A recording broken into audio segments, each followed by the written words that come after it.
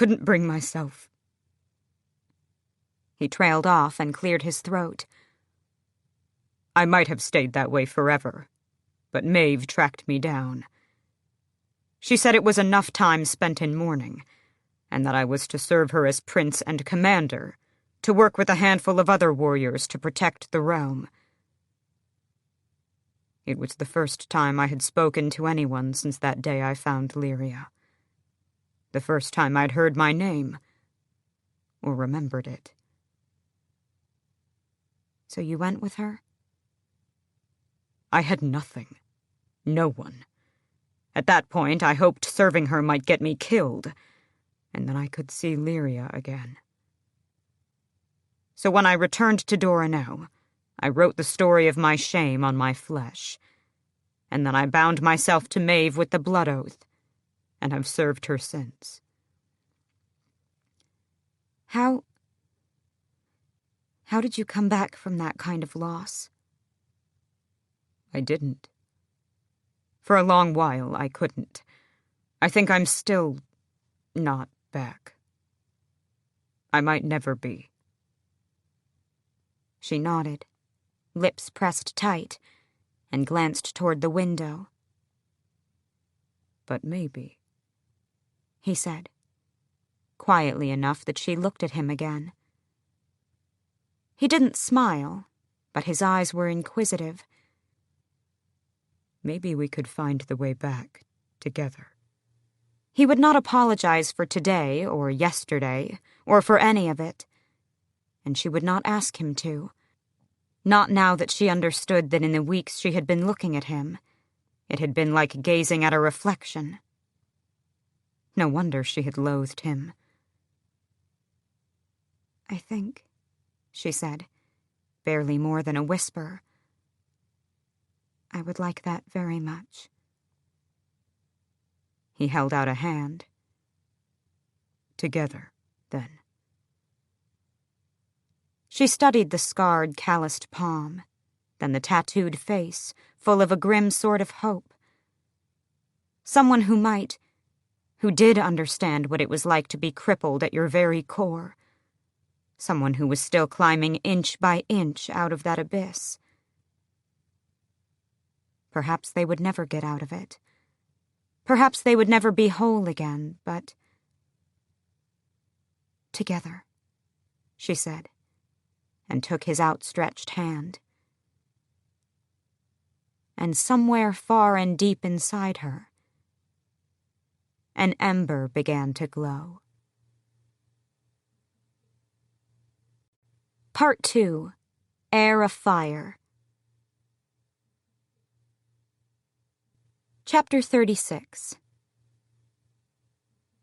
"Things are ready for your meeting tonight with Captain Westfall?"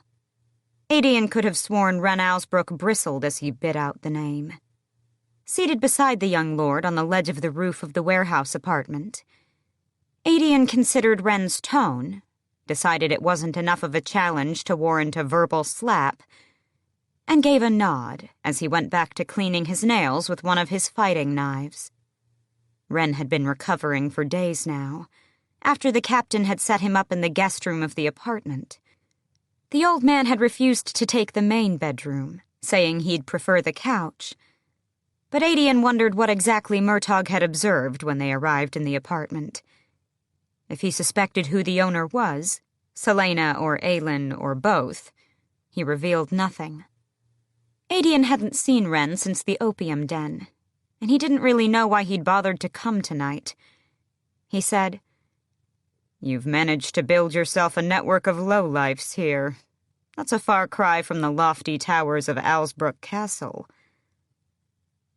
Wren's jaw tightened. "You're a far cry from the white towers of Orinth, too. We all are." A breeze ruffled Wren's shaggy hair. "Thank you for helping that night." "It was nothing," Adian said coolly, giving him a lazy smile. "You killed for me, then hid me. That isn't nothing. I owe you." Adian was plenty used to accepting gratitude from other men. From his men. But this... "You should have told me," he said, dropping the grin as he watched the golden lights twinkling across the city. "That you and your grandfather had no home." Or money. No wonder Wren's clothes were so shabby. The shame Adian had felt that night had almost overwhelmed him, and had haunted him for the past few days, honing his temper to a near-lethal edge. He'd tried working it off with the castle guards, but sparring with the men who protected the king had only sharpened it. "I don't see how it's relevant to anything," Wren said tightly. Adian could understand pride. The kind Wren had went deep, and admitting this vulnerability was as hard for him as it was for Adian to accept Wren's gratitude. Wren said, "If you find out how to break the spell on magic, you're going to do it, right?" "Yes. It could make a difference in whatever battles lie ahead." "It didn't make a difference 10 years ago." Wren's face was a mask of ice. And then Adian remembered. Wren hardly had a drop of magic, but Wren's 2 elder sisters. The girls had been away at their mountain school when everything went to hell. A school for magic. As if reading his thoughts, as if this were a reprieve from the city below them, Wren said, "When the soldiers dragged us to the butchering blocks, that was what they mocked my parents about. Because even with their magic, my sister's school was defenseless. They could do nothing against 10,000 soldiers." "I'm sorry," Adian said.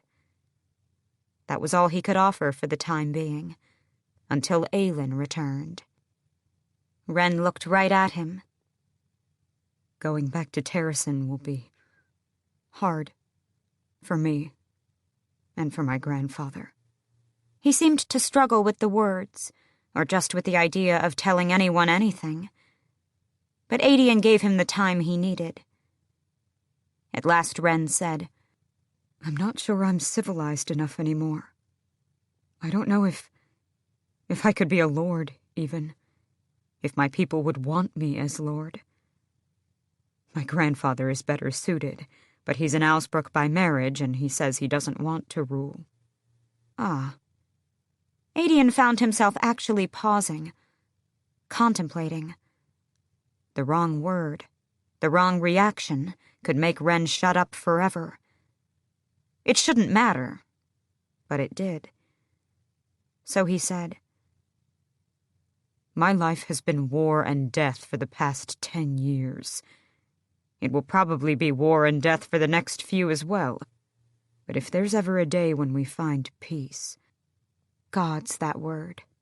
That beautiful word. "It'll be a strange transition for all of us. For whatever it's worth, I don't see how the people of Alsbrook wouldn't embrace a lord who spent years trying to break Audurlin's rule. Or a lord who spent years in poverty for that dream.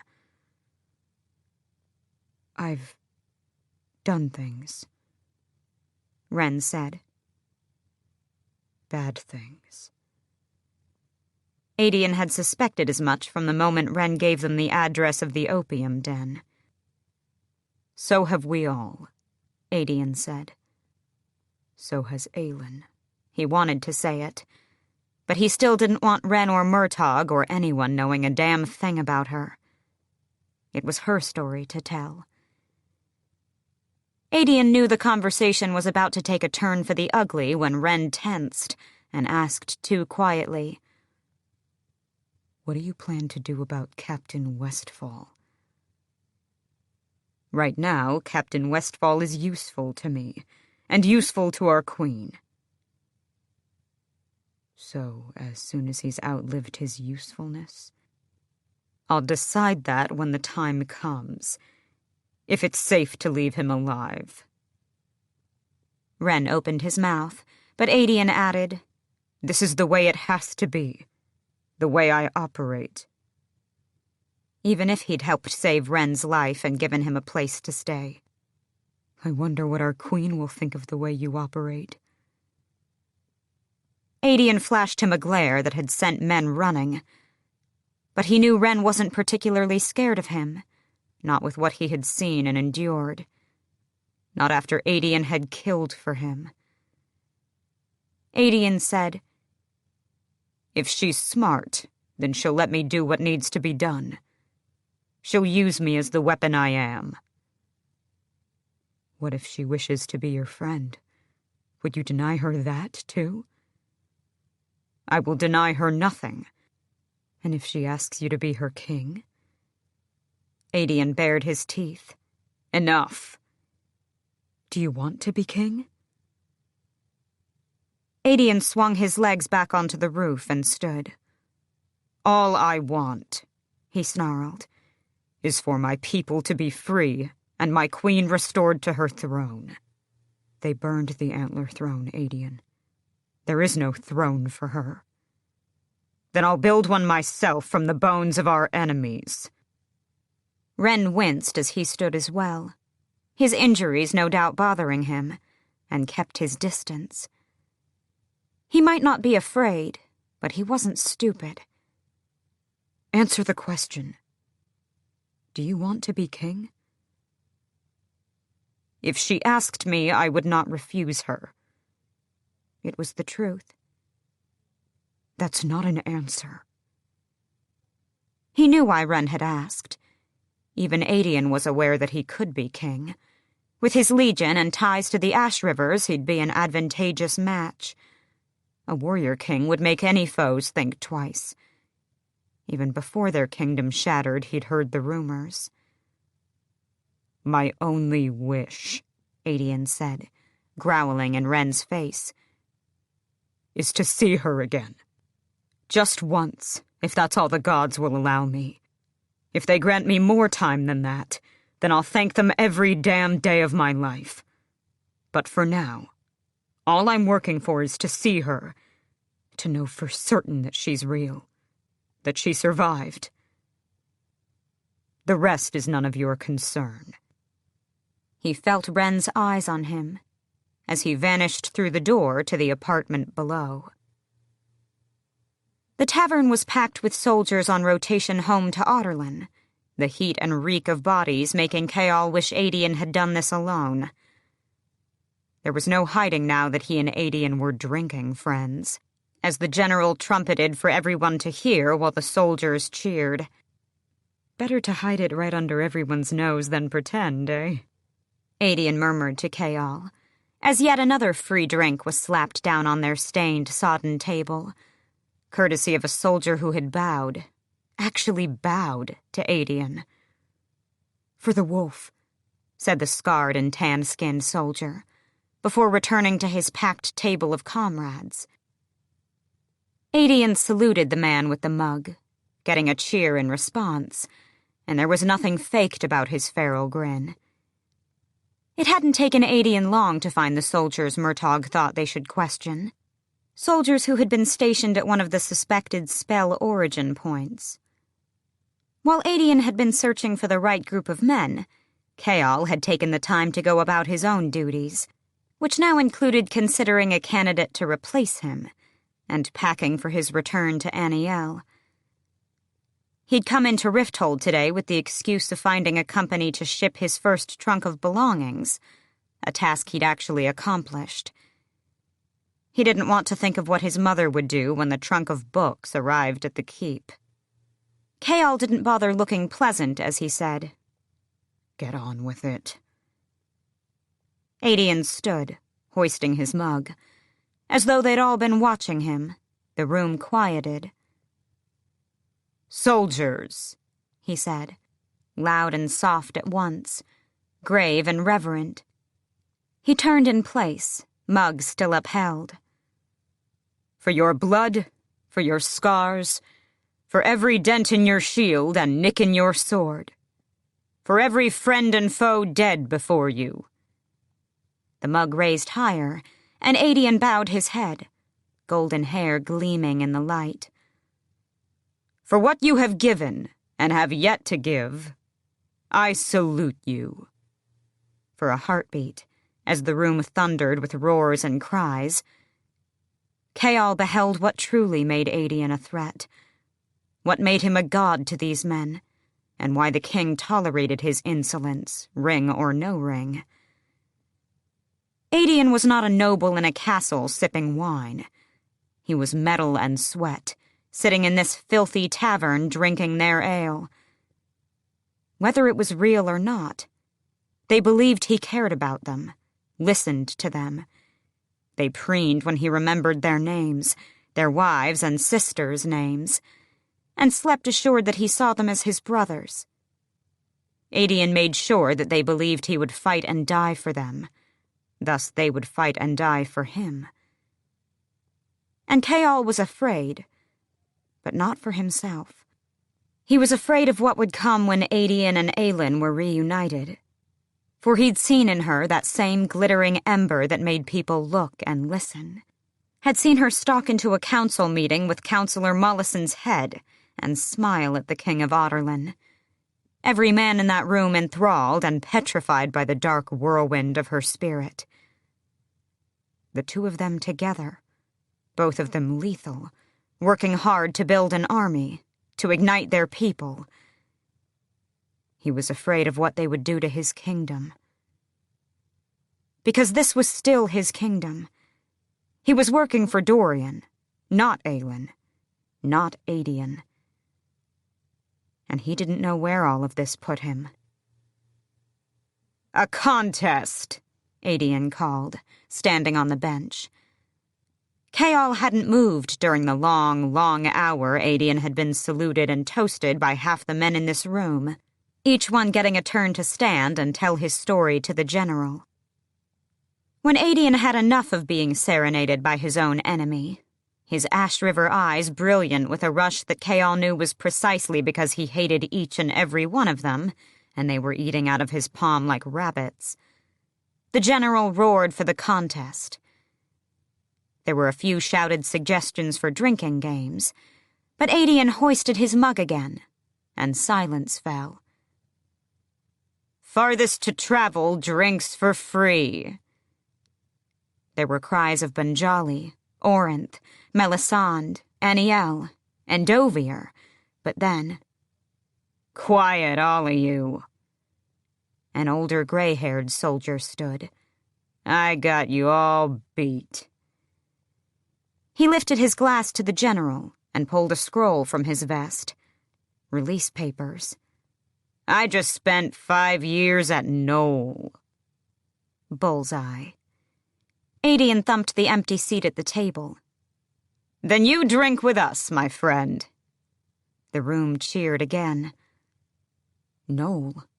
It was a speck on the map at the farthest end of the deserted peninsula. The man sat down, and before Aedion could raise a finger to the barkeep, a fresh pint was before the stranger. "Knoll, eh?" Aedion said. "Commander Jensen of the 24th Legion, sir." "How many men were under you, Commander?" 2,000. All of us sent back here last month." Jensen took a long drink. 5 years, and we're done just like that. He snapped his scarred, thick fingers. "I take it His Majesty didn't give you any warning?" "With all due respect, General, he didn't tell us shit. I got the word that we were to move out because new forces were coming in, and we weren't needed anymore." Chaol kept his mouth shut, listening, as Aedion had told him to do. "What for? Is he sending you to join another legion?" "No word yet. Didn't even tell us who was taking our place." Aedion grinned. "At least you're not in Knoll anymore." Jensen looked into his drink, but not before Chaol caught the shadow in the man's eyes. "What was it like? Off the record, of course," Aedion said. Jensen's smile had faded, and when he looked up, there was no light in his eyes. "The volcanoes are active, so it's always dark, you see, because the ash covers everything. And because of the fumes, we always had headaches. Sometimes men went mad from 'em. Sometimes we got nosebleeds from 'em, too. We got our food once a month, occasionally less than that depending on the season and when the ships could bring in supplies. The locals wouldn't make the trek across the sands, no matter how much we threatened and bribed them. Why? Laziness? No, it isn't much, just the tower in town we built around it. But the volcanoes were sacred, and 10 years ago, maybe a bit longer, apparently not my men because I wasn't there, but rumor says the king took a legion into those volcanoes and sacked the temple. Jensen shook his head. The locals spit on us, even the men who weren't there for that. The tower in Knoll was built afterward, and then the locals cursed it too. So it was always just us. A tower? Chaol said quietly, and Adian frowned at him. Jensen drank deeply. Not that we were ever allowed in. The men who went mad, Adian said, a half smile on his face. What did they do exactly? The shadows were back, and Jensen glanced around him. Not to see who was listening, but almost as if he wanted to find a way out of this conversation. But then he looked at the general and said, Our reports say, General, that we killed 'em. Arrows to the throat, quick and clean. But... Adian leaned closer. Not a word leaves this table. A vague nod. The truth was, by the time we got our archers ready, the men who went mad had already bashed their own skulls in. Every time. As if they couldn't get the pain out. Celaena claimed Kaltain and Roland had complained about headaches, as a result of the king's magic being used on them, his horrible power. And she had told him she got a pounding headache when she uncovered those secret dungeons beneath the castle. Dungeons that led to... The tower. You were never allowed in? Chaol ignored Adian's warning glare. There was no door. Always seemed more decorative than anything. But I hated it. We all did. It was just this awful black stone. Just like the clock tower in the glass castle. Built around the same time, if not a few years before. Why bother? Adian drawled. A waste of resources, if you ask me. There were still so many shadows in the man's eyes, full of stories that Chaol didn't dare ask about. The commander drained his glass and stood. I don't know why they bothered, with Knoll or Amaroth. We'd sometimes send men up and down the Western Sea with messages between the towers, so we knew they had a similar one. We didn't even really know what the hell we were all doing out there anyway. There was no one to fight. Amaroth. The other outpost, and Murtagh's other possible origin point for their spell. Due north from Knoll. Both the same distance from Rifthold. 3 towers of black stone, all 3 points making an equilateral triangle. It had to be part of the spell, then. Chaol traced the rim of his glass. He had sworn to keep Dorian out of it, to leave him alone. He had no way of testing out any theory, and didn't want to get within 10 feet of that clock tower. But perhaps the theory could be tested on a small scale, just to see if they were right about what the king had done. Which meant he needed Dorian. Chapter 37. It was 2 weeks of training for Manon and her 13. 2 weeks of waking up before the sun to fly each canyon run, to master it as one unit. 2 weeks of scratches and sprained limbs, of near deaths from falls or the wyverns squabbling or just stupid miscalculation. But slowly, they developed instincts, not just fighting as a unit, but as individual riders and mounts. Manon didn't like the thought of the mounts eating the foul-tasting meat raised within the mountain. So twice a day they hunted the mountain goats, swooping to pluck them off the mountainsides. It wasn't long before the witches started eating the goats themselves, building hasty fires in the mountain passes to cook their breakfast and evening meals. Manon didn't want any of them, mounts or riders, taking another bite of the food given to them by the king's men, or tasting the men themselves. If it smelled and tasted strange, odds were something was wrong with it. She didn't know if it was the fresh meat or the extra lessons, but the 13 were starting to outpace every coven, to the point where Manon ordered the 13 to hold back whenever the Yellowlegs gathered to watch their lessons. Abraxos was still a problem.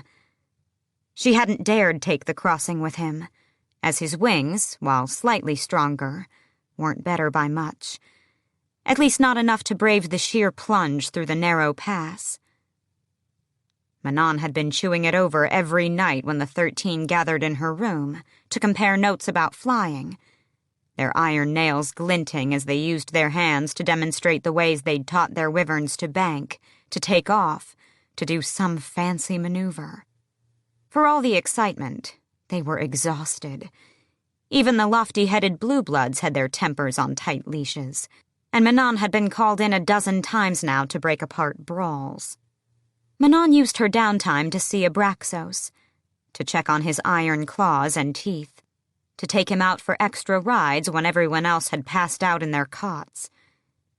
He needed as much training as he could get, and she liked the quiet and stillness of the night, with the silvered mountain peaks and the river of stars above, even if it made waking up the next day difficult. So after braving the wrath of her grandmother, Manon won 2 days off for the Blackbeaks, convincing her that if they didn't rest, there would be outright war in the middle of the mess hall, and the king wouldn't have an aerial cavalry left to ride his wyverns into battle.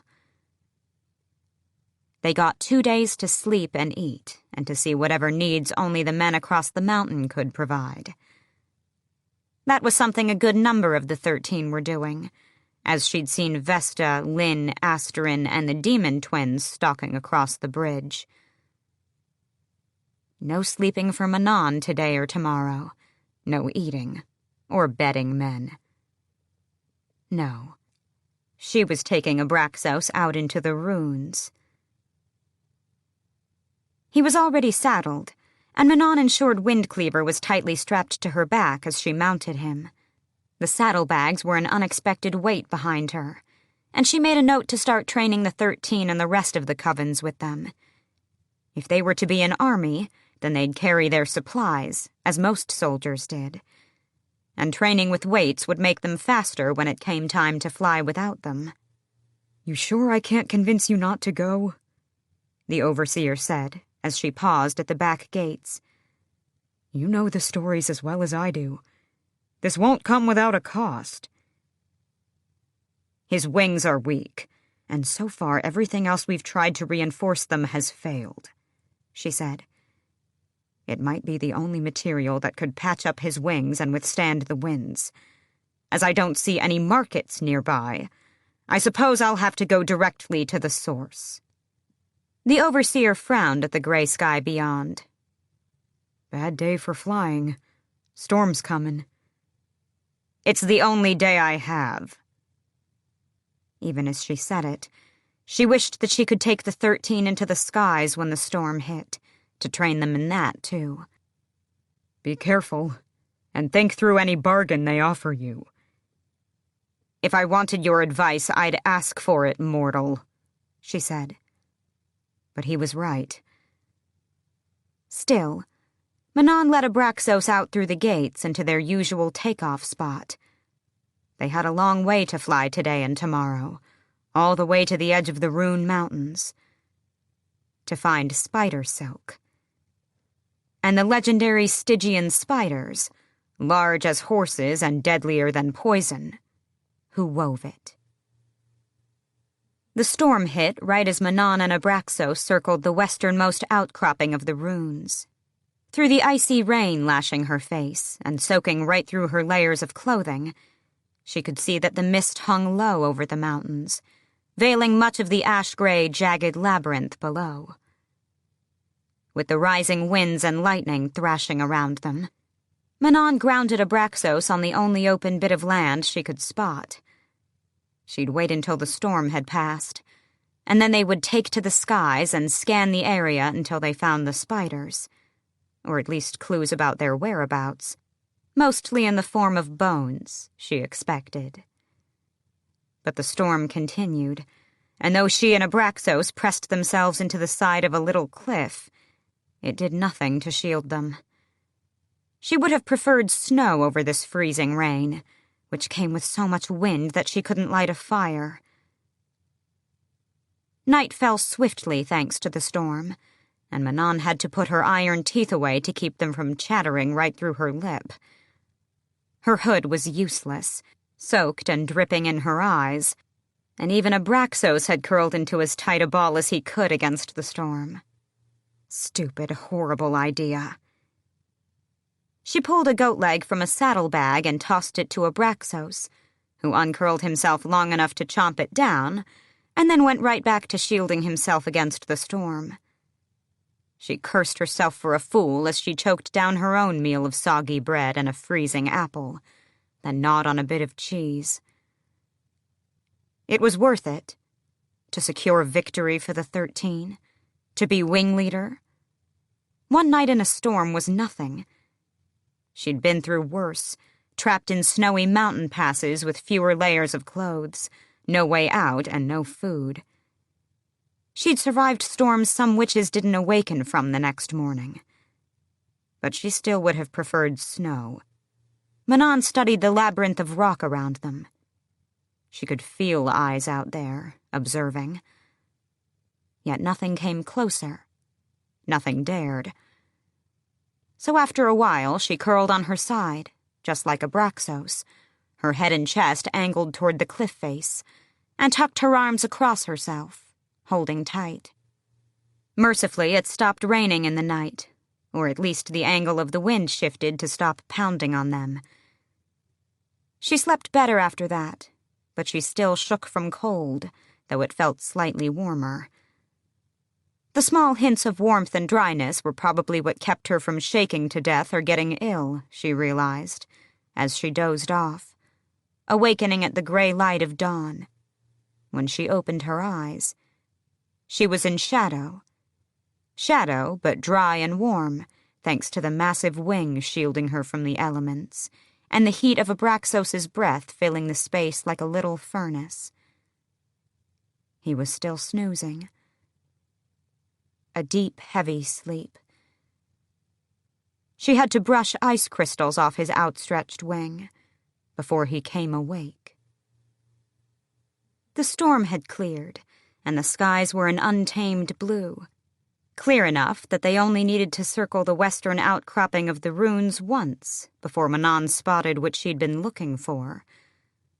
Not just bones, but trees shrouded in dusty gray webs like mourning widows.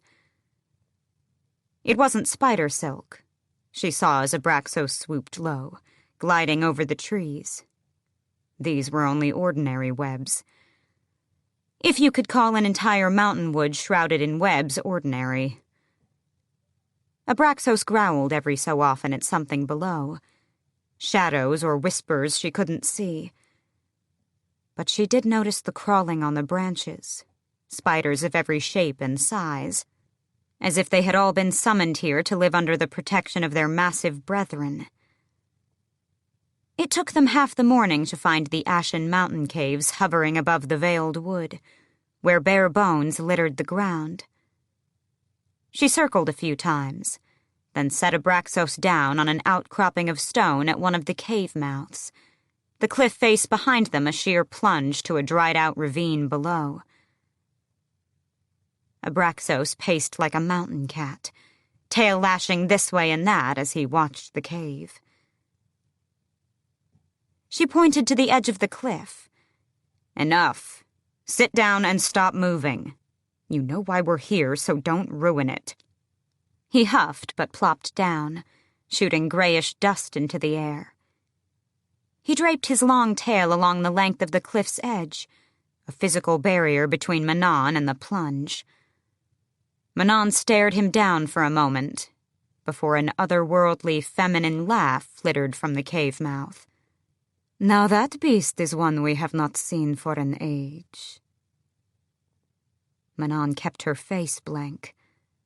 The light was bright enough to reveal several ancient, merciless eyes looming within the cave mouth, and 3 massive shadows lurking behind. The voice said, closer now, pincers clicking like an accompanying drum. And it has been an age since we dealt with the Iron Teeth. Manon didn't dare touch Windcleaver as she said, The world is changing, sister. Sister, the spider mused. I suppose we are sisters, you and I. 2 faces of the same dark coin, from the same dark maker. Sisters in spirit, if not in flesh. Then she emerged into the murky light, the mist sweeping past her like a pilgrimage of phantom souls. She was black and gray, and the sheer mass of her was enough to make Manon's mouth go dry.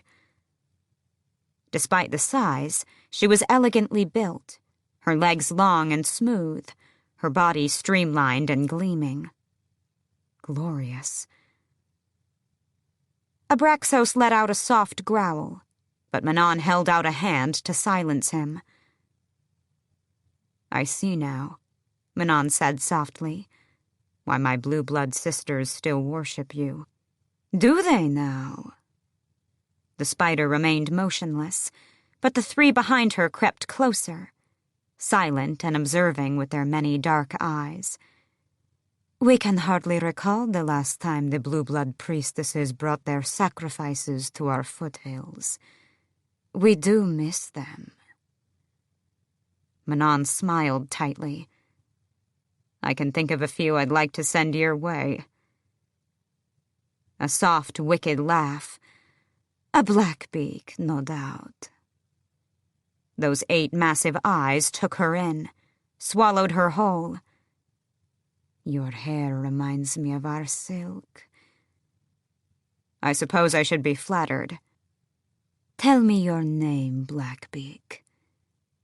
My name does not matter, Manon said. I've come to bargain. What would a Blackbeak witch want with our precious silk? She turned to reveal the vigilant Abraxos, his focus pinned on the massive spider, tense from the tip of his nose to his iron-spiked tail.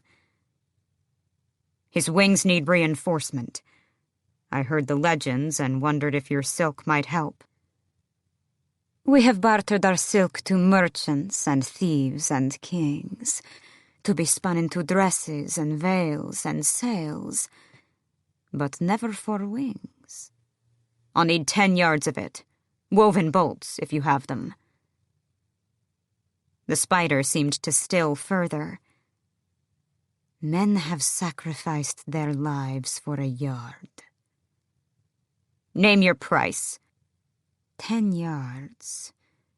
She turned to the 3 waiting behind her, offspring or minions or guards, Manon didn't know. Bring out the bolt. I shall inspect it before I name my price. Good. This was going well. Silence fell as the 3 scuttled into the cave, and Manon tried not to kick any of the tiny spiders crawling across her boots, or look for the eyes she felt watching from the nearby caves across the ravine. Tell me, Blackbeak, the spider said, how did you come across your mount? He was a gift from the King of Otterlin. We are to be part of his host, and when we are done serving him, we will take them home, to the wastes, to reclaim our kingdom. Ah, and is the curse broken? Not yet, but when we find the Kraken who can undo it. She would enjoy that bloodletting. Such a delightfully nasty curse. You won the land, only for the cunning Crokins to curse it beyond use. Have you seen the wastes these days? No, Manon said. I have not yet been to our home. A merchant came by a few years ago. He told me there was a mortal high king who had set himself up there. But I heard a whisper on the wind recently that said he'd been deposed by a young woman with wine-red hair, who now calls herself their High Queen. Manon bristled. High Queen of the Wastes, indeed. She would be the first Manon would kill when she returned to reclaim the land, when she finally saw it with her own eyes, breathed it in smells, and beheld its untamable beauty. A strange place, the Wastes, the spider continued. The merchant himself was from there, a former shapeshifter. Lost his gifts, just like all of you truly mortal things. He was stuck in a man's body, thankfully, but he did not realize that when he sold me 20 years of his life, some of his gifts passed to me. I can't use them, of course, but I wonder. I do wonder what it would be like to see the world through your pretty eyes, to touch a human man. The hair on Manon's neck rose. Here we are, the spider said, as the three approached, a bolt of silk flowing between them like a river of light and color. Manon's breath caught. Isn't it magnificent? Some of the finest weaving I've ever done. Glorious, Manon admitted. Your price? The spider stared at her for a long time. What price could I ask of a long-lived witch? 20 years of your lifespan is nothing to you, even with magic aging you like an ordinary woman. And your dreams... what dark, horrible dreams they must be, Blackbeak. I do not think I should like to eat them. Not those dreams. The spider came closer. But what of your face? What if I took your beauty? I do not think I'd walk away if you took my face. The spider laughed. Oh, I don't mean your literal face, but the color of your skin, the hue of your burnt gold eyes, the way your hair catches the light like moonlight on snow. Those things I could take. That beauty could win you a king. Perhaps if magic returns, I'll use it for my woman's body. Perhaps I'll win a king of my very own. Manon didn't particularly care about her beauty, weapon though it was. But she wasn't about to say that, or to offer it without bargaining. I'd like to inspect the silk first. Cut a swatch, the spider ordered the three, who gently set down the yards of silk while one sliced off a perfect square. Men had killed for smaller amounts, and here they were, cutting it as if it were ordinary wool. Manon tried not to think about the size of the pincer that extended it to her. She stalked to the cliff edge, stepping over Abraxos's tail as she held the silk to the light. Darkness embrace her, it sparkled. She tugged it, flexible but strong as steel, impossibly light, but... There's an imperfection here. Can I expect the rest of it to be similarly marred? The spider hissed, and the ground thudded as she neared. Abraxos stopped her with a warning growl that set the other three coming up behind her. Guards, then. But Manon held up the swatch to the light. Look, Manon said, pointing to a vein of color running through it. That's no imperfection, the spider snapped. Abraxos's tail curled around Manon, a shield between her and the spiders. bringing her closer to the wall of his body. Manon held it higher, angling it toward the sun. "Look in the better light. You think I'm going to give away my beauty for second-rate weaving?" "Second-rate!" The spider seethed. Abraxos's tail curled tighter. "No, it appears I'm mistaken." Manon lowered her arms, smiling. "It seems I'm not in the bargaining mood today." The spiders, now standing along the cliff's edge, didn't even have time to move as Abraxos's tail unwound like a whip and slammed into them. They went flying into the ravine, shrieking. Manon didn't waste a second as she stuffed the remaining yards of silk into the empty saddlebags. She mounted Abraxos, and they leapt into the air, the cliff the perfect takeoff spot, just as she'd planned. The perfect trap for those foolish, ancient monsters. Chapter 38. Manon gave a foot of spider silk to the overseer after he carefully grafted it onto Abraxos's wings. She'd gotten extra, lots of it in case it ever wore down, and it was now locked in the false bottom of a trunk. She told no one where she had been, or why Abraxos's wings now shimmered in a certain light. Asterin would have murdered her for the risk, and her grandmother would have butchered Asterin for not being there. Manon was in no mood to replace her second and find a new member for the 13. Once Abraxos had healed, Manon brought him to the mouth of the northern fang to try the crossing. Before, his wings had been too weak to attempt the plunge, but with the silk reinforcements, he'd stand a far greater chance. But the risk remained, which was why Asterin and Sorrel waited behind her, already on their mounts. If things went wrong, if Abraxos couldn't pull up or the silk failed, she was to jump away from him.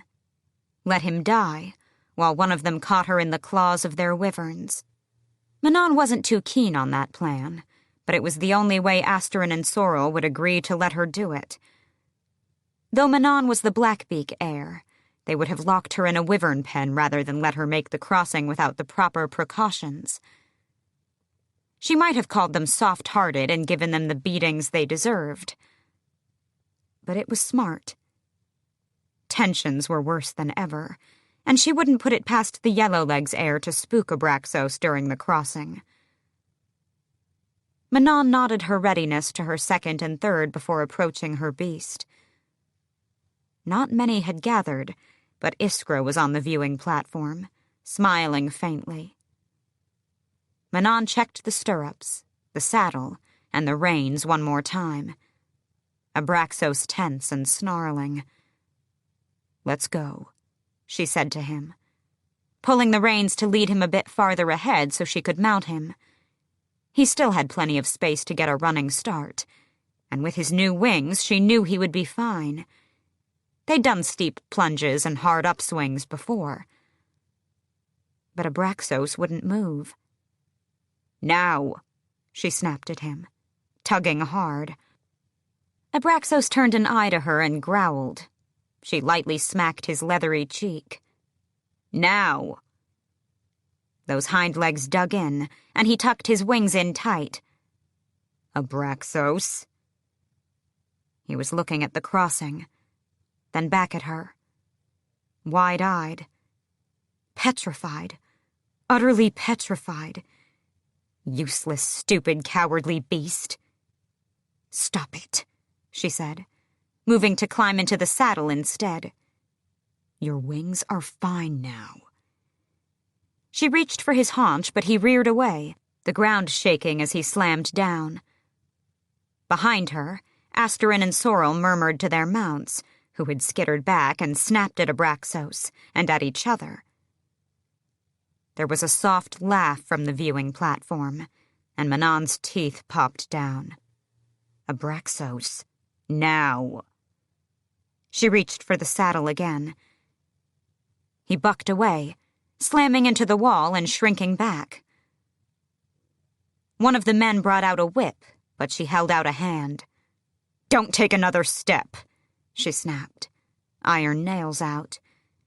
Whips only made Abraxos more uncomfortable. She turned to her mount.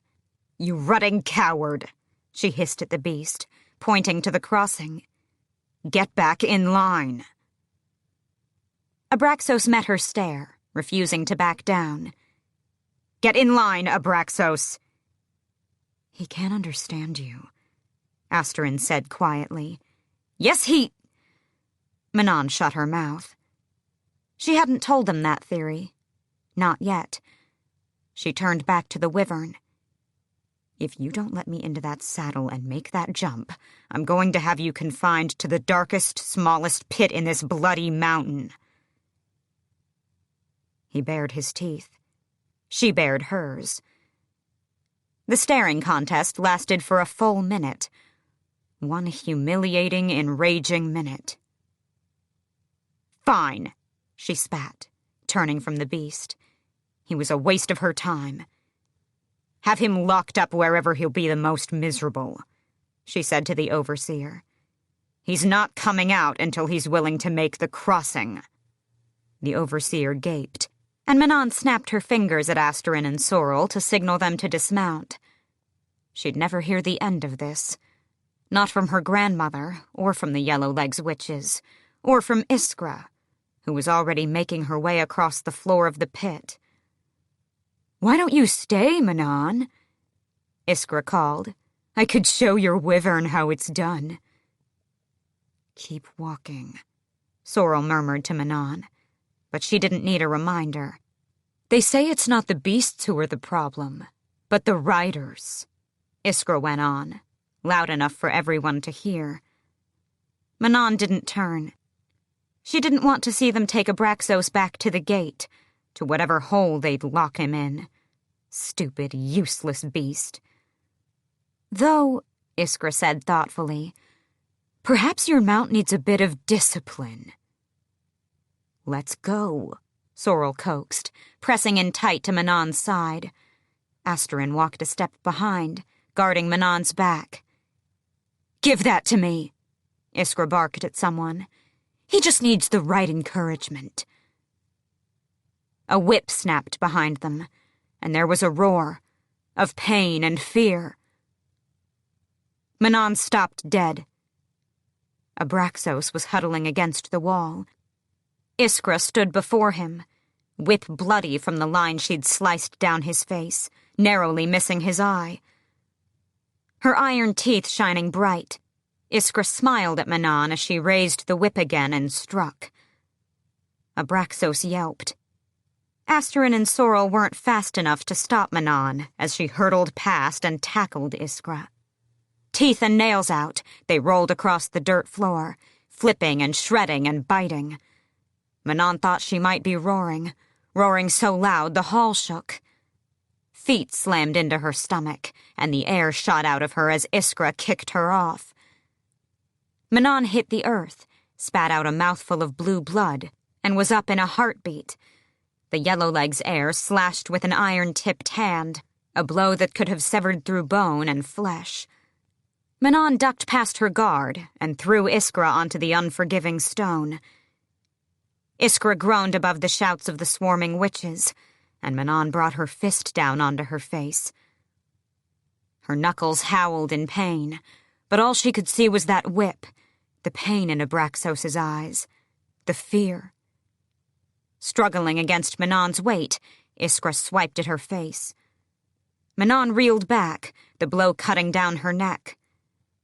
She didn't quite feel the stinging or the warm trickle of blood. She just drew back her fist, knee digging harder into Iskra's chest, and struck. Again and again. She lifted her aching fist once more, but there were hands at her wrist, under her arms, hauling her off. Manon thrashed against them, still screaming, the sound wordless and endless. "Manon!"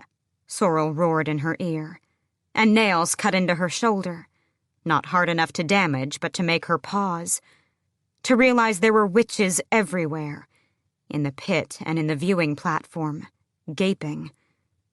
Sword raised, Asterin was standing between her and Iskra, on the ground, face bloodied and swollen, her own second sword out and poised to meet Asterin's. "He is fine," Sorrel said, squeezing her tighter. "Abraxos is fine, Manon. Look at him.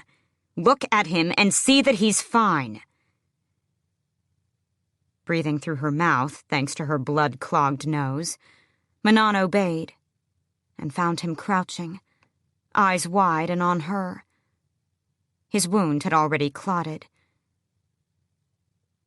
Iskra hadn't moved an inch from where Manon had thrown her onto the floor. But Asterin and the other second were growling, ready to launch into another fight that might very well rip this mountain apart. Enough. Manon shook off Sorrel's firm grip. Everyone went dead silent as Manon wiped her bloody nose and mouth on the back of her wrist. Iskra snarled at her from the floor, blood from her broken nose leaking onto her cut lip. "You touch him again," Manon said, "and I'll drink the marrow from your bones." The Yellowlegs heir got a second beating that night from her mother in the mess hall, plus 2 lashes of the whip for the blows she'd given Abraxos. She'd offered them to Manon, but Manon refused under the guise of indifference. Her arm was actually too stiff and aching to use the whip with any efficiency. Manon had just entered Abraxos's cage the next day, Asterin on her heels, when the Blue Blood heir appeared at the stairway entrance, her red-haired second close behind. Manon, her face still swollen and eye beautifully black, gave the witch a tight nod. There were other pens down here, though she rarely ran into anyone else, especially not the 2 heirs. But Petra paused at the bars, and it was then that Manon noticed the goat's leg in her second's arms. "I heard the fight was something to behold," Petra said, keeping a respectful distance from Manon and the open door to the pen. Petra smiled faintly. "Iskra looks worse." Manon flicked her brows up, though the motion made her face throb. Petra held out a hand to her second, and the witch passed her the leg of meat. "I also heard that your 13 and your mounts only eat the meat they catch. My Keeley caught this on our morning flight. She wanted to share with Abraxos." "I don't accept meat from rival clans." "Are we rivals?" Petra asked. "I thought the King of Otterlin had convinced us to fly under one banner again." Manon took a long breath. "What do you want? I have training in 10 minutes. Petra's second bristled, but the heir smiled. "I told you. My Keeley wanted to give this to him." "Oh, she told you," Manon sneered. Petra cocked her head. "Doesn't your wyvern talk to you?" Abraxos was watching with as much awareness as the other witches. "They don't talk." Petra shrugged, tapping a hand casually over her heart. "Don't they?" She left the goat leg before walking off into the raucous gloom of the pens. Manon threw the meat away. Chapter 39. "Tell me about how you learned to tattoo." "No." Hunched over the wooden table in Rowan's room a night after their encounter with the creature in the lake, Celaena looked up from where she held the bone-handled needle over his wrist. "If you don't answer my questions, I might very well make a mistake, and—" She lowered the tattooing needle to his tan, muscled arm for emphasis. Rowan, to her surprise, let out a huff that might have been a laugh. She figured it was a good sign that he'd asked her to help shade in the parts of his arm he couldn't reach himself. The tattoo around his wrist needed to be re-inked now that the wounds from her burning him had faded. "Did you learn from someone? Master and apprentice and all that?" He gave her a rather incredulous look. "Yes, master and apprentice and all that. In the war camps, we had a commander who used to tattoo the number of enemies he'd killed on his flesh. Sometimes he'd write the whole story of a battle. All the young soldiers were enamored of it, and I convinced him to teach me." "With that legendary charm of yours, I suppose." That earned her a half-smile, at least. "Just fill in the spots where I—" A hiss as she took the needle and little mallet and made another dark, bloody mark in him. "Good. That's the right depth." With his immortal, fast-healing body, Rowan's ink was mixed with salt and powdered iron to keep the magic in his blood from wiping away any trace of the tattoo. She'd awoken that morning feeling clear. The grief and pain were still there, writhing inside her. But for the first time in a long while, she felt as though she could see, as though she could breathe. Focusing on keeping her hand steady, she made another little mark, then another. "Tell me about your family." "Tell me about yours, and I'll tell you about mine," he said through gritted teeth as she kept going. He'd instructed her thoroughly before he had let her take the needles to his skin. "Fine. Are your parents alive?" A stupid, dangerous question to ask, given what had happened with his mate. But there was no grief in his face as he shook his head. "My parents were very old when they conceived me." Not old in the human sense, she knew. "I was their only child in the millennia they'd been mated. They faded into the afterworld before I reached my second decade." Before she could think more on that interesting, different way of describing death, Rowan said, "You had no siblings." She focused on her work as she let out the thinnest tendril of memory. "My mother, thanks to her Fae heritage, had a difficult time with the pregnancy. She stopped breathing during labor. They said it was my father's will that kept her tethered to this world. I don't know if she even could have conceived again after that. So, no siblings. But, gods, she should shut her mouth. But I had a cousin. He was 5 years older than me, and we fought and loved each other like siblings. Adian." She hadn't spoken that name aloud in 10 years, but she'd heard it and seen it in papers. She had to set down the needle and mallet and flex her fingers. I don't know what happened, but they started saying his name as a skilled general in the king's army. She had failed Adian so unforgivably that she couldn't bring herself to blame or detest him for what he'd become. She'd avoided learning any details about what exactly he'd done in the North all these years. Adian had been fiercely, wildly loyal to Terrasen as a child. She didn't want to know what he'd been forced to do, what had happened to him to change that. It was by luck or fate or something else entirely that he had never been in the castle when she was there.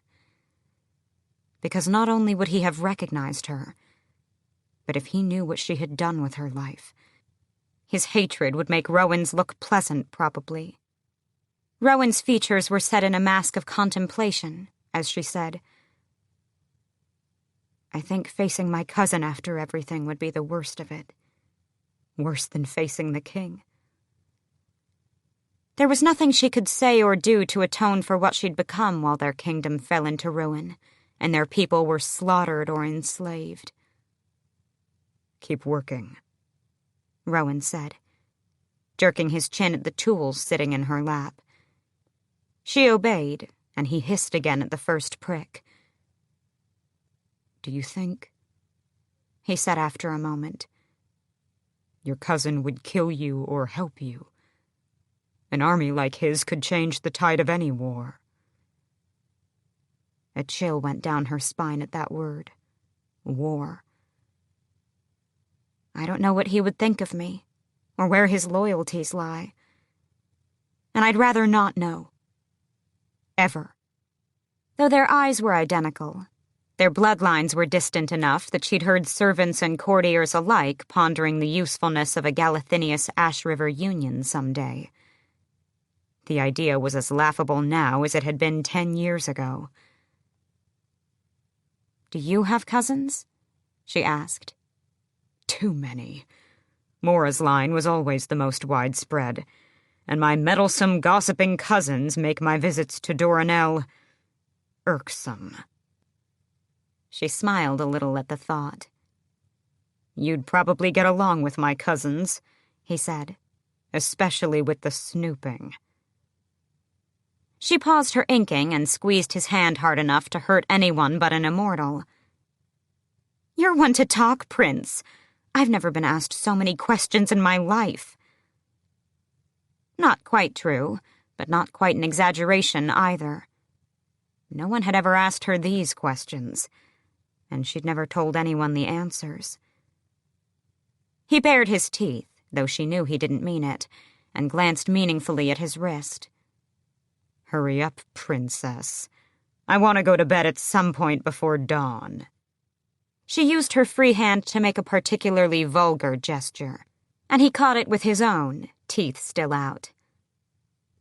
"That is not very queenly." "Then it's good I'm not a queen, isn't it?" But he wouldn't let go of her hand. "You have sworn to free your friend's kingdom and save the world, but will not even consider your own lands. What scares you about seizing your birthright? The king? Facing what remains of your court?" He kept his face so close to hers that she could see the flecks of brown in his green eyes. "Give me one good reason why you won't take back your throne. One good reason, and I'll keep my mouth shut about it." She weighed the earnestness in his gaze, his breathing, and then said, "Because if I free Eelway and destroy the king of Celaena, I can go anywhere after that. The crown, my crown, is just another set of shackles." It was selfish and horrible, but it was true. Nehemia, long ago, had once said as much. It was her most ardent and selfish wish to be ordinary, without the weight of her crown. Had her friend known how deeply those words had echoed in her? She waited for the scolding, saw it simmering in Rowan's eyes, but then he quietly said, "What do you mean, another set of shackles?" He loosened his grip to reveal the 2 thin bands of scars that wrapped around her wrist. His mouth tightened, and she yanked her wrist back hard enough that he let go. "Nothing," she said.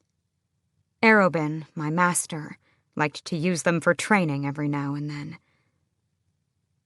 Arobin had chained her to make her learn how to get free, but the shackles at Endovier had been crafted with people like her in mind. It wasn't until Chaol had removed them that she'd gotten out. She didn't want Rowan knowing that. Any of it. Anger and hatred she could handle, but pity. And she couldn't talk about Chaol. Couldn't explain just how much he had rebuilt and then shattered her heart. Not without explaining Endovier.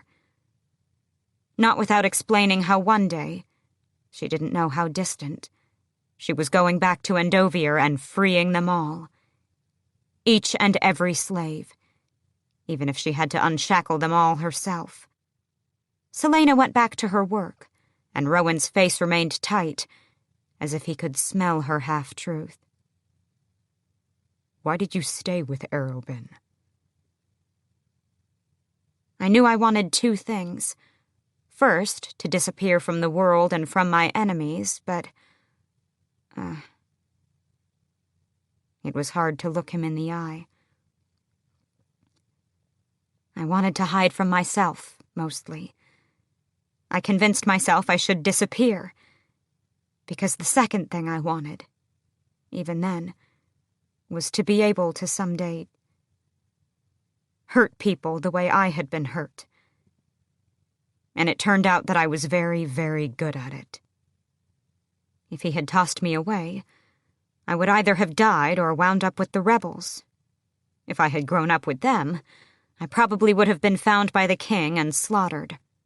Or I would have grown up so hateful that I would have been killing Auderlanian soldiers from a young age. His brows rose, and she clicked her tongue. You thought I was just going to spread my whole history at your feet the moment I met you? I'm sure you have even more stories than I do, so stop looking so surprised. Maybe we should just go back to beating each other into a pulp. His eyes gleamed with near predatory intent. Oh, not a chance, princess. You can tell me what you want when you want, but there's no going back now. She lifted her tools again. I'm sure your other friends just adore having you around. A feral smile, and he grabbed her by the chin, not hard enough to hurt, but to get her to look at him. First thing, he breathed, we're not friends. I'm still training you, and that means you're still under my command. The flicker of hurt must have shown, because he leaned closer, his grip tightening on her jaw. Second, whatever we are, whatever this is, I'm still figuring it out too. So if I'm going to give you the space you deserve to sort yourself out, then you can damn well give it to me. She studied him for a moment, their breath mingling. Deal, she said. Chapter 40. Tell me your greatest wish. Dorian murmured into Sorcia's hair as he entwined their fingers, marveling at the smoothness of her tan skin against the calluses of his.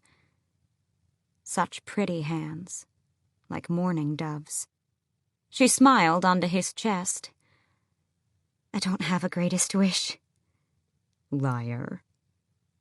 He kissed her hair. You're the world's worst liar. She turned toward the window of his bedroom, the morning light making her dark hair glow. It had been 2 weeks since that night she'd kissed him. 2 weeks since she'd started creeping up here after the castle had gone to sleep. They'd been sharing a bed, though not in the manner he still yearned to, and he detested the sneaking and the hiding. But she'd lose her position if they were found out. With him being who he was, he could bring down a world of trouble on her just for being associated with him. His mother alone could find ways to get her shipped off somewhere. Tell me, he said again, bending to snatch a kiss.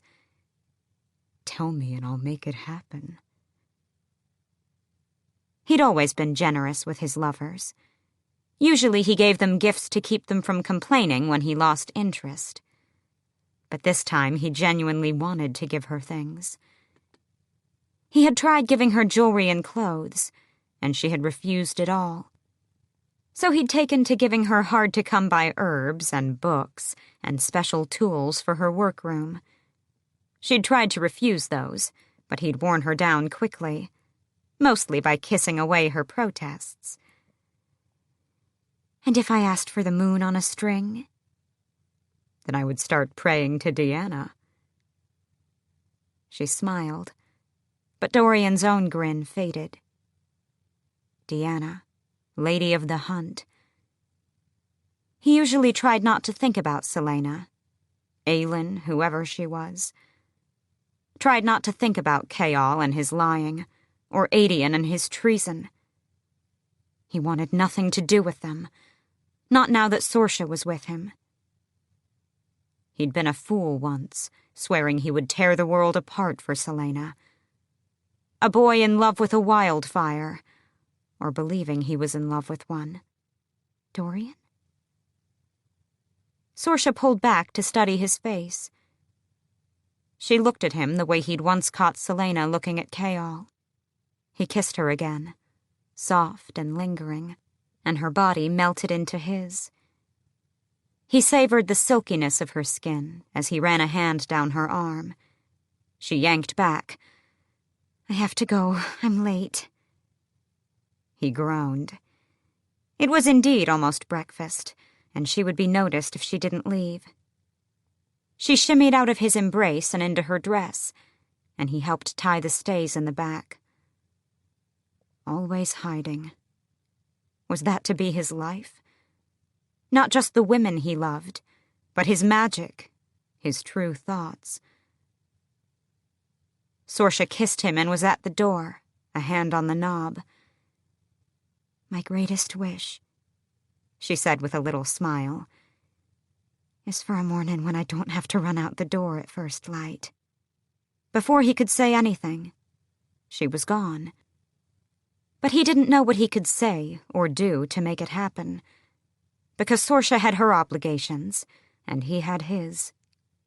If he left to be with her, if he turned on his father, or if his magic was discovered, then his brother would become heir, and the thought of Holland as king one day, what he would do to their world, especially with their father's power.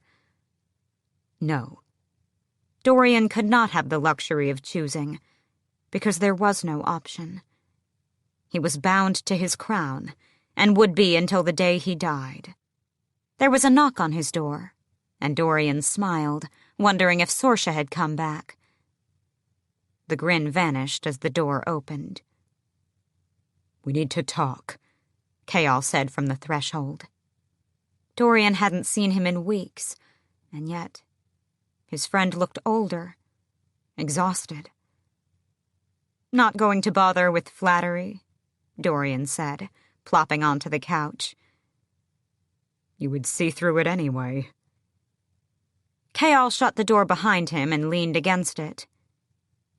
"Humor me." "I am sorry, Dorian," Chaol said softly. "More than you know."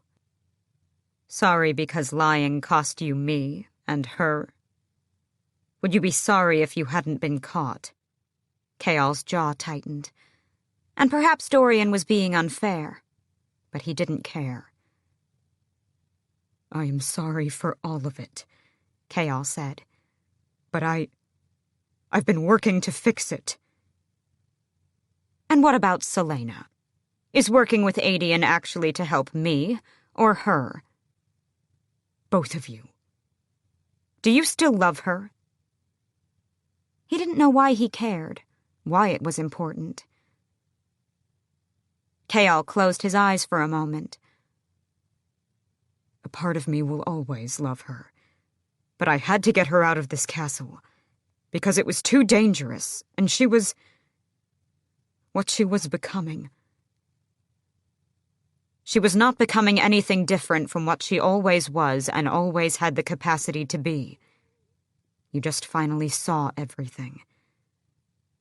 And once you saw that other part of her, Dorian said quietly.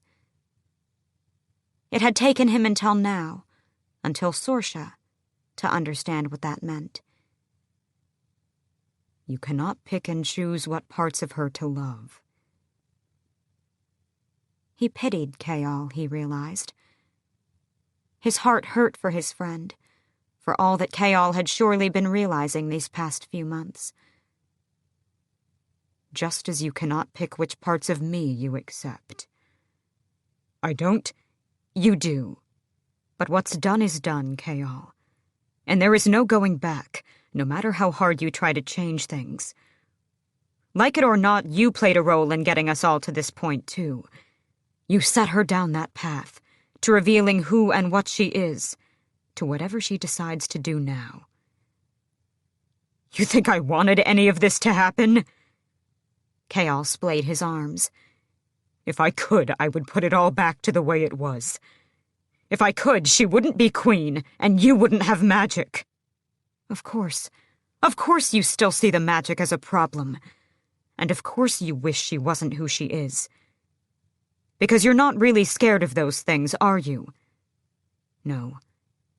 It's what they represent. The change. But let me tell you, Dorian breathed, his magic flickering and then subsiding in a flash of pain. Things have already changed. And changed because of you. I have magic. There is no undoing that, no getting rid of it. And as for Celaena... He clamped down on the power that surged as he imagined, for the first time he realized, what it was to be her. As for Celaena, he said again, you do not have the right to wish she were not what she is. The only thing you have a right to do is decide whether you are her enemy or her friend. He did not know all of her story, did not know what had been truth and what had been lies, or what it had been like in Endovier to slave beside her countrymen, or to bow to the man who had murdered her family. But he had seen her, seen glimpses of the person beneath, regardless of name or title. And he knew deep down that she had not blinked at his magic, but rather understood that burden and that fear. She had not walked away or wished him to be anything but what he was. I'll come back for you. So he stared down his friend, even though he knew Chaol was hurting and adrift, and said, I've already made my decision about her.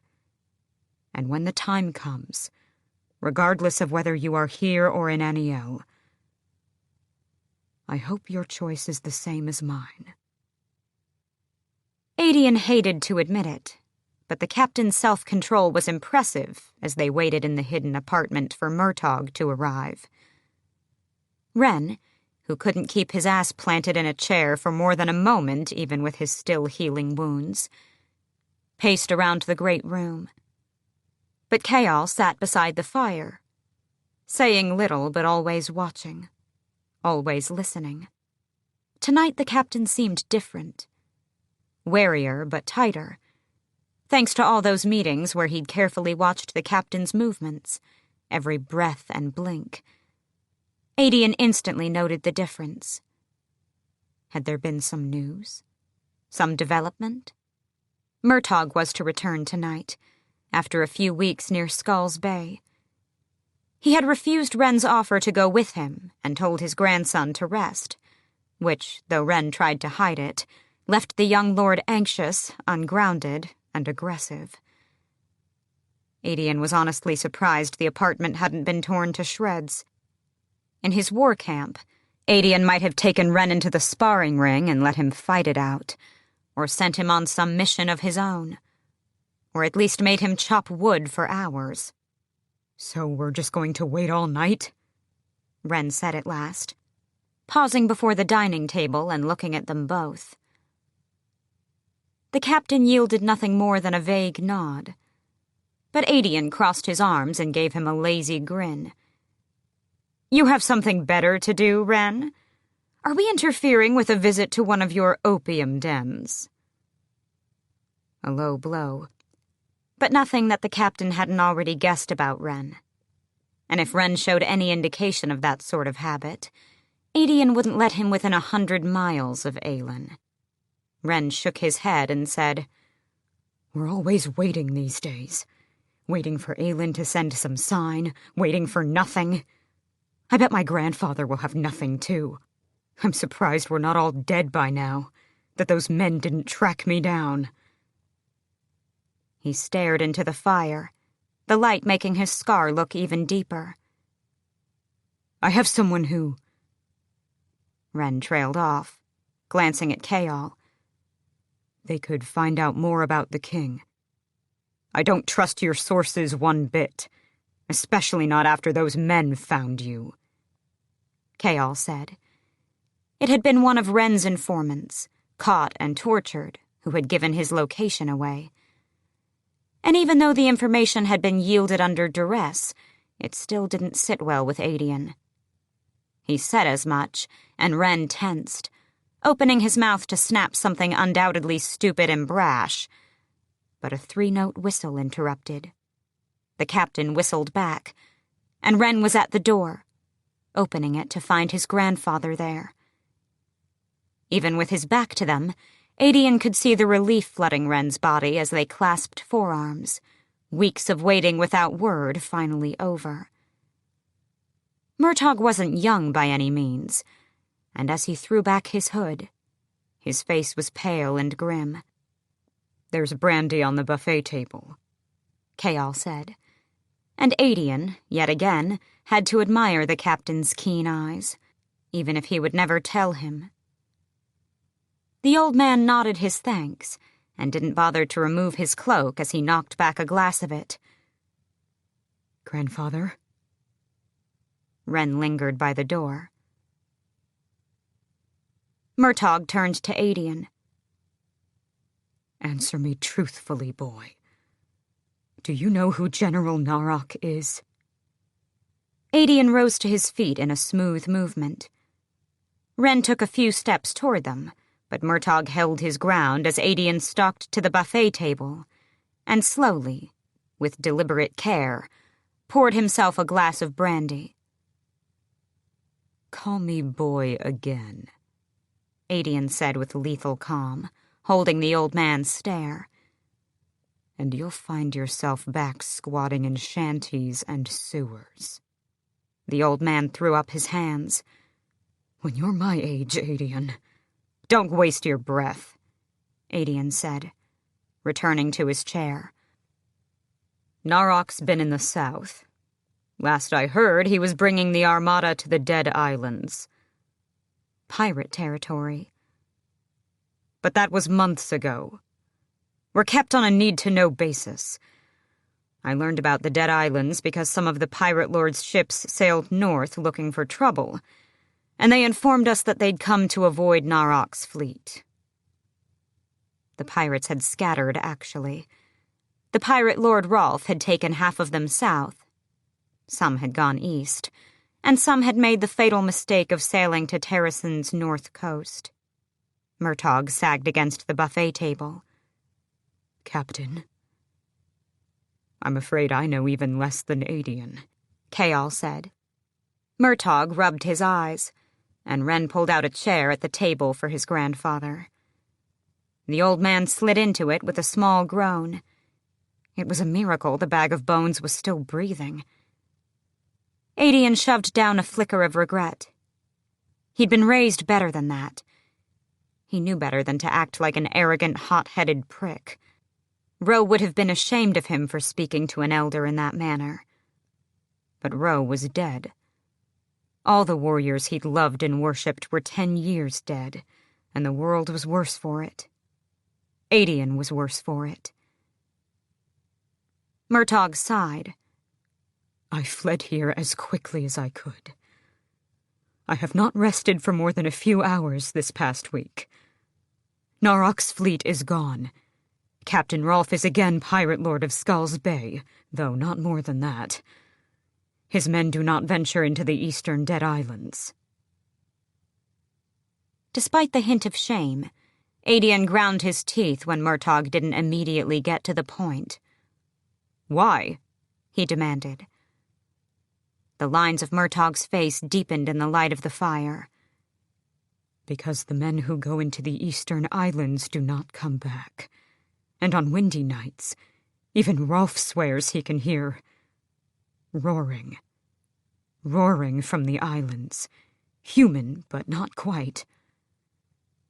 The crew that hid in the islands during Narok's occupation claim it's quieted down, as if he took the source of the sound with him. And Rolf..." Murtagh rubbed the bridge of his nose. "He told me that on the night they sailed back into the islands, they saw something standing on an outcropping of rocks, just on the border of the eastern islands. Looked like a pale man, but not. Rolf might be in love with himself, but he's not a liar. He said whoever it was, felt wrong, like there was a hole of silence around it, at odds with the roaring they usually hear, and that it just watched them sail past. The next day, when they returned to the same spot, it was gone. "There have always been legends of strange creatures in the seas," the captain said. "Rolf and his men swore that this was nothing from legend. It was made," they said. "How did they know?" Adian asked, eyeing the captain, whose face was still bone-white. "It bore a black collar, like a pet.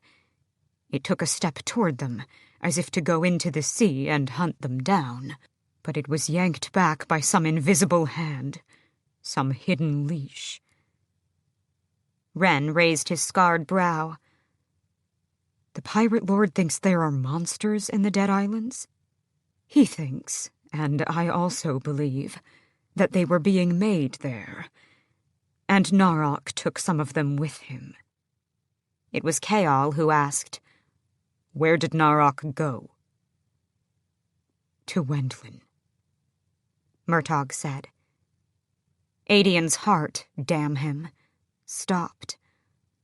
"Narok took the fleet to Wendlin to launch a surprise attack."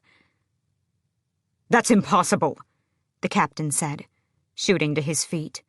"Why? Why now?"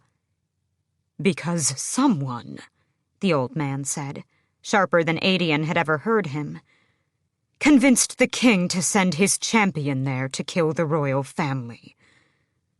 What better time to try out these alleged monsters than when the country is in chaos?" Kaol gripped the back of a chair. "She's not actually going to kill them. She would never. It was all a ruse," he said. Adian supposed that was all he would tell the Alsbrook men, and all they really needed to know right now.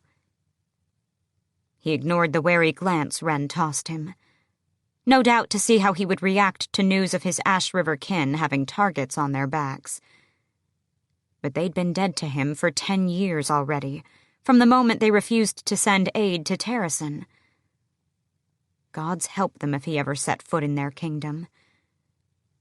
He wondered what Aelin thought of them, if she thought Wendlin might be convinced of an alliance now, especially with Otterlin launching a larger-scale assault on their borders. Perhaps she would be content to let them all burn, as the people of Terrasen had burned. He wouldn't mind either way. "It doesn't matter if they are assassinated or not," Murtagh said. "When these things arrive, I think the world will soon learn what our queen is up against." "Can we send a warning?" Ren demanded. "Can Rolf get word to Wendlin?" "Rolf will not get involved. I offered him promises of gold, of land when our queen returns. Nothing can sway him. He has his territory back, and he will not risk his men again." "Then there has to be some blockade runner, some message we can smuggle," Ren went on. Adian debated informing Ren that Wendlin hadn't bothered to help Terrasen, but decided he didn't particularly feel like getting into an ethical debate. "I have sent a few that way," Murtagh said, "but I do not have much faith in them, and by the time they arrive, it may be too late." "So what do we do?" Ren pushed. Murtagh sipped his brandy. "We keep looking for ways to help here, because I do not believe for one moment that His Majesty's newest surprises were located only in the Dead Islands." That was an interesting point. Adian took a sip from the brandy, but set it down. Alcohol wouldn't help him sort through the jumble of forming plans. So Adian half-listened to the others as he slipped into the steady rhythm, the beat to which he calculated all his battles and campaigns. Kaol watched Adian pace in the apartment, Murtagh and Ren having left to see to their own agendas. Adian said, "You want to tell me why you look like you're going to vomit?" "You know everything I know, so it's easy to guess why. Chaol said from his armchair, his jaw clenched. His fight with Dorian had left him in no hurry to get back to the castle, even if he needed the prince to test out his theories on that spell. Dorian had been right about Celaena, about Chaol resenting her darkness and abilities and true identity, but it hadn't changed how he felt. "I still don't quite grasp your role in things, Captain," Aedion said. "You're not fighting for Aelin or for Terrasen. For what, then? The greater good? Your prince? Whose side does that put you on? Are you a traitor or a rebel?" "No." Chaol's blood chilled at the thought. "I'm on neither side. I only wish to help my friend before I leave for Eniel." Aedion's lip pulled back in a snarl. "Perhaps that's your problem. Perhaps not picking a side is what costs you. Perhaps you need to tell your father you're breaking your promise." "I will not turn my back on my kingdom or my prince," Chaol snapped. "I will not fight in your army and slaughter my people. And I will not break my vow to my father." His honor might very well be all he would have left at the end of this. "What if your prince sides with us?" "Then I will fight alongside him, however I am able, even if it's from Aniel." "So you will fight alongside him, but not for what is right. Have you no free will? No wants of your own?" "My wants are none of your concern." "And those wants—" "Regardless of what Dorian decides, he would never sanction the killing of innocents." A sneer. "No taste for blood." Chaol wouldn't give him the satisfaction of rising to meet his temper. Instead, he went for the throat and said, "I think your queen would condemn you if you spilled one drop of innocent blood. She would spit in your face. There are good people in this kingdom, and they deserve to be considered in any course of action your side takes." Aedion's eyes flicked to the scar on Chaol's cheek. "Just like how she condemned you for the death of her friend." Aedion gave him a slow, vicious smile, and then, almost too fast to register, the general was in his face, arms braced on the wings of the chair. Chaol wondered if Aedion would strike him, or kill him, as the general's features turned more lupine than he'd ever seen them. Nose crinkled, teeth exposed. Aedion said, "When your men have died around you, when you have seen your women unforgivably hurt, when you have watched droves of orphaned children starve to death in the streets of your city, then you can talk to me about sparing innocent lives. Until then, the fact remains, Captain, that you have not picked a side because you are still a boy, and you are still afraid. Not of losing innocent lives, but of losing whatever dream it is you're clinging to. Your prince has moved on. My queen has moved on. But you have not. And it will cost you in the end." Chaol had nothing to say after that, and quickly left the apartment. He hardly slept that night, hardly did anything but stare at his sword, discarded on his desk.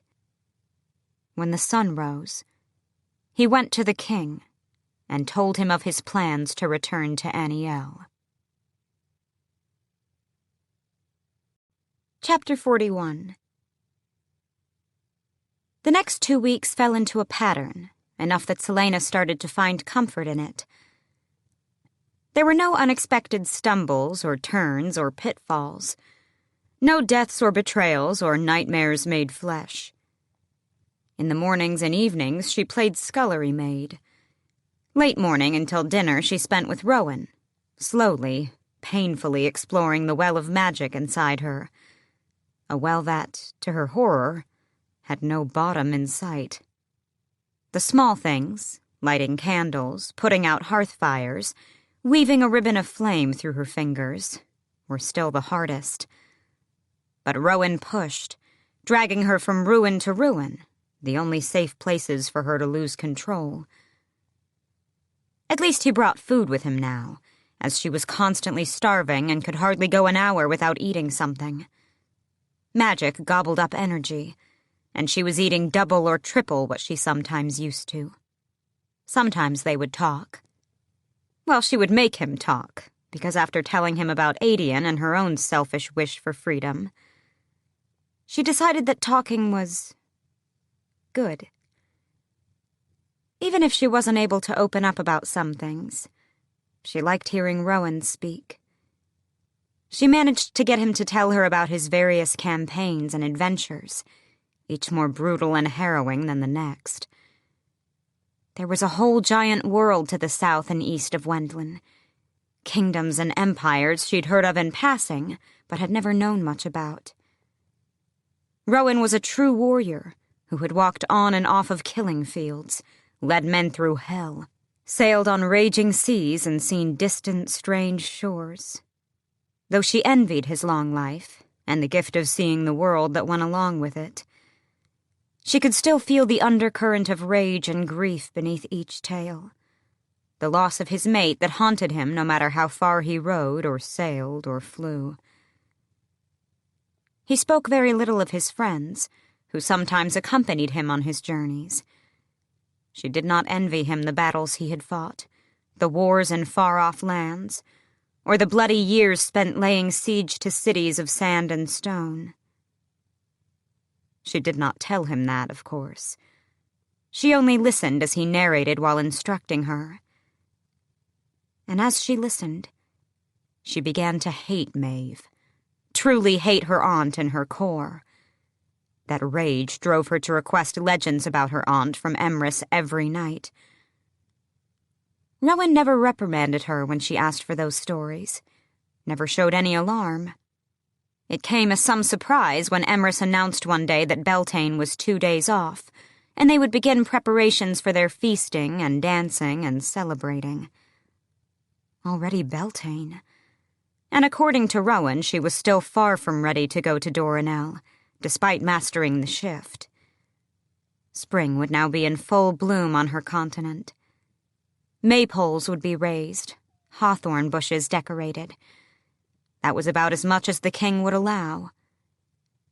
There would be no small gifts left at crossroads for the little folk. The king permitted the bare bones only, with the focus squarely on the gods and planting for the harvest. Not a hint or whisper of magic. Bonfires would be ignited, and a few brave souls would jump across for luck, to ward off evil, to ensure a good crop, whatever they hoped would come of it. As a child, she had run rampant through the field before the gates of Orinth, the 1,000 bonfires burning like the lights of the invading army that would too soon be encamped around the White City. It was her night, her mother had said. A night when a fire-bearing girl had nothing to fear, no powers to hide. Aelin Fireheart, people had whispered as she bounded past, embers streaming from her like ribbons. Adian and a few of her more lethal court members trailing as indulgent guards. Aelin of the Wildfire. After days of helping Emrys with the food, and devouring it when the cook wasn't looking, she was hoping for a chance to relax on Beltane, but Rowan hauled her to a field atop the mountain plateau. Celaena bit into an apple she'd pulled from her pocket and raised her brows at Rowan, who was standing in front of a massive pile of wood for the bonfire, flanked by 2 small unlit fires on either side. Around them, some of the demi-fae were still hauling in more wood and kindling, others setting up tables to serve the food that Emrys had been laboring over without rest. Dozens of other demi-fae had arrived from their various outposts, with little fanfare and much embracing and good-natured teasing. Between helping Emrys and training with Rowan, Celaena hardly had time to inspect them, though a wretched part of her was somewhat pleased by the few admiring glances she caught being thrown in her direction by the visiting males. She didn't fail to notice how quickly they looked away when they beheld Rowan at her side, though she did catch a few females looking at him with far warmer interest. She wanted to claw their faces off for it. She munched on the apple as she studied him now, in his usual pale gray tunic and wide belt, hood thrown back and leather vambraces gleaming in the afternoon sunlight. Gods, she had no interest in him like that, and she was certain he had no inclination to take her to his bed either. Maybe it was just from spending so much time in her fey body that she felt territorial. Territorial and grumpy and mean. Last night she had growled at a female in the kitchen who would not stop staring at him, and had actually taken a step toward him as if to say hello.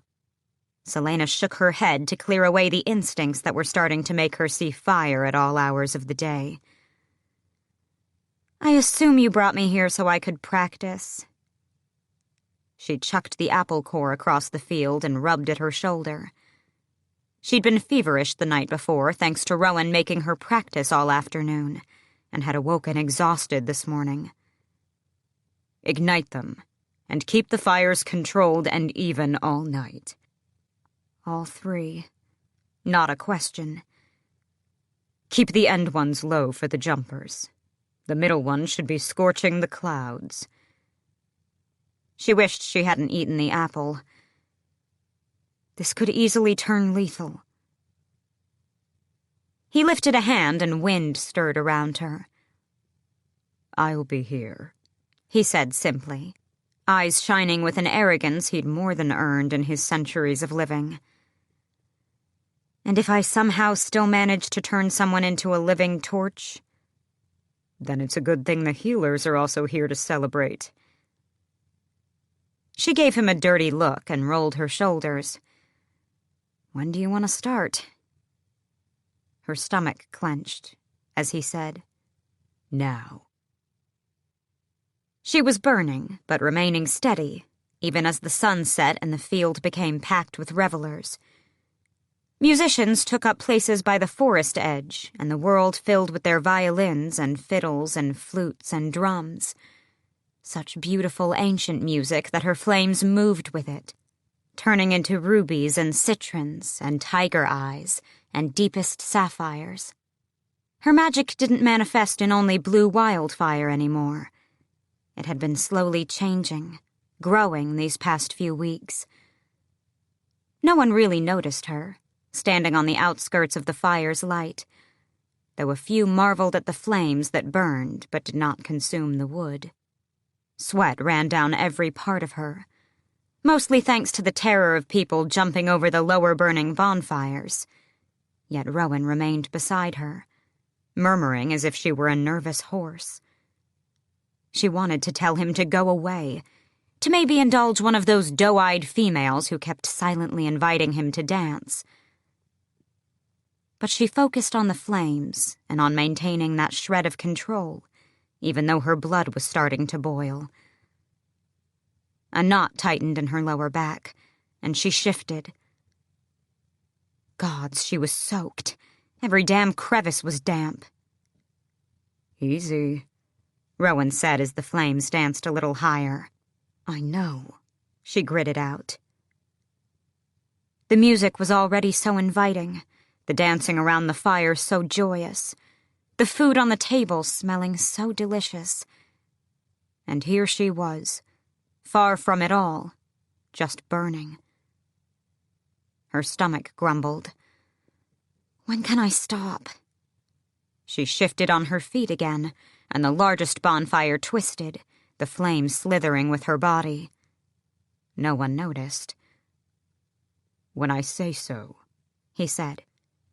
She knew he was using the people around them, her fear for their safety, to get her to master her control, but... "I'm sweating to death, I'm starving, and I want a break." Resorting to whining. But a cool breeze licked up her neck, and she closed her eyes, moaning. She could feel him watching her, and after a moment he said, "Just a little while longer." She almost sagged with relief, but opened her eyes to focus. She could hold out for a bit, then go eat and eat and eat. Maybe dance. She hadn't danced in so long. Maybe she would try it out, here in the shadows, see if her body could find room for joy, even though it was currently so hot and aching that she would bet good money that the moment she stopped, she would fall asleep. But the music was entrancing, the dancers mere shadows swirling around. Unlike in Otterlin, there were no guards monitoring the festivities, no villagers lurking to see who might cross the line into treason and earn a pretty coin for whoever they turned in. There was just the music and the dancing and the food and the fire. Her fire. She tapped a foot, bobbing her head, eyes on the 3 smokeless fires and the silhouettes dancing around them. She did want to dance. Not from joy, but because she felt her fire and the music meld and pulse against her bones. The music was a tapestry woven of light and dark and color, building delicate links in a chain that latched onto her heart and spread out into the world, binding her to it, connecting everything. She understood then. The word marks were a way of harnessing those threads, of weaving and binding the essence of things. Magic could do the same, and from her power, from her imagination and will and core, she could create and shape. "Easy," Rowan said, then added with a hint of surprise, "Music. That day on the ice you were humming." She registered another cool wind on her neck, but her skin was already pulsing in time with the drums. "Let the music steady you." Gods, to be free like this. The flames roiled and undulated with the melody. "Easy." She could barely hear him above the wave of sound filling her up, making her feel each tether binding her to the earth, each infinite thread. For a breath, she wished for a shapeshifter's heart, so she could shed her skin and weave herself into something else, the music or the wind, and blow across the world. Her eyes were stinging, almost blurry from staring so long at the flames, and a muscle in her back twinged. "Steady."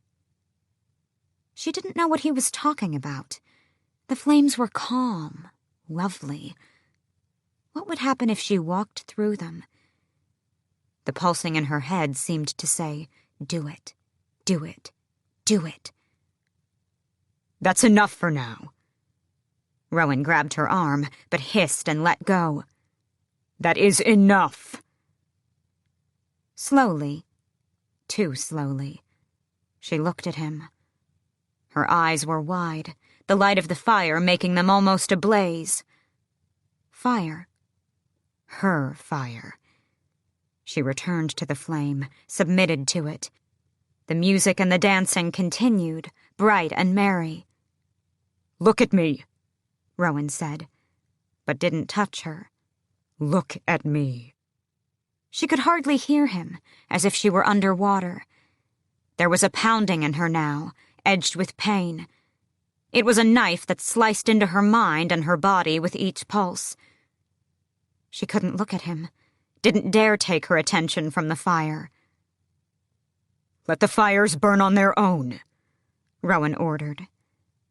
She could have sworn she heard something like fear in his voice. It was an effort of will, and pain spiked down the tendons in her neck. But she looked at him. His nostrils flared. "Aelin, stop right now." She tried to speak, but her throat was raw, burning. She couldn't move her body. "Let go." She tried to tell him she couldn't, but it hurt. She was an anvil and the pain was a hammer, striking again and again. "If you don't let go, you are going to burn out completely." Was this the end of her magic, then? A few hours tending fires? Such a relief. Such a blessed relief if it were true. You are on the verge of roasting yourself from the inside out, Rowan snarled. She blinked, and her eyes ached as if she had sand in them. Agony lashed down her spine, so hard she fell to the grass. Light flared, not from her or Rowan, but from the fires surging. People yelled. The music faltered. The grass hissed beneath her hands, smoking. She groaned, fumbling inside for the 3 tethers to the fires. But she was a maze, a labyrinth, the strings all tangled, and... I'm sorry, Rowan hissed, swearing again. And the air vanished. She tried to groan, to move. But she had no air. No air for that inner fire. Blackness swept in. Oblivion. Then she was gasping, arcing off the grass, the fires now crackling naturally, and Rowan hovering over her. Breathe. Breathe. Though he'd snapped her tethers to the fires, she was still burning. Not burning on the outside, where even the grass had stopped smoldering. She was burning up from within. Each breath sent fire down her lungs, her veins. She could not speak or move. She had shoved herself over some boundary, hadn't heard the warning signs to turn back, and she was burning alive beneath her skin. She shook with tearless, panicked sobs. It hurt. It was endless and eternal, and there was no dark part of her where she could flee to escape the flames. Death would be a mercy, a cold, black haven. She didn't know Rowan had left until he came sprinting back, 2 females in tow. One of them said, "Can you stand to carry her? There aren't any water wielders here, and we need to get her into cold water. Now!" She didn't hear what else was said. Heard nothing but the pounding of that forge under her skin. There was a grunt and a hiss, and then she was in Rowan's arms, bouncing against his chest as he hurtled through the woods. Every step sent splinters of red-hot pain through her.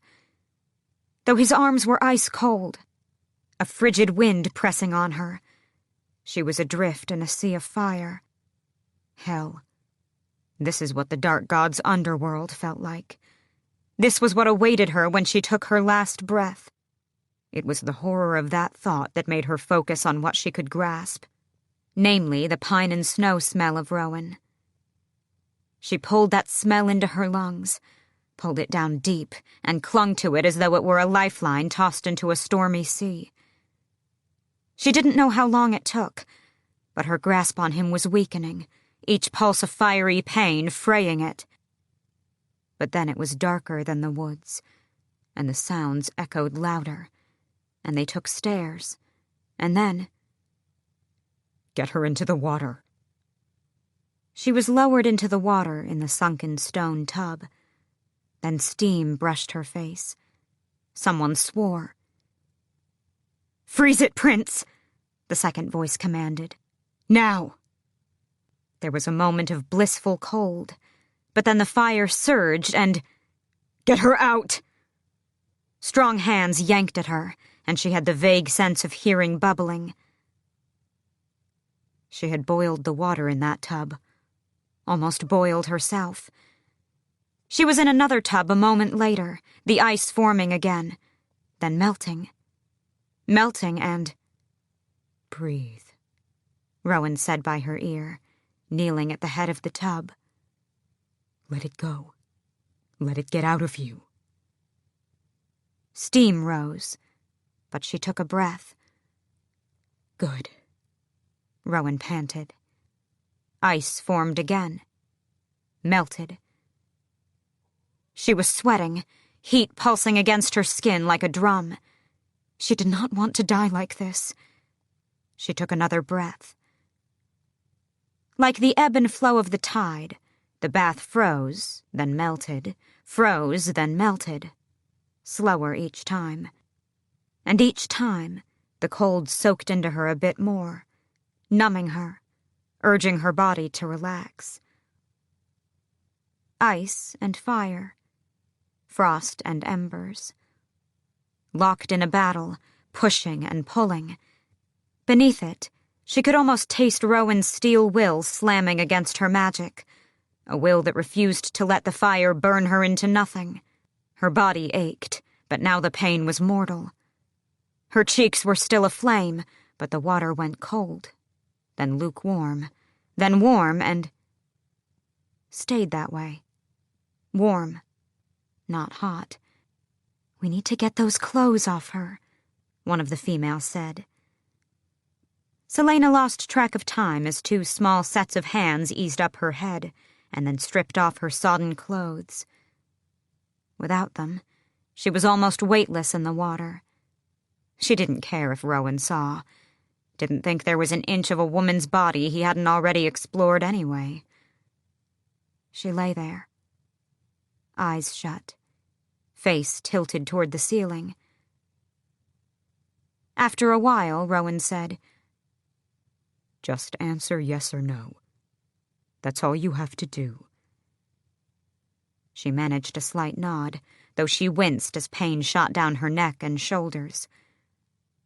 "Are you in danger of flaring up again?" She was breathing as evenly as she could, the heat pounding in her cheeks, her legs, her core, but it was steadily diminishing. "No," she whispered, a brush of hot air from her tongue. "Are you in pain?" Not a sympathetic question, but a commander assessing his soldier's condition to sort out the best course of action. "Yes." A hiss of steam. A woman said, "We will prepare a tonic. Just keep her cool." Soft feet patted on the stone floors on their way out. Then came the snick of the door to the bath's closing. There was a slosh of water in a bucket. Then Celaena sighed, or tried to, as an ice-cold cloth was laid on her forehead. More sloshing, then another cloth dripped freezing water onto her hair, her neck.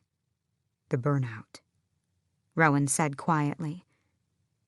"You should have told me you were at your limit." Speaking was too hard, but she opened her eyes to find him kneeling at the head of the bath, a bucket of water beside him, and a cloth in his hands. He wrung it again over her brow, the water so wonderful she would have moaned. The bath cooled further, but was still warm. Too warm. "If you'd gone on any longer, the burnout would have destroyed you. You must learn to recognize the signs and how to pull back before it's too late." Not a statement, but a command. "It will rip you apart inside. Make this..." He shook his head again. "Make this look like nothing. You don't touch your magic until you've rested for a while. Understand?" She tilted her head up, beckoning for more cold water on her face, but he refused to wring the cloth until she nodded her agreement. He cooled her off for another few moments, then slung the cloth over the side of the bucket and stood. "I'm going to check on the tonic. I'll be back soon." He left once she'd nodded again. If she hadn't known better, she might have thought he was fussing. Worried, even. She hadn't been old enough in Terrasen to have anyone teach her about the deadly side to her power. And no one had explained, since her lessons had been so limited. She hadn't felt like she was burning out. It had come on so quickly. Maybe that was all there was to her magic. Maybe her well didn't go as deep as everyone had thought. It would be a relief if that were true. She lifted her legs, groaning at the aches along her muscles, and leaned forward far enough to hug her knees. Above the lip of the sunken tub, there were a few candles burning on the stones, and she glared at the flames, hated the flames, though she supposed they needed light in here. She rested her forehead on her scarred knees, her skin nearly scorching. She shut her eyes, piecing her splintered consciousness together. The door opened. Rowan. She kept herself in that cool darkness, savoring the growing chill in the water, the quieting pulse under her skin.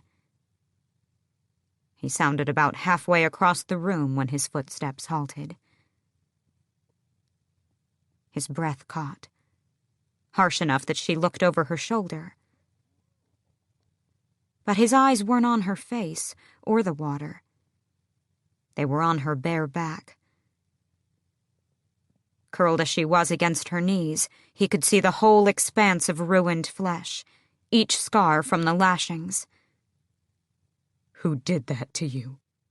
It would have been so easy to lie. But she was so tired, and he had saved her useless hide. So she said, "A lot of people. I spent some time in the salt mines of Endovier." He was so still that she wondered if he'd stopped breathing. How long? He asked after a moment. She braced herself for the pity, but his face was so carefully blank. No, not blank. Calm with lethal rage. "A year. I was there a year before.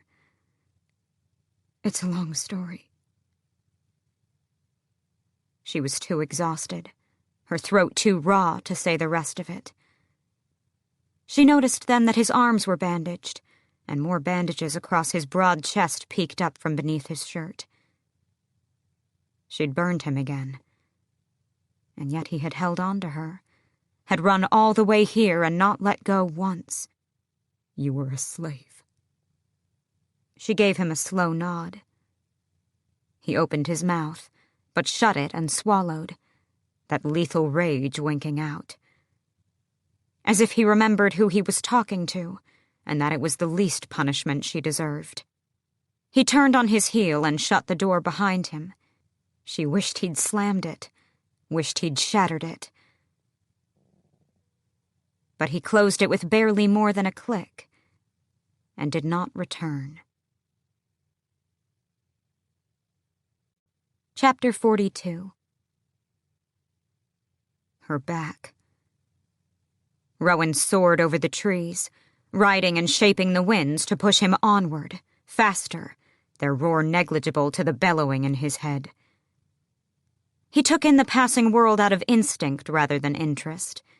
His eyes turned inward, toward that slab of ruined flesh glistening in the candlelight. The gods knew he'd seen plenty of harrowing injuries. He'd bestowed plenty of them on his enemies and friends alike. In the grand sense of things, her back wasn't even close to some of those wounds. Yet when he'd seen it, his heart had clean stopped. And for a moment there had been an overwhelming silence in his mind. He felt his magic and his warrior's instincts honing into a lethal combination the longer he stared, howling to rip apart the people who had done that with his bare hands. Then he just left, hardly making it out of the baths before he shifted and soared into the night. Maeve had lied, or lied by omission, but she knew. She knew what the girl had gone through, knew she'd been a slave. That day early on, he'd threatened to whip the girl, gods above, and she had lost it. He'd been such a proud fool that he'd assumed she'd lashed out because she was nothing more than a child. He should have known better. Should have known that when she did react to something like that, it meant the scars went deep. And then there were the other things he'd said. He was almost to the towering line of the Cambrian mountains. She had barely grown into her woman's body when they hurt her like that. Why hadn't she told him? Why hadn't Maeve told him? His hawk loosed a piercing cry that echoed on the dark gray stones of the mountain wall before him. A chorus of unearthly howls rose in response. Maeve's wild wolves, guarding the passes. Even if he flew all the way to Doranel, he'd reach his queen and demand answers, and she would not give them to him. With the blood oath, she could command he not go back to Mistward. He gripped the winds with his magic, choking off their current. Aelin had not trusted him, had not wanted him to know.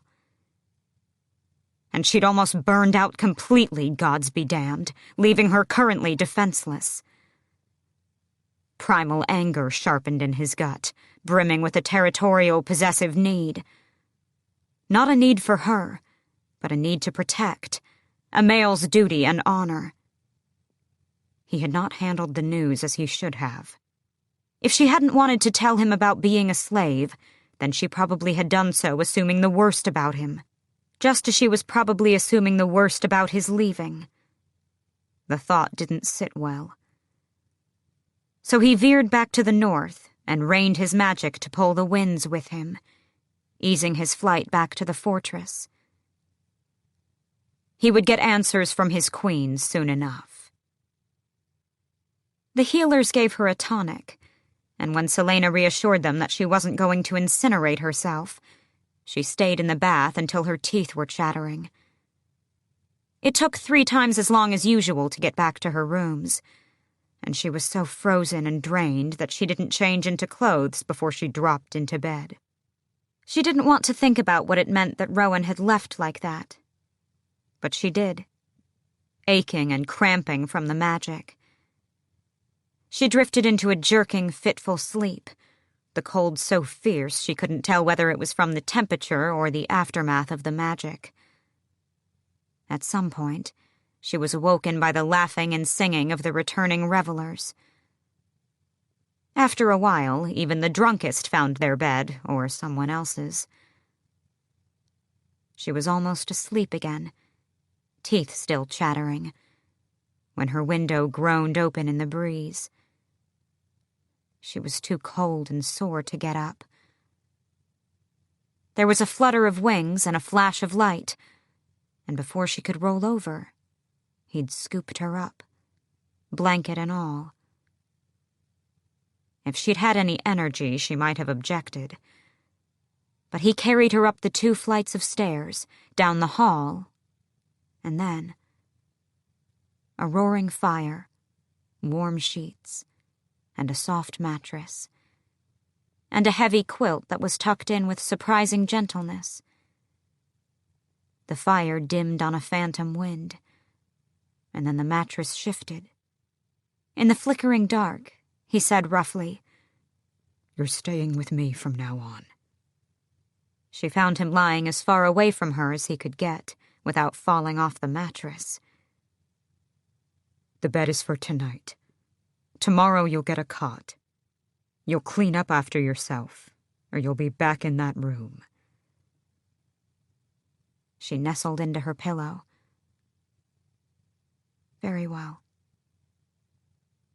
The fire dimmed, yet the room remained toasty. It was the first warm bed she'd had in months. But she said, "I don't want your pity." "This is not pity. Maeve decided not to tell me what happened to you. You have to know that I wasn't aware you had..." She slid an arm across the bed to grasp his hand. She knew that if she wanted to, she could strike him a wound so deep it would fracture him. "I knew. At first, I was afraid you'd mock me if I told you, and I would kill you for it. Then I didn't want you to pity me. And more than any of that, I didn't want you to think it was ever an excuse." "Like a good soldier," he said. She had to look away for a moment to keep from letting him see just what that meant to her. He took a long breath that made his broad chest expand. "Tell me how you were sent there, and how you got out." She was tired in her bones, but she rallied her energy one last time, and told him of the years in Rifthold, of stealing Asterian horses and racing across the desert, of dancing until dawn with courtesans and thieves and all the beautiful, wicked creatures in the world. And then she told him about losing Sam, and of that first whipping in Endovier when she'd spat blood in the chief overseer's face, and what she had seen and endured in the following year. She spoke of the day she had snapped and sprinted for her own death.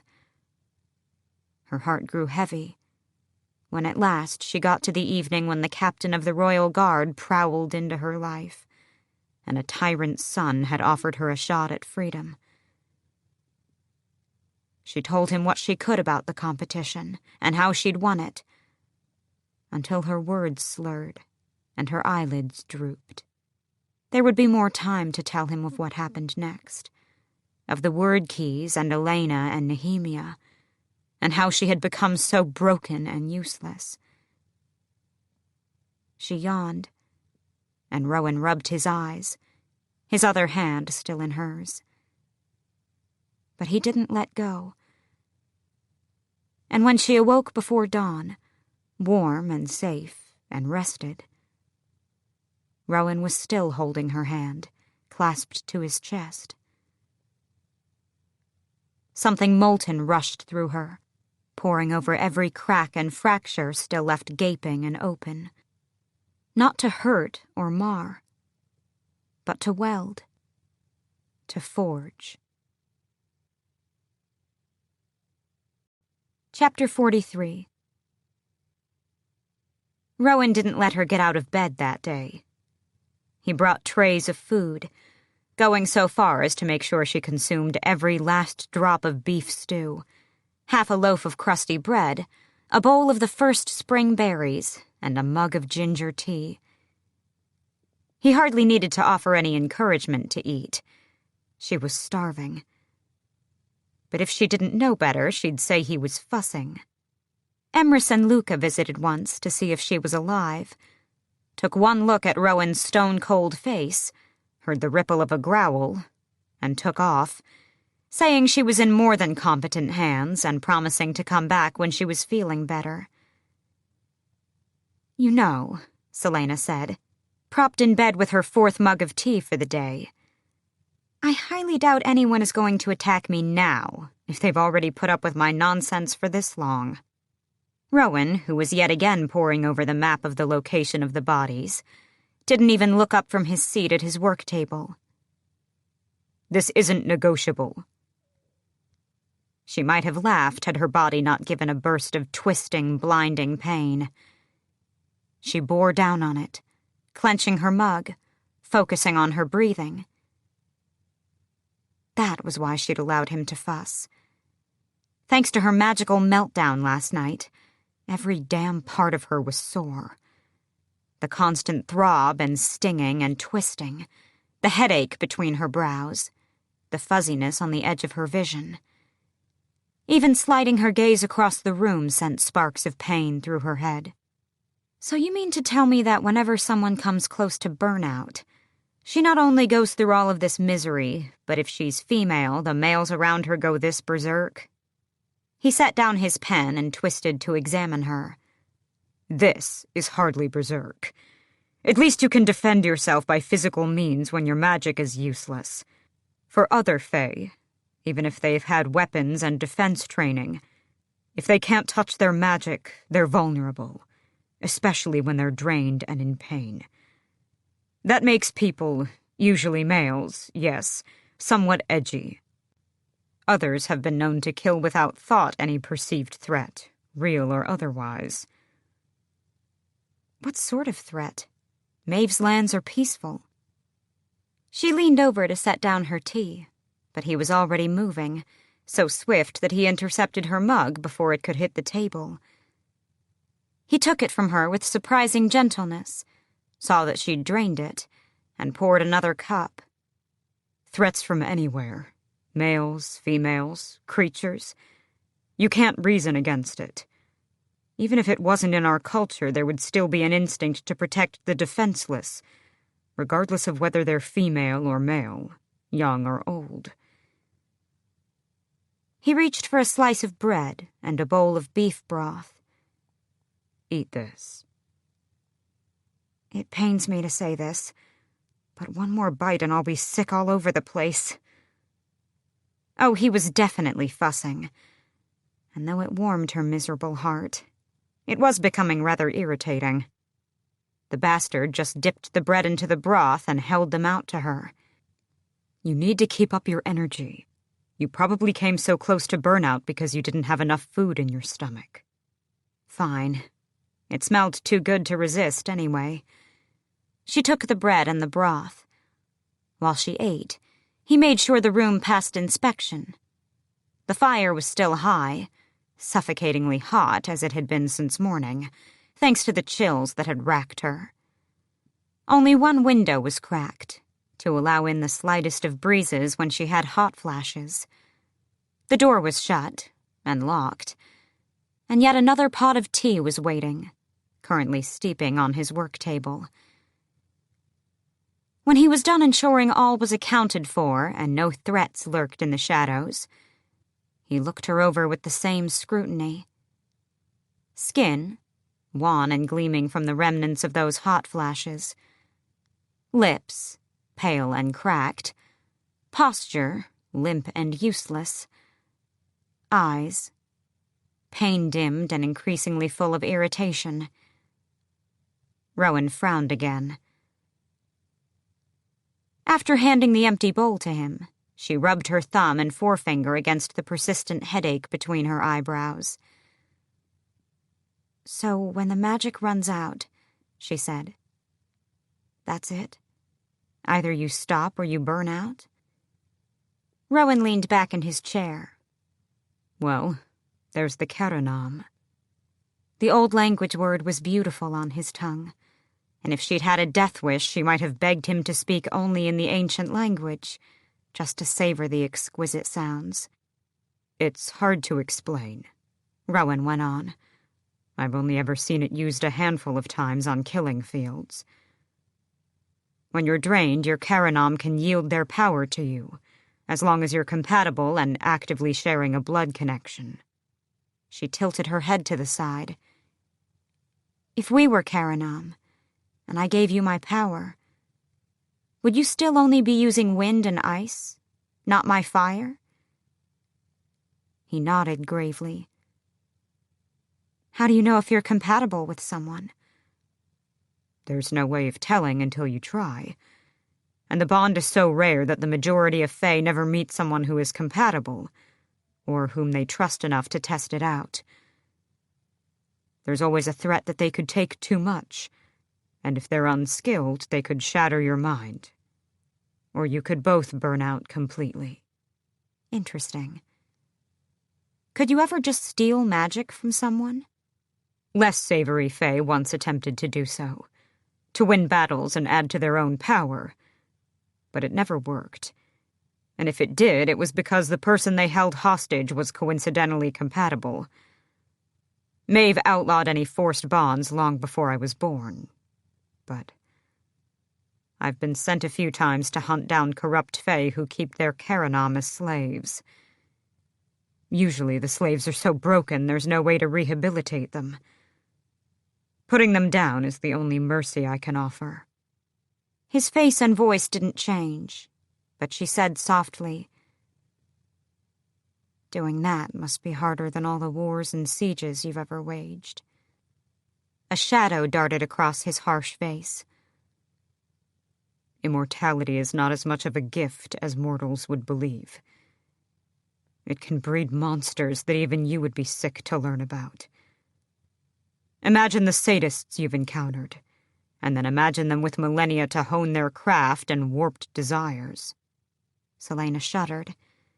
This conversation's become too awful to have after eating, she said, slumping against the pillows. Tell me which one of your cadre is the handsomest, and if he would fancy me. Rowan choked. The thought of you with any of my companions makes my blood run cold. They're that awful? Your kitty cat friend looked decent enough. Rowan's brows rose high. I don't think my kitty cat friend would know what to do with you, nor would any of the others. It would likely end in bloodshed. She kept grinning, and he crossed his arms. "They would likely have very little interest in you, as you'll be old and decrepit soon enough, and thus not worth the effort it would take to win you." She rolled her eyes. Killjoy. Silence fell, and he looked her over again, lucid if drained and moody, and she wasn't that surprised when he glanced at her bare wrists, one of the few bits of skin showing thanks to all the blankets he'd piled on top of her. They hadn't discussed it last night, but she knew he'd been working up to it. There was no judgment in his eyes as he said, "A skilled healer could probably get rid of those scars. Definitely the ones on your wrist, and most on your back." She clenched her jaw, but after a moment loosed a long breath. Even though she knew he would understand without much explanation, she said, "There were cells in the bowels of the mines that they used to punish slaves. Cells so dark you would wake up in them and think you'd been blinded. They locked me in there sometimes, once for 3 weeks straight.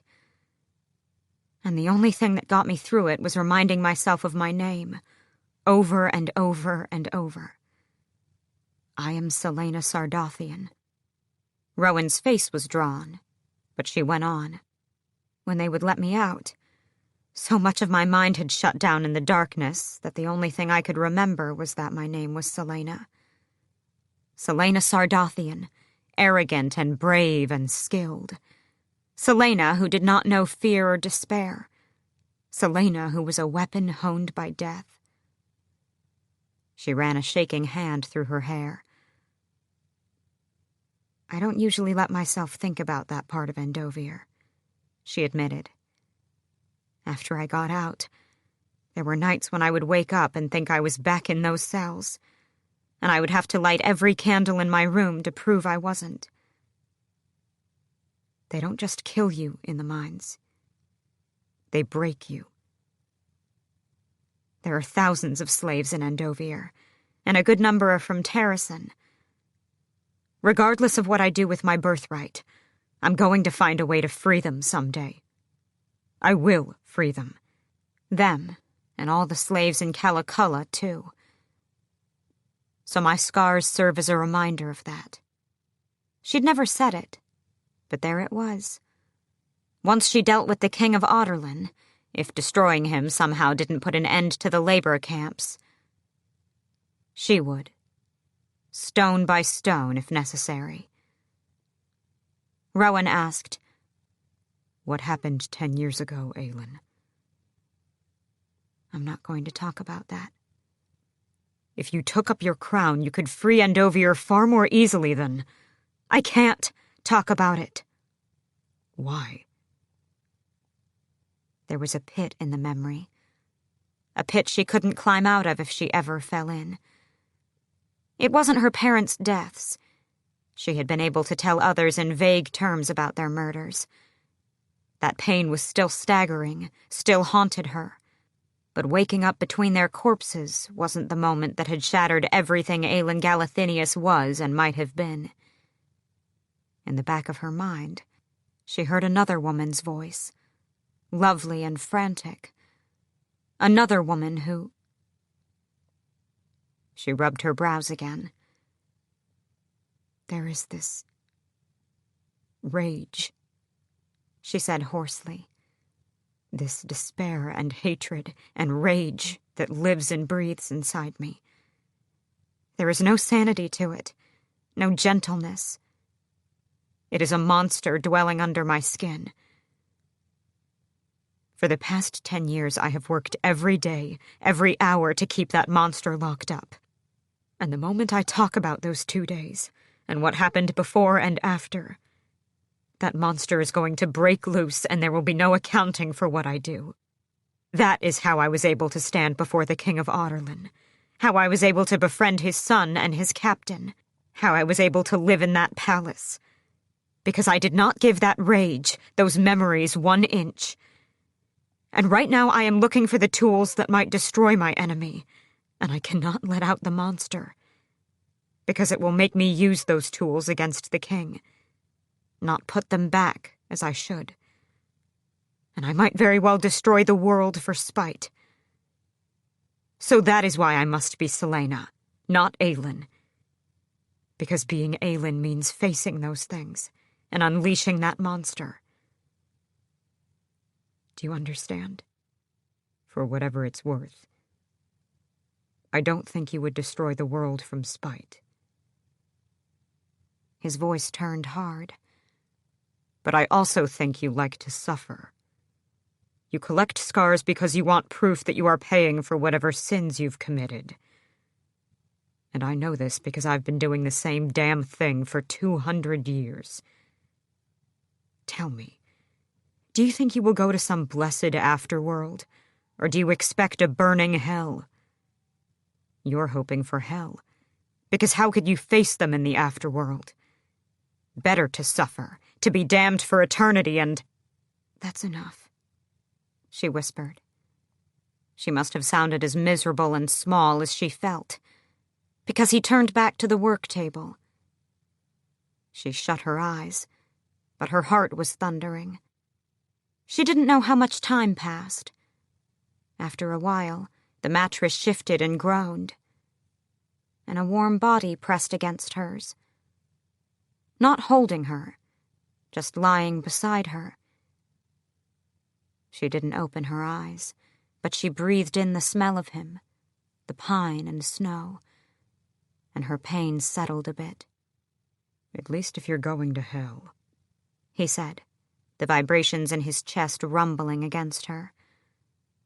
Then we'll be there together. I feel bad for the Dark God already. He brushed a large hand down her hair, and she almost purred. She hadn't realized just how much she missed being touched. By anyone, friend or lover. When I'm back to normal, can I assume you're going to yell at me about almost burning out? He let out a soft laugh, but continued stroking her hair. You have no idea. She smiled against the pillow, and his hand stilled for a moment, then started again. After a long while, he murmured, I have no doubt that you'll be able to free the slaves from the labor camp someday. No matter what name you use.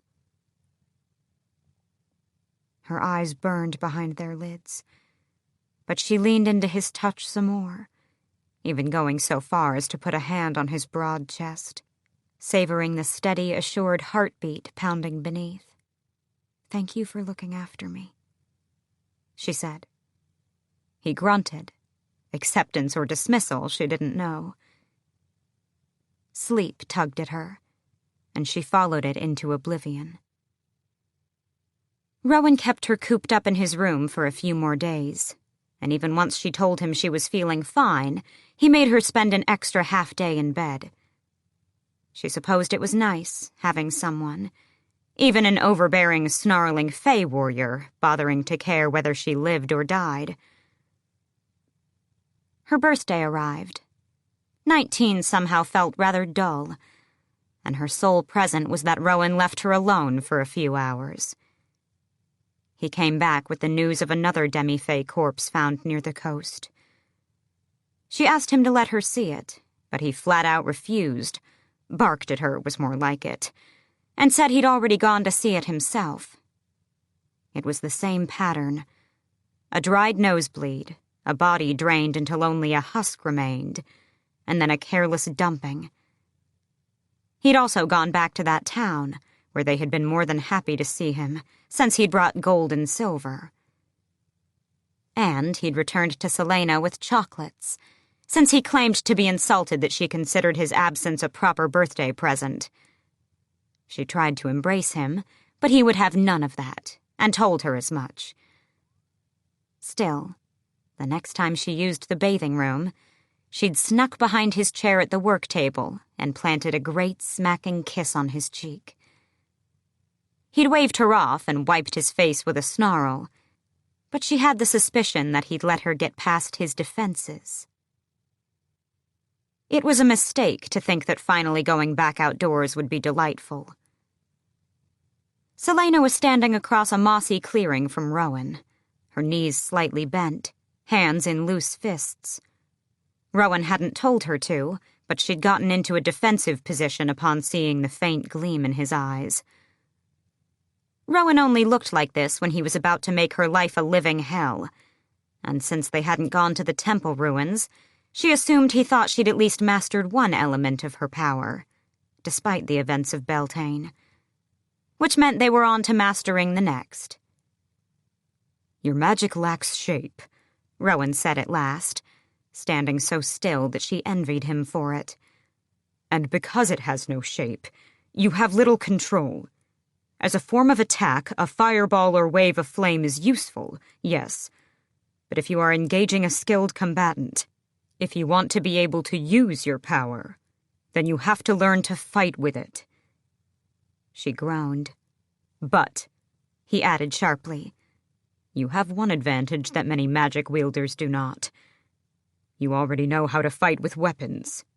First chocolates on my birthday, now an actual compliment. His eyes narrowed, and they had yet another of their wordless conversations. "The more you talk, the more I'm going to make you pay in a moment." She smiled slightly. "Apologies, Master. I am yours to instruct." "Brat." He jerked his chin at her. "Your fire can take whatever form you wish, the only limit being your imagination. And considering your upbringing, should you go on the offensive..." "You want me to make a sword out of fire?" "Arrows, daggers, you direct the power. Visualize it, and use it as you would a mortal weapon." She swallowed. He smirked. "Afraid to play with fire, princess?" "You won't be happy if I singe your eyebrows off." "Try me." "When you trained as an assassin, what was the first thing you learned?" "How to defend myself."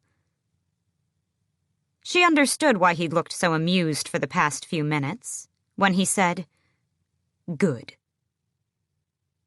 Not surprisingly, having ice daggers thrown at her was miserable. Rowan hurled dagger after magical dagger at her, and every damn time the shield of fire that she tried, and failed to imagine, did nothing. If it appeared at all, it always manifested too far to the left or right. Rowan didn't want a wall of flame. No, he wanted a small, controlled shield, and it didn't matter how many times he nicked her hands or arms or face. It didn't matter that dried blood was now itching down her cheeks. One shield. That was all she had to craft, and he would stop. Sweating and panting, Celaena was beginning to wonder if she should step directly into the path of his next dagger and put herself out of her suffering, when Rowan growled, "Try harder." "I am trying," she snapped, rolling aside as he sent 2 gleaming ice daggers at her head. "You're acting like you're on the verge of a burnout." "Maybe I am." "If you believe for one moment that you're close to a burnout after an hour of practicing..." "It happened that quickly on Beltane." "That was not the end of your power." His next ice dagger hovered in the air beside his head. "You fell into the lure of the magic and let it do what it wanted. Let it consume you. Had you kept your head, you could have had those fires burning for weeks, months." "No." She didn't have any better answer than that. His nostrils flared slightly. "I knew it. You wanted your power to be insignificant. You were relieved when you thought that was all you had." Without warning, he sent the dagger, then the next at her. She raised her left arm as she would raise a shield, picturing the flame surrounding her arm, blocking those daggers, obliterating them. But she cursed so loudly that the birds stopped their chatter. She clutched her forearm as blood welled and soaked into her tunic. "Stop hitting me! I get the point!" But another dagger came, and another. Ducking and dodging, raising her bloodied arm again and again, she gritted her teeth and swore at him. He sent a dagger twirling with deadly efficiency, and she couldn't move fast enough to avoid the thin scratch along her cheekbone. She hissed. He was right. He was always right, and she hated that, almost as much as she hated the power that flooded her and did what it wanted. It was hers to command, not the other way around. She was not its slave. She was no one's slave anymore. And if Rowan threw one more damned dagger at her face... He did. The ice crystal didn't make it past her upraised forearm before it vanished in a hiss of steam. Celaena gazed over the flickering edge of the compact red burning flame before her arm, shaped like a shield. Rowan smiled slowly. "We're done for today. Go eat something." The circular shield did not burn her, though its flames swirled and sizzled. As she'd commanded, it had worked. So she raised her eyes to Rowan. No. Again. After a week of making shields of various sizes and temperatures, Celaena could have multiple defenses burning at once and encircle the entire glen with half a thought to protect it from outside assault. And when she awoke one morning before dawn, she couldn't say why she did it, but she slipped from the room she shared with Rowan and went down to the ward stones. She shivered from more than the early morning cold, as the power of the curving gate stones zinged against her skin when she passed through. But none of the sentries on the battlements ordered her to stop, as she walked along the line of towering carved rocks, until she found a bit of even ground and began to practice. Chapter 44. As one, the 13 flew. As one, the 13 led the other Blackbeak covens in the skies. Drill after drill, through rain and sun and wind, until they were all tanned and freckled. Even though Abraxos had yet to make the crossing, the spider silk patching on his wings improved his flying significantly. It was all going beautifully. Abraxos had gotten into a brawl for dominance with Lynn's bull and emerged victorious, and after that, none in her coven or any other challenged him. The war games were fast approaching, and though Iskra hadn't been in any trouble since the night Manon had half killed her, they watched their backs, in the baths, around every dark corner, double-checking every rein and strap before they mounted their wyverns. Yes, it was all going beautifully, until Manon was summoned to her grandmother's room. "Why is it?" her grandmother said by way of greeting, pacing the room, teeth always out, "that I have to hear from God's damned Cressida that your runty, useless wyvern hasn't made the crossing? Why is it that I am in the middle of a meeting, planning these war games so you can win, and the other matrons tell me that you aren't allowed to participate because your mount will not make the crossing and therefore isn't allowed to fly in the host?" Manon glimpsed the flash of nails before they raked down her cheek. Not hard enough to scar, but enough to bleed. "You and that beast are an embarrassment," her grandmother hissed, teeth snapping in her face. "All I want is for you to win these games, so we can take our rightful place as queens, not high witches. Queens of the Waste, Manon. And you are doing your best to ruin it." Manon kept her eyes on the ground. Her grandmother dug a nail into her chest, cutting through her red cloak, piercing the flesh right above her heart. "Has your heart melted?" "No. No," her grandmother sneered. "No, it cannot melt, because you do not have a heart, Manon. We are not born with them, and we are glad of it." She pointed to the stone floor. "Why is it that I am informed today that Iskra caught a goddamned Kraken spying on us?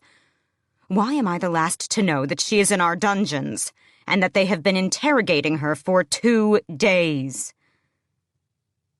Manon blinked, but that was all the surprise she let show. If Krakens were spying on them. Another slice to the face, marring the other cheek. "You will make the crossing tomorrow, Manon. Tomorrow. And I don't care if you splatter yourself on the rocks. If you live, you had better pray to the darkness that you win those games. Because if you don't..." Her grandmother sliced a nail across Manon's throat. A scratch to set the blood running. And a promise. Everyone came this time to watch the crossing. Abraxos was saddled, focus pinned on the cave mouth open to the night beyond. Asterin and Sorrel were behind her, but beside their mounts, not astride them. Her grandmother had gotten wind of how they planned to save her and forbidden it. It was Manon's own stupidity and pride that had to pay, she'd said. Witches lined the viewing platform, and from high above, the high witches and their heirs watched from a small balcony. The noise was near deafening. Manon glanced at Asterin and Sorrel and found them looking stone-cold fierce, but tense. "Keep to the walls so he doesn't spook your wyverns," she told them. They nodded grimly. Since grafting the spider silk onto Abraxos's wings, Manon had been careful not to push him too hard until the healing was absolutely complete. But the crossing, with its plunge and winds... His wings could be shredded in a matter of seconds if the silk didn't hold. "We're waiting, Manon," her grandmother barked from above. She waved a hand toward the cave mouth. "But by all means, take your time." Laughter. From the Yellowlegs, Blackbeaks, everyone. Yet Petra wasn't smiling, and none of the 13, gathered closest along the viewing platform, were smiling either. Manon turned to Abraxos, looking into those eyes. "Let's go." She tugged on the reins. But he refused to move, not from fear or terror. He slowly lifted his head, looking to where her grandmother stood, and let out a low warning growl. A threat. Manon knew she should reprimand him for the disrespect, but the fact that he could grasp what was occurring in this hall, it should have been impossible. "The night is waning," her grandmother called, heedless of the beast that stared at her with such rage in his eyes. Sorrel and Asterin exchanged glances, and she could have sworn her second's hand twitched toward the hilt of her sword. Not to hurt Abraxos, but... Every single one of the 13 was casually reaching for their weapons, to fight their way out, in case her grandmother gave the order to have Manon and Abraxos put down. They'd heard the challenge in Abraxos's growl, understood that the beast had drawn a line in the sand. They were not born with hearts, her grandmother said. They had all been told that. Obedience, discipline, brutality. Those were the things they were supposed to cherish. Asterin's eyes were bright, stunningly bright, and she nodded once at Manon. It was that same feeling she'd gotten when Iskra whipped Abraxos. That thing she couldn't describe, but it blinded her. Manon gripped Abraxos's snout, forcing his gaze away from her grandmother. "Just once," she whispered. "All you have to do is make this jump just once, Abraxos, and then you can shut them up forever." Then, rising up from the deep, there came a steady 2-note beat. the beat of the chained bait beasts who hauled the massive machines around, like a thudding heart, or beating wings. Louder the beat sounded, as if the wyverns down in the pits knew what was happening. It grew and grew, until it reached the cavern, until Asterin reached for her shield and joined in, until each one of the 13 took up the beat. You hear that? That is for you. For a moment, as the beat pulsed around them, phantom wings from the mountain itself, Manon thought that it would not be so bad to die. If it was with him, if she was not alone. You are one of the 13, she said to him. From now until the darkness cleaves us apart. You are mine, and I am yours. Let's show them why. He huffed into her palms as if to say he already knew all of that, and that she was just wasting time. She smiled faintly, even as Abraxos cast another challenging glare in her grandmother's direction. The wyvern lowered himself to the ground for Manon to climb into the saddle. The distance to the entrance seemed so much shorter in the saddle than on foot. But she did not let herself doubt him as she blinked her inner lid into place and retracted her teeth. The spider silk would hold. She would consider no other alternative. Fly, Abraxos, she told him, and dug her spurs into his sides.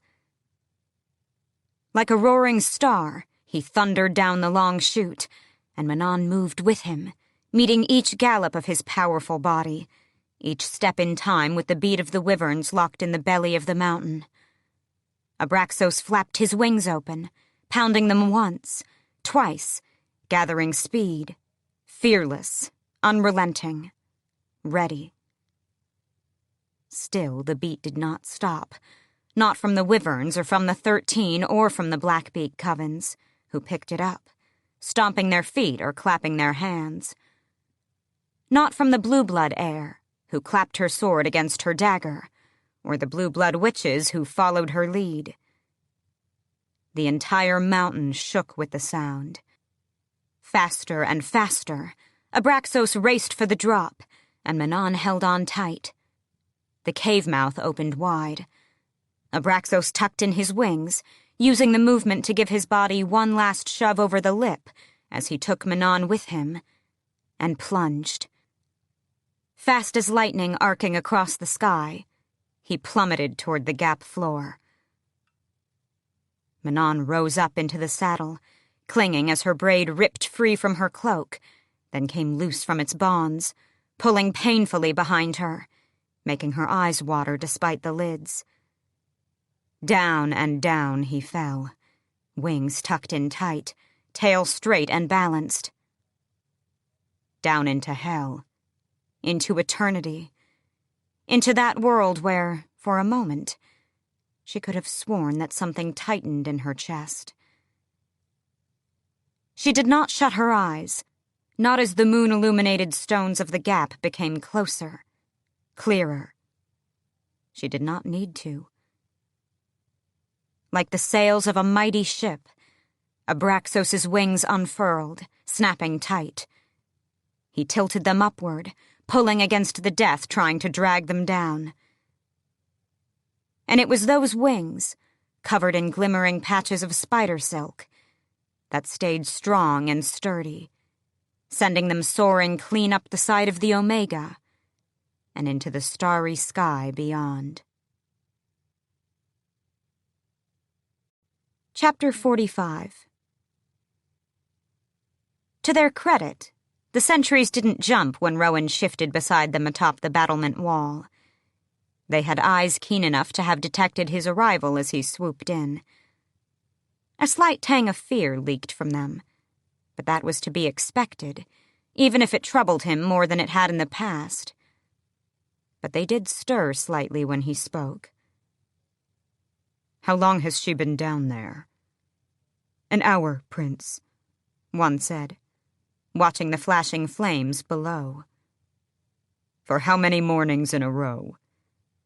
This is the 4th, Prince, the same sentry replied. The first 3 days she'd slipped from bed before dawn, he'd assumed she'd been helping in the kitchens.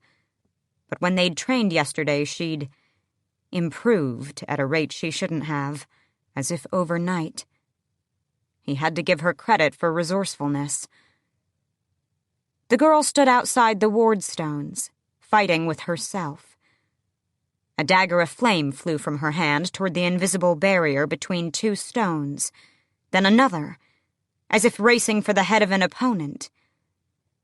It hit the magic wall with a flash of light and bounced back, reflected off the protective spell encircling the fortress.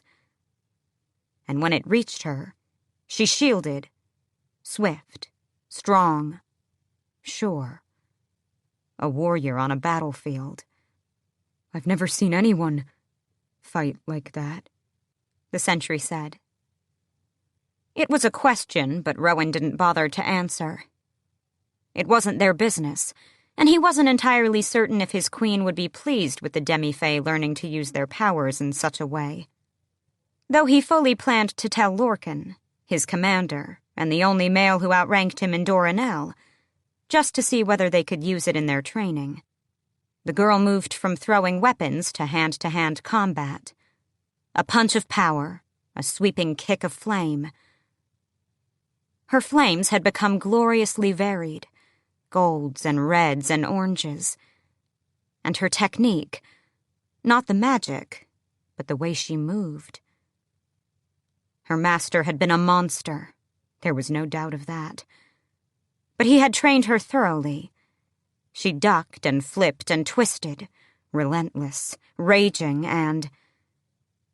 She swore with her usual color as the wall sent the punch of ruby flame back at her. She managed to shield, but still got knocked on her ass. Yet none of the sentries laughed. Rowan didn't know if it was because of his presence or because of her. He got his answer a heartbeat later, as he waited for her to shout or shriek or walk away. But the princess just slowly got to her feet, not bothering to brush off the dirt and leaves, and kept practicing. The next corpse appeared a week later, setting a rather wretched tone for the crisp spring morning, as Celaena and Rowan ran for the site. They'd spent the past week fighting and defending and manipulating her magic, interrupted only by a rather miserable visit from some Fae nobility traveling through the area, which left Celaena in no hurry to set foot in Doranel.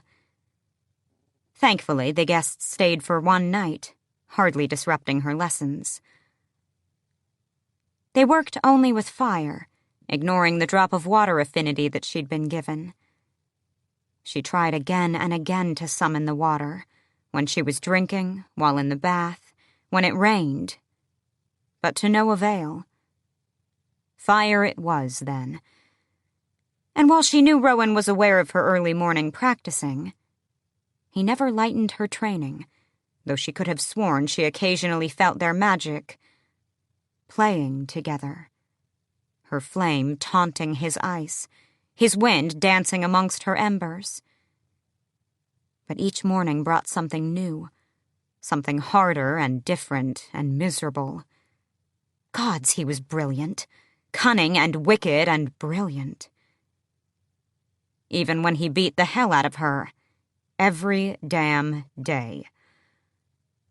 Not from malice, not like it had been before, but to prove his point.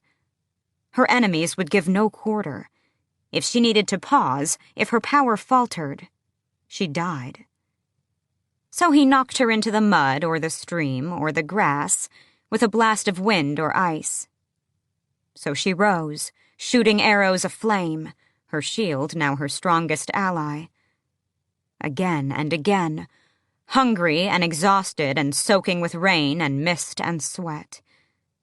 Until shielding was an instinct, until she could hurl arrows and daggers of flame together, until she knocked him on his ass. There was always more to learn. She lived and breathed and dreamt of fire. Sometimes, though, her dreams were of a brown-eyed man in an empire across the sea. Sometimes she'd awaken and reach for the warm male body beside hers, only to realize it was not the captain. That she would never again lie next to Chaol, not after what had happened. And when she remembered that, it sometimes hurt to breathe. There was nothing romantic about sharing a bed with Rowan, and they kept to their own sides. There was certainly nothing romantic about it when they reached the side of the corpse, and she peeled off her shirt to cool down. In nothing but her underclothes, Celaena's skin was bitten by the sea air with a delightful chill, and even Rowan unbuttoned his heavy jacket as they carefully approached the coordinates. "Well, I can certainly smell him this time," Celaena said between panting breaths. They'd reached the site in little less than 3 hours, guessing by the sun. That was faster and longer than she'd ever run, thanks to the Fae form she'd been training in.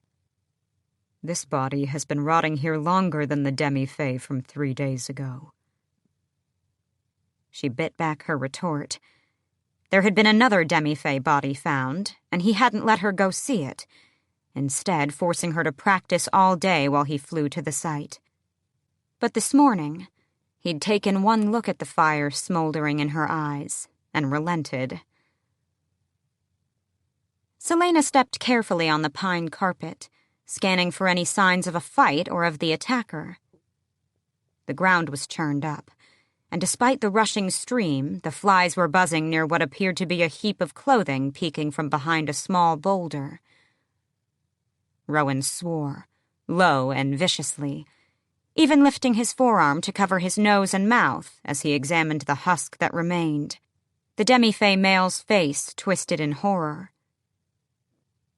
Celaena might have done the same, except that second smell was here too. Not as strong as it had been at the first sight, but it lingered. She shoved back against the memory that wanted to rise in response to the smell, the memory that had overwhelmed her that day in the barrow field. "It has our attention, and it knows it," she said. "It's targeting demi-fae, either to send a message or because they taste good." But she pictured the map Rowan kept in his room, detailing the wide area where the corpses had been found, and winced. What if there's more than one? Rowan looked back at her, brows high. She didn't say anything else until she had moved to where he stood by the body, careful not to disturb any clues. Her stomach lurched, and bile stung the back of her throat. But she clamped down on the horror with a wall of ice that even her fire could not melt. "You're old as hell," she said. "You must have considered that we're dealing with a few of them, given how vast the territory is. What if the one we saw in the barrows wasn't even the creature responsible for these bodies?" He narrowed his eyes, but conceded a nod. She studied the hollowed-out face, the torn clothes. Torn clothes? What looked like small cuts along the palms, as if he'd dug in his fingernails. The others had barely been touched, but this... "Rowan?" She waved away flies. "Rowan, tell me you see what I'm seeing." Another vicious curse. He crouched, using the tip of a dagger to push back a bit of clothing torn at the collar. "This male fought. He fought back against it. None of the others did, according to the reports. The stench of the corpse was nearly enough to bring her to her knees, but she squatted by the decaying hand and forearm, shriveled and wasted from the inside out. She held out a hand for Rowan's dagger, still possessing none of her own. He hesitated as she looked up at him. "Only for the afternoon," he seemed to growl, as he pressed the hilt into her open palm. She yanked down the dagger. I know. I haven't earned my weapons back yet. Don't get your feathers ruffled."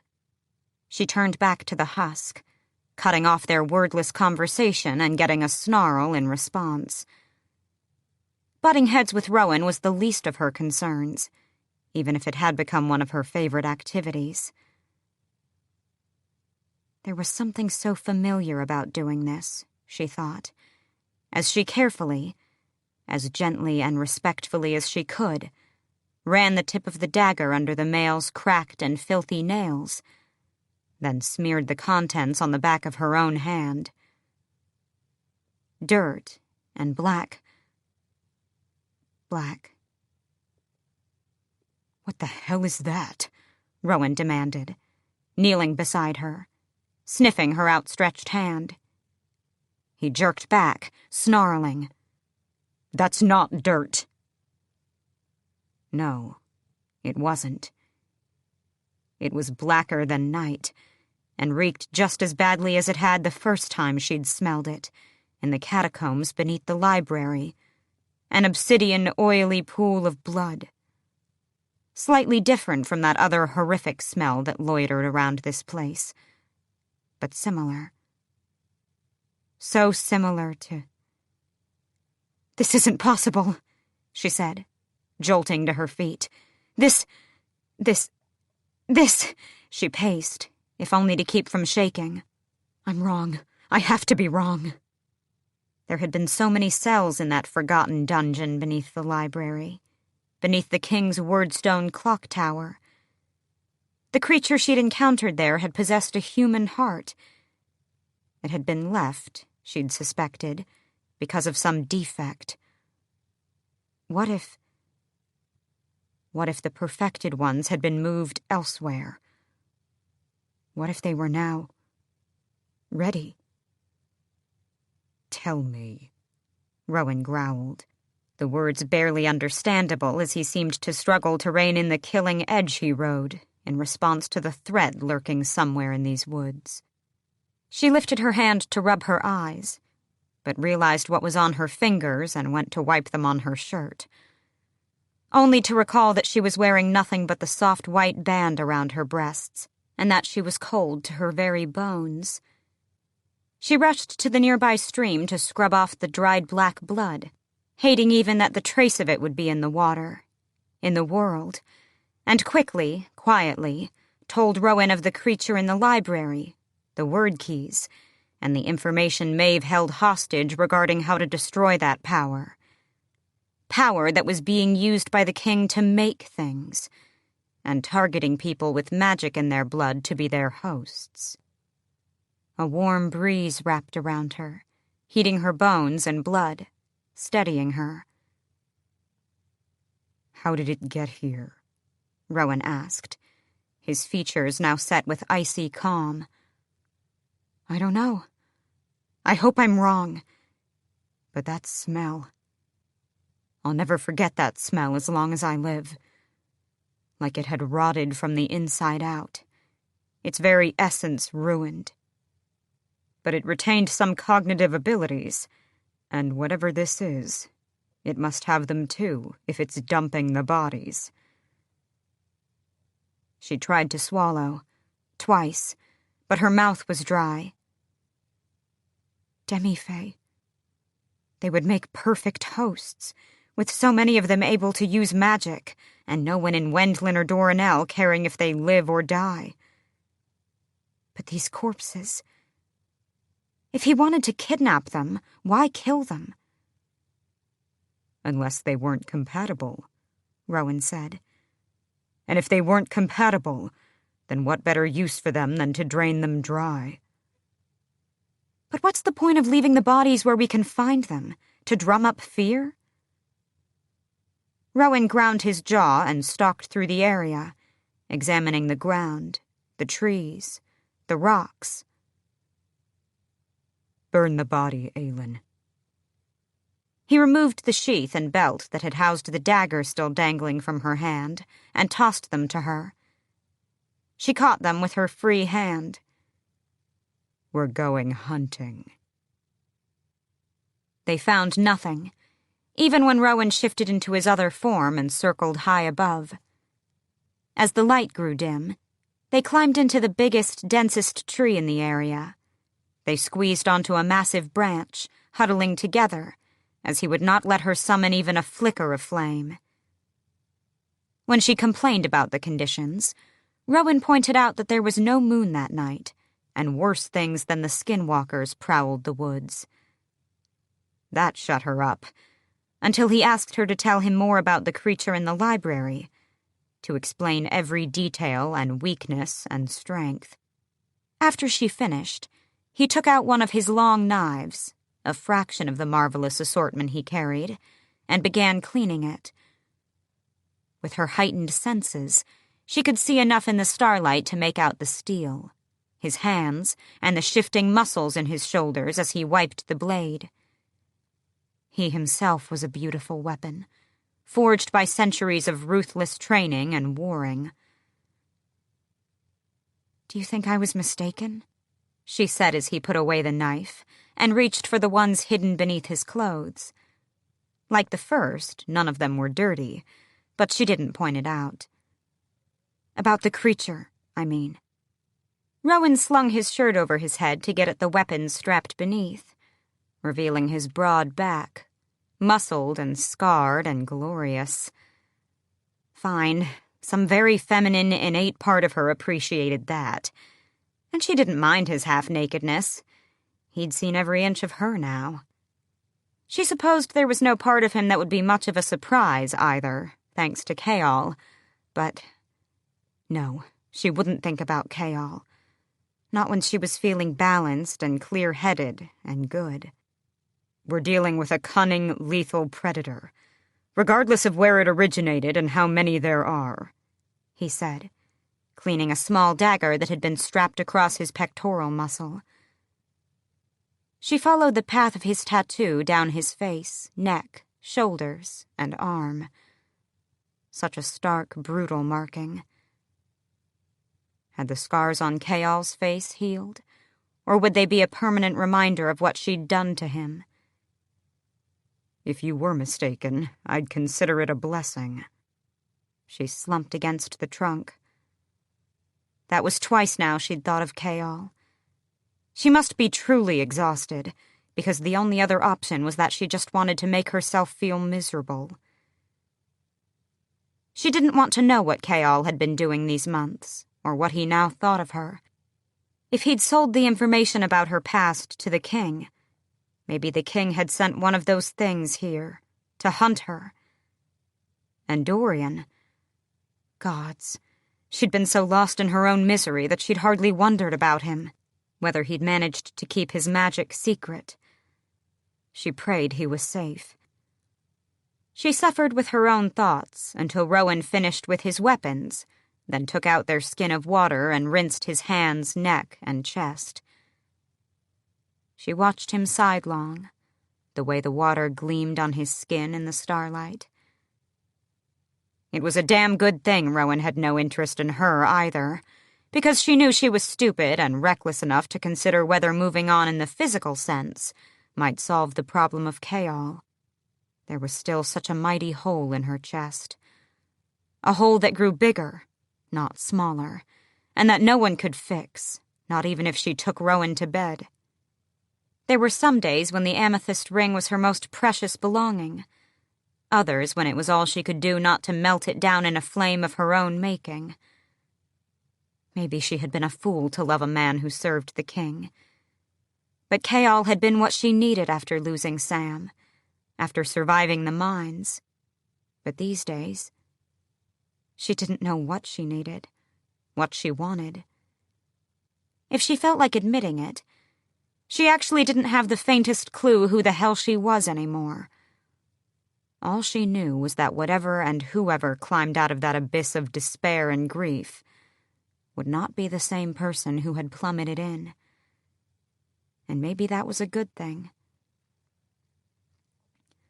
Rowan put his clothes back on and settled against the trunk, his body warm and solid against hers.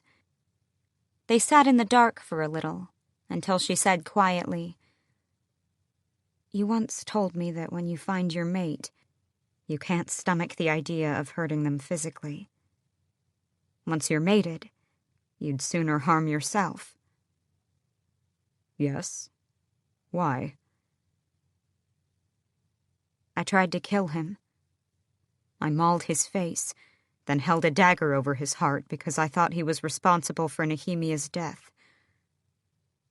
I would have done it if someone hadn't stopped me. If he'd truly been my mate, I wouldn't have been able to do that, would I? He was silent for a long while. You hadn't been in your Fae form for 10 years, so perhaps your instincts weren't even able to take hold. Sometimes, mates can be together intimately before the actual bond snaps into place. It's a useless hope to cling to, anyway. Do you want the truth? She tucked her chin into her tunic and closed her eyes. Not tonight. Chapter 46. Shielding her eyes from the glare, Celaena scanned the cliffs and the spit of beach far below. It was scorching, with hardly a breeze, but Rowan remained in his heavy pale gray jacket and wide belt, vambraces strapped to his forearms. He'd deigned to give her a few of his weapons that morning, as a precaution. They'd returned to the latest site at dawn to retrace their steps, and that was where Celaena had picked up a trail. Well, she'd spied a droplet of dark blood on a nearby rock, and then Rowan had followed the scent back toward the cliffs. She looked down the beach, at the natural-cut arches of the many caves along its curving length. But there was nothing here, and the trail, thanks to the sea and wind and elements, had gone cold. They'd been here for the past half hour, looking for any other signs, but there was nothing. Nothing, except there, a sagging curve in the cliff edge, as if many pairs of feet had worn the lip down as they slid carefully over the edge. Rowan gripped her arm as she leaned to view the crumbled, hidden stair. She glared at him, but he didn't let go. "I'm trying not to be insulted," she said. "Look." There were hardly steps now, just lumps of rock and sand peppered with shrubs. The water beyond the beach was so clear and calm that a slight break could be seen in the barrier reef that guarded these shores. It was one of the few ways to make a safe landing here without shattering your boat, only wide enough for a small craft to pass through. No warships or merchant vessels would fit, undoubtedly one reason this area had never been developed. It was the perfect place, however, if you wanted to surreptitiously enter the country and stay hidden. She began sketching in the sandy earth, a long, hard line, then drew dot after dot after dot. "The bodies were dumped in streams and rivers," she said. "The sea was never far off," he said, kneeling beside her. "They could have dumped the bodies there, but then those bodies probably would drift back to the shore and prompt people to look along the beach. Look here," she said, pointing to the stretch of coastline she'd sketched, and where they were currently sitting, smack dab in the middle of it. "There are countless caves along this section of the shore." She indicated where the waves broke on the reef and the small, calm space between them. "It's an easy access point from—" She swore. She couldn't say it. There were no ships along here, but that didn't mean that one or two or more couldn't have come from Otterlin, sneaking in at night, and slipped in their violent, vicious cargo using smaller boats. Rowan stood. "We're leaving. Now."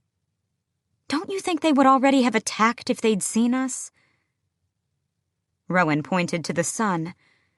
If he was about to tell her it wasn't safe for a queen to be throwing herself into danger, then he could— "If we're going to explore, then we're going to do it under cover of darkness. So we're going back to the stream, and we're going to find something to eat. And then, princess," he said with a wild grin. We are going to have some fun. Some god must have decided to take pity on them, because the rain started right after sunset, thundering clouds rolling in with a vengeance to conceal any sound they made as they returned to the beach and began a thorough search of the caves. But that was about where their favor from the gods ended, because what they found, while lying on their bellies on a narrow cliff overhanging a barren beach, was worse than anything they'd anticipated. It wasn't only monsters of the king's making. It was a host of soldiers. A few men came out of the massive cave mouth, which was camouflaged among the rocks and sand. They might have missed them, had it not been for Rowan's keen sense of smell. He did not have the words, he said, to describe what that smell was like. But she knew it. Celaena's mouth had gone dry, her stomach a knot as the dark figures slipped in and out of the cave with disciplined economic movements that suggested they were highly trained. They weren't rabid, half-feral monsters like the one in the library, or cold, flawless creatures like what she'd seen in the barrows, but mortal soldiers. All of them aware, disciplined, ruthless. The crabmonger, Celaena murmured to Rowan. In the village. He said he found weapons in his nets. They must be taking ships and then getting close enough to swim through the reef without attracting attention. We need to get a closer look. She raised her brows at Rowan, who gave her a hunter's smile. I knew you'd be useful someday. Rowan just snorted and shifted, a flicker of light that she hoped was gobbled up by the storm. He flapped over the cliff edge and glided across the water, nothing more than a predator looking for a meal, then circled back until he rested on a rock just beyond the breaking waves. She watched him hunt, moving toward the cave itself, an animal looking for shelter from the rain. And then, keeping close to the towering ceiling of the cave, he swept inside. She didn't breathe the entire time he was out of her sight. She counted the gaps between the thunder and the lightning, her fingers itching to grab onto the hilt of her sword. But at long last, Rowan swooped out of the cave in a leisurely flight. He made his way up to her, then flew past, heading into the woods. A message to follow. Carefully, she dragged herself through the dirt and mud and rocks until she was far enough away to slip between the trees. She followed Rowan for a ways, the forest growing denser, the rain masking all sounds. She found him standing with crossed arms against a gnarled pine. There are about 200 mortal soldiers and 3 of those creatures in the caves. There's a hidden network of them all along the shore. Her throat closed up. She made herself wait for him to go on. They are under the command of someone called General Narok. The soldiers all look highly trained, but they keep well away from the 3 creatures. Rowan wiped at his nose, and in the flash of lightning, she beheld the blood. You were right. The 3 creatures look like men, but aren't men. Whatever dwells inside their skin is... disgusting isn't the right word. It was as if my magic, my blood, my very essence was repelled by them. He examined the blood on his fingers. All of them seemed to be waiting. 3 of those things. Just one had nearly killed her. Waiting for what? Rowan's animal eyes glowed as they fixed on her. Why don't you tell me? The king never said anything about this. He... Had something gone wrong in Audorlin? Had Chaol somehow told the king who and what she was, and the king sent these men here to... No. It had to have taken weeks, months to get these creatures smuggled here. Send word for Wendland's forces. Warn them right now. Even if I reached Vera's tomorrow, it would take over a week to get here on foot. Most of the units have been deployed in the north all spring. We still need to warn them that they're at risk. Use your head. There are endless caves and places to hide along the western coastline. And yet they pick here, this access point. She visualized the map of the area. The mountain road will take them past the fortress. Her blood chilled, and even her magic, flickering in an attempt to soothe her, could not warm her, as she said, "No, not past. To the fortress. They're going after the demi-fae." A slow, grave nod. I think those bodies we found were experiments. To learn the weaknesses and strengths of the demi-fae. To learn which ones were compatible with whatever it is they do to warp beings. With these numbers, I'd suggest this unit was sent here to capture and retrieve the demi-fae, or to wipe out a potential threat. Because if they could not be converted and enslaved to Audorlin, then the demi-fae could be convinced to potentially fight for Wendlin in a war. They could be the strongest warriors in Wendlin's forces, and cause more than a bit of trouble for Audorlin as a result. She lifted her chin and said, "Then right now we'll go down to that beach and unleash our magic on them all, while they're sleeping." She turned, even as part of her soul started bucking and thrashing at the thought of it. Rowan grabbed her elbow. If I had thought there was a way to do it, I would have suffocated them all. But we can't, not without endangering our lives in the process. Believe me, I can and I will. They were Audorlin's soldiers. They had butchered and pillaged and done more evil than she could stomach. She could do it. She would do it. No. You physically cannot harm them, Aelin, not right now.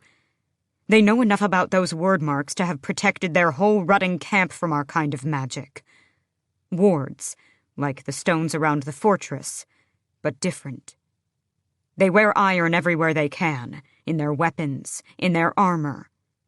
They know their enemy well. We might be good, but we can't take them on alone and walk out of those caves alive. Celaena paced, running her hands through her rain-wet hair, and then realized he hadn't finished. "Say it," she demanded. Narok is in the very back of the caves, in a private chamber. He is like them, a creature wearing the skin of a man. He sends out his 3 monsters to retrieve the demi-fae, and they bring them back to the cave for him to experiment on. She knew then why Rowan had moved her into the trees, far from the beach. Not for safety, but because there was a demi-fae in there right now. I tried to cut off her air, to make it easier for her, Rowan said. But they have her in too much iron, and she won't make it through the night even if we go in there now. She is already a husk, barely able to breathe. There is no coming back from what they've done. They've fed on the very life of her, trapping her in her mind, making her relive what horrors and miseries she'd already encountered. Even the fire in her blood froze. "If it truly fed on me that day in the barrows," she whispered, "if I hadn't managed to escape, it would have drained me like that." A low, confirming growl rippled out of Rowan. Nauseated, Celaena scrubbed at her face, tipped her head back to the rain trickling in from the canopy above, then finally took a long breath and faced Rowan. "We cannot kill them with our magic while they are encamped. Wendlin's forces are too far away, and Narok is going after the Demi-Fae with 3 of those monsters plus 200 soldiers. She was thinking aloud, but Rowan nodded anyway. How many of the sentries at Mistward have actually seen battle? 30 or less, and some, like Malachi, are too old, but will fight anyway, and die. Rowan walked deeper into the woods. She followed him, if only because she knew if she took 1 step closer to the beach, she would go after that female. From the tension in Rowan's shoulders, she knew he felt the same.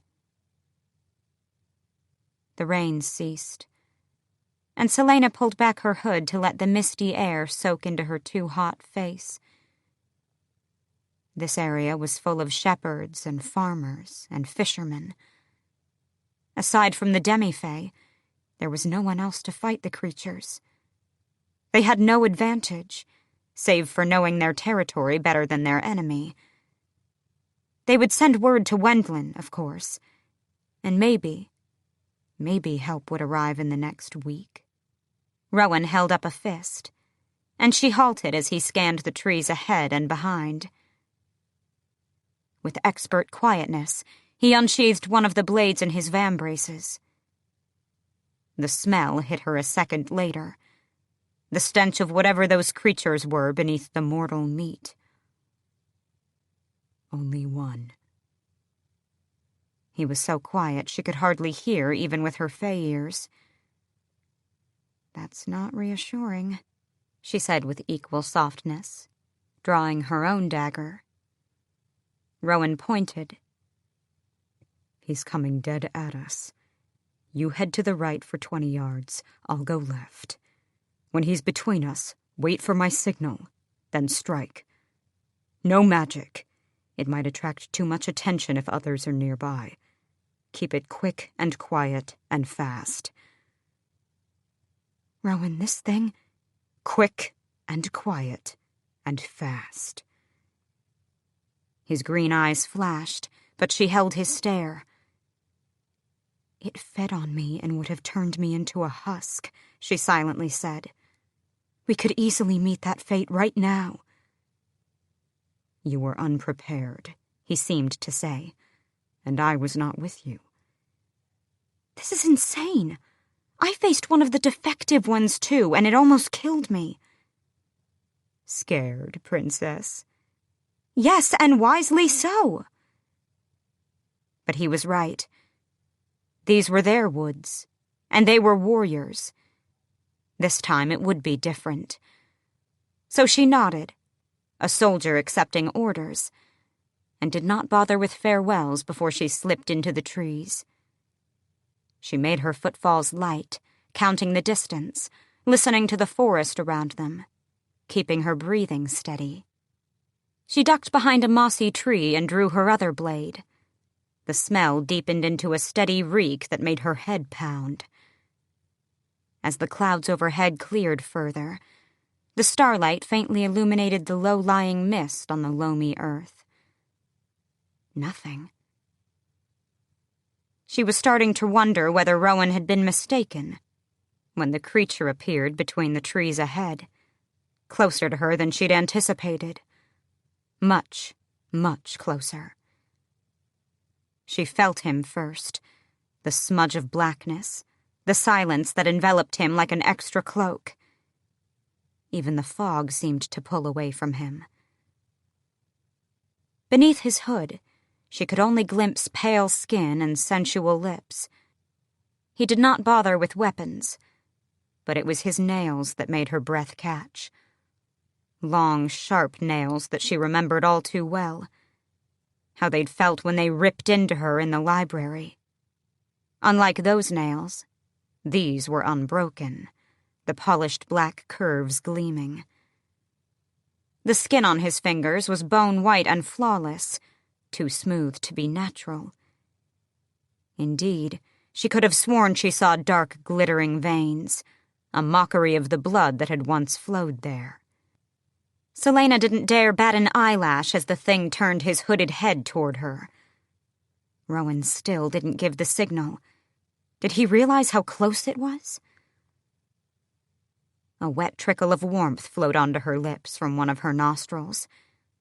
She tensed, bracing herself, and wondered how fast he could move and how deeply she would have to slice with her long knives. The sword would be a last resort, as it was more cumbersome, even if using the knives meant getting in close. He scanned the trees, and Celaena pressed behind hers. The creature beneath the library had torn through metal doors as if they were curtains, and it knew how to use the word marks. She glanced out in time to see him step toward her tree, the movement deadly elegant and promising a long, painful end. He had not had his mind broken. He still retained the ability to think, to calculate. These things were so good at their work. It seemed that the king had thought only 3 were necessary here. How many others remained hidden on her continent? The forest had fallen so still that she could hear a huffing sound. He was scenting her. Her magic flared, and she shoved it down. She didn't want her magic touching this thing, with or without Rowan's command. The creature sniffed again, and took another step in her direction. Just like that day at the Barrows, the air began to hollow out, pulsing against her ears. Her other nostril began to bleed. Shit. The thought hit her then, and the world stumbled. What if it had gotten to Rowan first? She dared another glance around the tree. The creature was gone. Chapter 47. Celaena silently swore, scanning the trees. Where in hell had the creature gone? The rain began again, but the dead scent still clung to everything. She lifted her long dagger to angle it in Rowan's direction, to signal him to indicate whether he was breathing. He had to be. She would accept no other alternative. The blade was so clean she could see her face in it, see the trees and the sky and the creature now standing behind her. Celaena pivoted, swiping for its exposed side, one blade angled to sink straight into its ribs, the other slashing for the throat. A move she'd practiced for years and years, as easy as breathing. But its black, depthless eyes met hers, and Celaena froze. In her body, her mind, her soul. Her magic sputtered and went out. She scarcely heard the damp thud of her blades hitting the earth. The rain on her face dulled to a distant sensation. The darkness around them spread, welcoming, embracing, comforting. The creature pulled back the cowl of its cloak. The face was young and male, unearthly perfection. Around his neck, a torque of dark stone. Wordstone, she vaguely recalled, gleamed in the rain. This was the god of death incarnate. It was not with any mortal man's expression or voice that he smiled and said, "You." She couldn't look away. There were screams in the darkness, screams she had drowned out for so many years, but now they beckoned. His smile widened, revealing 2 white teeth, and he reached a hand for her throat. So gentle, those icy fingers, as his thumb brushed her neck, as he tilted her face up to better stare into her eyes. "Your agony tasted like wine," he murmured, peering into the core of her. Wind was tearing at her face, her arms, her stomach, roaring her name. But there was eternity and calm in his eyes, a promise of such sweet darkness, and she could not look away. It would be a blessed relief to let go. She needed only surrender to the dark, just as he asked. "Take it," she wanted to say. tried to say. Take everything. A flash of silver and steel pierced the inky veil. And another creature, a monster made of fangs and rage and wind, was there, ripping her away. She clawed at him, but he was ice. He was... Rowan. Rowan was hauling her away, shouting her name, but she couldn't reach him, couldn't stop that pull toward the other creature. Teeth pierced the spot between her neck and shoulder, and she jerked, latching onto the pain as if it were a rope yanking her out of that sea of stupor. Up, until... Rowan crushed her against him with one arm, sword out, her blood dripping down his chin as he backed away from the creature that lingered by the tree. Pain. That was why the body that morning had been marred. The demi-fae had tried to use physical pain to break free of these things, to remind the body of what was real and not real. The creature huffed a laugh. Oh, gods, it had placed her in its thrall. That swiftly, that easily. She hadn't stood a chance, and Rowan wasn't attacking because in the dark, with limited weapons against an enemy who did not need blades to kill them, even Rowan was outmatched.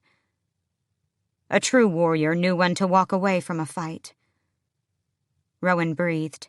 We have to run. There was another low laugh from the creature, who stepped closer. Rowan pulled them farther back. You can try, it said in that voice that did not come from her world. That was all Celaena needed to hear. She flung out her magic. A wall of flame sprang up as she and Rowan sprinted away, a shield into which she poured every ounce of will and horror and shame, damning the consequences. The creature hissed, but she didn't know if it was due to the light stinging its eyes or merely frustration. She didn't care. It bought them time, a whole minute hurtling uphill through the trees. Then crashing came from behind, that reeking stain of darkness spreading like a web. Rowan knew the woods, knew how to hide their trail. It bought them more time and distance. The creature stalked them, even as Rowan used his wind to blow their scent away. Mile after mile they ran, until her breath was like shards of glass in her lungs, and even Rowan seemed to be tiring. They weren't going to the fortress. No, they wouldn't lead this thing within 10 miles of there. Rather, they headed into the Cambrian mountains, the air growing chilled, the hills steeper. Still the creature followed. He won't stop, Celaena panted, as they hauled themselves up a harrowing incline, almost on all fours. She pushed against the urge to fall to her knees and vomit. He's like a hound on a scent. Her scent. Far below, the thing prowled after them. Rowan bared his teeth, rain sluicing down his face. Then I'll run him down until he drops dead. Lightning illuminated a deer path atop the hill. Rowan, she panted. Rowan, I have an idea. Celaena wondered if she still had a death wish, or perhaps the god of death just liked to play with her too much. It was another uphill trek to the trees whose bark had been skinned off. And then she made herself a merry fire and burned a torch beside a forgotten road, the light shining through those skinless trees. Far below, she prayed that Rowan was keeping the creature occupied the way she'd told him to, leading it in circles with the scent on her tunic. Scream! Went the wetting stone down her dagger as she perched atop a large rock. Despite her incessant trembling, she hummed as she sharpened, a symphony she'd gone to see performed in Rifthold every year until her enslavement.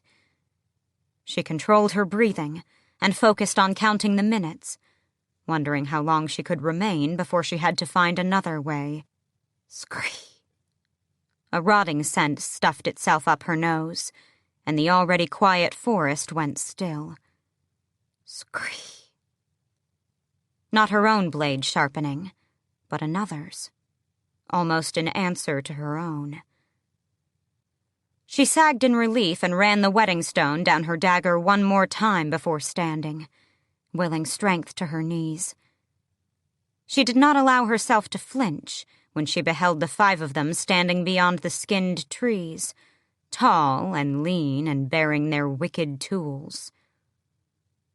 "Run," her body screamed, but she held her ground, lifted her chin, and smiled into the dark. "I'm glad you received my invitation." Not a hint of sound or movement.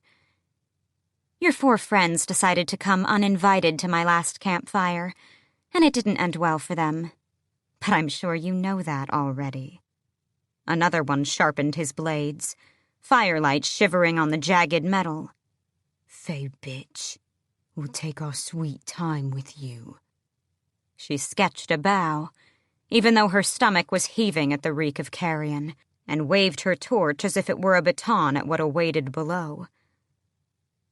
"Oh, I certainly hope you do," she said. Before they could surround her, she burst into a sprint. Celaena knew they were near not because of the crashing brush or the whip of their blades through the air, but from the stench that tore gnarled fingers through her senses. Clutching her torch in one hand, she used the other to keep herself aloft as she bounded down the steep road, dodging rocks and brambles and loose stones. It was a mile down to where she'd told Rowan to lead the creature, a mad flight through the dark. Ankles and knees barking in protest, she leapt and ran, the skinwalkers closing in around her like wolves on a deer. The key was not to panic. Panic made you stupid. Panic got you killed. There was a piercing cry, a hawk screech. Rowan was exactly where they'd planned, the king's creature perhaps a minute behind and slinking through the brush. Right by the creek, where she dumped her torch, right where the road curved around a boulder. The ancient road went one way, but she went another. A wind shoved past, going in the direction of the road. She threw herself behind a tree, a hand over her mouth to keep her jagged breaths contained as the wind pushed her scent away. A heartbeat later, a hard body enveloped hers, shielding and sheltering. And then the 5 pairs of bare feet slithered along the road, after the scent that now darted and hurtled down to the creature running right at them. She pressed her face into Rowan's chest. His arms were solid as walls, his assortment of weapons just as reassuring. At last, he tugged at her sleeve, nudging her upward, to climb. In a few deft movements, she hauled herself up the tree to a wide branch near its top. A moment later, Rowan was behind her, sitting against the trunk. He pulled her against him, her back to his chest as he folded his arms around her, hiding her scent from the monsters raging below. A minute passed before the screaming began. Bleeding shrieks and shouts and roars of 2 different sets of monsters who knew death was upon them. And the face it bore was not kind. For the better part of half an hour, the creatures fought in the rainy dark until those wretched shrieks turned victorious, and the unearthly roars sounded no more. Celaena and Rowan held tight to each other, and did not dare close their eyes for the entirety of the night. Chapter 48. There was no uproar, no hysteria when they told the fortress what they'd discovered. Malachi immediately dispatched messengers to Wendlin's king to beg for help, to the other demi-fae settlements to order those who could not fight to flee, and to the healer's compound to help every single patient who was not bedbound evacuate. Messengers returned from the king, promising as many men as could be spared. It was a relief, Celaena thought, but a bit of a terror, too.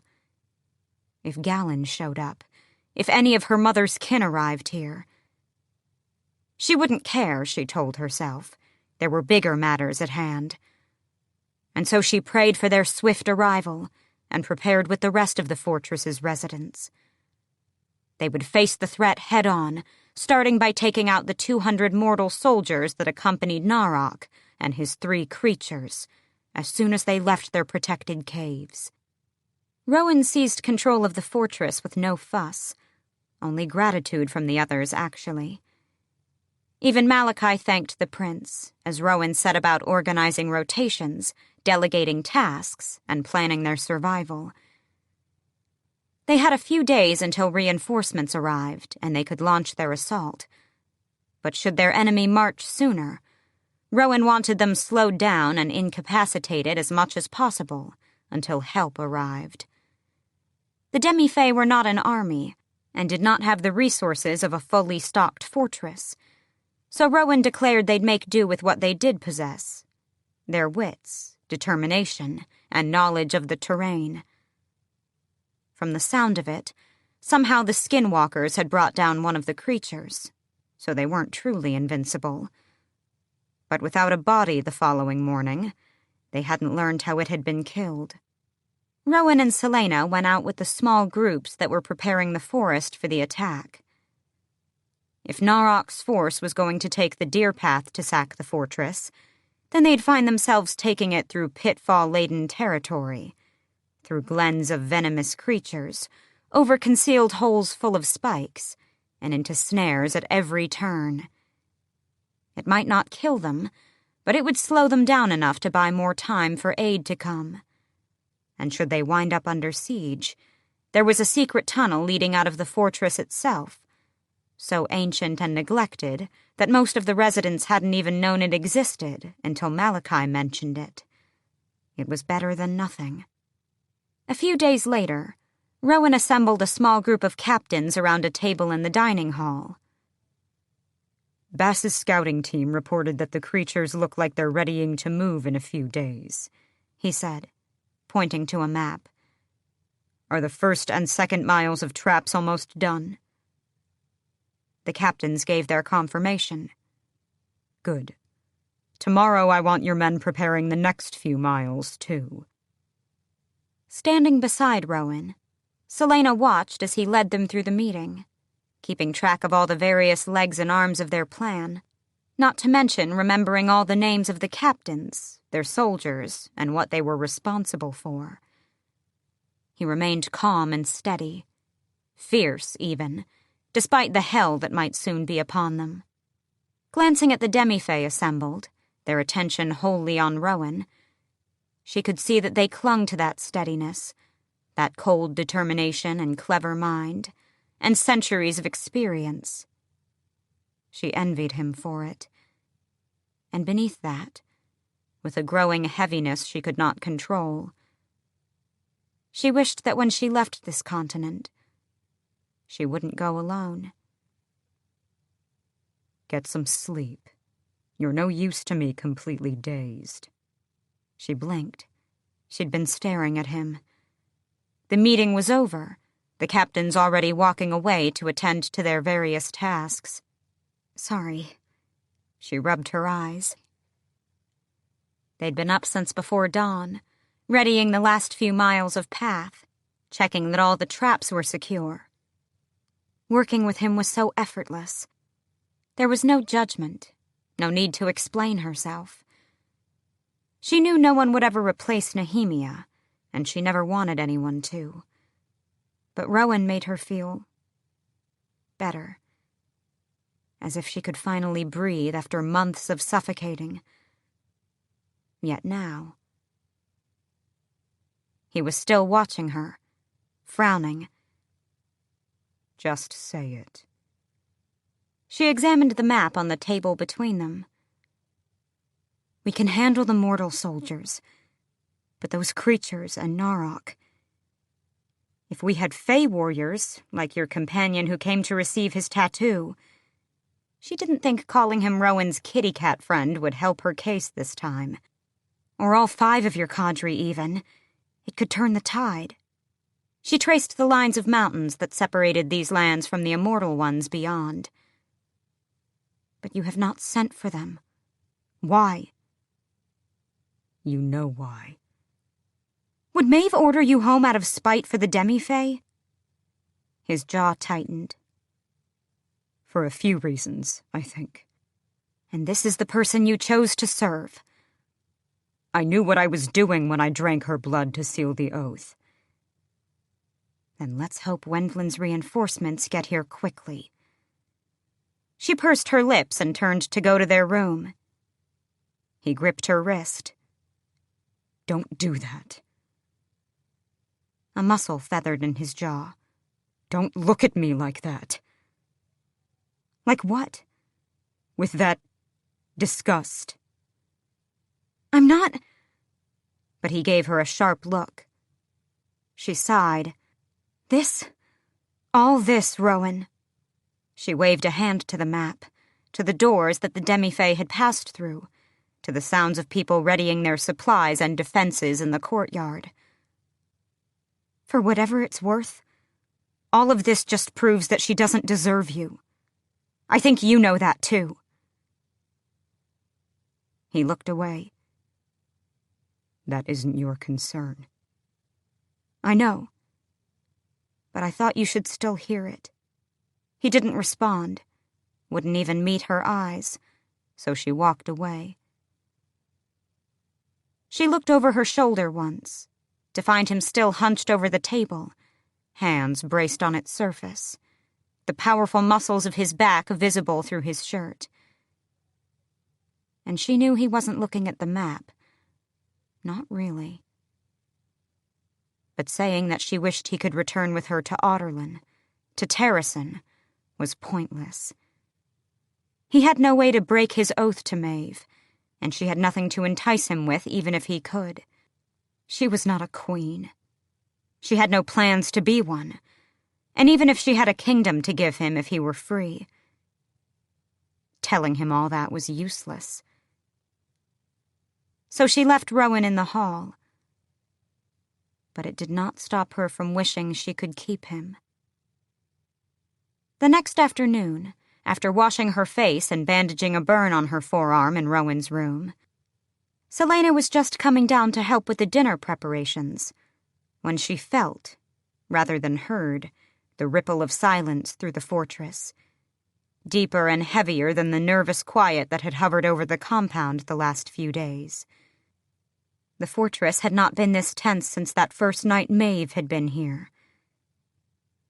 It was too soon for her aunt to be checking on her.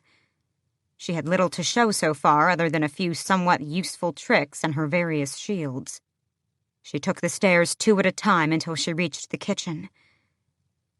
If Maeve learned about the invasion and ordered Rowan to leave, breathing, thinking, those were the key tools to enduring this encounter. The heat and yeasty scent hit her as she bounded down the last steps, slowing her gait, lifting her chin, even though she doubted her aunt would condescend to meet in the kitchen, unless she wanted her unbalanced. But Maeve was not in the kitchen.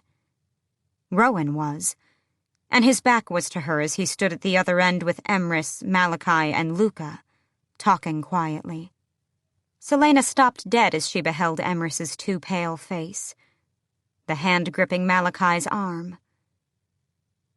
As Rowan turned to her, lips thin and eyes wide with shock and horror and grief, the world stopped dead too. Rowan's arms hung slack at his sides, his fingers clenching and unclenching.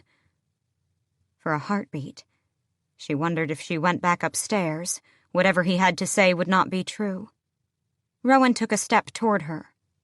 1 step, and that was all it took before she began shaking her head, before she lifted her hands in front of her as if to push him away. "Please," she said, and her voice broke. "Please." Rowan kept approaching, the bearer of some inescapable doom, and she knew that she could not outrun it, and could not fall on her knees and beg for it to be undone. Rowan stopped within reach, but did not touch her, his features hardening again. Not from cruelty, because he knew, she realized, that one of them would have to hold it together. He needed to be calm. He needed to keep his wits about him for this. Rowan swallowed once. Twice. There was an uprising at the Celaena labor camp, he said. Her heart stumbled on a beat. After Princess Nehemia was assassinated, they say a slave girl killed her overseer and sparked an uprising. The slaves seized the camp. He took a shallow breath. The king of Audiobook sent 2 legions to get the slaves under control. And they killed them all. The slaves killed his legions? A push of breath. There were thousands of slaves in Celaena. All of them together would be a mighty force, even for 2 of Audiobook's legions. With horrific gentleness, Rowan grasped her hand. No. The soldiers killed every slave in Celaena. A crack in the world, through which a keening wail pushed in like a wave.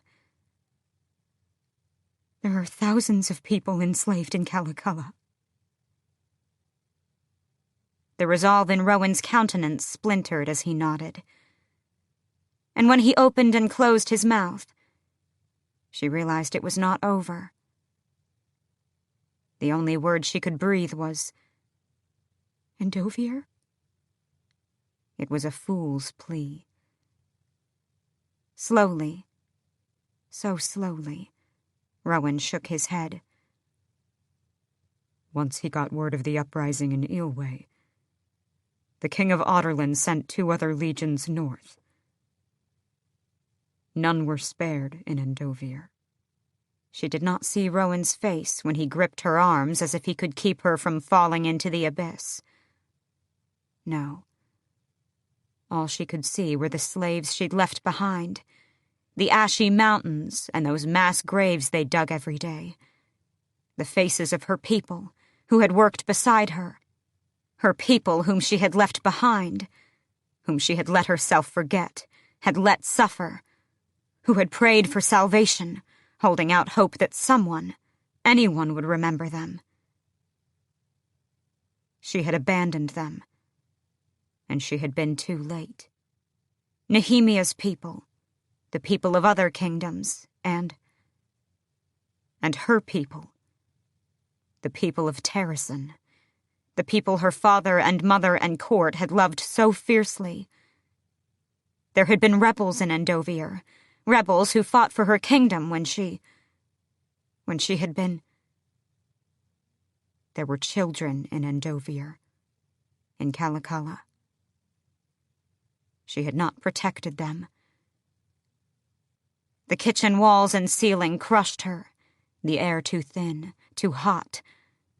Rowan's face swam as she panted, faster and faster. He murmured her name too softly for the others to hear. And the sound of it, that name that had once been a promise to the world, the name she had spat on and defiled, the name she did not deserve. She tore off his grip, and then she was walking out the kitchen door, across the courtyard, through the ward stones, and along the invisible barrier, until she found a spot just out of sight of the fortress. The world was full of screaming and wailing, so loud she drowned in it.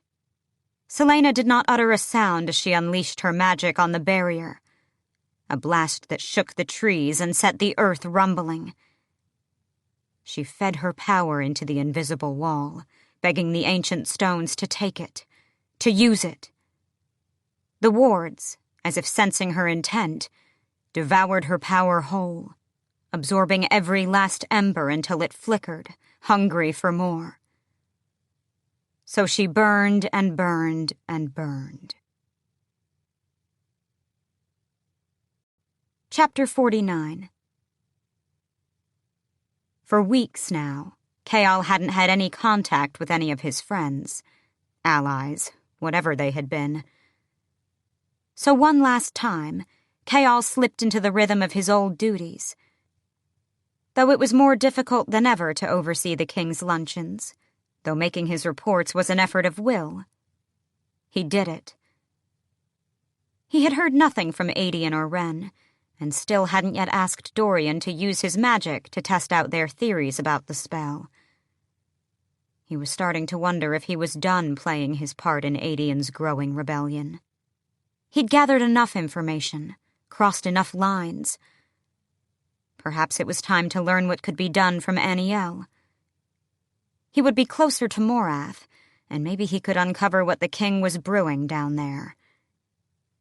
The king had accepted his plans to take up his mantle as heir to Aniel with hardly any objections. Soon he was to present options for a replacement. Chaol was currently standing guard at a state luncheon in the Great Hall, which Adian and Dorian were both attending. The doors had been thrown open to welcome in the spring air, and Chaol's men were standing at each one, weapons at the ready. Everything was normal. Everything was going smoothly, until the king stood, his black ring seeming to gobble up the midday sun streaming in through the towering windows. He lifted a goblet, and the room fell silent. Not in the way it did when Adian spoke. Chaol hadn't been able to stop thinking about what the general had said to him, about choosing a side, or what Dorian had said about his refusal to accept Celaena and the prince for what they really were. Over and over again, he'd contemplated it. But nothing could prepare Chaol, or anyone in that silent hall, as the king smiled to the tables below his dais and said, "Good news arrived this morning from Eelway and the north. The Celaena slave rebellion has been dealt with." They'd heard nothing of it, and Chaol wished he could cover his ears as the king said, "We'll have to work to replenish the mines, there and in Andovier, but the rebel taint has been purged." Chaol was glad he was leaning against a pillar. It was Dorian who spoke, his face bone white. "What are you talking about?" His father smiled at him. "Forgive me. It seems the slaves in Celaena got it into their heads to start an uprising after Princess Nehemia's unfortunate death. We got it into our heads not to allow it, or any other potential uprisings. And as we didn't have the resources to devote to interrogating each and every slave to weed out the traitors..." Chaol understood what strength it took for Dorian not to shake his head in horror as he did the calculations, and understood just how many people had been slaughtered. "General Ashriver," the king said. Adian sat motionless. "You and your Bane will be pleased to know that since the purge in Andovier, many of the rebels in your territory have ceased their antics. It seems they did not want a fate similar to that of their friends in the mines." Chaol didn't know how Adian found the courage and will. But the general smiled and bowed his head. "Thank you, Majesty." Dorian burst into Sorsha's workroom. She jumped from her spot at the table, a hand on her chest. "Did you hear?" he asked, shutting the door behind him. Her eyes were red enough to suggest that she had. He took her face in his hands, pressing his brow against hers, needing that cool strength. He didn't know how he kept from weeping or vomiting or killing his father on the spot. But looking at her, breathing in her rosemary and mint scent, he knew why. "I want you out of this castle," he said. "I'll give you the funds, but I want you away from here as soon as you can find a way to go without raising suspicion." She yanked out of his grasp. "Are you mad?" No, he'd never seen anything more clearly. "If you stay, If we are caught, I will give you whatever money you need. No money you offer could convince me to leave. I'll tie you to a horse if I have to. I'm getting you out. And who will look after you? Who will make your tonics? You're not even talking to the captain anymore. How could I leave now? He gripped her shoulders. She had to understand. He had to make her understand. Her loyalty was one of the things he loved. But now, it would only get her killed. He murdered thousands of people in one sweep. Imagine what he'll do if he finds you've been helping me. There are worse things than death, Sorsha. Please, please just go. Her fingers found his, entwining tight. Come with me. I can't. It will get worse if I leave, if my brother is made heir. And I think I know of some people who might be trying to stop him. If I am here, perhaps I can help them in some way. Oh, Chaol. He understood completely now why he had sent Celaena to Wendlin. Understood that his return to Aniel. Chaol had sold himself to get Celaena to safety. If you stay, I stay, Sorsha said. You cannot convince me otherwise. Please, he said. Because he didn't have it in him to yell. Not with the deaths of those people hanging over him. Please. But she brushed her thumb across his cheek. Together. We'll face this together. And it was selfish and horrible of him. But he put up no further argument. Chaol went to the tomb for privacy. To mourn. To scream.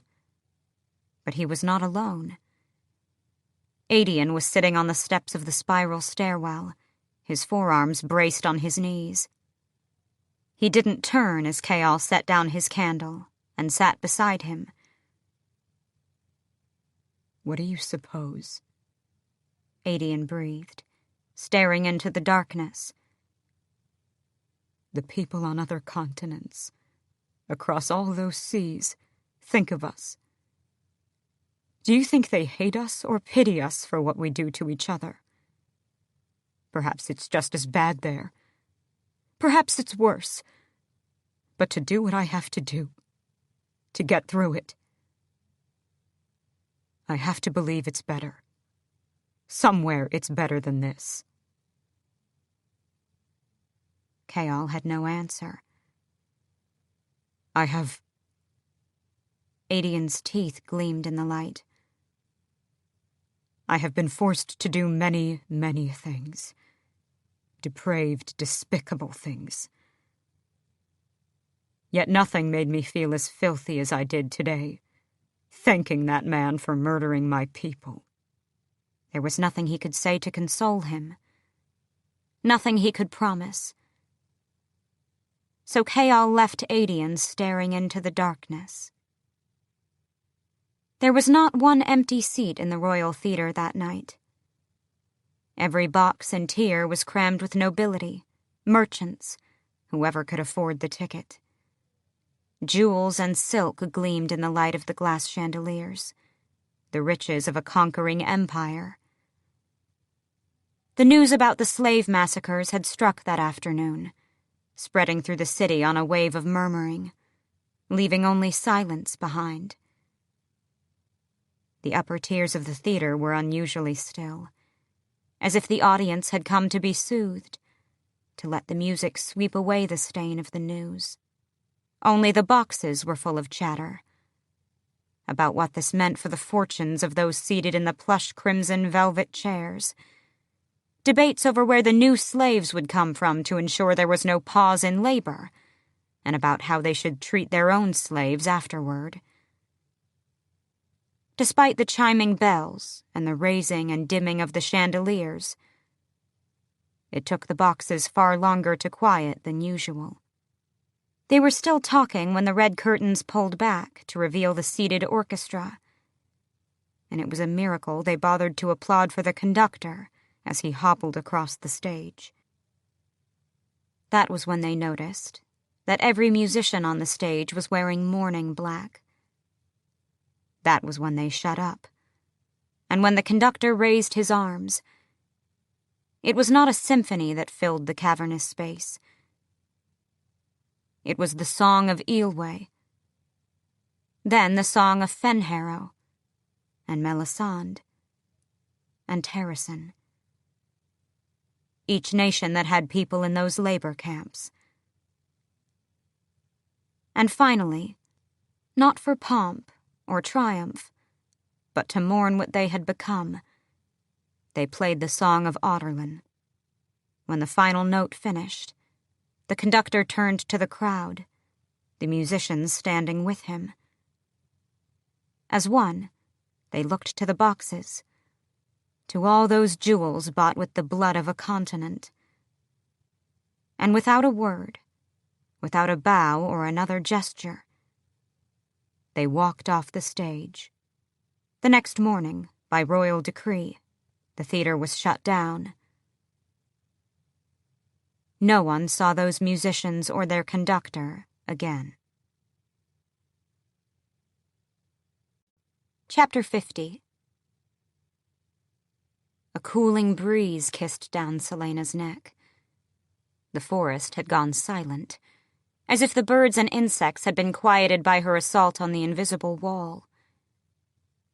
The barrier had gobbled down every spark of magic she'd launched at it, and now seemed to hum with fresh power. The scent of pine and snow wrapped around her, and she turned to find Rowan standing against a nearby tree. He'd been there for some time now, giving her space to work herself into exhaustion. But she was not tired, and she was not done. There was still wildfire in her mind, writhing, endless, damning. She let it dim to embers, let the grief and horror die down, too. Rowan said, "Word just arrived from Wendlin. Reinforcements aren't coming." "They didn't come 10 years ago," she said. Her throat raw, though she had not spoken in hours. Cold, glittering calm was now flowing in her veins. Why should they bother helping now? His eyes flickered. Aelin. When she only gazed into the darkening forest, he suddenly said, "You do not have to stay. We can go to Doranel tonight, and you can retrieve your knowledge from Maeve. You have my blessing." "Do not insult me by asking me to leave. I am fighting. Nehemia would have stayed. My parents would have stayed." They also had the luxury of knowing that their bloodline did not end with them. She gritted her teeth. "You have experience. You are needed here. You are the only person who can give the Demi-Fae a chance of surviving. You are trusted and respected. So I am staying, because you are needed, and because I will follow you to whatever end." And if the creatures devoured her body and soul, then she would not mind. She had earned that fate. For a long moment he said nothing, but his brows narrowed slightly. "To whatever end?" She nodded. He had not needed to mention the massacres, had not needed to try to console her. He knew. He understood without her having to say a word what it was like. Her magic thrummed in her blood, wanting out, wanting more. But it would wait. It had to wait until it was time, until she had Narok and his creatures in her sight. She realized that Rowan saw each of those thoughts and more as he reached into his tunic and pulled out a dagger. Her dagger. He extended it to her, its long blade gleaming as if he'd been secretly polishing and caring for it these months. When she grasped the dagger, its weight lighter than she remembered, Rowan looked into her eyes, into the very core of her, and said, Fireheart.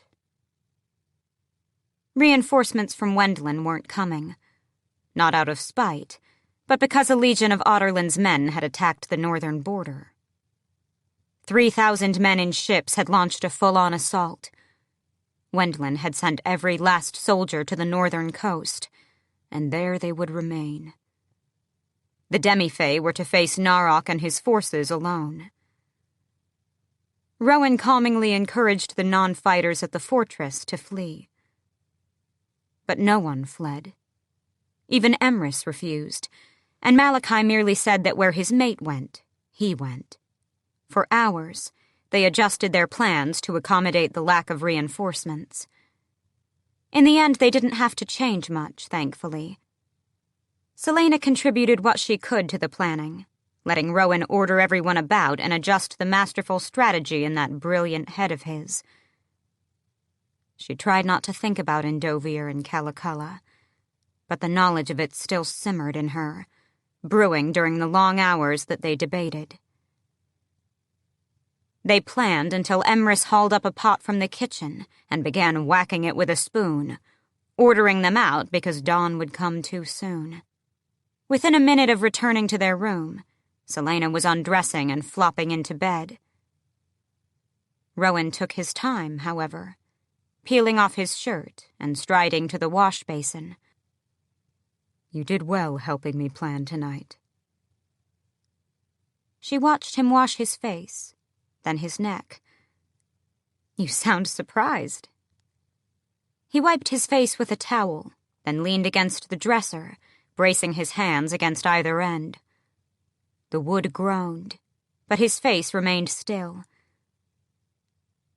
Fireheart, he had called her. Did he know what that name meant to her? She wanted to ask, still had so many questions for him. But right now, after all the news of the day, she needed to sleep. I sent word, Rowan said, letting go of the dresser and approaching the bed. She'd left the sword from the mountain cave on the bedpost, and its smoldering ruby now glinted in the dim light, as he ran a finger down the golden hilt. To my cadre, as you like to call them. She braced herself on her elbows. When? A few days ago. I don't know where they all are or whether they'll arrive in time. Maeve might not let them come, or some of them might not even ask her. They can be unpredictable, and it may be that I just get the order to return to Doranel and... You actually called for aid? His eyes narrowed. I just said that I did. She stood, and he retreated a step. What changed your mind? Some things are worth the risk. He didn't back away again as she approached and said with every ember left in her shredded heart, I claim you, Rowan Whitethorn. I don't care what you say and how much you protest. I claim you as my friend. He just turned to the wash basin again. But she caught the unspoken words that he'd tried to keep her from reading on his face. It doesn't matter. Even if we survive, when we go to Doranel, you will walk out of Maeve's realm alone. Emrys joined them, along with all the Demi-Fae at Mistward who had not been dispatched with messages, in traveling down to the healer's compound the next morning to help cart the patients to safety. Anyone who could not fight remained to help the sick and wounded, and Emrys declared he would stay there until the very end. So they left him, along with a small contingent of sentries in case things went very, very wrong. When Celaena headed off into the trees with Rowan, she did not bother with goodbyes. Many of the others did not say farewell either. It seemed like an invitation for death, and Celaena was fairly certain she wasn't on the good side of the gods. She was awoken that night by a large, calloused hand on her shoulder, shaking her awake. It seemed that death was already waiting for them. Chapter 51. "Get your sword and your weapons and hurry," Rowan said to Celaena, as she instantly came to her feet, reaching for the dagger beside the bed. He was already halfway across the room, slinging on his clothes and weapons with lethal efficiency. She didn't bother with questions. He would tell her what was necessary. She hopped into her pants and boots. "I think we've been betrayed," Rowan said, and her fingers caught on a buckle of her sword belt as she turned to the open window. Quiet. Absolute quiet in the forest. And along the horizon, a growing smear of blackness. "They're coming tonight," she breathed. "I did a sweep of the perimeter." Rowan stuffed a knife into his boot. "It's as if someone told them where every trap, every warning bell is located. They'll be here within the hour." "Are the wardstones still working?" She finished braiding her hair and strapped her sword across her back. "Yes, they're intact. I raised the alarm, and Malachi and the others are readying our defenses on the walls." A small part of her smiled at the thought of what it must have been like for Malachi to find a half-naked Rowan shouting orders in his room. She asked, "Who would have betrayed us?" "I don't know. And when I find them, I'll splatter them on the walls. But for now, we have bigger problems to worry about." The darkness on the horizon had spread, devouring the stars, the trees, the light. "What is that?" Rowan's mouth tightened into a thin line. "Bigger problems." The wardstones were the last line of defense before the fortress itself. If Narok planned to lay siege to Mistward, they couldn't outlast him forever. But hopefully the barrier would wear down the creatures and their power a bit. On the battlements, in the courtyard and atop the towers, stood the demi-fae. Archers would take down as many men as possible once the barrier fell, and they would use the oak doors of the fortress as a bottleneck into the courtyard. But there were still the creatures and Narok, along with the darkness that they carried with them. Birds and animals streamed past the fortress as they fled, an exodus of flapping wings, padding feet, claws clicking on stone.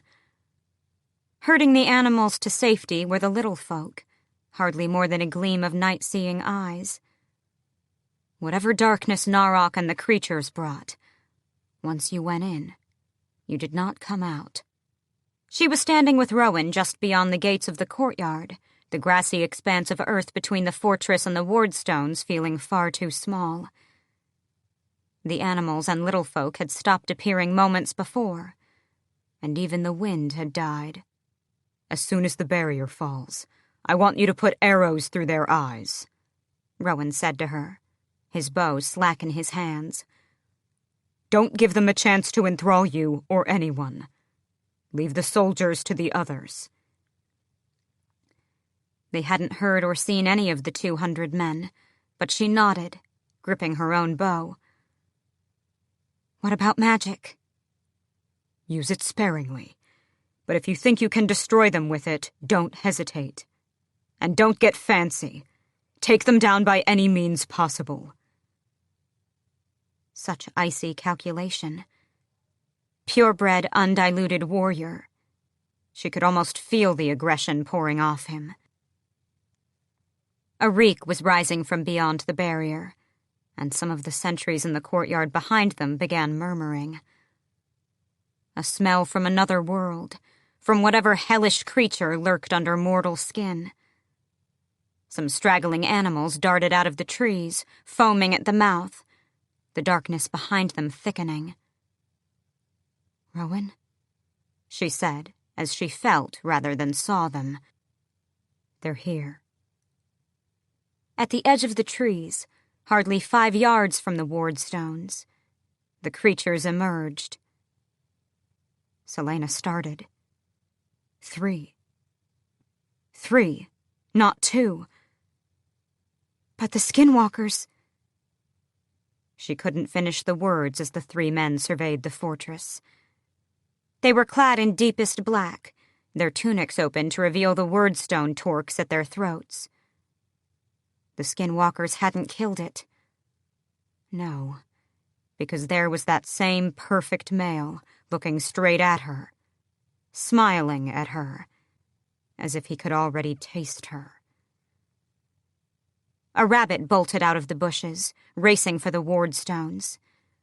Like the paw of a massive beast, the darkness behind the creatures lashed out, sweeping over the fleeing animal. The rabbit fell mid-leap, its fur turning dull and matted, bones pushing through as the life was sucked out of it. The sentries on the walls and towers stirred, some swearing. She had stood a chance of escaping the clutches of just one of those creatures. But all 3 together became something else. Something infinitely powerful. "The barrier cannot be allowed to fall," Rowan said to her. "That blackness will kill anything it touches." Even as he spoke, the darkness stretched around the fortress, trapping them. The barrier hummed, and the reverberations zinged against the soles of her boots. She shifted into her fey form, wincing against the pain. She needed the sharper hearing, the strength and healing. Still, the 3 creatures remained on the forest edge, the darkness spreading. No sign of the 200 soldiers. As one, the 3 half-turned to the shadows behind them and stepped aside, heads bowed. Then, stalking out of the trees, Narok appeared. Unlike the others, Narok was not beautiful. He was scarred and powerfully built, and armed to the teeth. But he, too, had skin carved with those glittering black veins, and wore that torque of obsidian. Even from this distance, she could see the devouring emptiness in his eyes. It seeped toward them like blood in a river. She waited for him to say something, to parley and offer a choice between yielding to the king's power or death, to give some speech to break their morale. But Narok looked upon Mistward with a slow, almost delighted sweep of the head, drew his iron blade, and pointed at the curving wardstone gates. There was nothing Celaena or Rowan could do, as a whip of darkness snapped out and struck the invisible barrier. The air shuddered, and the stones whined. Rowan was already moving toward the oak doors, shouting orders to the archers to ready themselves and use whatever magic they had to shield against the oncoming darkness. Celaena remained where she was. Another strike, and the barrier rippled. "Aelin!" Rowan snapped, and she looked over her shoulder at him. "Get inside the gates." But she slung her bow across her back, and when she raised her hand, it was consumed with fire. In the woods that night, it balked from the flame. "To use it, you'll have to get outside the barrier, or it'll just rebound against the walls." "I know," she said quietly. "The last time, you took one look at that thing and fell under its spell." The darkness lashed again. "It won't be like last time," she said. Eyes on Narok, on his 3 creatures. Not when she had a score to settle. Her blood heated, but she said, "I don't know what else to do." Because if that darkness reached them, then all the blades and arrows would be useless. They wouldn't have a chance to strike.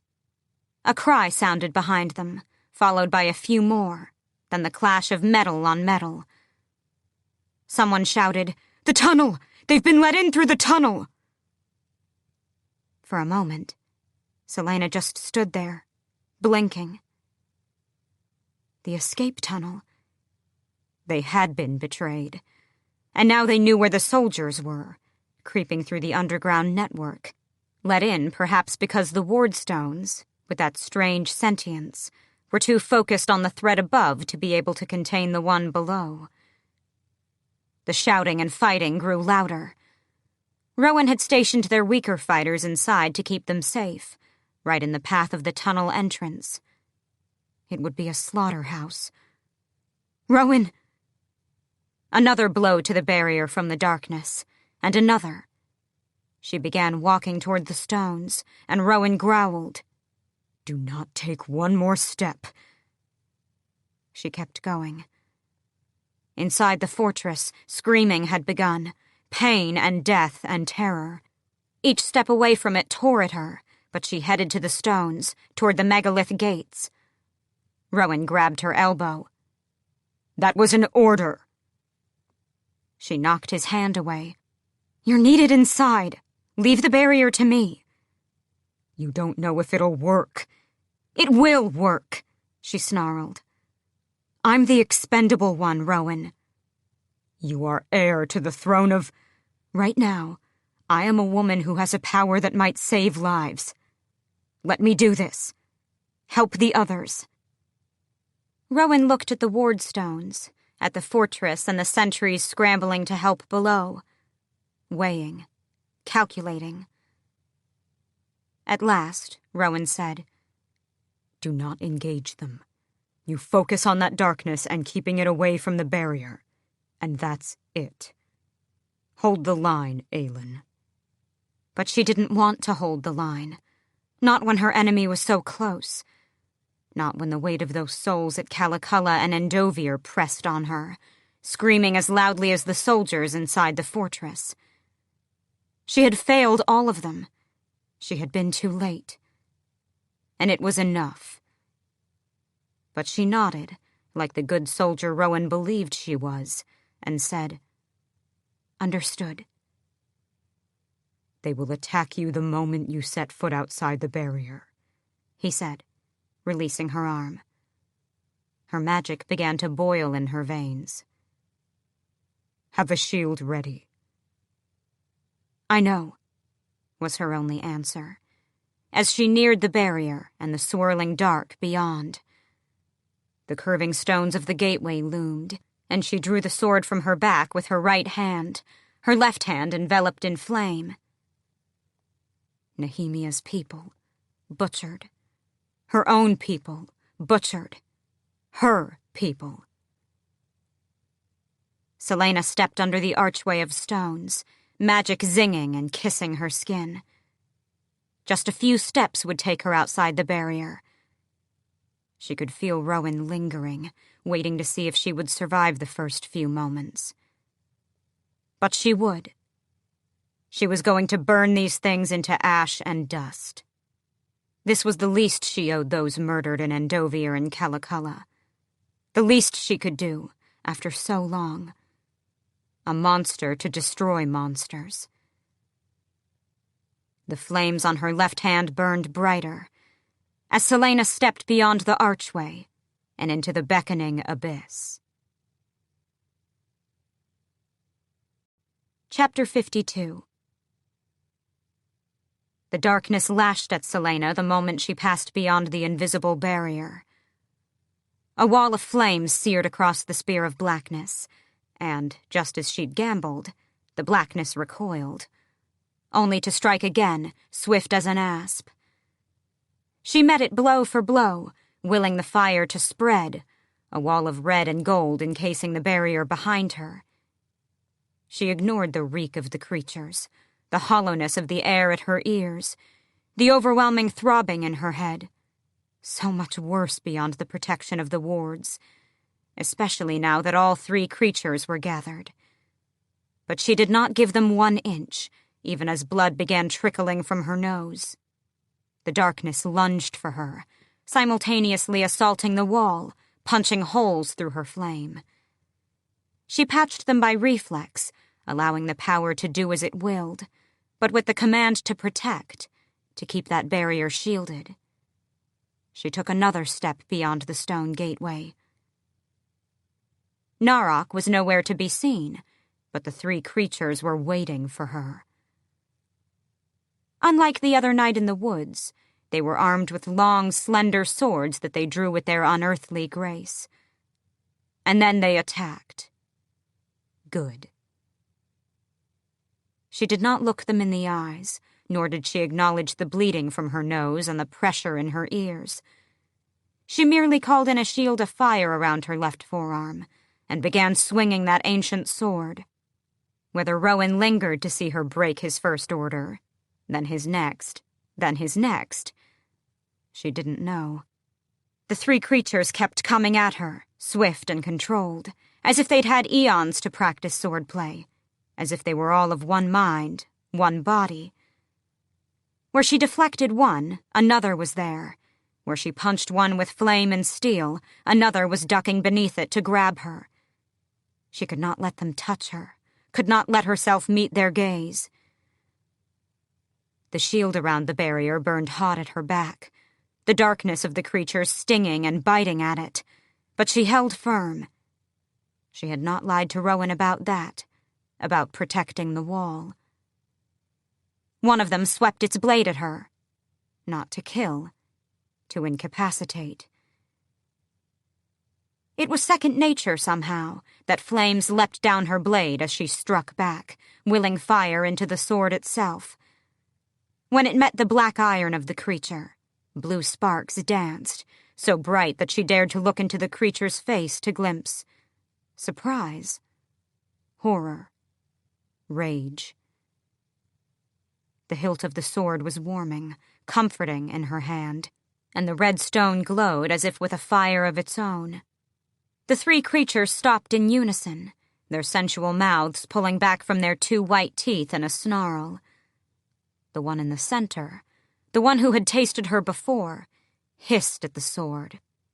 Goldrin. The darkness paused, and she used its distraction to patch her shields, a chill snaking up her spine even as the flames warmed her. She lifted the sword higher and advanced another step. But you are not Athril, beloved of the Dark Queen. One of them said. Another said, and you are not Brennan of the Wildfire. How do you... But the words caught in her throat as a memory struck, from months ago, a lifetime ago, of a realm that was in between, of the thing that lived inside Cain speaking. To her and Elena. Elena, daughter of Brannon. You were brought back, it said. All the players in the unfinished game. A game that had begun at the dawn of time, when a demon race had forged the word keys and used them to break into this world, and Maeve had used their power to banish them. But some demons had remained trapped in Aurelia and waged a second war centuries later, when Elena fought against them. What of the others, who had been sent back to their realm? What if the King of Otterlin, in learning of the keys, had also learned where to find them, where to harness them? Oh, gods. You are the Vogue, she breathed. The three things inside those mortal bodies smiled. We are princes of our realm. And what realm is that? She poured her magic into the shield behind her. The Vogue prince in the center seemed to reach toward her without moving an inch. She sent a punch of flame at him, and he curled back. A realm of eternal dark and ice and wind, he said. And we have been waiting a very, very long time to taste your sunshine again.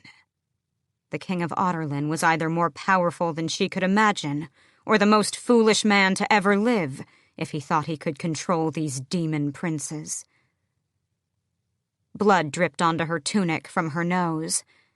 Their leader purred, "Once you let me in, girl, there shall be no more blood or pain."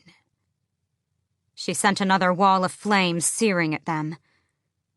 "Brannon and the others beat you into oblivion once," she said, though her lungs were burning.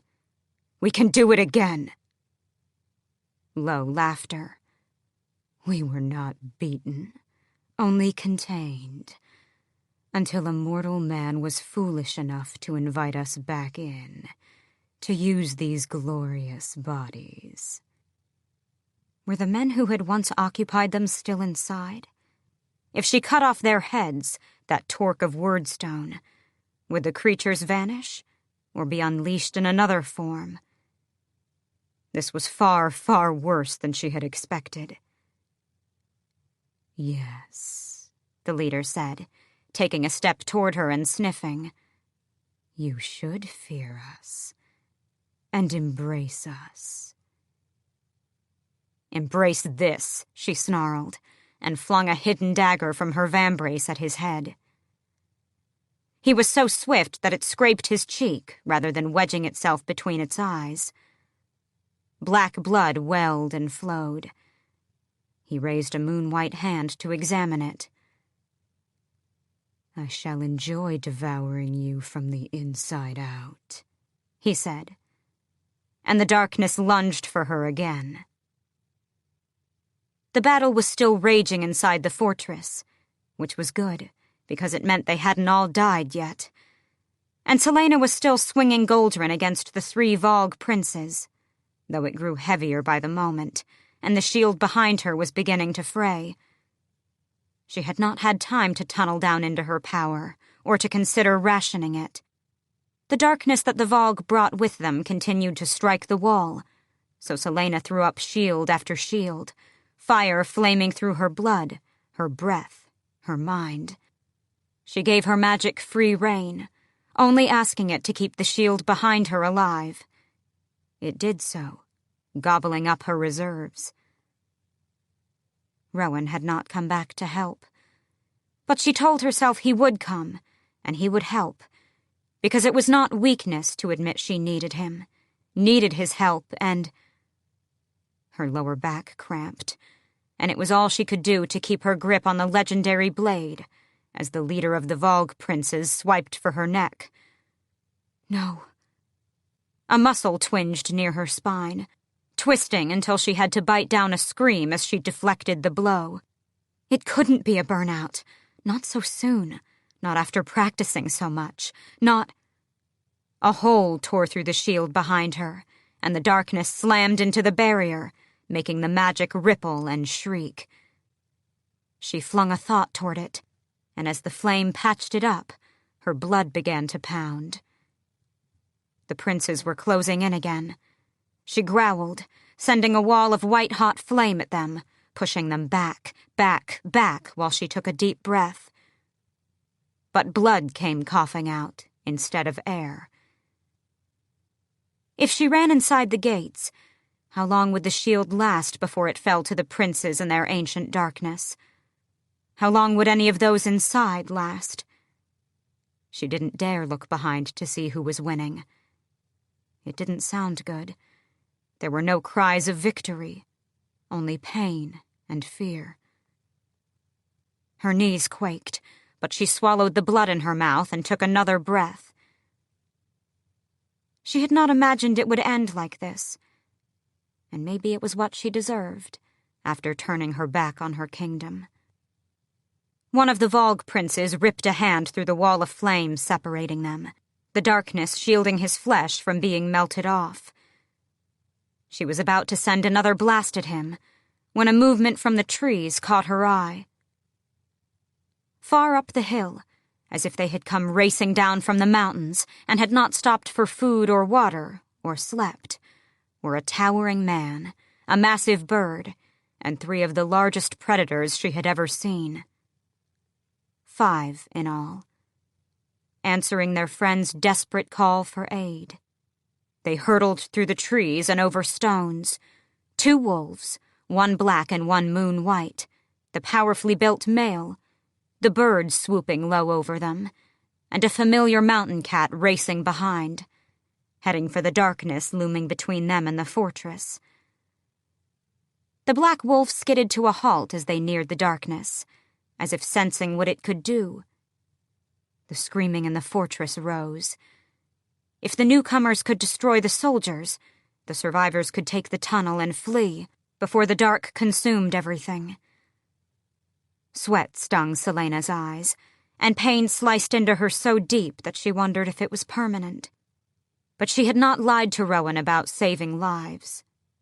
So she did not stop to doubt or consider as she flung the remnants of her power toward Rowan's 5 friends, a bridge of flame through the darkness, cleaving it in 2, a path toward the gates behind her. To their credit, Rowan's friends did not hesitate as they raced for it, the wolves leading the way, the bird, an osprey, close behind.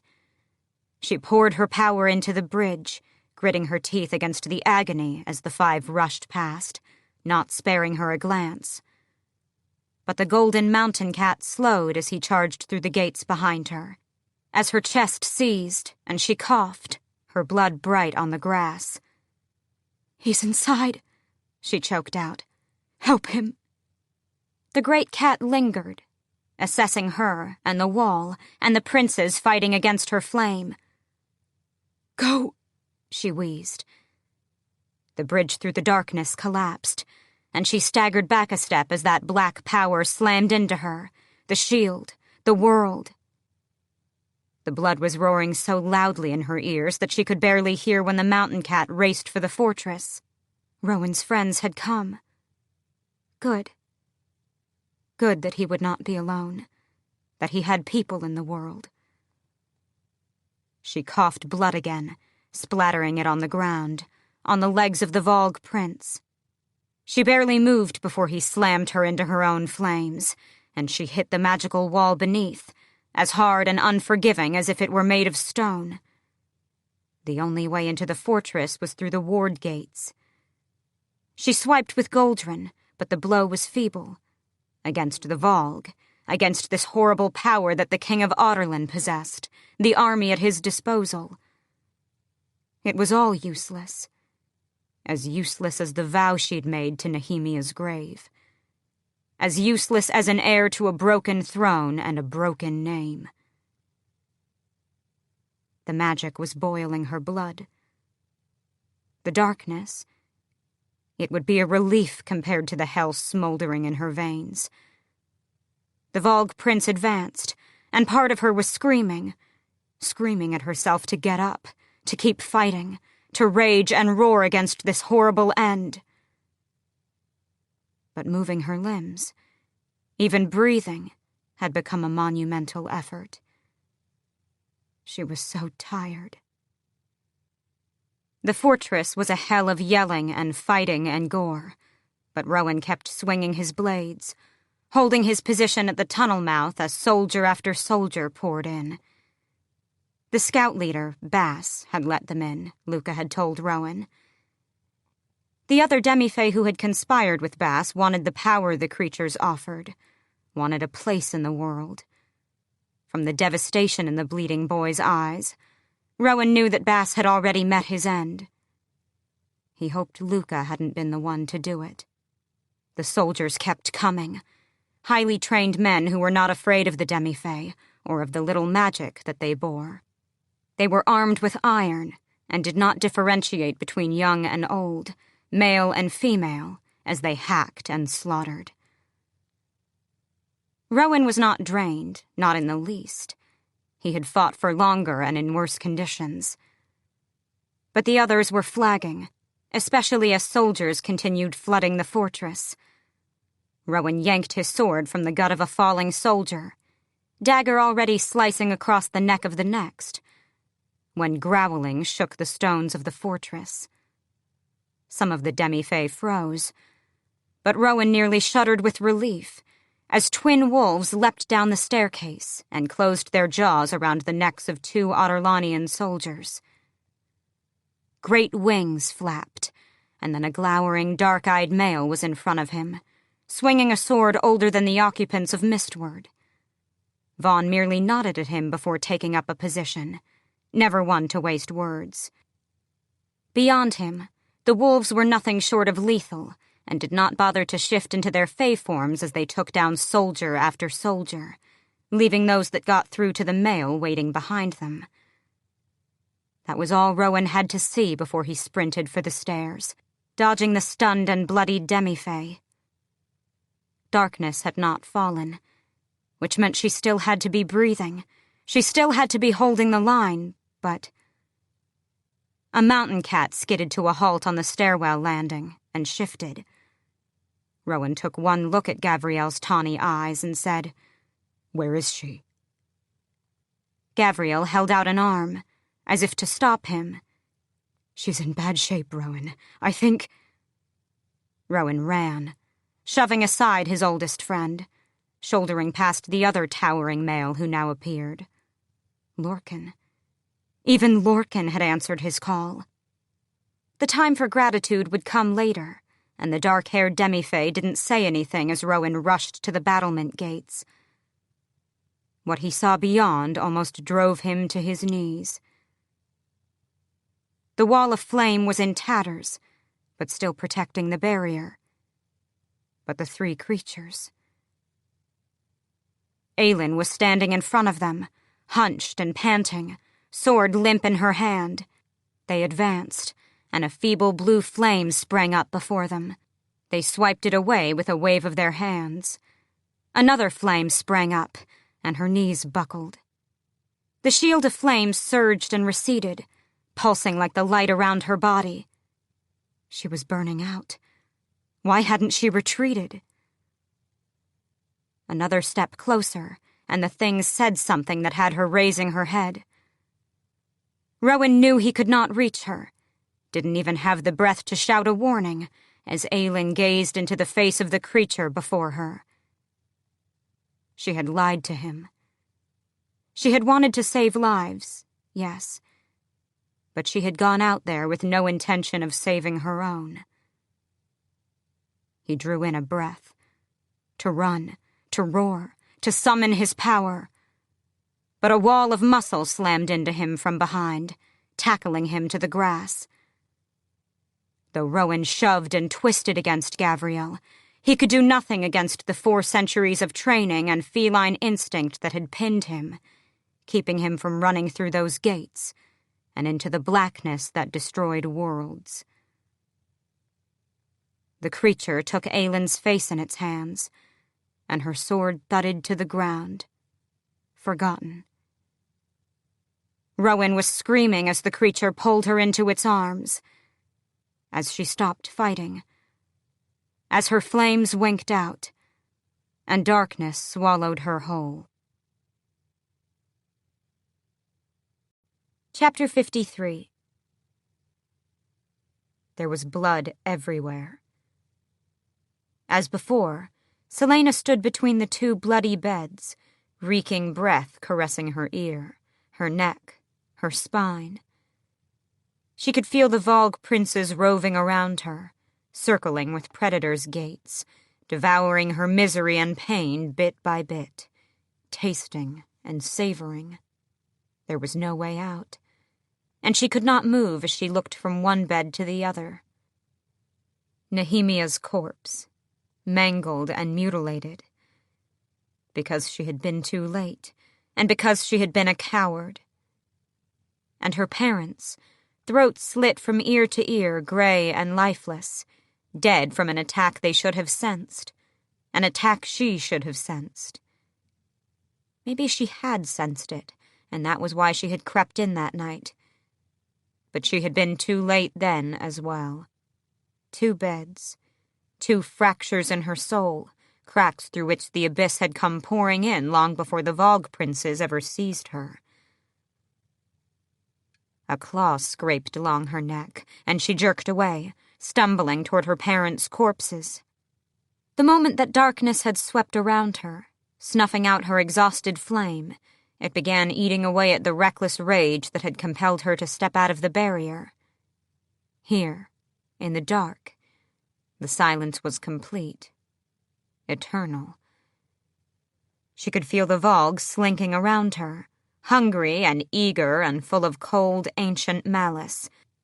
She'd expected to have the life sucked from her instantly, but they had just stayed close in the dark, brushing up against her like cats, until a faint light had formed, and she'd found herself between these two beds.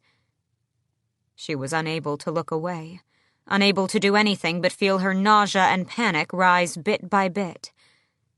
And now, though her body remained unmoving on the bed, Nehemia's voice whispered, "Coward." Celaena vomited.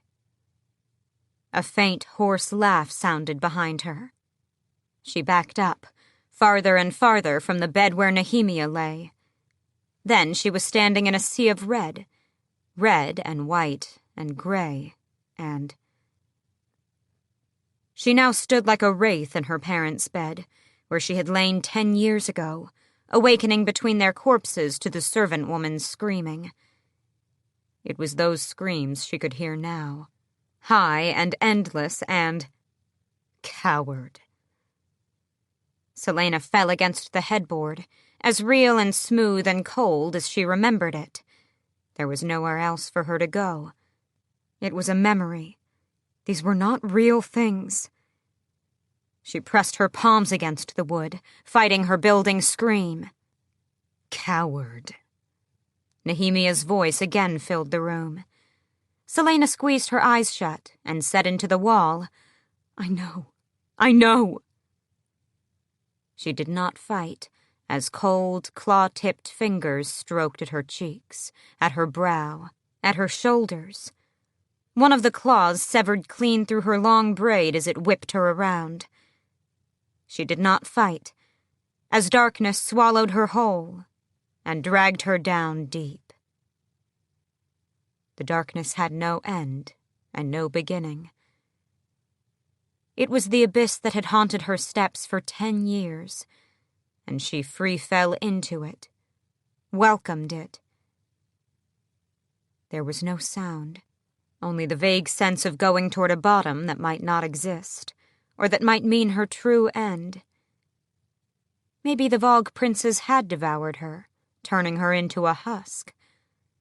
Maybe her soul was forever trapped here, in this plunging darkness. Perhaps this was hell. The blackness was rippling now, shifting with sound and color that she passed through. She lived through each image, each memory worse than the next. Chaol's face as he saw what she truly was, Nehemia's mutilated body, her final conversation with her friend, the damning things she'd said. When your people are lying dead around you, don't come crying to me. It had come true. Now thousands of slaves from Eelway had been slaughtered for their bravery.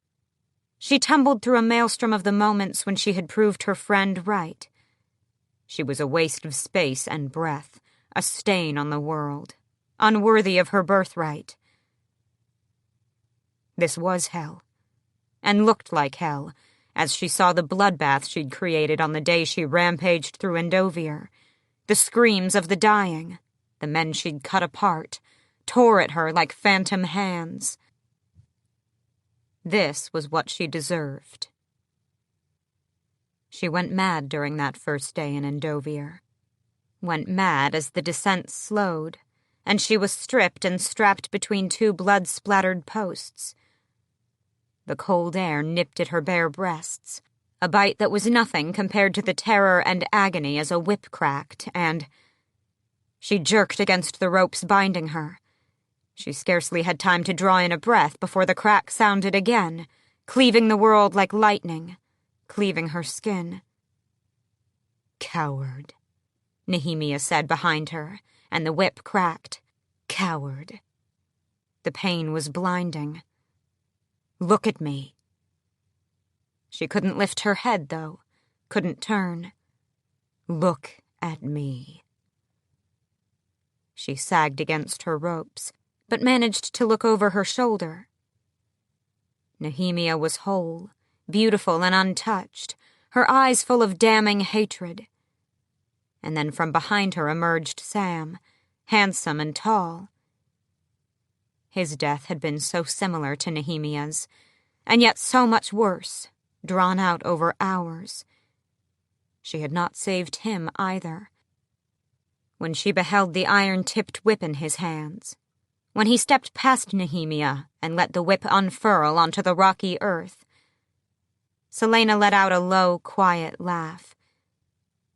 She welcomed the pain with open arms as he took a deep breath, clothes shifting with the movement as he snapped the whip. The iron tip. Oh, gods, it ripped her clean open, knocked her legs out from underneath her. Again, Celaena told him, the word little more than a rasp. Again. Sam obeyed. There was only the thud of leather on wet flesh as Sam and Nehemia took turns, and a line of people formed behind them, waiting for what they deserved as payment for what she had failed to do. Such a long line of people. So many lives that she had taken or failed to protect. Again. Again. Again. She had not walked past the barrier expecting to defeat the Vogue princes. She had walked out there for the same reason she had snapped that day in Andovier. But the Vogue princes had not killed her yet. She had felt their pleasure as she begged for the whipping. It was their sustenance. Her mortal flesh was nothing to them. It was the agony within that was the prize. They would draw this out forever, keep her as their pet. There was no one to save her, no one who could enter their darkness and live. One by one, they groped through her memories. She fed them, gave them everything they wanted and more. Back and back, sorting through the years as they plunged into the dark, twining together. She did not care. She had not looked into the Vogue's prince's eyes expecting to ever again see sunrise. She did not know how long she fell with them. But then there was a rushing, roaring below. A frozen river. Whispers and foggy light were rising to meet them. No, not rising. This was the bottom. An end to the abyss. And an end to her, perhaps, at last. She didn't know if the Vogue prince's hissing was from anger or pleasure as they slammed into that frozen river at the bottom of her soul. Chapter 54. Trumpets announced his arrival. Trumpets and silence as the people of Orinth crowded the steep streets winding up to the White Palace that watched over them all. It was the first sunny day in weeks, the snow on the cobblestone streets melting quickly, though the wind still had a final bite of winter to it, enough so that the King of Otterlin and his entire massive party were bundled in furs that covered their regalia. Their gold and crimson flags, however, flapped in the crisp wind, the golden poles shining as brightly as the armor of their bearers, who trotted at the head of the party. She watched them approach from one of the balconies off the throne room, Adian at her side running a constant commentary about the state of their horses, armor, weapons, about the King of Otterlin himself, who rode near the front on a great black war horse. There was a pony beside him, bearing a smaller figure. His sniveling son, Adian told her. The whole castle was miserably quiet. Everyone was dashing around, but silently, tensely. Her father had been on edge at breakfast, her mother distracted, the whole court snarly and wearing far more weapons than usual. Only her uncle seemed the same.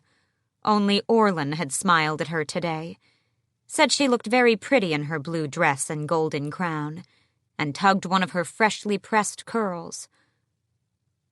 No one had told her anything about this visit, but she knew it was important, because even Adian was wearing clean clothes, a crown, and a new dagger, which he'd taken to tossing in the air. "Adian! Aelin!" someone hissed from inside the throne room. Lady Marian, her mother's dearest friend and handmaiden. "On the dais, now!" Behind the lovely lady peeked a night-black head of hair and onyx eyes. Elide, her daughter.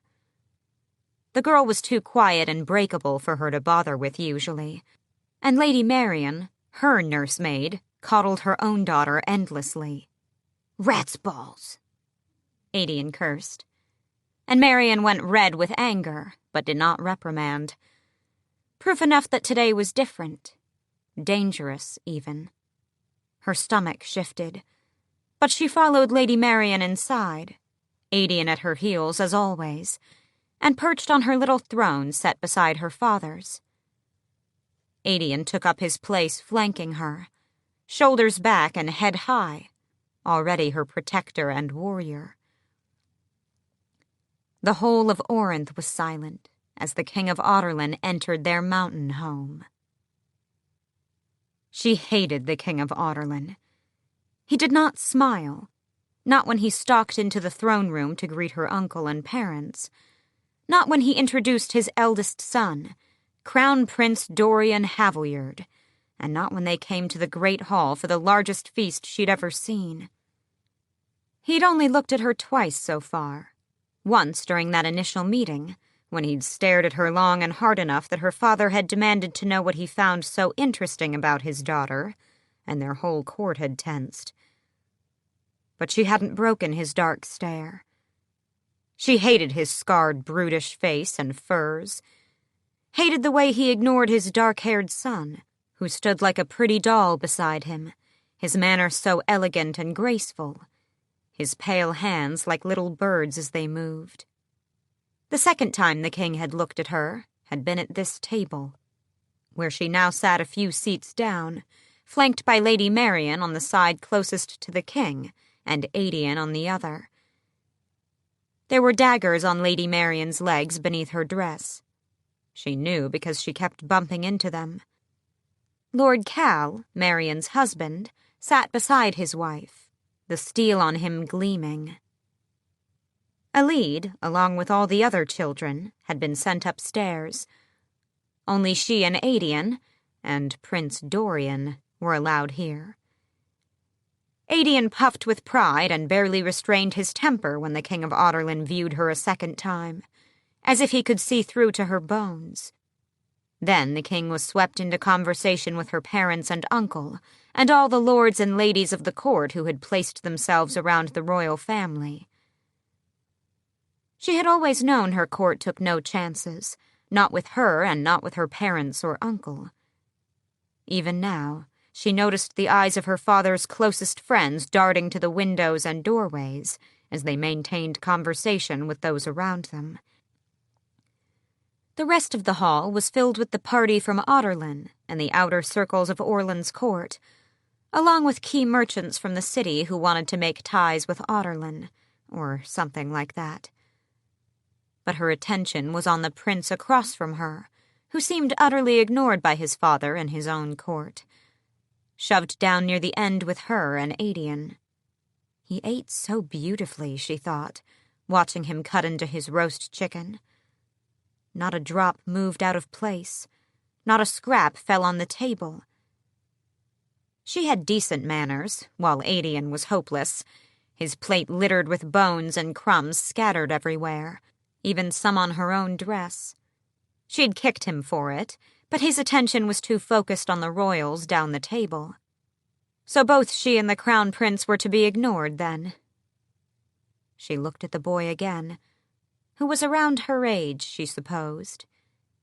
His skin was from the winter, his blue-black hair neatly trimmed, his sapphire eyes lifted from his plate to meet hers. "You eat like a fine lady," she told him. His lips thinned, and color stained his ivory cheeks. Across from her, Quinn, her uncle's captain of the guard, choked on his water. The prince glanced at his father, still busy with her uncle, before replying. Not for approval, but in fear.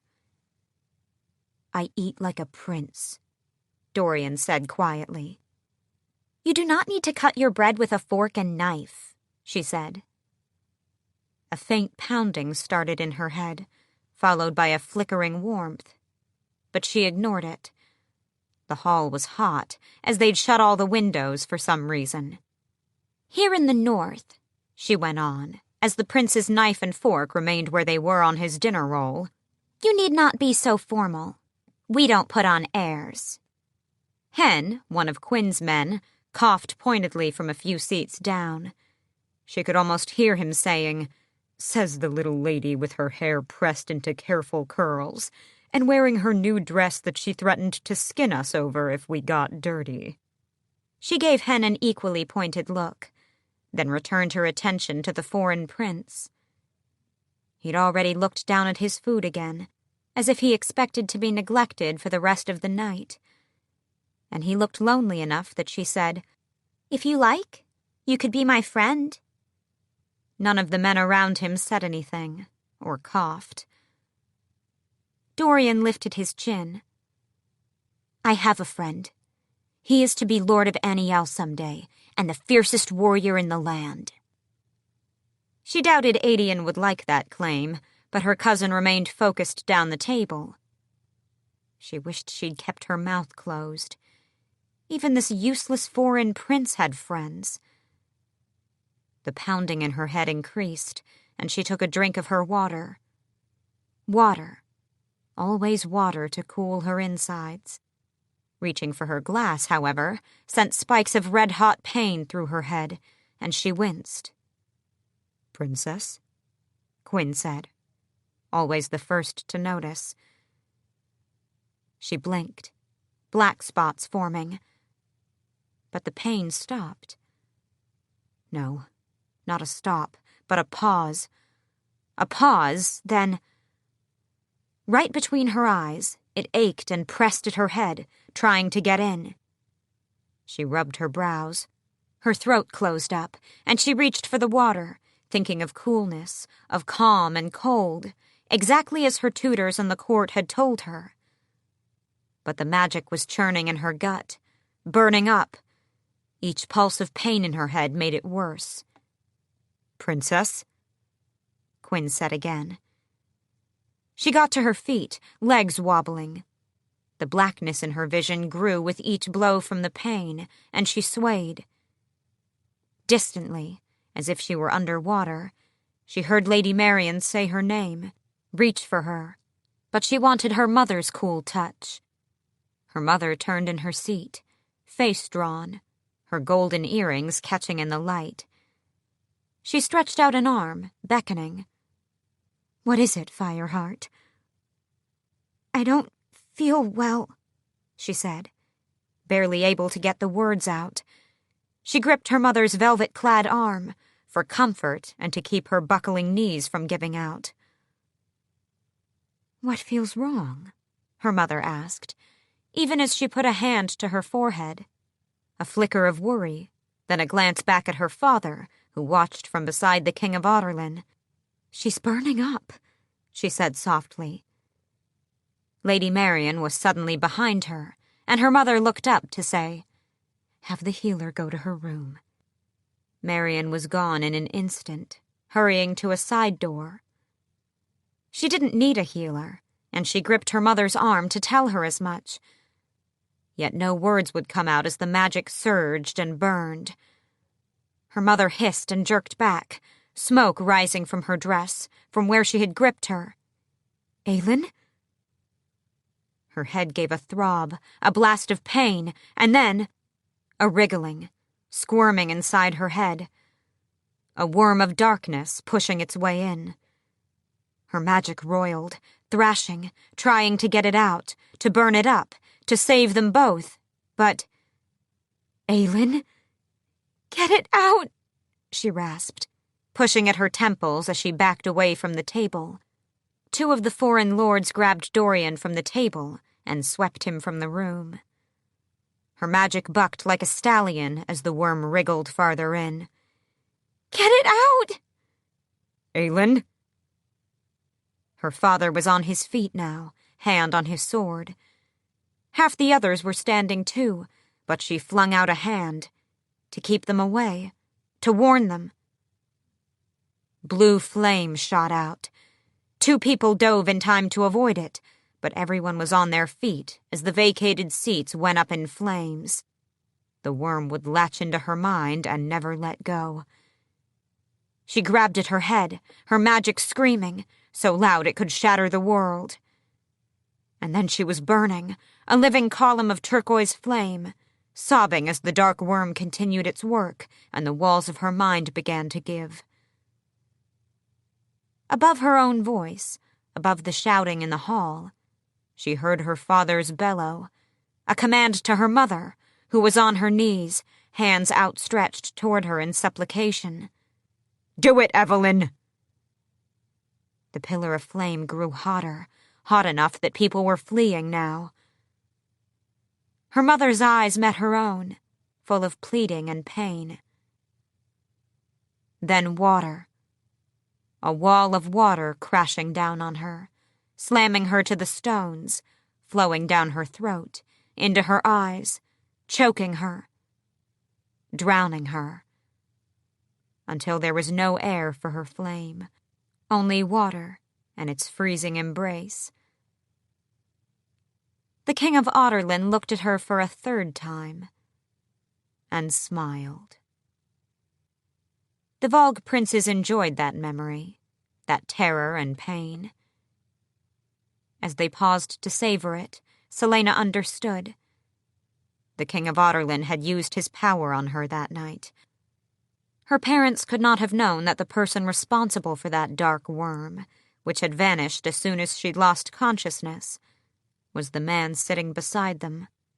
There was another of them now, a 4th prince, living inside Narok, who said, "The soldiers have almost taken the tunnel. Be ready to move soon." She could feel him hovering over her, observing. "You found me a prize that will interest our liege. Do not waste her. Sips only." She tried to summon horror, tried to feel anything at the thought of where they would take her, what they would do to her. But she could feel nothing as the princes murmured their understanding, and the memory tumbled onward. Her mother thought it was an attack from Maeve, a vicious reminder of whatever debt she owed, to make them look vulnerable.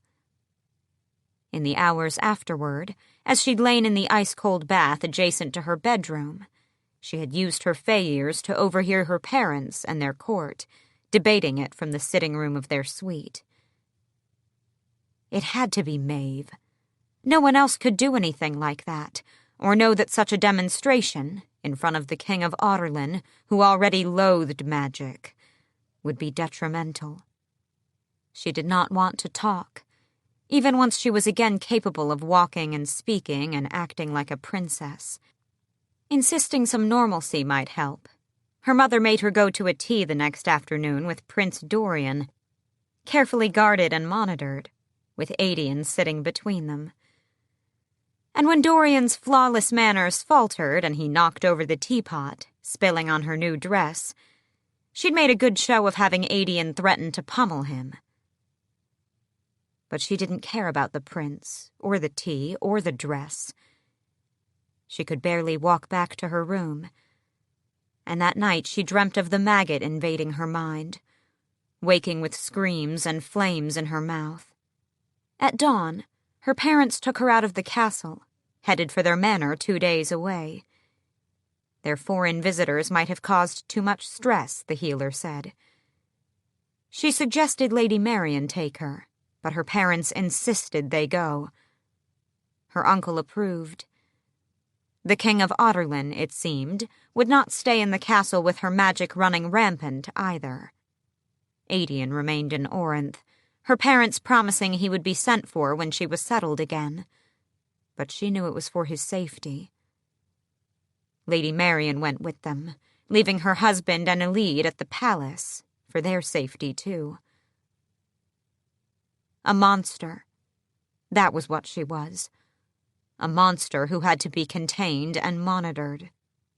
Her parents argued the first 2 nights at the manor, and Lady Marian kept her company, reading to her, brushing her hair, telling her stories of her home in Paranth. Marian had been a laundress in the palace from her childhood, but when Evelyn arrived, they had become friends, mostly because the princess had stained her new husband's favorite shirt with ink and wanted to get it cleaned before he noticed. Evelyn soon made Marian her lady-in-waiting, and then Lord Locken had returned from a rotation on the southern border. Handsome Cal Locken, who somehow became the dirtiest man in the castle and constantly needed Marian's advice on how to remove various stains. Who one day asked a bastard-born servant to be his wife, and not just wife, but Lady of Paranth, the second-largest territory in Terrasen. 2 years later, she had borne him Elide, heir of Paranth. She loved Marian's stories, and it was those stories she clung to in the quiet and tension of the next few days, when winter still gripped the world and made the manor groan. The house was creaking in the brisk winds the night her mother walked into her bedroom, far less grand than the one in the palace, but still lovely. They only summered here, as the house was too drafty for winter and the roads too perilous. The fact that they'd come. "Still not asleep?" her mother asked. Lady Marian rose from beside the bed. After a few warm words, Marian left, smiling at them both. Her mother curled up on the mattress, drawing her in close. "I'm sorry," her mother whispered onto her head. For the nightmares had also been of drowning, of icy water closing over her head. "I am so sorry, Fireheart." She buried her face in her mother's chest, savoring the warmth. "Are you still frightened of sleeping?" She nodded, clinging tighter. "I have a gift, then?" When she didn't move, her mother said, "Don't you wish to see it?" She shook her head. She didn't want a gift. "But this will protect you from harm. This will keep you safe always." She lifted her head to find her mother smiling as she removed the golden chain and heavy round medallion from beneath her nightgown and held it out to her. She looked at the amulet, then at her mother, eyes wide. The amulet of Orinth, the heirloom honored above all others of their house. Its round disc was the size of her palm, and on its cerulean front a white stag had been carved of horn gifted from the Lord of the Forest. Between his curling antlers was a burning crown of gold, the immortal star that watched over them and pointed the way home to Terrasen. She knew every inch of the amulet, had run her fingers over it countless times, and memorized the shape of the symbols etched into the back, words in a strange language that no one could remember. "Father gave this to you when you were in Wendlin, to protect you." The smile remained, and before that, his uncle gave it to him when he came of age. It is a gift meant to be given to people in our family, to those who need its guidance.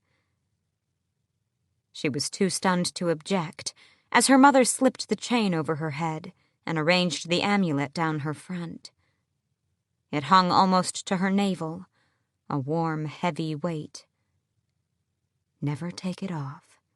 Never lose it. Her mother kissed her brow.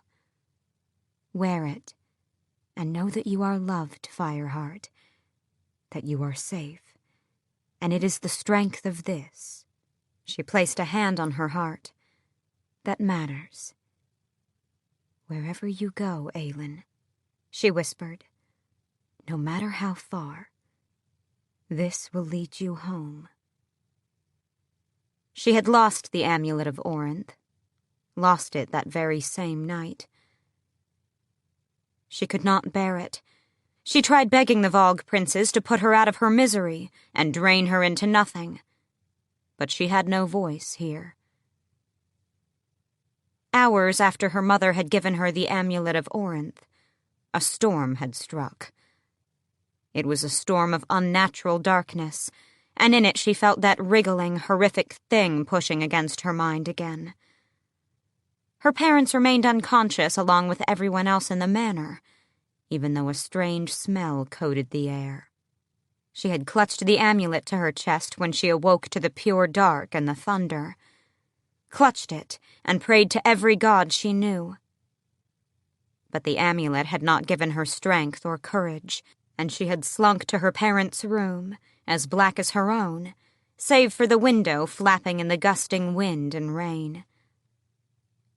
The rain had soaked everything, but they had to be exhausted from dealing with her, and from the anxiety they tried to hide, so she shut the window for them, and carefully crawled into their damp bed so that she did not wake them. They didn't reach for her, didn't ask what was wrong, and the bed was so cold, colder than her own, and reeking of copper and iron, and that scent that did not sit well with her. It was to that scent that she awoke when the maid screamed. Lady Marian rushed in, eyes wide but clear. She did not look at her dead friends, but went straight to the bed and leaned across Evelyn's corpse. The lady-in-waiting was small and delicately boned, but she somehow lifted her away from her parents, holding her tightly as she rushed from the room.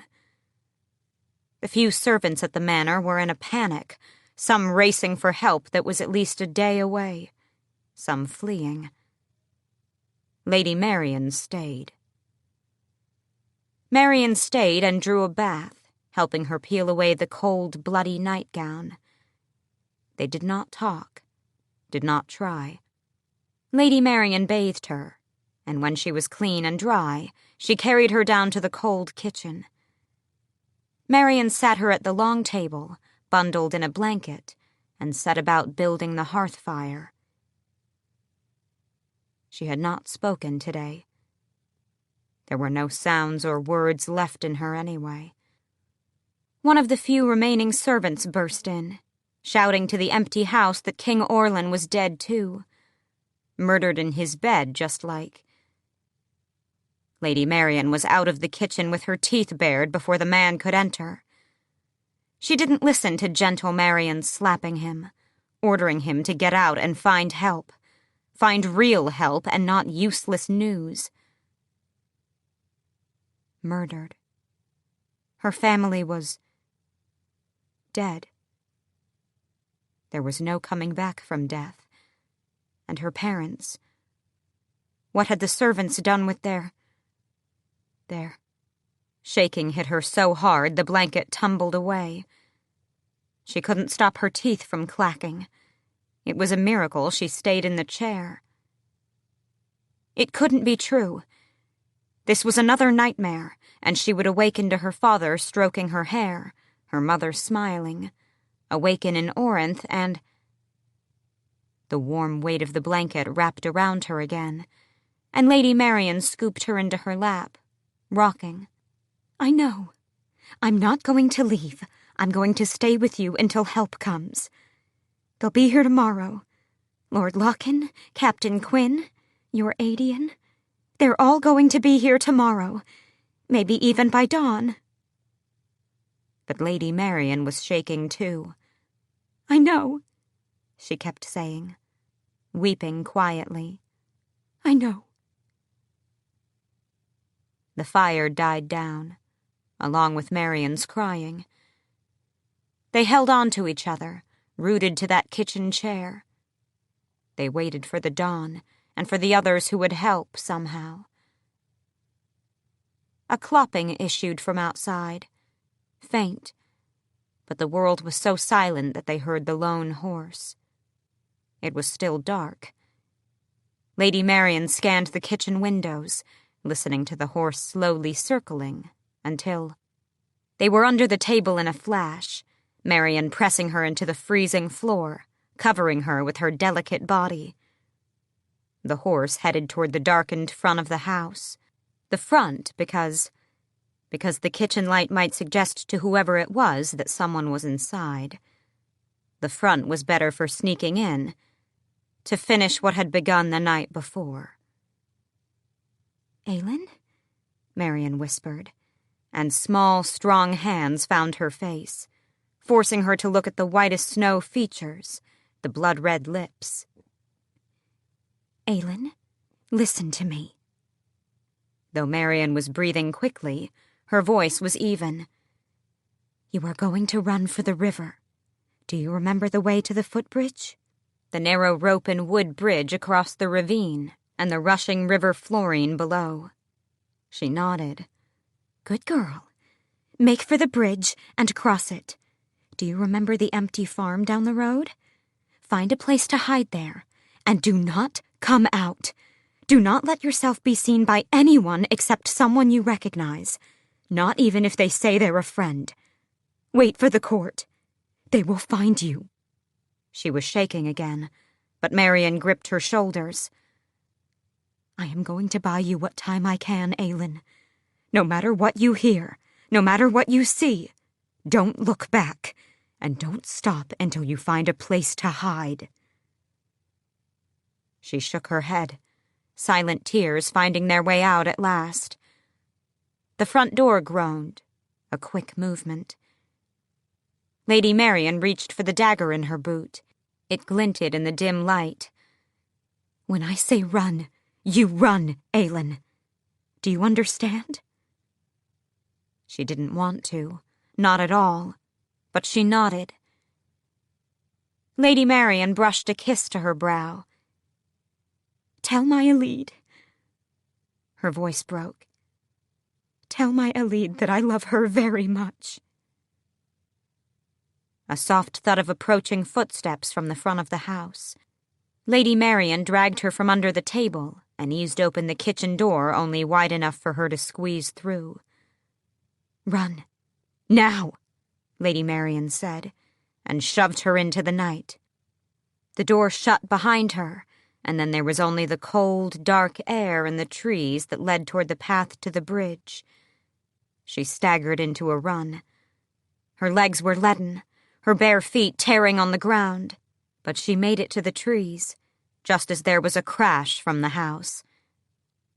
She gripped a trunk, her knees buckling. Through the open window, she could see Lady Marian standing before a hooded, towering man, her daggers out but trembling. "You will not find her." The man said something that had Marian backing to the door, not to run, but to block it. She was so small, her nursemaid, so small against him. "She is a child," Marian bellowed. She had never heard her scream like that, with rage and disgust and despair. Marian raised her daggers, precisely how her husband had shown her again and again. She should help, not cower in the trees. She had learned to hold a knife and a small sword. She should help. The man lunged for Marian, but she darted out of the way, and then leapt on him, slicing and tearing and biting. And then something broke. Something broke so fundamentally she knew there was no coming back from it, either for her or Lady Marian. As the man grabbed the woman and threw her against the edge of the table. A crack of bone, then the arc of his blade going for her stunned form, for her head. Red sprayed. She knew enough about death to understand that once a head was severed like that, it was over. Knew that Lady Marian, who had loved her husband and daughter so much, was gone. Knew that this was called sacrifice. She ran through the barren trees, the brush ripping her clothes, her hair, shredding and biting. The man didn't bother to be quiet as he flung open the kitchen door, mounted his horse, and galloped after her. The hoofbeats were so powerful they seemed to echo through the forest. The horse had to be a monster. She tripped over a root and slammed into the earth. In the distance, the melting river was roaring. So close, but... Her ankle gave a bolt of agony. Stuck. She was stuck in the mud and roots. She yanked at the roots that held her, wood ripping her nails. And when that did nothing, she clawed at the muddy ground. Her fingers burned. A sword whined as it was drawn from its sheath, and the ground reverberated with the pounding hooves of the horse. Closer, closer it came. A sacrifice. It had been a sacrifice, and now it would be in vain. More than death, that was what she hated most. The wasted sacrifice of Lady Marian. She clawed at the ground and yanked at the roots, and then... Tiny eyes in the dark, small fingers at the roots, heaving them up, up. Her foot slipped free, and she was up again, unable to thank the little folk who had already vanished, unable to do anything but run, limping now. The man was so close, the bracken cracking behind, but she knew the way. She had come through here so many times that the darkness was no obstacle. She only had to make it to the bridge. His horse could not pass, and she was fast enough to outrun him. The little folk might help her again. She only had to make it to the bridge. A break in the trees, and the river's roar grew overpowering. She was so close now. She felt and heard, rather than saw, his horse break through the trees behind her, the whoosh of his sword as he lifted it, preparing to cleave her head right there. There were the twin posts, faint on the moonless night. The bridge. She had made it, and now she only had yards. Now a few feet. Now...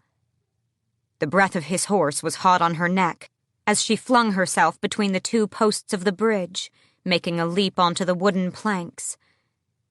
Making a leap onto thin air. She had not missed it. No, those were the posts, and... He had cut the bridge. It was her only thought as she plummeted. So fast she had no time to scream, before she hit the icy water and was pulled under.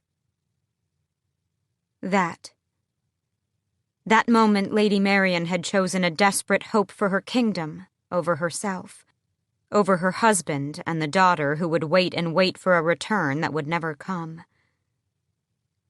That was the moment that had broken everything Aelin Galathinius was and had promised to be. Celaena was lying on the ground, on the bottom of the world, on the bottom of hell. That was the moment she could not face, had not faced. For even then, she had known the enormity of that sacrifice. There was more, after the moment she'd hit the water. But those memories were hazy, a mix of ice and black water and strange light. And then she knew nothing more until Arobin was crouched over her on the reedy riverbank, somewhere far away. She awoke in a strange bed in a cold keep, the amulet of Orinth lost to the river. Whatever magic it had, whatever protection, had been used up that night. Then the process of taking her fear and guilt and despair and twisting them into something new.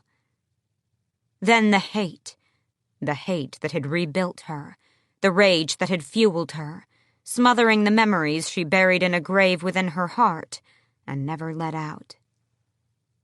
She had taken Lady Marian's sacrifice and become a monster, almost as bad as the one who had murdered Lady Marian and her own family.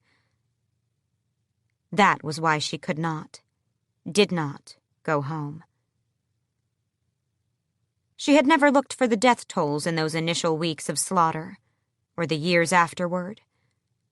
But she knew Lord Lochen had been executed, Quinn and his men, and so many of those children, such bright lights, all hers to protect. And she had failed. Celaena clung to the ground. It was what she had not been able to tell Chaol or Dorian or Elena. That when Nehemia arranged for her own death, so it would spur her into action. That sacrifice. That worthless sacrifice. She could not let go of the ground. There was nothing beneath it, nowhere else to go, nowhere to outrun this truth. She didn't know how long she lay on the bottom of wherever this was. But eventually the Vogue princes started up again, barely more than shadows of thought and malice, as they stalked from memory to memory, as if sampling platters at a feast. Little bites, sips. They did not even look her way, for they had won, and she was glad of it. Let them do what they wanted. Let Narok carry her back to Audorlin and throw her at the king's feet. There was a scrape and crunch of shoes. Then a small, smooth hand slid toward her. But it was not Kaal or Sam or Nehemia who lay across from her, watching her with those sad turquoise eyes, her cheek against the moss. The young princess she had been. Aelin Galathinius reached a hand for her. "Get up," she said softly. Celaena shook her head. Aelin strained for her, bridging that rift in the foundation of the world. "Get up."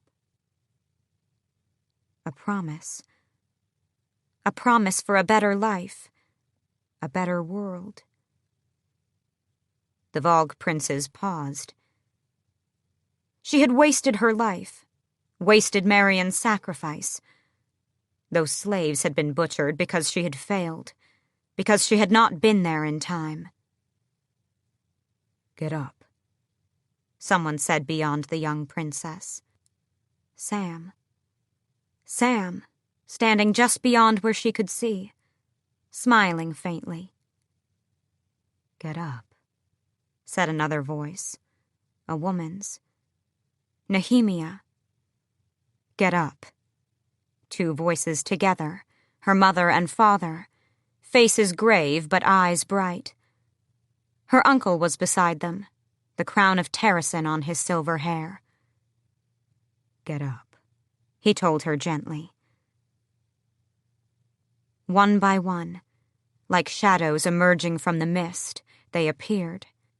The faces of the people she had loved with her heart of wildfire. And then there was Lady Marion, smiling beside her husband.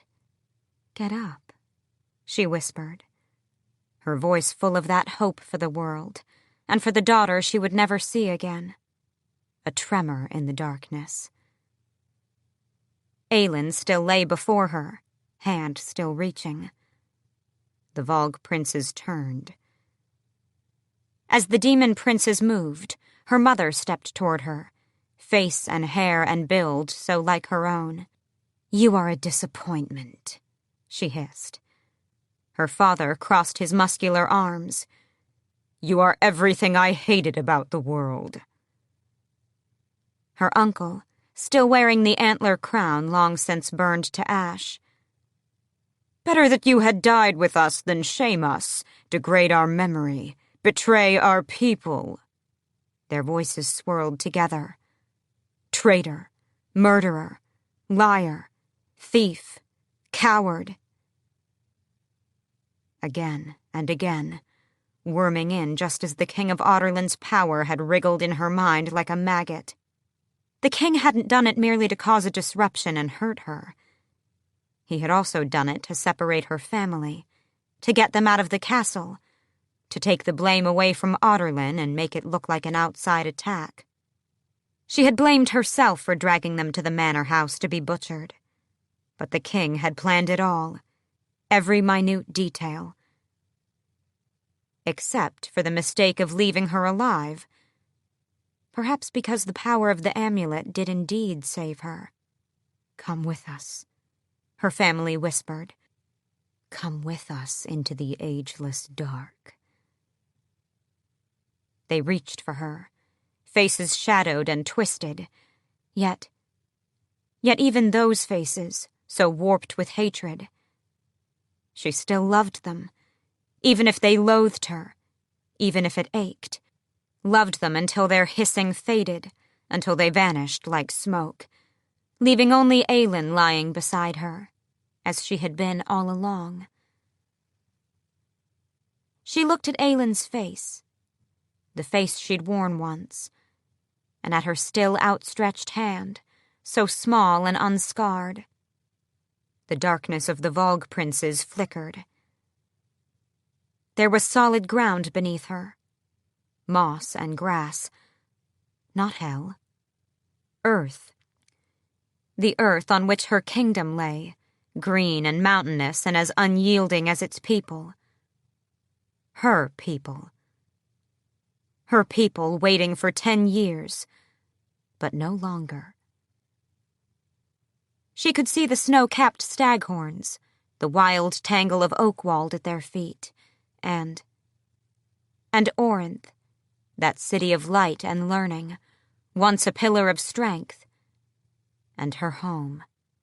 It would be both again. She would not let that light go out. She would fill the world with it, with her light, her gift. She would light up the darkness, so brightly that all who were lost or wounded or broken would find their way to it. A beacon for those who still dwelled in that abyss. It would not take a monster to destroy a monster, but light.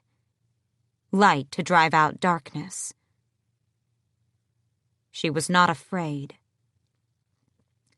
She would remake the world, remake it for them, those she had loved with this glorious burning heart. A world so brilliant and prosperous that when she saw them again in the afterworld, she would not be ashamed. She would build it for her people, who had survived this long, and whom she would not abandon. She would make for them a kingdom such as there had never been, even if it took until her last breath. She was their queen, and she could offer them nothing less. Aelin Galathinius smiled at her, hand still outreached. "Get up," the princess said. Celaena reached across the earth between them and brushed her fingers against Aelin's, and arose. Chapter 55. The barrier fell. But the darkness did not advance over the ward stones, and Rowan, who had been restrained by Gavriel and Lorcan in the grass outside the fortress, knew why. The creatures and Narok had captured a prize far greater than the demi-fae. The joy of feeding on her was something they planned to relish for a long, long while. Everything else was secondary, as if they'd forgotten to continue advancing, swept up in the frenzy of feasting. Behind them, the fighting continued, as it had for the past 20 minutes. Wind and ice were of no use against the darkness, though Rowan had hurled both against it the moment the barrier fell. Again and again, anything to pierce that eternal black and see what was left of the princess. Even as he started hearing a soft, warm female voice, beckoning to him from the darkness. That voice he had spent centuries forgetting, which now tore him to shreds. "Rowan," Gavriel murmured, tightening his grip on Rowan's arm. Rain had begun pouring. "Will you need it inside?" "No," he snarled. He knew Aelin was alive, because during all these weeks that they had been breathing each other's scents, they had become bonded. She was alive, but could be in any level of torment or decay. That was why Gavriel and Lorcan were holding him back. If they didn't, he would run for the darkness, where Lyria beckoned. But for Aelin, he had tried to break free. "Rowan, the others—" "No!" Lorcan swore over the roar of the torrential rain. "She is dead, you fool! Or close enough to it! You can still save other lives." They began hauling him to his feet, away from her. "If you don't let me go, I'll rip your head from your body," he snarled at Lorcan. the commander who had offered him a company of warriors when he had nothing and no one left. Gavriel flicked his eyes to Lorcan in some silent conversation. Rowan tensed, preparing to fling them off. They would knock him unconscious sooner than allow him into that dark, where Lyria's beckoning had now turned to screaming for mercy. It wasn't real. It wasn't real. But Aelin was real, and was being drained of life with every moment they held him here. All he needed to get them unconscious was for Gavriel to drop his magical shield, which he'd had up against Rowan's own power from the moment he'd pinned him. He had to get into that dark, had to find her. "Let go," he growled again. A rumbling shook the earth, and they froze. Beneath them some huge power was surging, a behemoth rising from the deep.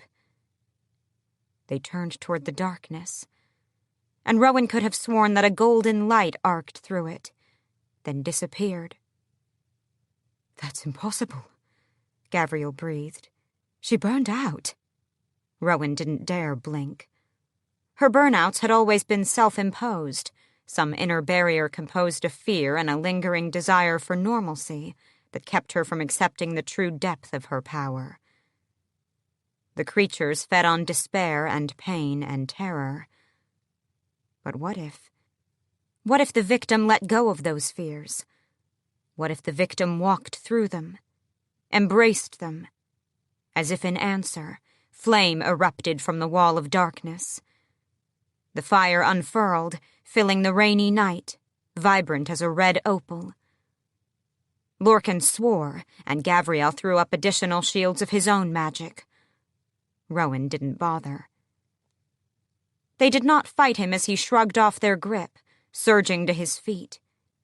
The flame didn't singe a hair on his head. It flowed above and past him, glorious and immortal and unbreakable. And there, beyond the stones, standing between two of those creatures, was Aelin, a strange mark glowing on her brow. Her hair flowed around her, shorter now and bright like her fire. And her eyes, though they were red-rimmed, the gold in her eyes was a living flame. The two creatures lunged for her, the darkness sweeping in around them. Rowan ran all of one step before she flung out her arms, grabbing the creatures by their flawless faces, her palms over their open mouths as she exhaled sharply. As if she'd breathed fire into their cores, flames shot out of their eyes, their ears, their fingers. The two creatures didn't have a chance to scream as she burned them into cinders. She lowered her arms. Her magic was raging so fiercely that the rain turned to steam before it hit her. A weapon bright from the forging. He forgot Gavriel and Lorcan as he bolted for her, the gold and red and blue flames utterly hers, this heir of fire. Spying him at last, she smiled faintly. A queen's smile. But there was exhaustion in that smile, and her bright magic flickered. Behind her, Narok and the remaining creature, the one they had faced in the woods, were spooling the darkness into themselves, as if readying for attack. She turned toward them, swaying slightly, her skin deathly pale. They had fed on her, and she was drained after shredding apart their brethren.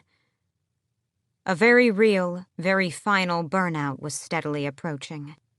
The wall of black swelled, one final hammer blow to squash her. But she stood fast, a golden light in the darkness. That was all Rowan needed to see before he knew what he had to do. Wind and ice were of no use here, but there were other ways. Rowan drew his dagger and sliced his palm open as he sprinted through the gate stones. The darkness built, and she knew it would hurt, knew it would likely kill her and Rowan when it came crashing down. But she would not run from it. Rowan reached her, panting and bloody. She did not dishonor him by asking him to flee as he extended his bleeding palm, offering his raw power to harness now that she was well and truly emptied. She knew it would work.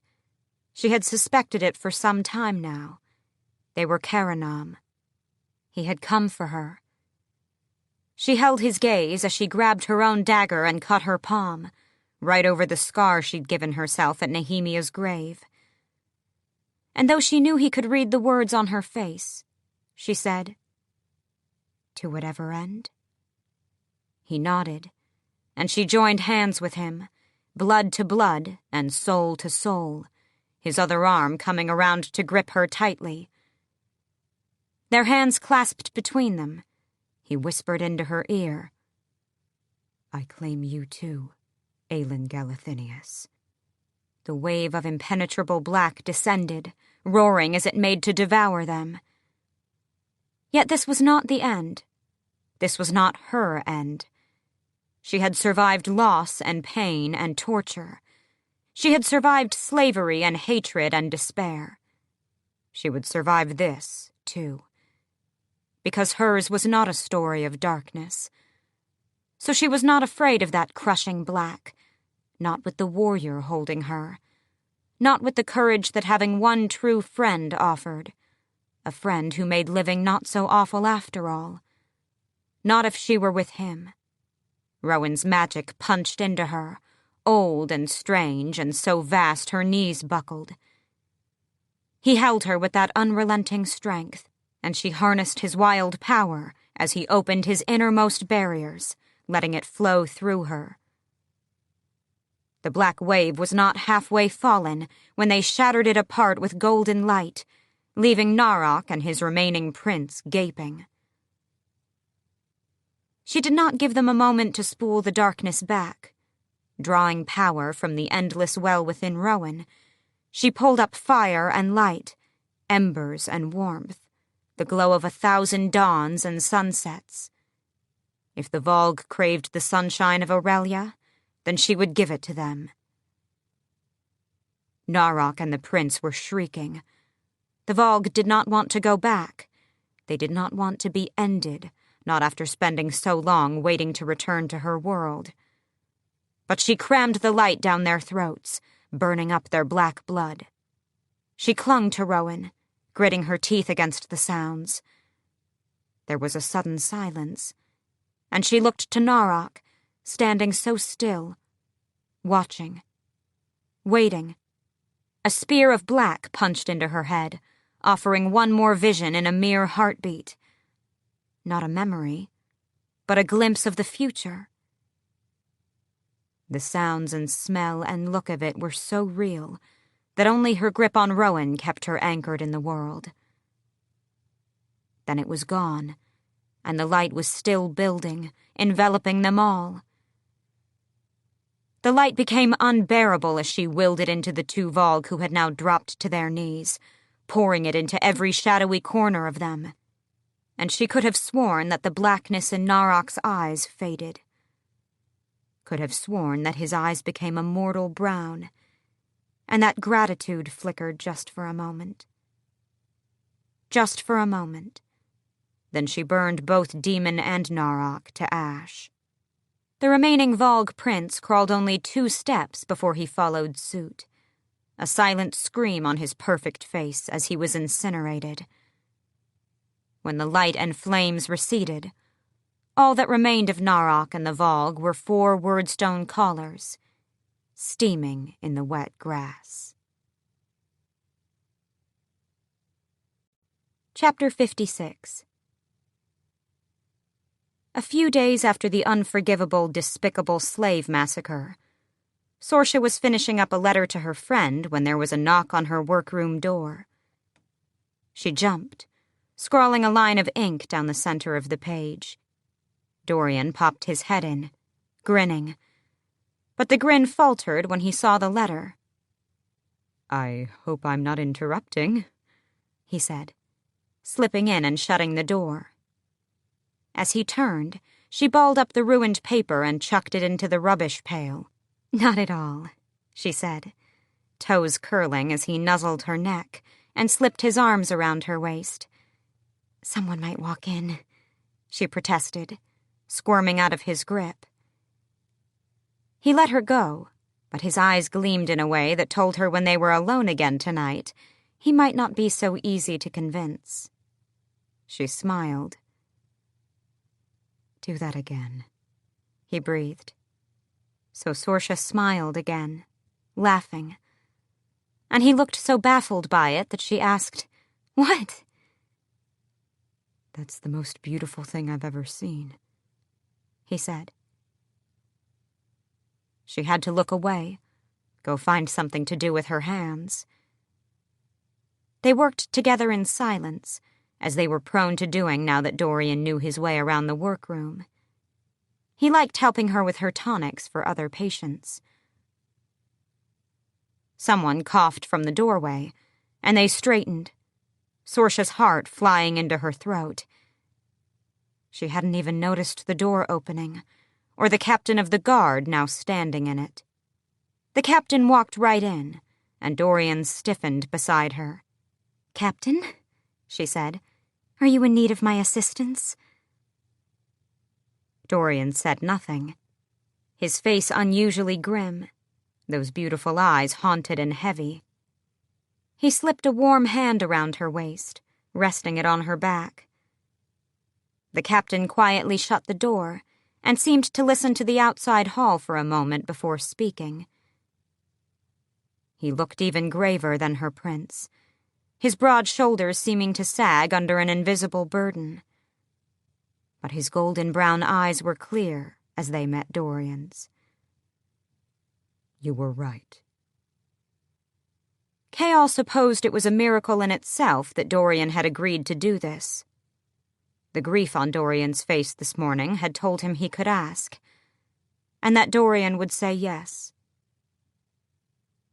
Dorian made Chaol explain everything, to both of them. That was Dorian's price. The truth owed to him, and to the woman who deserved to know what she was risking herself for. Chaol quietly, quickly, explained everything. The magic, the word keys, the 3 towers. All of it. To her credit, Sorsha didn't fall apart or doubt him. He wondered if she was reeling, if she was upset with Dorian for not telling her. She revealed nothing, not with that healer's training and self-control. But the prince watched Sorsha as if he could read her impregnable mask and see what was brewing beneath. The prince had somewhere to be. He kissed Sorsha before he left, murmuring something into her ear that made her smile. Chaol hadn't suspected to find Dorian so happy with his healer. Sorsha. It was an embarrassment that Chaol had never known her name until today.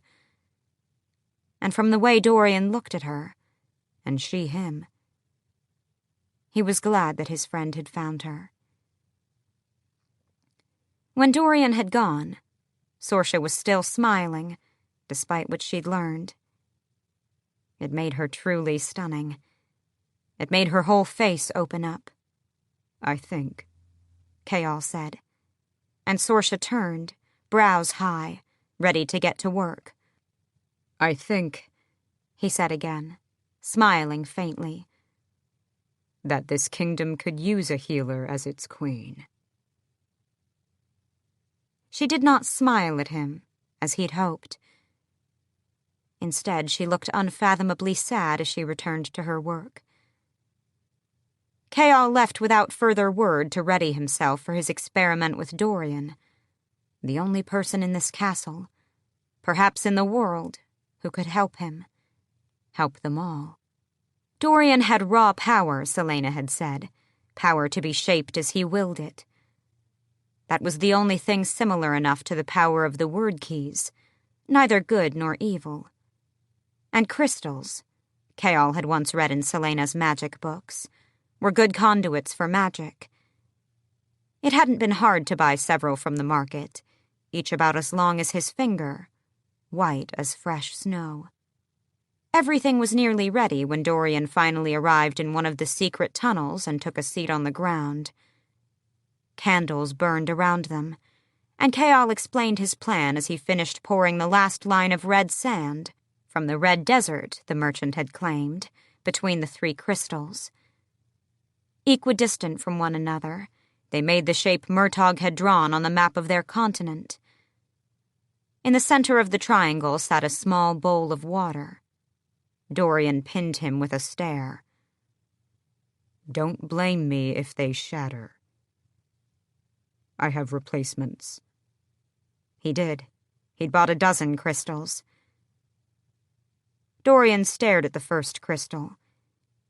"You just want me to focus my power on it? Then draw a line of power to the next crystal, then the next, imagining that your goal is to freeze the water in the bowl. That's all." A raised brow. "That's not even a spell.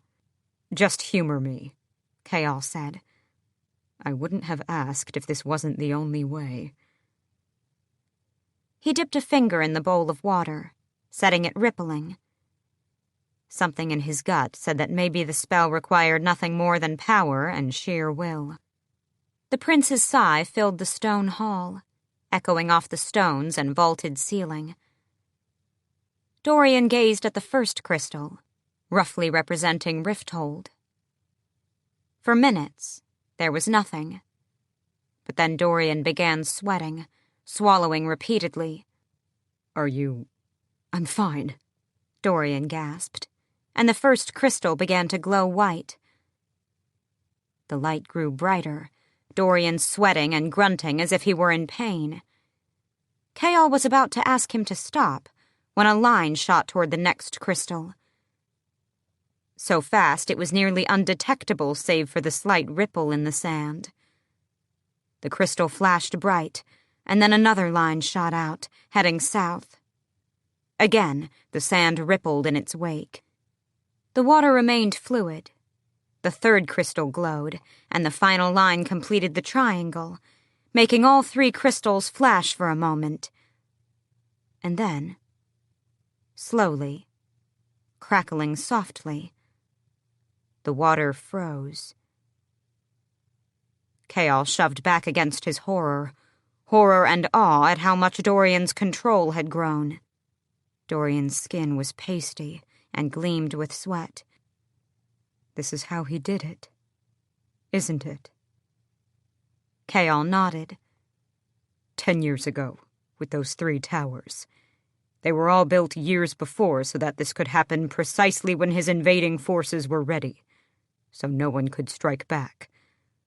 Your father's spell must be far more complex to have frozen magic entirely, but on a basic level, this is probably similar to what occurred.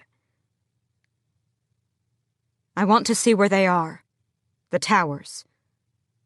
Chaol shook his head, but Dorian said, "You've told me everything else already. Show me the damn map." With a wipe of his hand, a god destroying a world, Dorian knocked down a crystal, releasing the power. The ice melted, the water rippling and sloshing against the bowl. Just like that. Chaol blinked. If they could knock out 1 tower, it was such a risk. They needed to be sure before acting. Chaol pulled out the map Murtagh had marked, the map he didn't dare to leave anywhere. "Here, here, and here," he said, pointing to Rifthold, Amaroth, and Knoll. "That's where we know towers were built.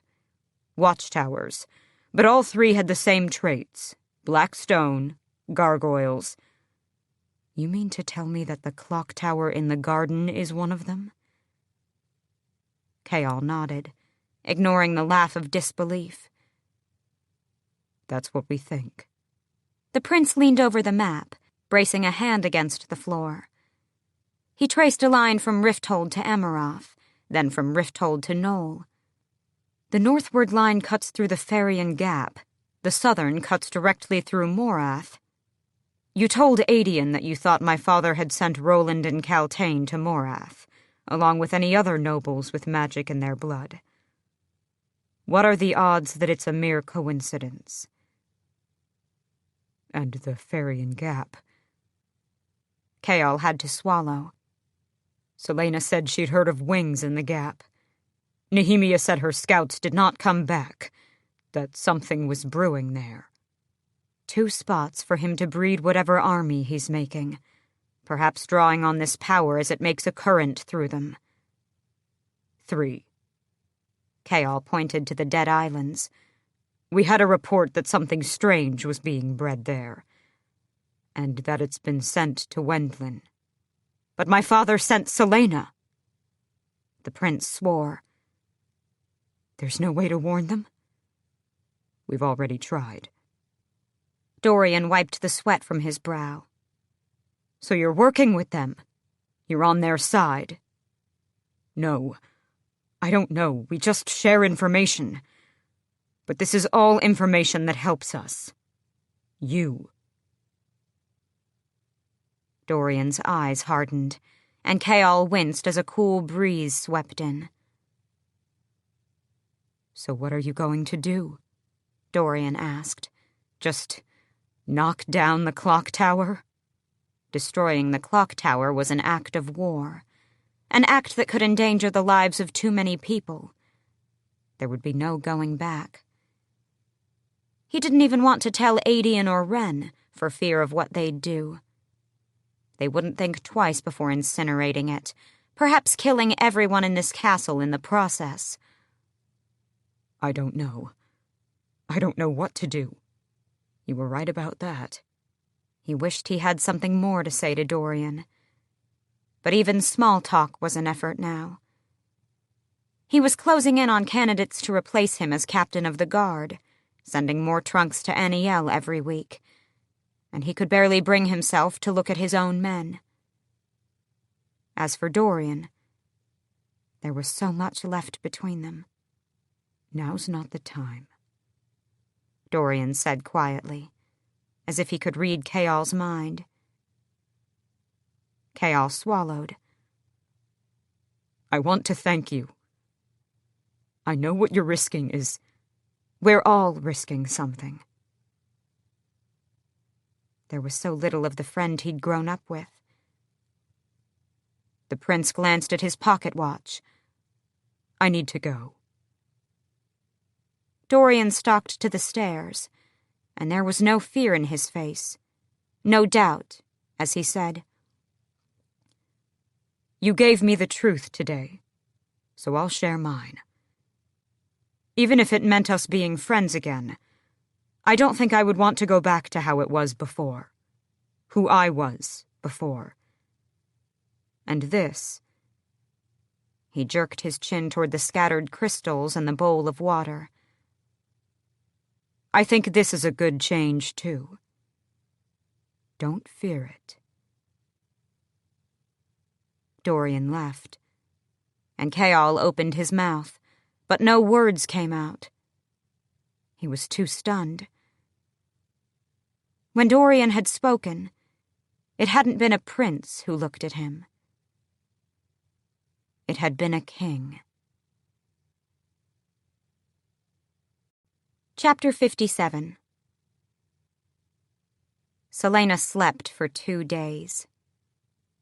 She hardly remembered what had happened after she incinerated Narok and the Valg prince, though she had a vague sense of Rowan's men and the others having the fortress under control.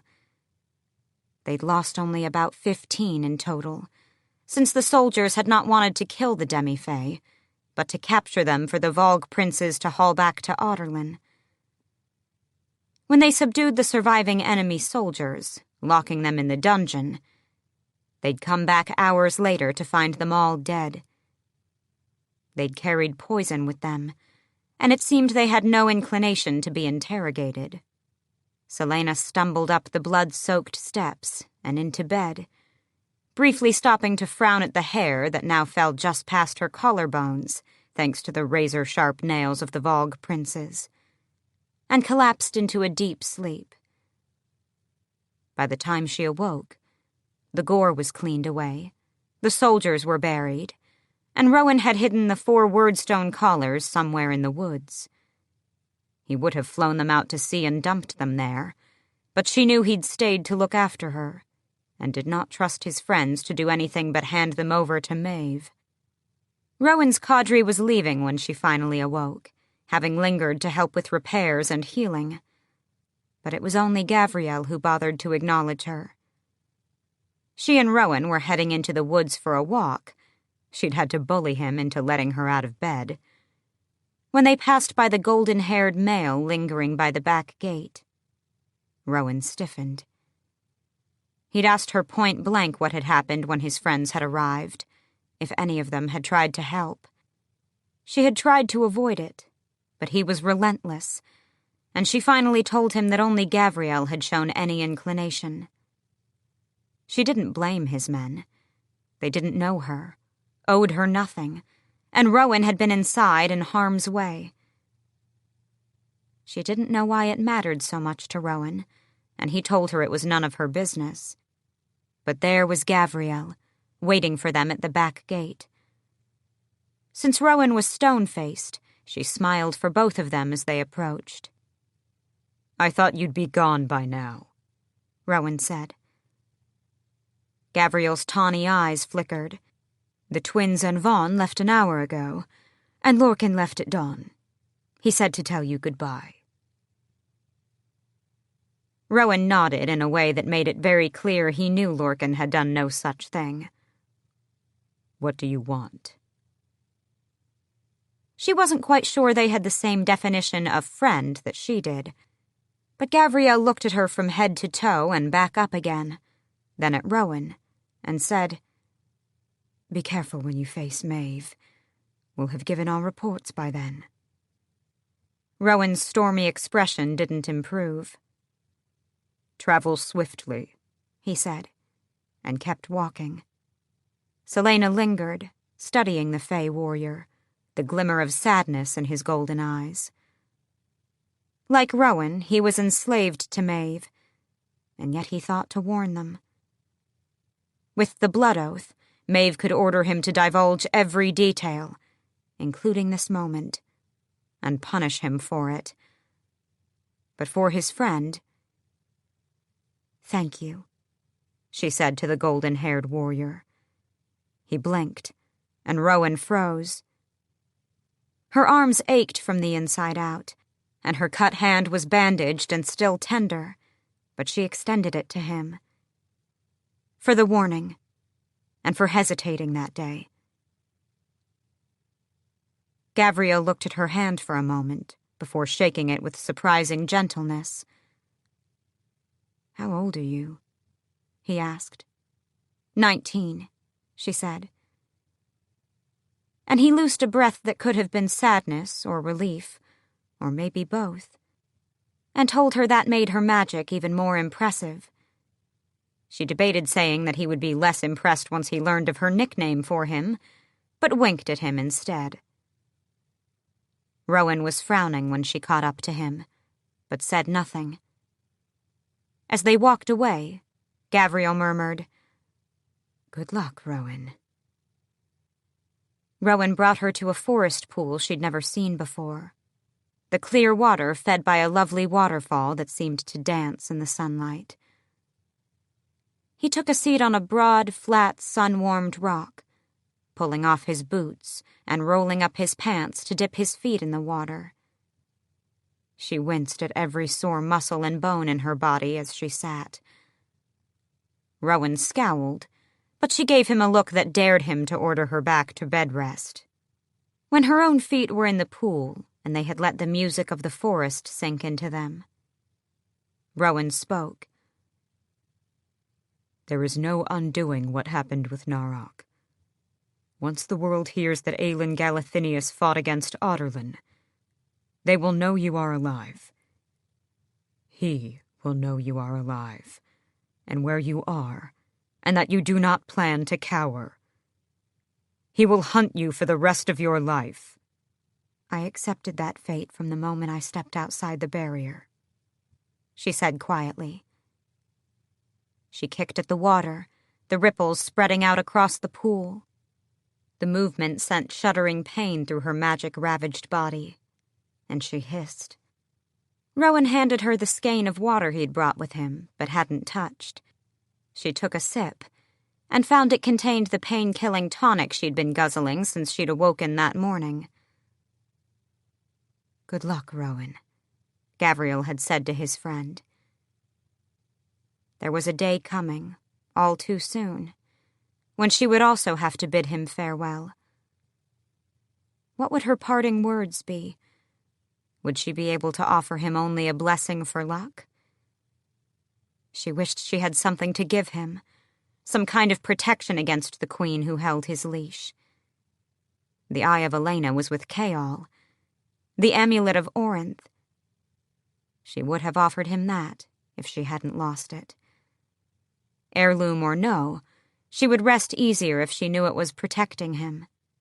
The amulet, decorated with the sacred stag on one side, and word marks on the other. Celaena stopped breathing, stopped seeing the prince beside her, hearing the forest humming around her. Terrasen had been the greatest court in the world. They had never been invaded, had never been conquered, but they had prospered and become so powerful that every kingdom knew to provoke them was folly. A line of uncorrupted rulers who had amassed all the knowledge of Aurelia in their great library. They had been a beacon that drew the brightest and boldest to them. She knew where it was. The third and final word key. It had been around her neck the night she fell into the river, and around the neck of every one of her ancestors, going back to Brennan himself, when he stopped at the sun goddess's temple to take a medallion from Mala's high priestess, and then destroyed the entire site to prevent anyone from tracing his steps. The medallion of cerulean blue, with the gold sun stag crowned with immortal flame, the stag of Mala Firebringer. Upon leaving Wendland's shores, Brennan had stolen those same stags away to Terrasen and installed them in Oakwald. Brennan had placed the third sliver of word key inside the amulet, and never told a soul what he had done with it. The word keys weren't inherently bad or good. What they were depended on how their bearers used them. Around the necks of the kings and queens of Terrasen, one of them had been unknowingly used for good, and had protected its bearers for millennia. It had protected her that night she fell into the river, for it had been word marks she'd seen glowing in the frozen depths, as if she had summoned them with her watery cries for help. But she had lost the amulet of Orinth. It had fallen into that river and... No. It couldn't have, because she wouldn't have made it to the riverbank, let alone survived the hours she lay there. The cold would have claimed her, which meant she'd had it when Arobin Hamel had taken it from her and kept it all these years, a prize whose power he had never guessed the depth of. She had to get it back. She had to get it away from him and make sure that no one knew what lay inside. And if she had it, she didn't let herself think that far. She had to hurry to Maeve, retrieve the information she needed, and go home. Not to Terrasen, but to Rifthold. She had to face the man who had made her into a weapon, who had destroyed another part of her life, who could prove to be her greatest threat. Rowan said, "What is it?" "The third word key." She swore. She could tell no one, because if anyone knew, they would head straight to Rifthold, straight to the Assassin's Keep. Aelin. Was it fear, pain, or both in his eyes? "Tell me what you learned." "Not while you are bound to her." "I am bound to her forever." "I know." He was Maeve's slave. Worse than a slave. He had to obey every command, no matter how wretched. He leaned over his knees, dipping a large hand in the water. You're right. I don't want you to tell me any of it. I hate that, she breathed. I hate her. He looked away, toward Goldrin, discarded behind them on the rock. She'd told him its history this morning, as she scarfed down enough food for 3 full-grown Fae warriors. He hadn't seemed particularly impressed, and when she showed him the ring she'd found in the scabbard, he had nothing to say other than, I hope you find a good use for it. Indeed. But the silence that was building between them was unacceptable. She cleared her throat. Perhaps she couldn't tell him the truth about the 3rd word key, but she could offer him another. The truth. The truth of her, undiluted and complete. And after all that they had been through, all that she still wanted to do. So she steeled herself. I have never told anyone this story. No one in the world knows it. But it's mine, she said, blinking past the burning in her eyes. And it's time for me to tell it. Rowan leaned back on the rock, bracing his palms behind him. Once upon a time, she said to him, to the world, to herself. In a land long since burned to ash, there lived a young princess who loved her kingdom very much. And then she told him of the princess whose heart had burned with wildfire, of the mighty kingdom in the north, of its downfall and of the sacrifice of Lady Marian. It was a long story, and sometimes she grew quiet and cried. And during those times he leaned over to wipe away her tears.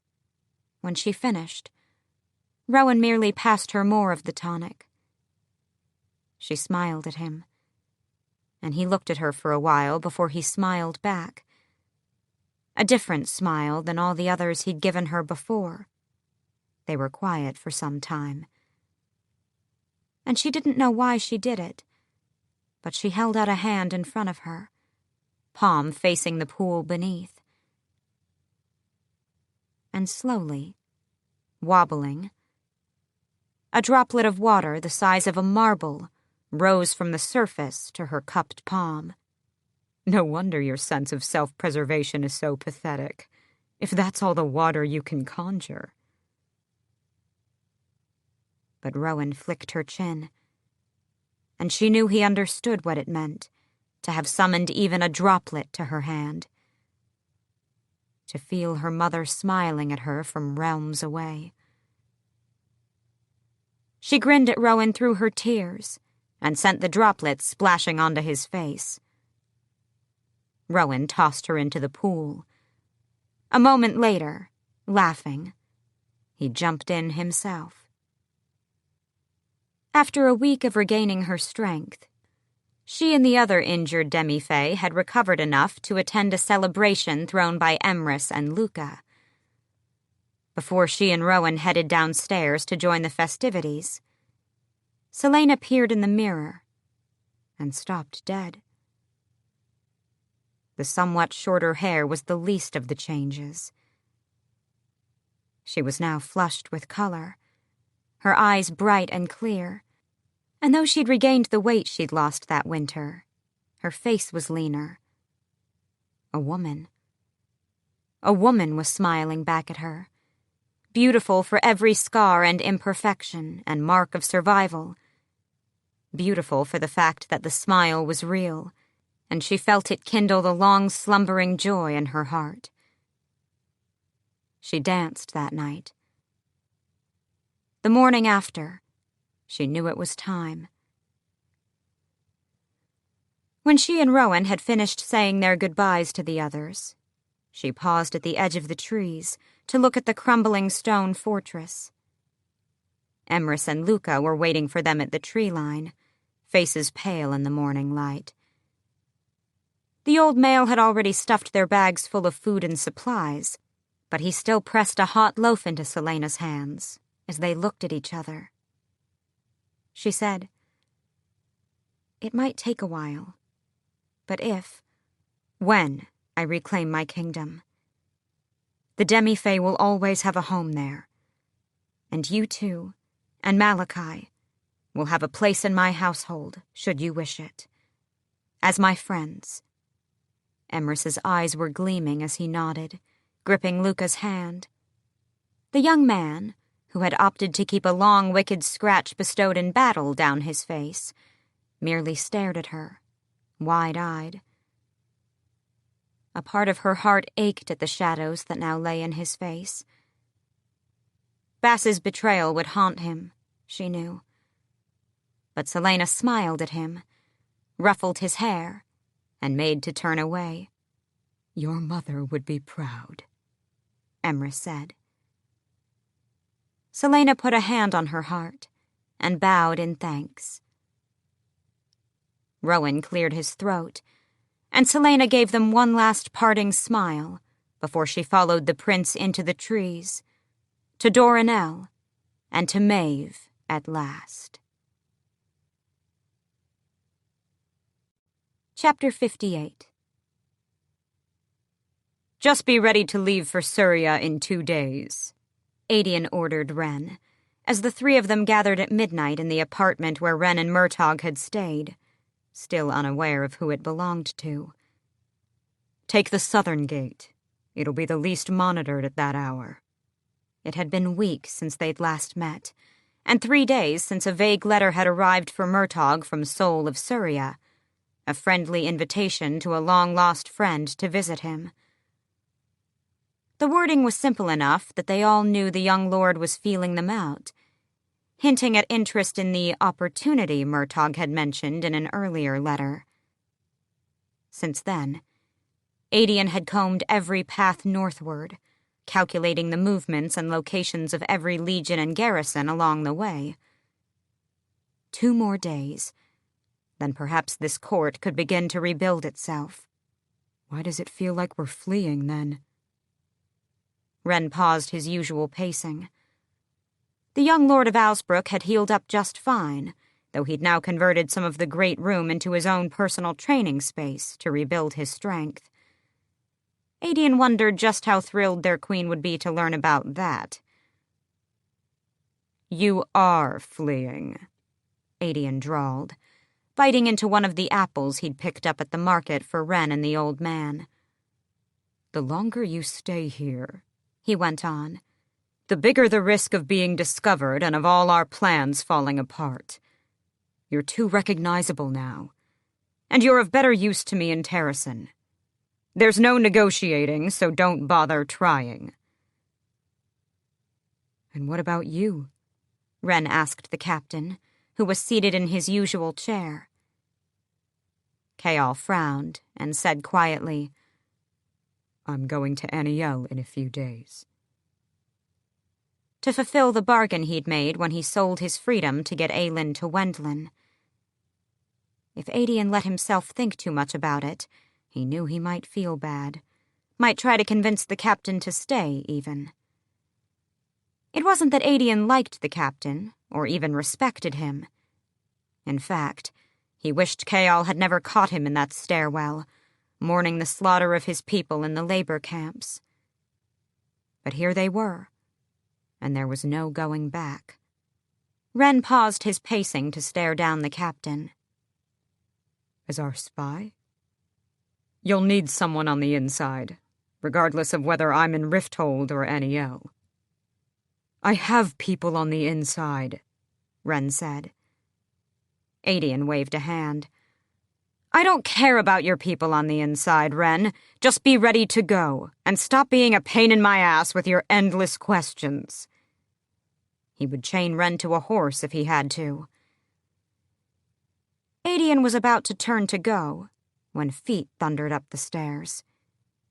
They all had their swords drawn as the door flew open, and Murtagh appeared, panting and grasping the doorframe. The old man's eyes were wild, his mouth opening and closing. Behind him, the stairwell revealed no sign of a threat, no pursuit. But Aedion kept his sword out and angled himself into a better position. Ren rushed to Murtagh, slipping an arm under his shoulders. But the old man planted his heels in the rug. "She's alive," he said, to Ren, to Aedion, to himself. She's truly alive." Aedion's heart stopped. Stopped, then started, then stopped again. Slowly, he sheathed his sword, calming his racing mind before he said, "Out with it, old man." Murtagh blinked and let out a choked laugh. "She's in Wendlin, and she's alive." The captain stalked across the floor. Aedion might have joined him had his legs not stopped working. For Murtagh to have heard about her. The captain said, "Tell me everything." Murtagh shook his head. "The city's swarming with the news. People are in the streets." "Get to the point," Aedion snapped. "General Narok's legion did indeed go to Wendlin," Murtagh said. "And no one knows how or why. But Aelin was there in the Cambrian mountains, and was part of a host that met them in battle. They're saying she's been hiding in Doranel all this time." Alive, Aedion had to tell himself. Alive and not dead after the battle, even if Murtagh's information about her whereabouts was wrong. Murtagh was smiling. "They slaughtered Narok and his men, and she saved a great number of people. With magic. Fire, they say. Power the likes of which the world has not seen since Brannon himself." Aedion's chest tightened to the point of hurting. The captain was just staring at the old man. It was a message to the world. Aelin was a warrior, able to fight with blade or magic. And she was done with hiding. "I'm riding north today. It cannot wait as we had planned," Murtagh said, turning toward the door. "Before the king tries to keep the news from spreading, I need to let Terrasen know." They trailed him down the stairs and into the warehouse below. Even from inside, Aedion's Fey hearing picked up the rising commotion in the streets. The moment he entered the palace, he would have to consider his every step, every breath. Too many eyes would be on him now. Aelin. His queen. Aedion slowly smiled. The king would never suspect, not in 1,000 years, who he'd actually sent to Wendlin. That his own champion had destroyed Narok. Few had ever known about the Galathinius' deeply rooted distrust of Maeve. So Doranel would be a believable place to hide and raise a young queen all these years. "Once I get out of the city," Murtagh said, going to the horse he'd tied inside the warehouse, "I'll send riders to every contact, to Fenharrow and Melisande. Ren, you stay here. I'll take care of Syria." Aedion gripped the man's shoulder. "Get word to my bane. Tell them to lie low until I return, but keep those supply lines with the rebels open at any cost." He didn't let go until Murtagh gave him a nod. "Grandfather?" Ren said, helping the man into the saddle. "Let me go instead." "You stay here," Aedion ordered, and Ren bristled. Murtagh murmured his agreement. "Gather what information you can, and then you'll come to me when I'm ready."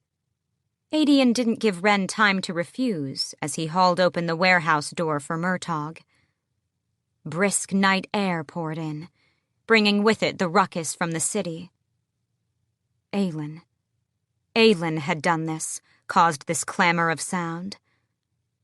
The stallion pawed and huffed, and Murtagh might have galloped off had the captain not surged to grab his reins. Eelway, Chaol breathed. send word to Eelway. Tell them to hold on. Tell them to prepare. Perhaps it was the light. Perhaps it was the cold.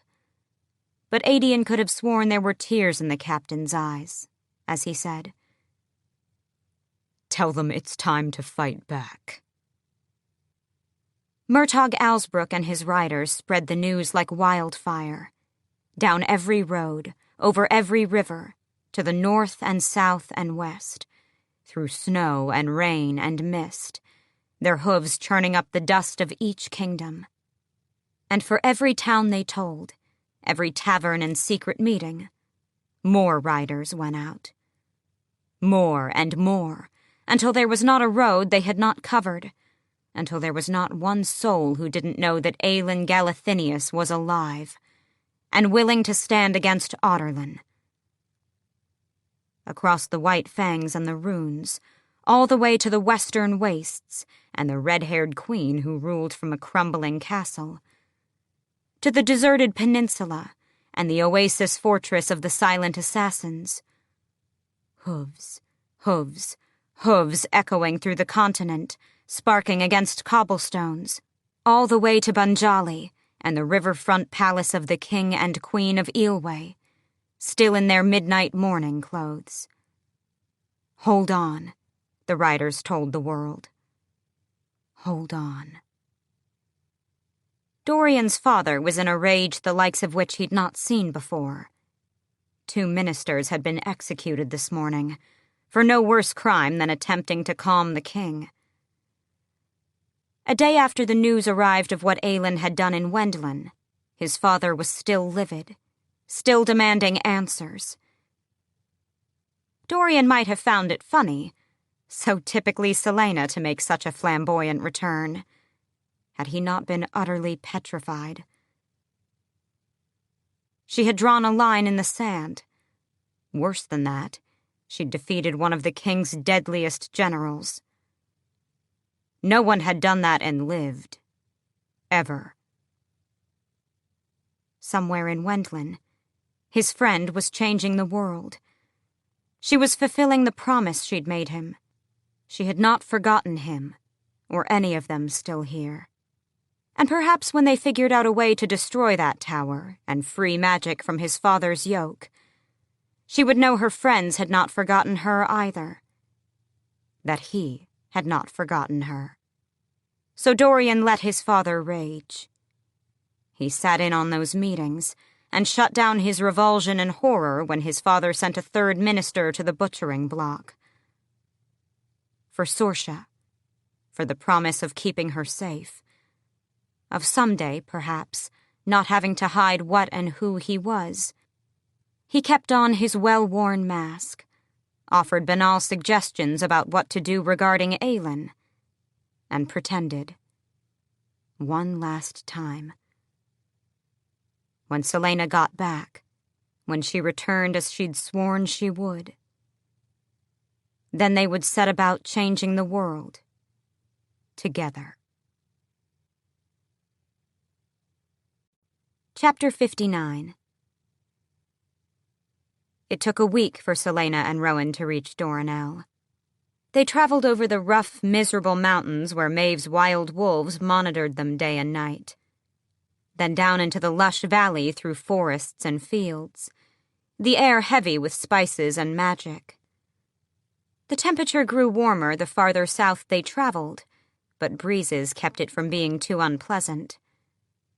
After a while, they began spotting pretty stone villages in the distance, but Rowan kept them away, hidden, until they crested a rocky hill, and Doranel spread before them. It took her breath away. Even Orinth could not compare to this. They had called it the City of Rivers for a reason. The pale-stoned city was built on a massive island smack in the center of several of them, the waters raging as the tributaries from the surrounding hills and mountains blended. On the island's north end, the rivers toppled over the mouth of a mighty waterfall, its basin so huge that the mist floated into the clear day, setting the domed buildings, pearlescent spires, and blue rooftops shining. There were no boats moored to the city's edges, though there were 2 elegant stone bridges spanning the river, heavily guarded. Faye moved across the bridges, and carts loaded with everything from vegetables to hay to wine. Somewhere there had to be fields and farms and towns to supply them, though she'd bet Maeve had a stronghold of goods stocked up. "I assume you normally fly right in and don't deign to use the bridges," she said to Rowan, who was frowning at the city, not looking very much like a warrior about to return home. He nodded distantly.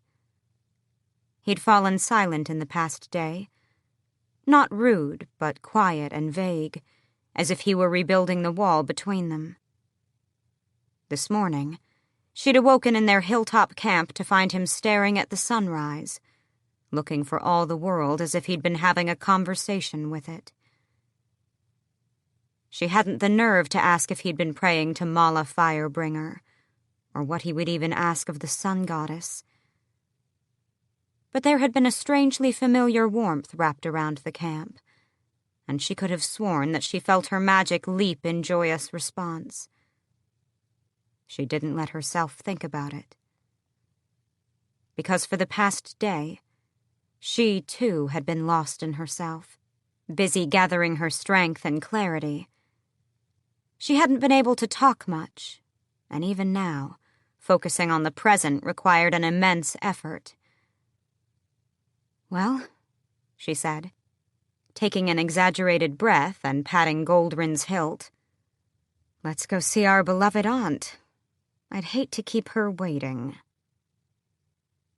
It took them until nightfall to reach the bridge, and Celaena was glad.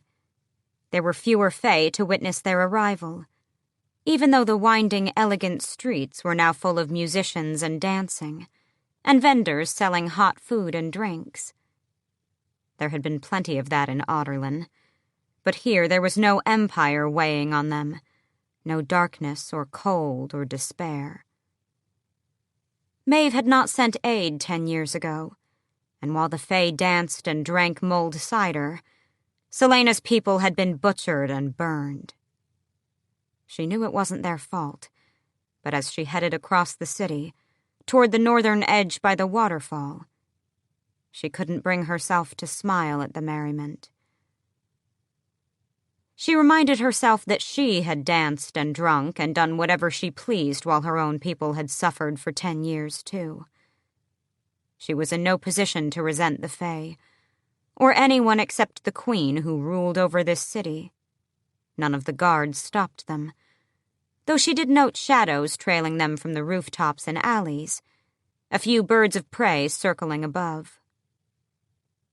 Rowan didn't acknowledge them, though she caught his teeth glinting in the golden lamplight.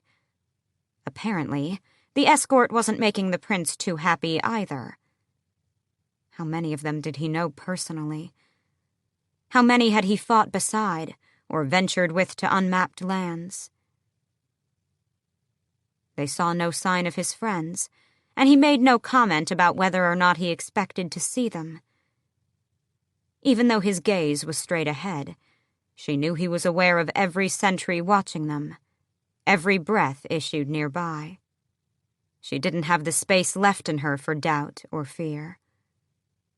As they walked, she played with the ring tucked into her pocket, turning it over and over as she reminded herself of her plan and of what she needed to accomplish before she left this city.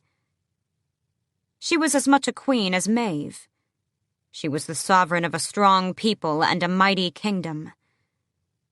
She was the heir of ash and fire, and she would bow to no one. They were escorted through a shining palace of pale stone and sky-blue gossamer curtains, the floors a mosaic of delicate tiles depicting various scenes, from dancing maidens to pastorals to the night sky. Throughout the building, the river itself ran in tiny streams, sometimes gathering in pools freckled with night-blooming lilies. Jasmine wove around the massive columns, and lights of colored glass hung from the arched ceilings. Enough of the palace was open to the elements to suggest that the weather here was always this mild. Music played from distant rooms, but it was faint and placid compared to the riot of sound and color in the city outside the mammoth marble palace walls. Sentries were everywhere. They lurked just out of sight, but in her fey body she could smell them, the steel and the crisp scent of whatever soap they must use in the barracks. Not too different from the glass castle. But Maeve's stronghold had been built from stone. So much stone. Everywhere. All of it pale and carved and polished and gleaming. She knew Rowan had private quarters in this palace, and that the Whitethorn family had various residences in Doranel. But they saw nothing of his kin. He'd told her on their journey that there were several other princes in his family, with his father's brother ruling over them. Fortunately for Rowan, his uncle had 3 sons, keeping him free of responsibility, though they certainly tried to use Rowan's position with Maeve to their advantage.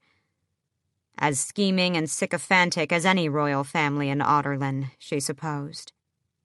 After an eternity of walking in silence, Rowan led her onto a wide veranda overhanging the river. He was tense enough to suggest he was scenting and hearing things she couldn't, but he offered no warning. The waterfall beyond the palace roared, though not loud enough to drown out conversation. Across the veranda sat Maeve on her throne of stone.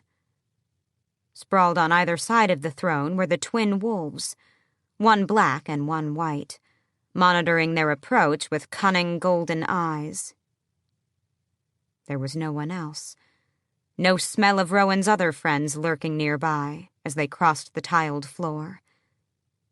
She wished Rowan had let her freshen up in his suite, but she supposed that wasn't what this meeting was about anyway.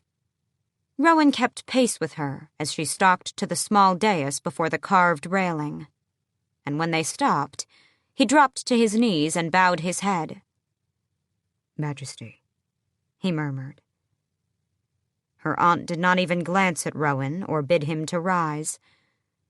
She left her nephew kneeling as she turned her violet starry eyes to Celaena and gave her that spider's smile. "It would seem that you have accomplished your task, Aelin Galathinius." Another test, using her name to elicit a reaction. She smiled right back at Maeve. Indeed. Rowan kept his head down, eyes on the floor. Maeve could make him kneel there for 100 years if she wished. The wolves beside the throne didn't move an inch. Maeve deigned a glance at Rowan, and then gave Celaena that little smile again. "I will admit that I am surprised that you managed to gain his approval so swiftly." "So," Maeve said, lounging in her throne, "show me, then, a demonstration of what you have learned these months." Celaena clenched the ring in her pocket, not lowering her chin 1 millimeter. "I would prefer to first retrieve the knowledge you're keeping to yourself." A feminine click of the tongue. "You don't trust my word?" "You can't believe I'd give you everything you want with no proof you can deliver your side of the bargain."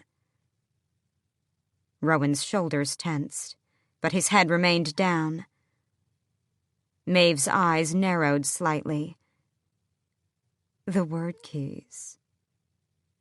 "How they can be destroyed, where they are, and what else you know of them." "They cannot be destroyed. They can only be put back in the gate." Celaena's stomach twisted. She'd known that already, but hearing the confirmation was hard somehow. "How can they be put back in the gate?" "Don't you think they would already have been restored to their home if anyone knew?" "You said you knew about them." An adder's smile. "I do know about them. I know they can be used to create, to destroy, to open portals, but I do not know how to put them back. I never learned how. And then they were taken by Brannon across the sea, and I never saw them again. What did they look like? What did they feel like? Maeve cupped her palm and looked at it, as if she could see the keys lying there. Black and glittering, no more than slivers of stone. But they were not stone. They were like nothing on this earth in any realm. It was like holding the living flesh of a god, like containing the breath of every being in every realm all at once. It was madness and joy and terror and despair and eternity. The thought of Maeve possessing all three of the keys, even for a brief moment, was horrifying enough that Celaena didn't let herself fully contemplate it. She just said, "And what else can you tell me about them?" "That's all I can recall, I'm afraid." Maeve settled back in her throne. No, there had to be some way. She couldn't have spent all these months in a fool's bargain. Couldn't have been tricked that badly. But if Maeve did not know, then there were other bits of information to extract. She would not walk out of here empty-handed. The Vogue princes. What can you tell me of them? For a few heartbeats, Maeve remained silent, as if contemplating the merits of answering more than she had originally promised. Celaena wasn't entirely sure that she wanted to know why Maeve decided in her favor. As the Queen said, "Ah, yes, my men informed me of their presence." Maeve paused again, no doubt dredging up the information from some ancient corner of her memory. "There are many different races of Vogue, creatures that even your darkest nightmares would flee from. They are ruled by the princes, who themselves are made of shadow and despair and hatred, and have no bodies to occupy save those that they infiltrate. There aren't many princes, but I once witnessed an entire legion of Fae warriors devoured by 6 of them within hours." A chill went down her spine, and even the wolves' hackles rose. "But I killed them with my fire and light. How do you think Brannon won himself such glory and a kingdom? He was a discarded son of nobody, unclaimed by either parent. But Mala loved him fiercely, so his flames were sometimes all that held the Vogue princes at bay, until we could summon a force to push them back." She opened her mouth to ask the next question, but paused. Maeve wasn't the sort to toss out random bits of information. So Celaena slowly asked, "Brannon wasn't royal-born?" Maeve cocked her head. "Didn't anyone ever tell you what the mark on your brow means?" "I was told it was a sacred mark." Maeve's eyes danced with amusement. "Sacred only because of the bearer who established your kingdom. But before that, it was nothing. Brannon was born with the bastard's mark, the mark every unclaimed, unwanted child possessed, marking them as nameless. Nobody. Each of Brannon's heirs, despite their noble lineage, has since been granted with it. The nameless mark. And it had burned that day she dueled with Cain. Burned in front of the King of Audorlan." A shudder went down her spine. "Why did it glow when I dueled with Cain? And when I faced the Vogue princes?" She knew Maeve was well informed about the shadow creature that had lived inside Cain.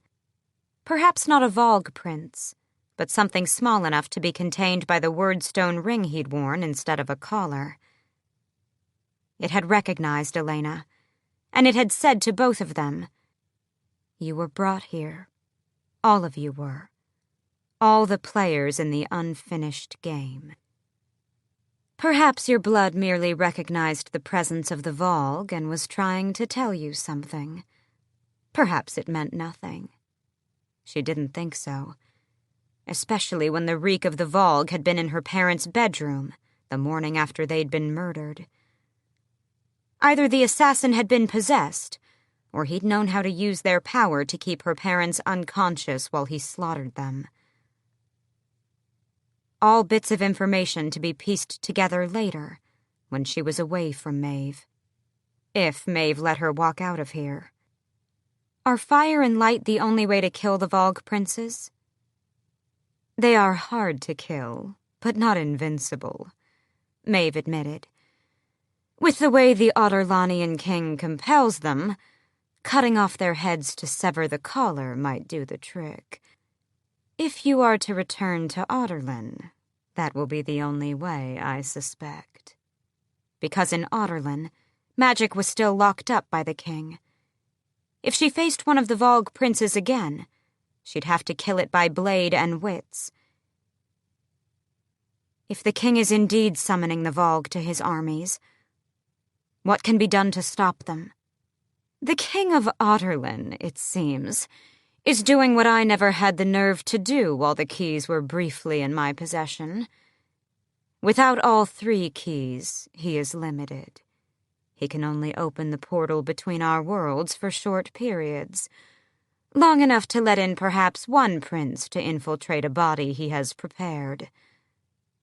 But with all 3 keys, he could open the portal at will. He could summon all the Vogue armies, to be led by the princes in their mortal bodies, and... Maeve looked more intrigued than horrified. And with all 3 keys, he might not need to rely on magically gifted hosts for the Vogue. There are countless lesser spirits amongst the Vogue, hungry for entrance to this world. He'd have to make countless callers for them, then. He would not need to, not with all 3 keys. His control would be absolute, and he would not need living hosts, only bodies. Celaena's heart stumbled a beat, and Rowan tensed from his spot on the ground. He could have an army of the dead, inhabited by the Vogue. An army that does not need to eat or sleep or breathe. An army that will sweep like a plague across your continent, and others. Maybe other worlds, too. But he would need all 3 keys for it. Her chest tightened, and though they were in the open air, the palace, the river, the stars seemed to push in on her. There would be no army that she could raise to stop them, and without magic, they were doomed. She was doomed. She was... A calming warmth wrapped around her, as if someone had pulled her into an embrace. Feminine, joyous, infinitely powerful. This doom has not yet come to pass, it seemed to whisper in her ear. There is still time. Do not succumb to fear yet. Maeve was watching her with a feline interest, and Celaena wondered what it was that the Dark Queen beheld. If she, too, could sense that ancient, nurturing presence. But Celaena was warm again, the panic gone, and though the feeling of being held disappeared, she still could have sworn the presence lingered nearby. There was time. The king still did not have the 3rd key. Brennan. He had possessed all 3, yet had chosen to hide them rather than put them back. And somehow, suddenly, that became the greatest question of all. Why? As for the locations of the 3 keys, Maeve said, I do not know where they are. They were brought across the sea, and I have not heard of them again until these past 10 years. It would seem that the king has at least 1, probably 2. The third, however. She looked her up and down, but Celaena refused to flinch. You have some inkling of its whereabouts, don't you? She opened her mouth, but Maeve's fingers clenched the arm of her throne. Just enough to make Celaena glance at the stone. So much stone here, in this palace and in the city. And that word Maeve had used earlier. Taken. Don't you? Maeve pressed. Stone. And not a sign of wood, save for plants and furniture. No, I don't, said Celaena. Maeve cocked her head. Rowan, rise and tell me the truth. His hands clenched, but he stood, his eyes on his queen as he swallowed. Twice. She found a riddle, and she knows the King of Audorlin has at least the first key, but doesn't know where he keeps it. She also learned what Brannon did with the third, and where it is. She refused to tell me. There was a glimmer of horror in his eyes, and his fists were trembling, as if some invisible force had compelled him to say it. The wolves only watched. Maeve tutted. Keeping secrets, Aelin? From your aunt? Not for all the world would I tell you where the third key is. Oh, I know. Maeve purred. She snapped her fingers, and the wolves rose to their feet, shifting in flashes of light into the most beautiful men she'd ever beheld. Warriors from the size of them, from the lethal grace with which they moved. One light and one dark, but stunning. Perfect. Celaena went for Goldrin, but the twins went for Rowan, who did nothing. Didn't even struggle as they gripped his arms, forcing him again to his knees. Two others emerged from the shadows behind them.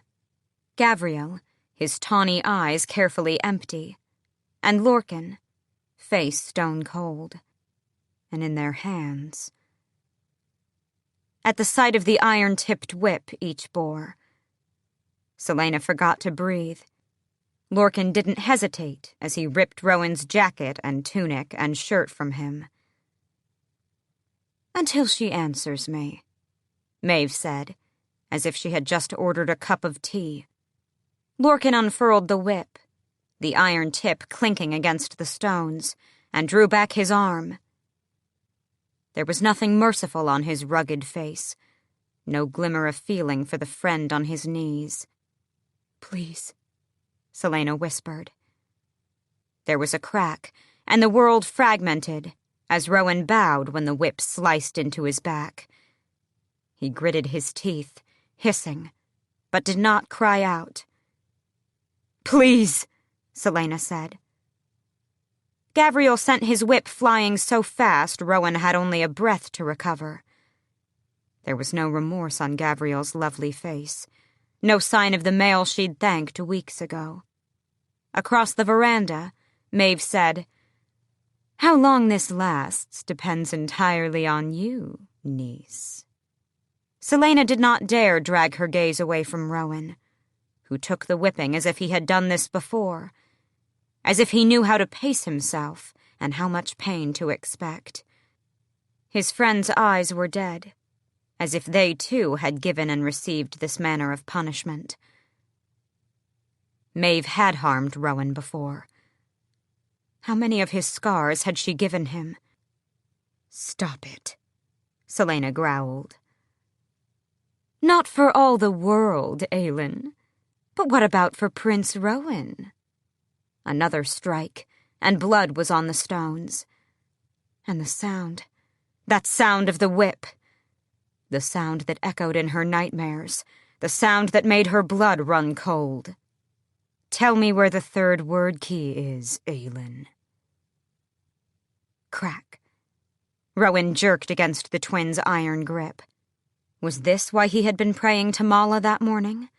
Because he knew what to expect from Maeve? She opened her mouth, but Rowan lifted his head, teeth bared, his face savage with pain and rage. He knew she could read the word in his eyes, but he still said, "Don't." It was that word of defiance that broke the hold she'd kept on herself for the past day. The damper she'd put on her power as she secretly spiraled down to the core of her magic, pulling up as much as she could gather. The heat spread from her, warming the stones so swiftly that Rowan's blood turned to red steam. His companions swore, and near-invisible shields rippled around them and their sovereign. She knew the gold in her eyes had shifted to flame, because when she looked to Maeve, the Queen's face had gone bone white. And then, Celaena set the world on fire. Chapter 60. Maeve was not burning, and neither were Rowan or his friends, whose shields Celaena tore through with half a thought. But the river was steaming around them, and shouting arose from the palace, from the city, as a flame that did not burn or hurt enveloped everything. The entire island was wreathed in wildfire. Maeve was standing now, stalking off the dais. Celaena let a little more heat seep through her hold on the flame, warming Maeve's skin as she moved to meet her aunt. Wide-eyed, Rowan hung from his friend's arms, his blood fizzing on the stones. "You wanted a demonstration," Celaena said quietly. Sweat trickled down her back, but she gripped the magic with everything she had. "One thought from me, and your city will burn." "It is stone," Maeve snapped. Celaena smiled. "Your people aren't." Maeve's nostrils flared delicately. "Would you murder innocents, Aelin?" "Perhaps. You did it for years, didn't you?" Celaena's smile didn't falter. "Try me. Just try and push me, Aunt, and see what comes of it. This was what you wanted, wasn't it?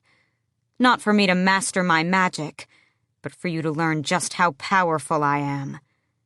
Not how much of your sister's blood flows in my veins.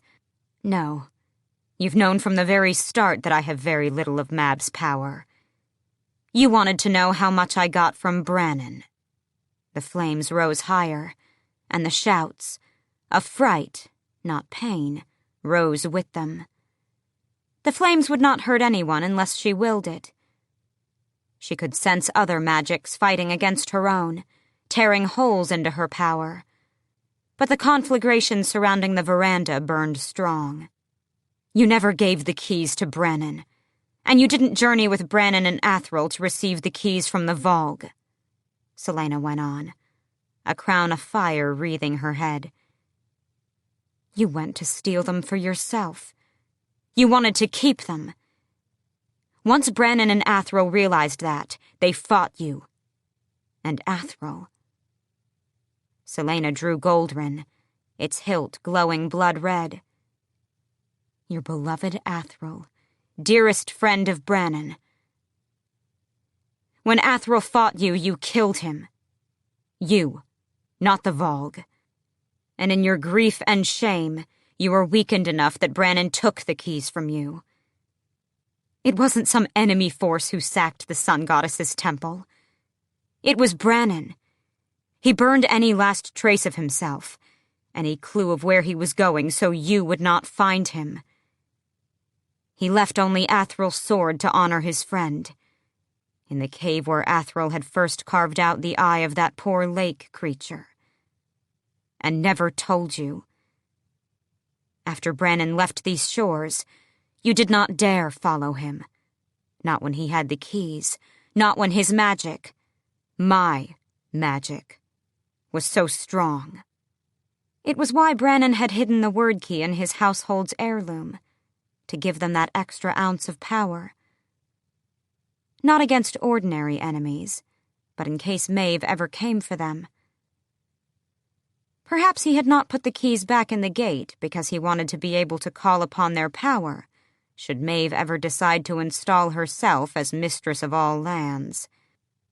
That was why you abandoned your land in the foothills and left it to rot. That was why you built a city of stone surrounded by water, so Brannon's heirs could not return and roast you alive. That was why you wanted to see me, why you bargained with my mother. You wanted to know what manner of threat I would pose, what would happen when Brannon's blood mixed with Mab's line. Celaena opened her arms wide, Goldrin burning bright in one hand. Behold my power, Maeve. Behold what I grapple with in the deep dark, what prowls under my skin. Celaena exhaled a breath and extinguished each and every flame in the city. The power wasn't in might or skill. It was in the control. The power lay in controlling herself. She'd known all along how vast and deadly her fire was, and a few months ago, she would have killed and sacrificed and slaughtered anyone and anything to fulfill her vow. But that hadn't been strength. It had been the rage and grief of a broken, crumbling person. She understood now what her mother had meant. When she patted her heart that night, she'd given her the amulet.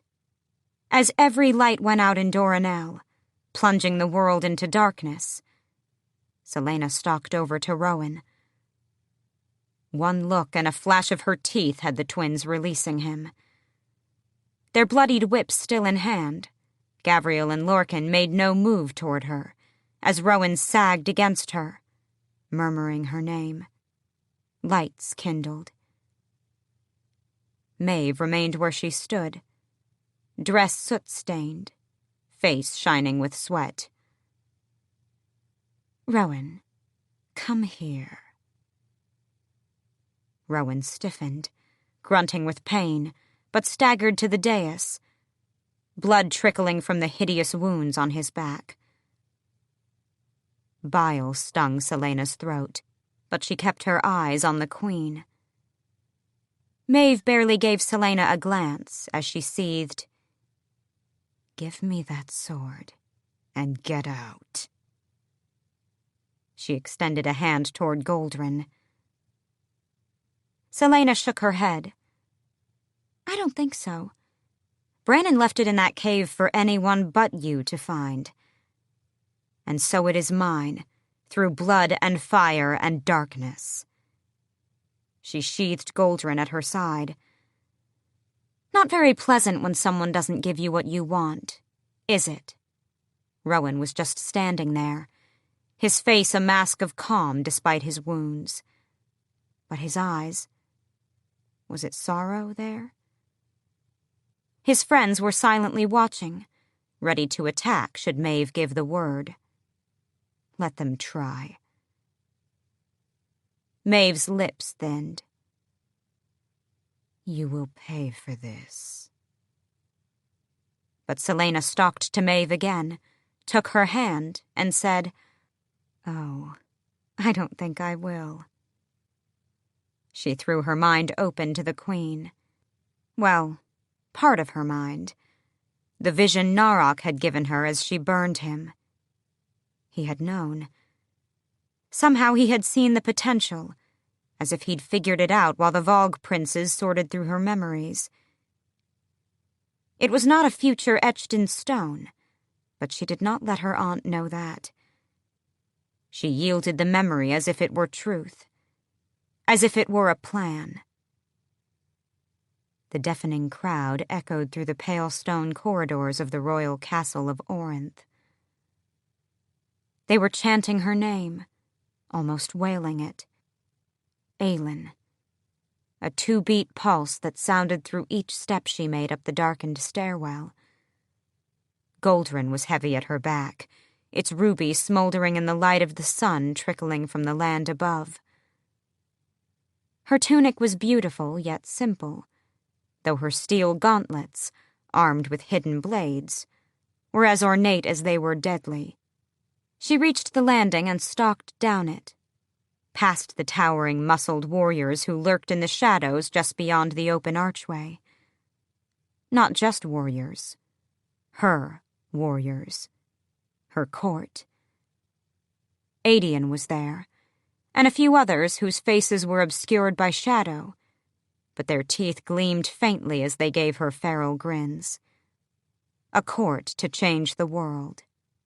The chanting increased, and the amulet bounced between her breasts with each step. She kept her eyes ahead, a half-smile on her face as she emerged at last onto the balcony, and the cries grew frantic, as overpowering as the frenzied crowd outside the palace. In the streets, thousands gathered and chanting her name. In the courtyard, young priestesses of Mala danced to each pulse of her name, worshipping, fanatic, with this power, with the keys she'd attained, what she had created for them, the armies she had made to drive out their enemies, the crops she had grown, the shadows she had chased away. These things were nothing short of a miracle. She was more than human, more than queen.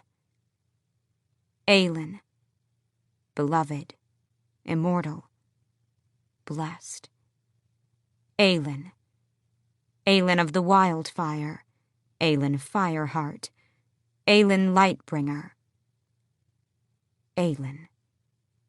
She raised her arms, tipping back her head to the sunlight, and their cries made the entirety of the White Palace tremble. On her brow, a mark, the sacred mark of Brannan's line, glowed blue. She smiled at the crowd, at her people, at her world, so ripe for the taking. Celaena pulled back from Maeve. The queen's face was pale. Maeve had bought the lie. She did not see that the vision had been given to Celaena not to taunt her, but as a warning of what she might become if she did indeed find the keys and keep them. A gift from the man Narok had once been. "I suggest," Celaena said to the Fae Queen, "that you think very, very carefully before threatening me, or my own, or hurting Rowan again." "Rowan belongs to me," Maeve hissed. "I can do what I wish with him." Celaena looked at the prince, who was standing so stalwart, his eyes dull with pain. Not from the wounds on his back, but from the parting that had been creeping up on them with each step that took them closer to Doranel. Slowly, carefully, Celaena pulled the ring from her pocket. It was not Chaol's ring that she had been clutching these past few days. It was the simple golden ring that had been left in Goldrin's scabbard. She had kept it safe all these weeks, asking Emrys to tell story after story about Maeve, as she carefully pieced together the truth about her aunt, just for this very moment, for this very task. Maeve went still as death while Celaena lifted the ring between two fingers. "I think you've been looking for this for a long time," Celaena said. "That does not belong to you." "Doesn't it? I found it, after all, in Goldrin's scabbard, where Brannan left it after grabbing it off Athrel's corpse. The family ring Athrel would have given you someday. And in the thousands of years since then, you never found it, so I suppose it's mine by chance." Celaena closed her fist around the ring. "But who would have thought you were so sentimental?" Maeve's lips thinned. "Give it to me." Celaena barked out a laugh. "I don't have to give you a damn thing." Her smile faded.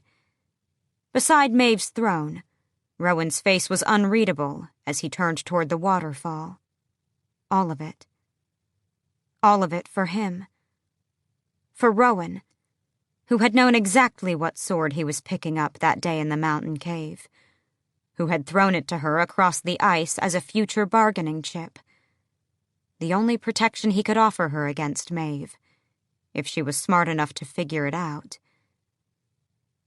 She had only realized what he'd done, that he'd known all along, when she'd mentioned the ring to him weeks ago, and he'd told her he hoped she found some use for it. He didn't yet understand that she had no interest in bargaining for power or safety or alliance. So Celaena said, "I'll make a trade with you, though." Maeve's brows narrowed. Celaena jerked her chin. "Your beloved's ring. For Rowan's freedom from his blood oath." Rowan stiffened. His friends whipped their heads to her. "A blood oath is eternal," Maeve said tightly. Celaena didn't think his friends were breathing. "I don't care. Free him." Celaena held out the ring again. "Your choice. Free him, or I melt this right here." Such a gamble. So many weeks of scheming and planning and secretly hoping. Even now, Rowan did not turn. Maeve's eyes remained on the ring, and Celaena understood why. It was why she'd dared try it. After a long silence, Maeve's dress rustled as she straightened, her face pale and tight. "Very well. I've grown rather bored of his company these past few decades anyway." Rowan faced her. Slowly, as if he didn't quite believe what he was hearing. It was Celaena's gaze, not Maeve's, that he met, his eyes shining. "By my blood that flows in you," Maeve said, "through no dishonor, through no act of treachery, I hereby free you, Rowan Whitethorn, of your blood oath to me." Rowan just stared and stared at her. And Celaena hardly heard the rest, the words Maeve spoke in the old language. But Rowan took out a dagger and spilled his own blood on the stones, whatever that meant. She had never heard of a blood oath being broken before, but had risked it regardless. Perhaps not in all the history of the world had one ever been broken honorably. His friends were wide-eyed and silent. Maeve said, "You are free of me, Prince Rowan Whitethorn." That was all Celaena needed to hear before she tossed the ring to Maeve, before Rowan rushed to her, his hands on her cheeks, his brow against her own. "Aelin," he murmured, and it wasn't a reprimand or a thank you, but a prayer. "Aelin," he whispered again, grinning, and kissed her brow before he dropped to both knees before her. And when he reached for her wrist, she jerked back. "You're free. You're free now." Behind them, Maeve watched, brows high. But Celaena could not accept this, could not agree to it. Complete and utter submission. That's what a blood oath was. He would yield everything to her, his life, any property, any free will. Rowan's face was calm, though, steady, assured. "Trust me." "I don't want you enslaved to me. I won't be that kind of queen." "You have no court. You are defenseless, landless, and without allies. She might let you walk out of here today, but she could come after you tomorrow. She knows how powerful I am, how powerful we are together. It will make her hesitate." "Please don't do this. I will give you anything else you ask, but not this." "I claim you, Aelin, to whatever end." She might have continued to silently argue with him, but that strange feminine warmth that she'd felt at the campsite that morning wrapped around her, as if assuring her it was all right to want this badly enough that it hurt, telling her that she could trust the prince, and more than that, more than anything, She could trust herself. So when Rowan reached for her wrist again, she did not fight him. "Together, Fireheart," he said, pushing back the sleeve of her tunic. "We'll find a way together." He looked up from her exposed wrist. "A court that will change the world," he promised. And then she was nodding and smiling too, as he drew the dagger from his boot and offered it to her. "Say it, Aelin." Not daring to let her hands shake in front of Maeve or Rowan's stunned friends, she took his dagger and held it over her exposed wrist. "Do you promise to serve in my court, Rowan Whitethorn, from now until the day you die?" She did not know the right words or the old language, but a blood oath wasn't about pretty phrases. "I do. Until my last breath and the world beyond. To whatever end." She would have paused then, asked him again if he really wanted to do this. But Maeve was still there, a shadow lurking behind them. That was why he had done it now. Here, so Celaena could not object, could not try to talk him out of it. It was such a Rowan thing to do, so pig-headed, that she could only grin as she drew the dagger across her wrist, leaving a trail of blood in its wake. She offered her arm to him. With surprising gentleness, he took her wrist in his hands and lowered his mouth to her skin. For a heartbeat, something lightning bright snapped through her, and then settled, a thread binding them, tighter and tighter with each pull Rowan took of her blood. 3 mouthfuls, his canines pricking against her skin, and then he lifted his head, his lips shining with her blood, his eyes glittering and alive and full of steel. There were no words to do justice to what passed between them in that moment. Maeve saved them from trying to remember how to speak as she hissed, "Now that you have insulted me further, get out. All of you." His friends were gone in an instant, padding off for the shadows, taking those wretched whips with them. Celaena helped Rowan to his feet, letting him heal the wound on her wrist as his back knitted together. Shoulder to shoulder, they looked at the Fae Queen one last time. But there was only a white barn owl flapping off into the moonlit night. They hurried out of Doranel, not stopping until they found a quiet inn in a small, half-forgotten town miles away. Rowan didn't even dare to swing by his quarters to collect his belongings, and claimed he had nothing worthwhile to take anyway.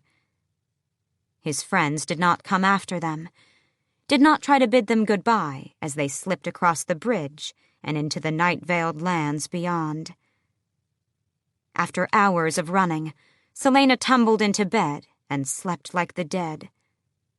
But at dawn, she begged Rowan to retrieve his needles and ink from his pack. She bathed while he readied what he needed, and she scrubbed herself with coarse salt in the tiny inn bathroom until her skin gleamed. Rowan said nothing as she walked back into the bedroom, hardly gave her more than a passing glance as she removed her robe, bare to the waist, and laid on her stomach on the work table he'd ordered brought in. His needles and ink were already on the table. His sleeves had been rolled up to the elbows, and his hair was tied back, making the elegant, brutal lines of his tattoo all the more visible. "Deep breath," he said. She obeyed, resting her hands under her chin as she played with the fire, weaving her own flames among the embers. "Have you had enough water and food?" She nodded. She'd devoured a full breakfast before getting into the bath. "Let me know when you need to get up," he said. He gave her the honor of not second-guessing her decision or warning her of the oncoming pain. Instead, he brushed a steady hand down her scarred back.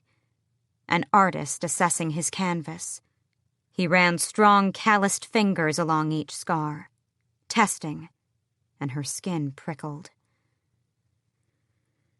Then he began the process of drawing the marks, the guide he would follow in the hours ahead.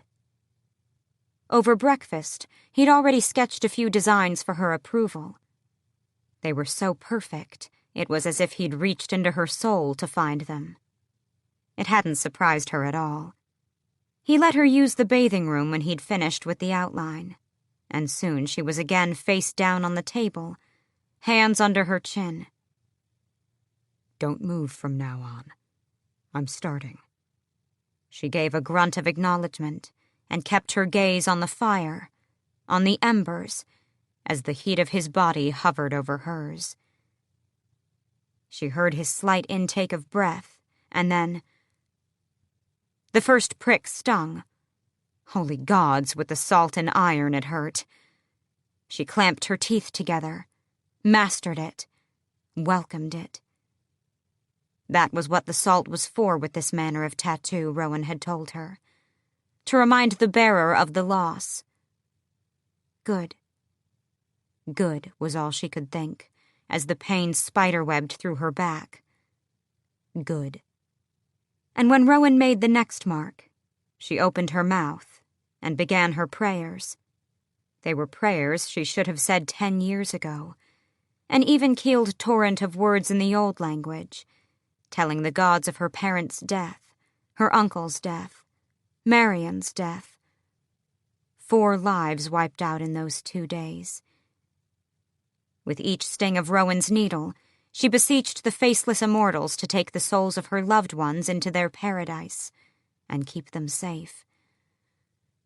She told them of their worth, told them of the good deeds and loving words and brave acts they'd performed.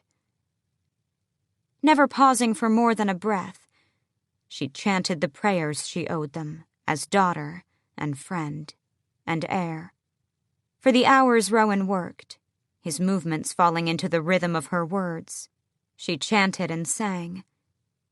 He did not speak, his mallet and needles the drum to her chanting, weaving their work together. He did not disgrace her by offering water when her voice turned hoarse, her throat so ravaged she had to whisper. In Terrason she would sing from sunrise to sunset, on her knees in gravel without food or drink or rest. Here she would sing until the markings were done, the agony in her back her offering to the gods. When it was done, her back was raw and throbbing, and it took her a few attempts to rise from the table. Rowan followed her into the nearby night-dark field, kneeling with her in the grass as she tilted her face up to the moon and sang the final song, the sacred song of her household, the fey lament she'd owed them for 10 years. Rowan did not utter a word while she sang, her voice broken and raw. He remained in the field with her until dawn, as permanent as the markings on her back. 3 lines of text scrolled over her 3 largest scars, the story of her love and loss now written on her. 1 line for her parents and uncle, 1 line for Lady Marion, and 1 line for her court and her people. On the smaller, shorter scars were the stories of Nehemia and of Sam, her beloved dead. No longer would they be locked away in her heart. No longer would she be ashamed. Chapter 61. The War Games came. All the Ironteeth clans were granted time to rest the day before, but none took it, instead squeezing in last-minute drills or going over plans and strategies. Officials and counselors from Otterlin had been arriving for days, come to monitor the games from the top of the Northern Fang.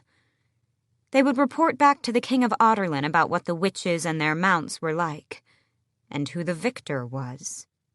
Weeks ago, after Abraxos had made the crossing, Manon had returned to the Omega to grins and applause.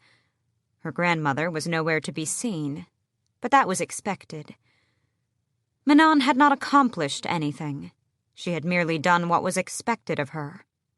She saw and heard nothing of the Kraken prisoner in the belly of the Omega, and no one else seemed to know anything about her.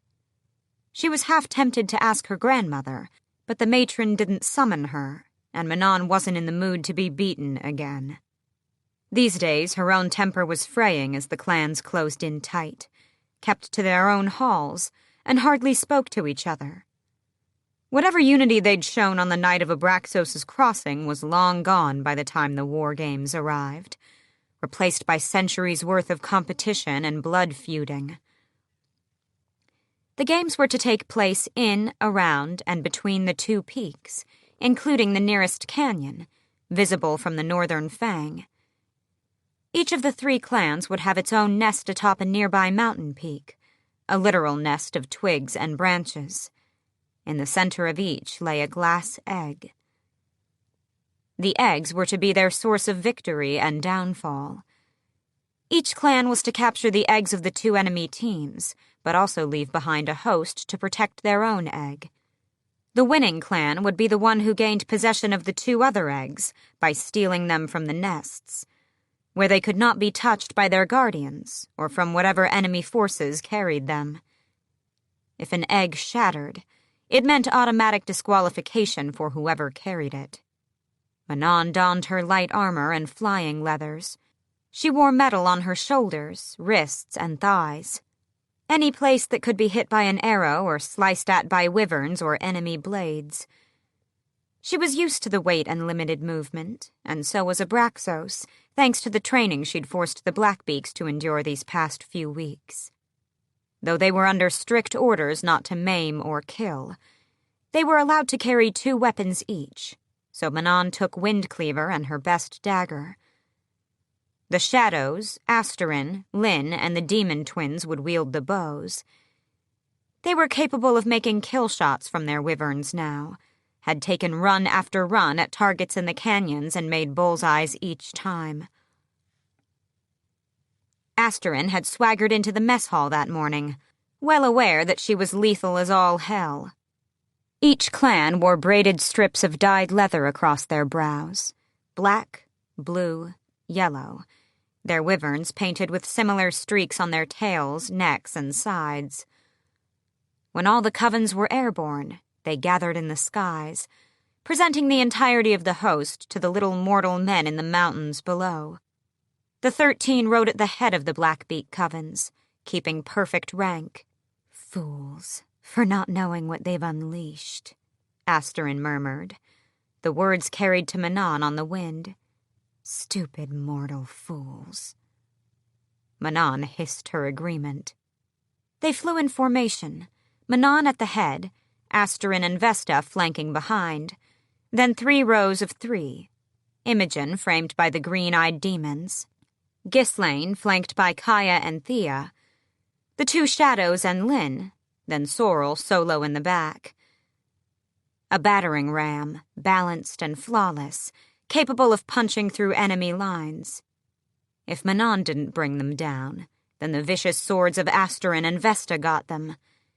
If that didn't stop them, the 6 in the middle were a guaranteed death trap.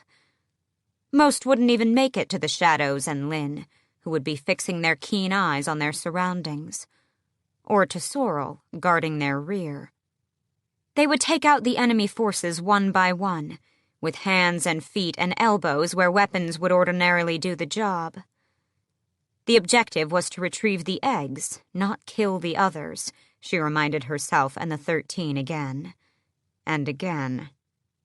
The games began with the ringing of a mighty bell somewhere in the Omega. The skies erupted with wings and claws and shrieks a heartbeat later. They went after the blue blood egg first, because Manon knew the Yellowlegs would go for the Blackbeak nest, which they did immediately. Manon signaled to her witches and 1/3 of her force doubled back, falling behind home lines, putting up a solid wall of teeth and wings for the yellow legs to break against. The blue bloods, who had probably done the least planning in favor of all their various rituals and prayers, sent their forces to the Blackbeaks as well, to see if extra wings could break that ironclad wall. Another mistake. Within 10 minutes, Manon and the 13 surrounded the blue blood nest, and the home guard yielded their treasure.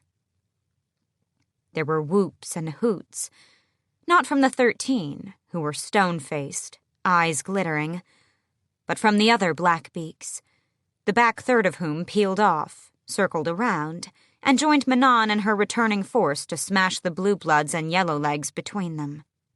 The witches and their wyverns dove high and low, but this was as much for show as it was to win, and Manon did not yield them 1 inch as they pushed from the front and behind, an aerial vice that had wyverns nearly bucking off their riders in panic. This was what she had been built for. Even battles she'd waged on a broom hadn't been this fast, brilliant, and deadly. And once they faced their enemies, once they added in an arsenal of weapons, Manon was grinning as she placed the blue blood egg in the Blackbeak nest on the flat mountaintop. Moments later, Manon and Abraxos were gliding over the fray, the 13 coming up from behind to regroup. Asterin, the only one who'd kept close the entire time, was grinning like mad. And as her cousin and her wyvern swept past the northern fang and its gathered observers, the golden-haired witch sprang up from her saddle and took a running leap right off the wing. The yellow-legs witch on the wyvern below didn't see Asterin until she'd landed on her, a hand on her throat where a dagger would have been. Even Manon gasped in delight as the yellow-legs witch lifted her hands in surrender. Asterin let go, lifting her arms to be gathered up into the claws of her own wyvern. After a toss and a harrowing fall, Asterin returned to her own saddle, swooping until she was again beside Manon and Abraxos. He swung toward Asterin's blue wyvern, swiping with his wing, a playful, almost flirtatious gesture that made the female mount shriek in delight. Manon raised her brows at her second. "You've been practicing, it seems," she called. Asterin grinned. "I didn't claw my way to second by sitting on my ass." Then Asterin was swooping low again, but still within formation, a wing beat away. Abraxos roared, and the 13 fell into formation around Manon, 4 covens flanking them behind.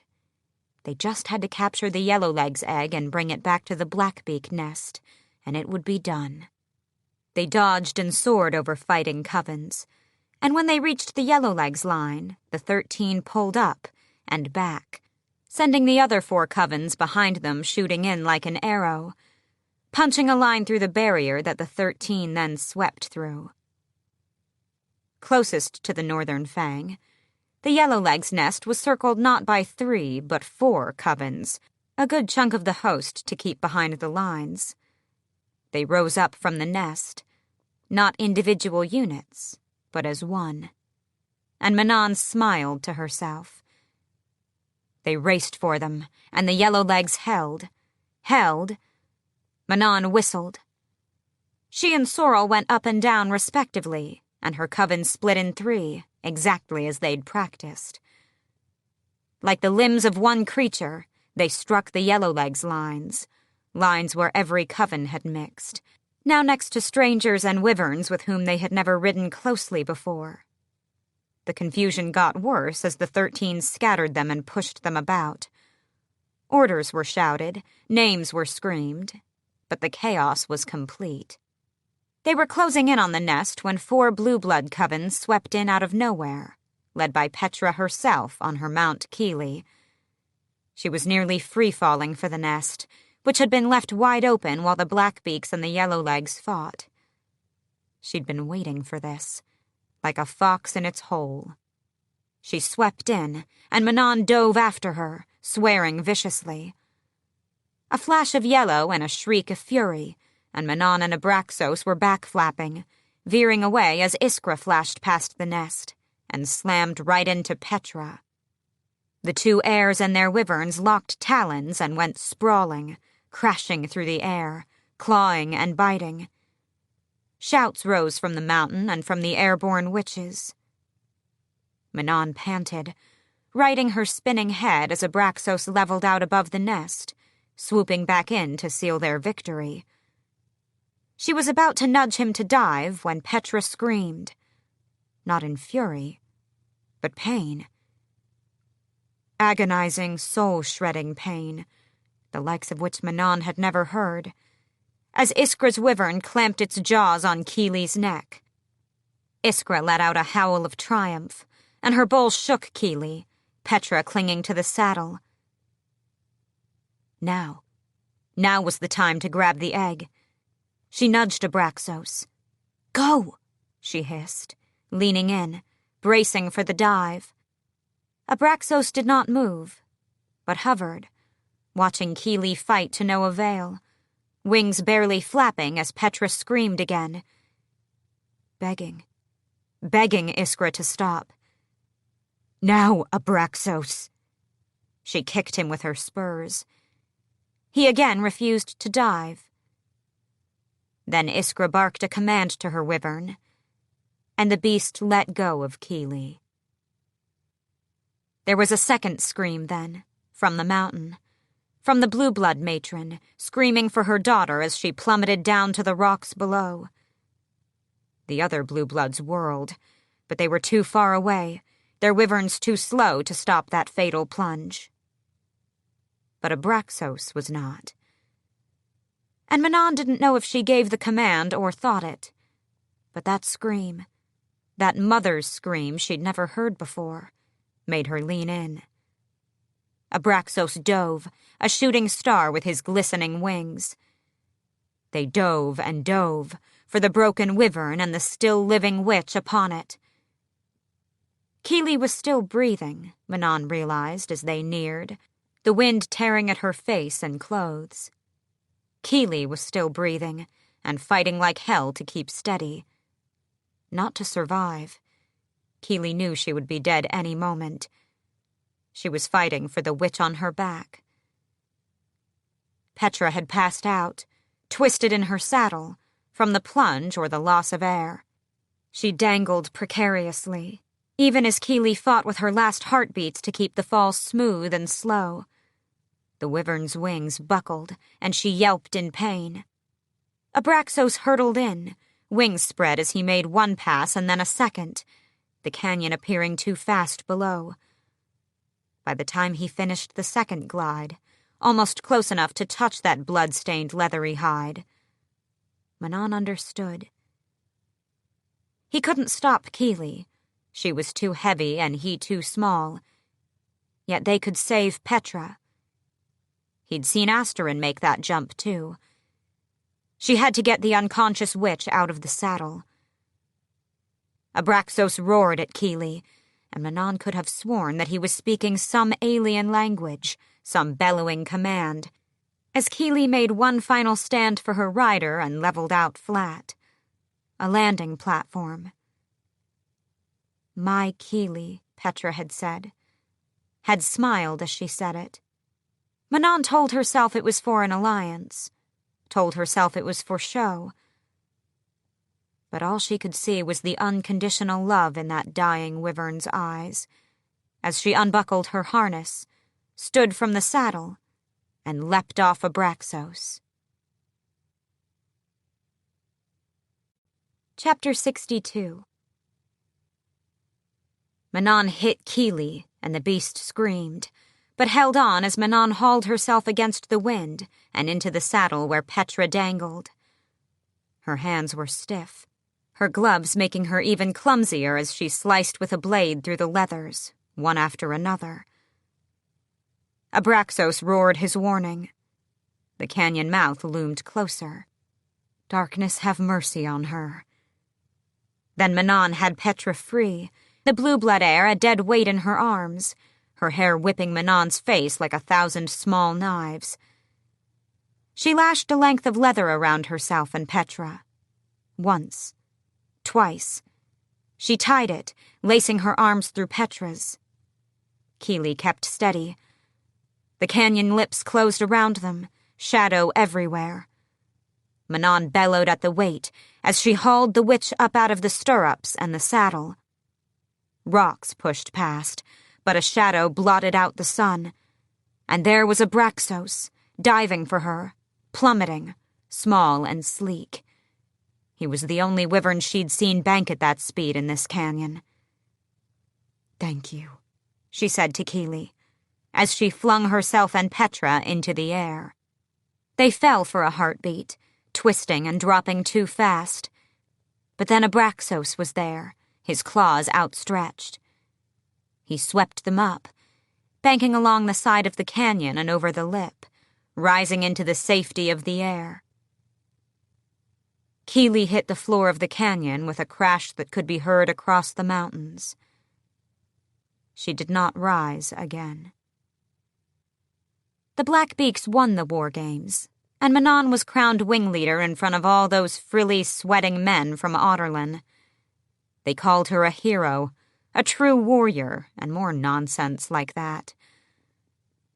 But Manon had seen her grandmother's face when she had set Petra down on the viewing platform.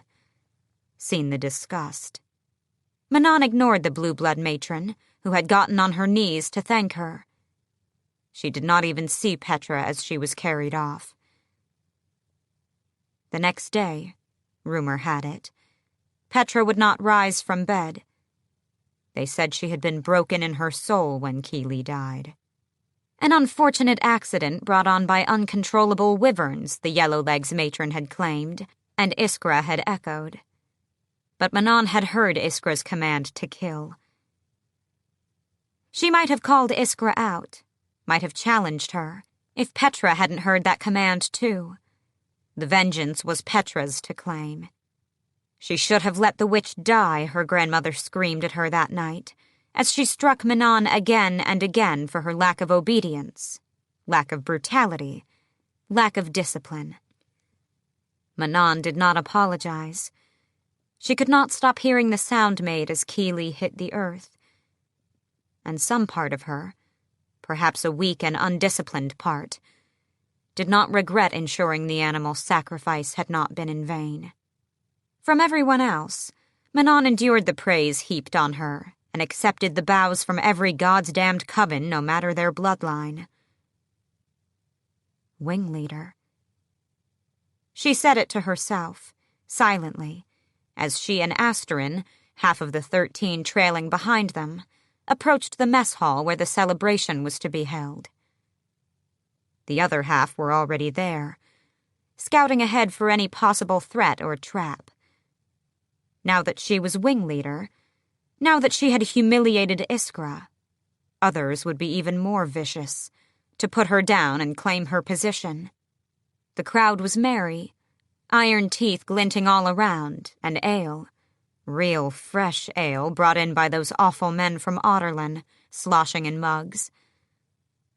Manon had shoved one into her hand, and Asterin yanked it away, drank a mouthful, and waited a moment before she gave it back. "They're not above poisoning you," her second said, winking as they made their way to the front of the room where the 3 matrons were waiting. Those men at the games had held a small ceremony, but this was for the witches. This was for Manon. She hid her smile as the crowd parted, letting her through. The 3 high witches were seated in makeshift thrones, little more than ornate chairs they'd found. The blue-blood matron smiled as Manon pressed 2 fingers to her brow. The Yellowlegs matron, on the other end, did nothing. But her grandmother, seated in the center, smiled faintly. A snake's smile. "Welcome, wing leader," her grandmother said, and a cry went up from the witches, save for the 13, who stayed cool and quiet. They did not need to cheer, for they were immortal and infinite and gloriously, wonderfully deadly. "What gift can we give you? What crown can we bestow to honor what you shall do for us?" her grandmother mused. You have a fine blade, a fearsome coven. The 13 all allowed a hint of a smirk. What else could we give you that you do not possess? Manon bowed her head. There is nothing I wish for, save the honor which you have already given me. Her grandmother laughed. What about a new cloak? Manon straightened. She could not refuse, but this was her cloak. It had always been. That one is looking rather shabby, her grandmother went on, waving her hand to someone in the crowd. So here is our gift to you, wing leader. A replacement. There were grunts and curses, but the crowd gasped, in hunger, in anticipation, as a brown-haired, shackled witch was hauled forward by 3 Yellowlegs cronies and forced to her knees before Manon. If her broken face, shattered fingers, lacerations, and burns did not give away what she was, then the blood-red cloak she wore did. The Kraken witch, her eyes the solid color of freshly tilled earth, looked up at Manon. How those eyes were so bright despite the horrors written on her body. How she didn't collapse right there or start begging, Manon didn't know. A gift, said her grandmother, extending an iron-tipped hand toward the Kraken. Worthy of my granddaughter. End her life, and take your new cloak. Manon recognized the challenge. Yet she drew her dagger, and Asterin stepped in close, eyes on the Kraken. For a moment, Manon stared down at the witch, her mortal enemy. The Krakens had cursed them, made them eternal exiles. They deserved to die, each and every one of them. But it was not her voice that said those things in her head. No, for some reason, it was her grandmother's. At your leisure, Manon, her grandmother cooed. Choking, her lips cracked and bleeding, the Kraken witch looked up at Manon and chuckled. Manon Blackbeak, she whispered in what might have been a drawl had her teeth not been broken, her throat ringed with bruises. I know you. Kill the bitch! A witch shouted from the back of the room. Manon looked into her enemy's face and raised her brows. You know what we call you. Blood welled as the Kraken's lips peeled into a smile. She closed her eyes as if savoring it. We call you the White Demon. You're on our list.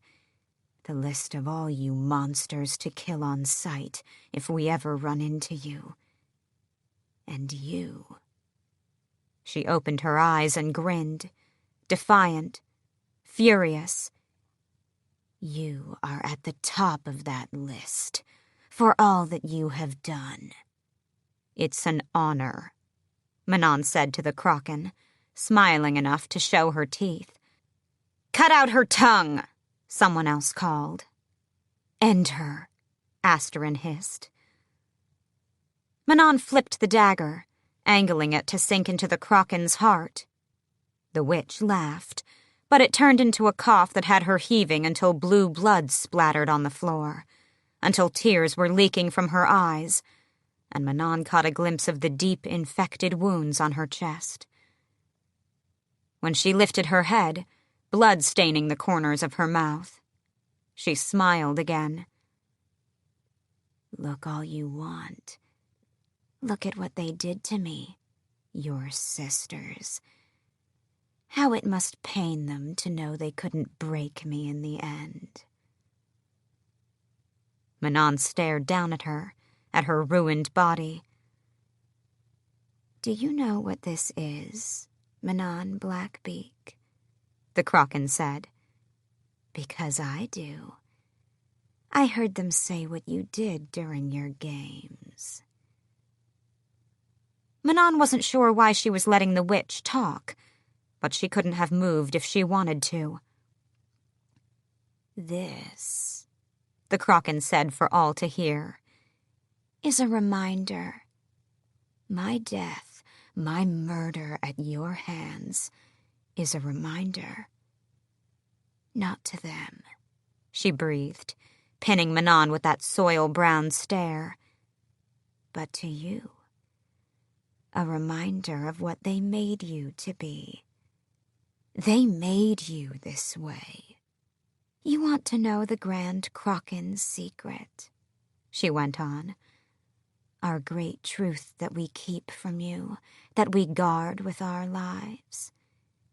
It is not where we hide, or how to break your curse.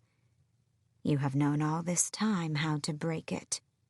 You have known for 500 years that your salvation lies in your hands alone. No. Our great secret is that we pity you. No one was speaking now.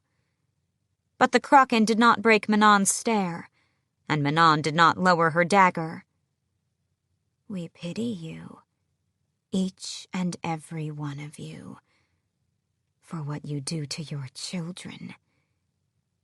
They are not born evil, but you force them to kill and hurt and hate until there is nothing left inside of them, of you. That is why you are here tonight, Manon, because of the threat you pose to that monster you call grandmother. The threat you posed when you chose mercy and saved your rival's life. She gasped for breath, tears flowing unabashedly as she bared her teeth. They have made you into monsters. Made, Manon. And we feel sorry for you. Enough, the matron said from behind. But the whole room was silent, and Manon slowly raised her eyes to her grandmother's. In them, Manon beheld a promise of the violence and pain that would come if she disobeyed. Beyond that, there gleamed nothing but satisfaction. As if the Kraken had spoken true, but only the Blackbeak matron knew she had done so. The Kraken's eyes were still bright with a courage Manon could not comprehend. Do it, the Kraken whispered. Manon wondered if anyone else understood that it was not a challenge, but a plea. Manon angled her dagger again, flipping it in her palm. She did not look at the Kraken, or at her grandmother, or anyone as she gripped the witch by the hair and yanked back her head, and then spilled her throat on the floor. Legs dangling off a cliff edge, Manon sat on a plateau atop a peak in the ruins. Abraxo sprawled at her side, smelling the night-blooming flowers on the spring meadow. She'd had no choice but to take the Kraken's cloak, to dump her old one atop the body once it fell, once the witches gathered around to rip her apart. They have made you into monsters. Manon looked at her wyvern, the tip of his tail waving like a cat's. No one had noticed when she left the celebration. Even Asterin was drunk on the Kraken's blood, and had lost sight of Manon slipping through the crowd. She told Sorrel, though, that she was going to see Abraxos. And her third, somehow, had let her go alone. They'd flown until the moon was high, and she could no longer hear the shrieks and cackles of the witches in the Omega. Together they sat on the last of the runes, and she gazed across the endless flat expanse between the peaks and the western sea. Somewhere out there, beyond the horizon, was a home that she had never known. Krakens were liars and insufferably preachy. The witch had probably enjoyed giving her little speech, making some grand last stand. We feel sorry for you, Manon rubbed at her eyes and braced her elbows on her knees, peering into the drop below. She would have dismissed her, wouldn't have thought twice about it, if it hadn't been for that look in Keely's eyes as she fell, fighting with every last scrap of strength to save her Petra, or for Abraxos's wing, sheltering Manon against icy rain. The wyverns were meant to kill and maim and strike terror into the hearts of their enemies. And yet...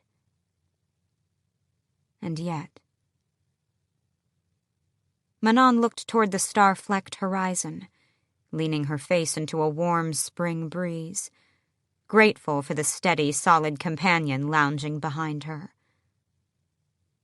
A strange feeling, that gratitude for his existence. Then there was that other strange feeling that pushed and pulled at her, making her replay the scene in the mess hall again and again. She had never known regret. Not true regret, anyway. But she regretted not knowing the Kraken's name. She regretted not knowing who the new cloak on her shoulders had belonged to, where she had come from, how she had lived. Somehow, even though her long life had been gone for 10 years, somehow, that regret made her feel incredibly, heavily mortal. Chapter 63. Adian let out a low whistle and offered Chaol the bottle of wine between them on the rooftop of Celaena's apartment. Chaol, not feeling at all like drinking, shook his head. "I wish I had been there to see it." He gave Chaol a wolfish smile. "I'm surprised you're not condemning me for saying that. Whatever creatures the king sent with Narok, I do not think they were innocent men," Chaol said, "or really men at all anymore." She had done it, had made such a statement that even days later, Adian was still celebrating. Quietly, of course. Chaol had come here tonight planning to tell Adian and Ren what he knew of the spell the king had used and how they might destroy it. But he hadn't yet. He still wondered what Adian would do with that knowledge, especially once Chaol left for Aniel in 3 days. "When she gets home, you need to lie low in Aniel," Adian said, swigging from the bottle. "Once it comes out who she was all these years." And it would, Chaol knew. He was already preparing to get Dorian and Sorsha out of the castle. Even if they had done nothing wrong, they had been her friends. If the king knew that Celaena was Aelin, it could be just as deadly as if he discovered that Dorian had magic. When she came home, everything would change. Yes, Aelin would come home, but not to Chaol. She would come home to Terrasen, to Adian and Ren and the court that was regathering in her name. She would come home to war and bloodshed and responsibility. Part of him still could not fathom what she'd done to Narok, the battle cry she'd issued from across the sea. He could not accept that part of her, so bloodthirsty and unyielding. Even as Celaena, it had been hard to swallow at times, and he had tried to look past it. But as Aelin, he'd known, since the moment he figured out who she was, that while Celaena would always pick him, Aelin would not. And it would not be Celaena Sardothien who returned to this continent. It would take time, he knew, for it to stop hurting, to let go. But the pain wouldn't last forever. "Is there..." Adian clenched his jaw, as if debating saying the rest. "Is there anything you want me to tell her? Or give her?" At any moment, any time, Adian might have to flee to Terrasen and to his queen. The eye of Elena was warm at his neck, and Chaol almost reached for it. But he couldn't bring himself to send her that message, or to let go of her that completely. Not yet. Just as he couldn't bring himself to tell Adian about the clock tower. "Tell her," Chaol said quietly, "that I had nothing to do with you. Tell her you barely spoke to me, or Dorian. Tell her I am fine in Aniel, and that we are all safe." Adian was quiet long enough that Chaol got up to leave. But then the general said, "What would you have given just to see her again?" Chaol couldn't turn around as he said, "It doesn't matter now." Sorsha rested her head on the soft spot between Dorian's shoulder and chest, breathing in the smell of him. He was already sleeping deeply. Almost. They had almost taken things over the edge tonight, but she had again hesitated, again let that stupid doubt creep in when he asked her if she was ready. And though she wanted to say yes, she had said no. She lay awake, stomach tight and mind racing. There was so much she wanted to do and see with him. But she could feel the world shifting, the wind changing. Aelin Galathinius was alive. And even if Sorsha gave everything to Dorian, the upcoming weeks and months would be trying enough for him without having to worry about her. If the captain and the prince decided to act on their knowledge, if magic was freed, it would be chaos. People might go as mad from its sudden return as they'd gone from its departure. She didn't want to think what the king would do. Yet no matter what happened tomorrow, or next week, or next year, she was grateful.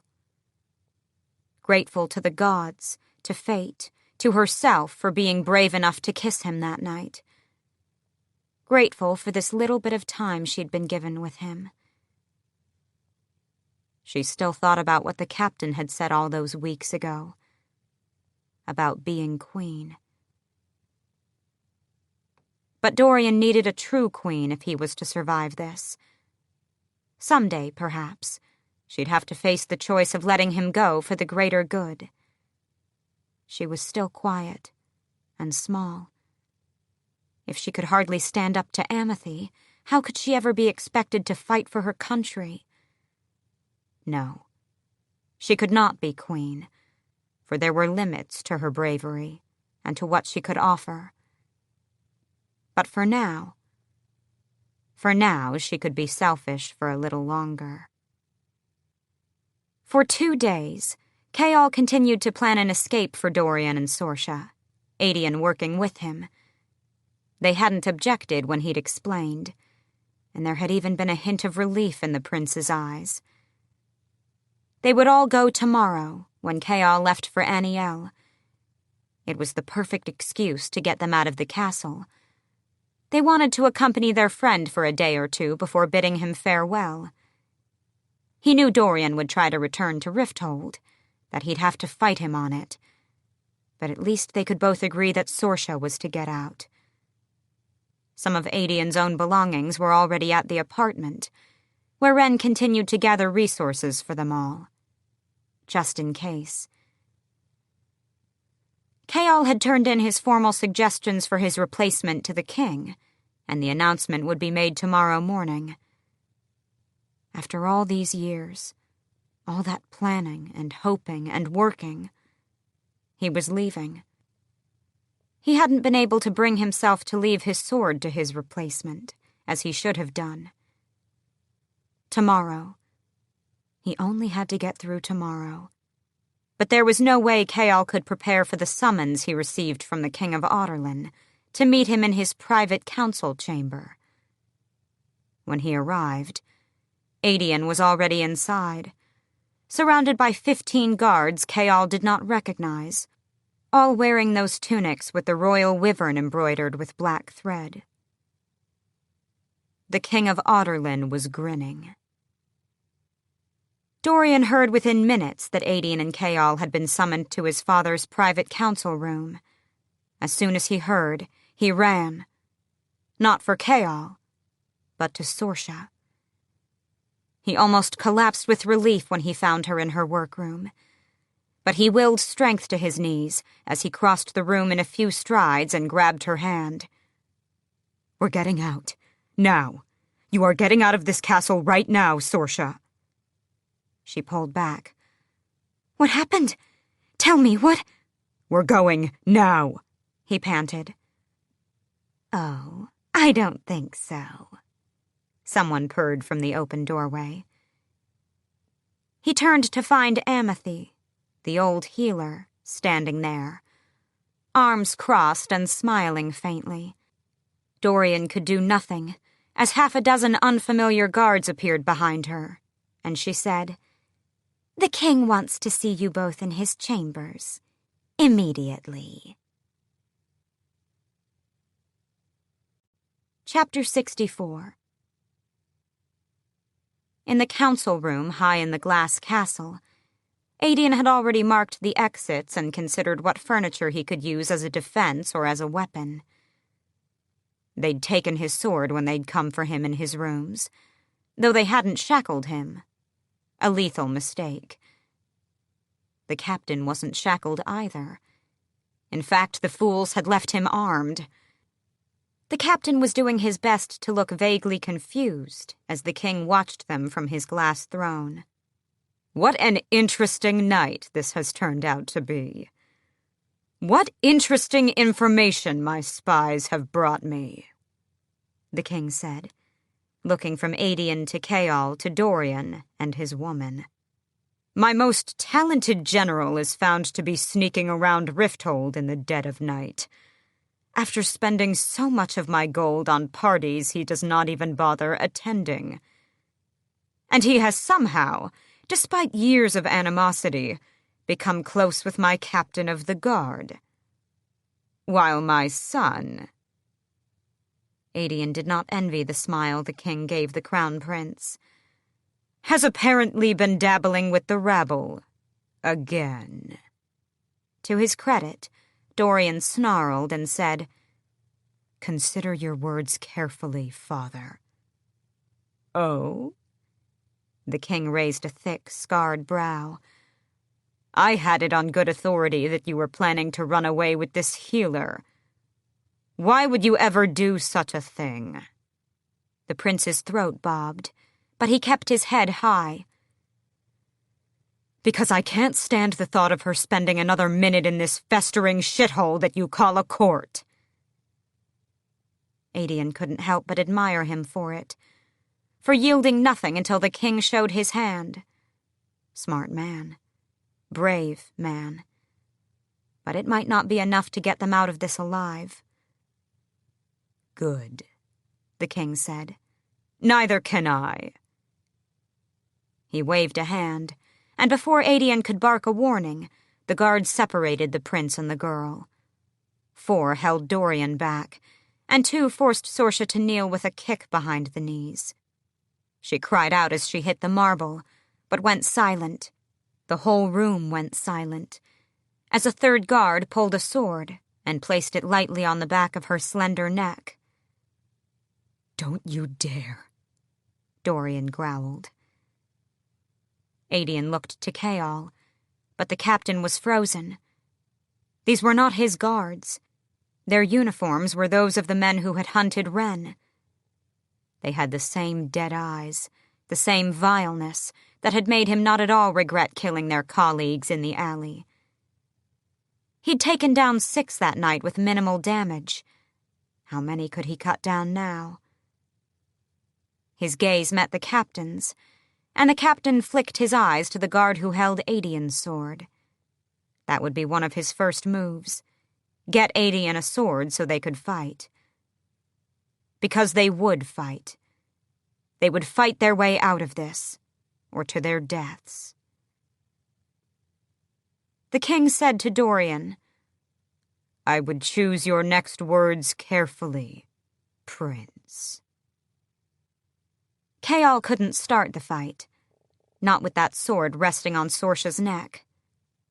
That was his first goal, get the girl out alive. Then Aedion. Dorian the king wouldn't kill. Not here, not in this way.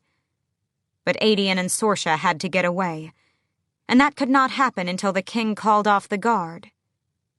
Then Dorian spoke. "Let her go, and I'll tell you anything." Dorian took a step toward his father, palms out. "She has nothing to do with whatever this is. Whatever you think has happened." "But you do?" The king was still smiling. There was a carved round bit of familiar black stone resting on the small table beside the king. From the distance, Chaol couldn't see what it was, but it made his stomach turn over regardless. "Tell me, son, why were General Ashriver and Captain Westfall meeting these months?" "I don't know." The king clicked his tongue, and the guard raised his sword to strike. Chaol started forward as Sorcia sucked in a breath. "No, stop!" Dorian flung out a hand. "Then answer the question." "I am, you bastard, I am! I don't know why they were meeting."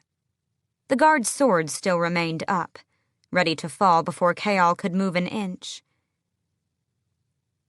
"Do you know that there has been a spy in my castle for several months now, Prince?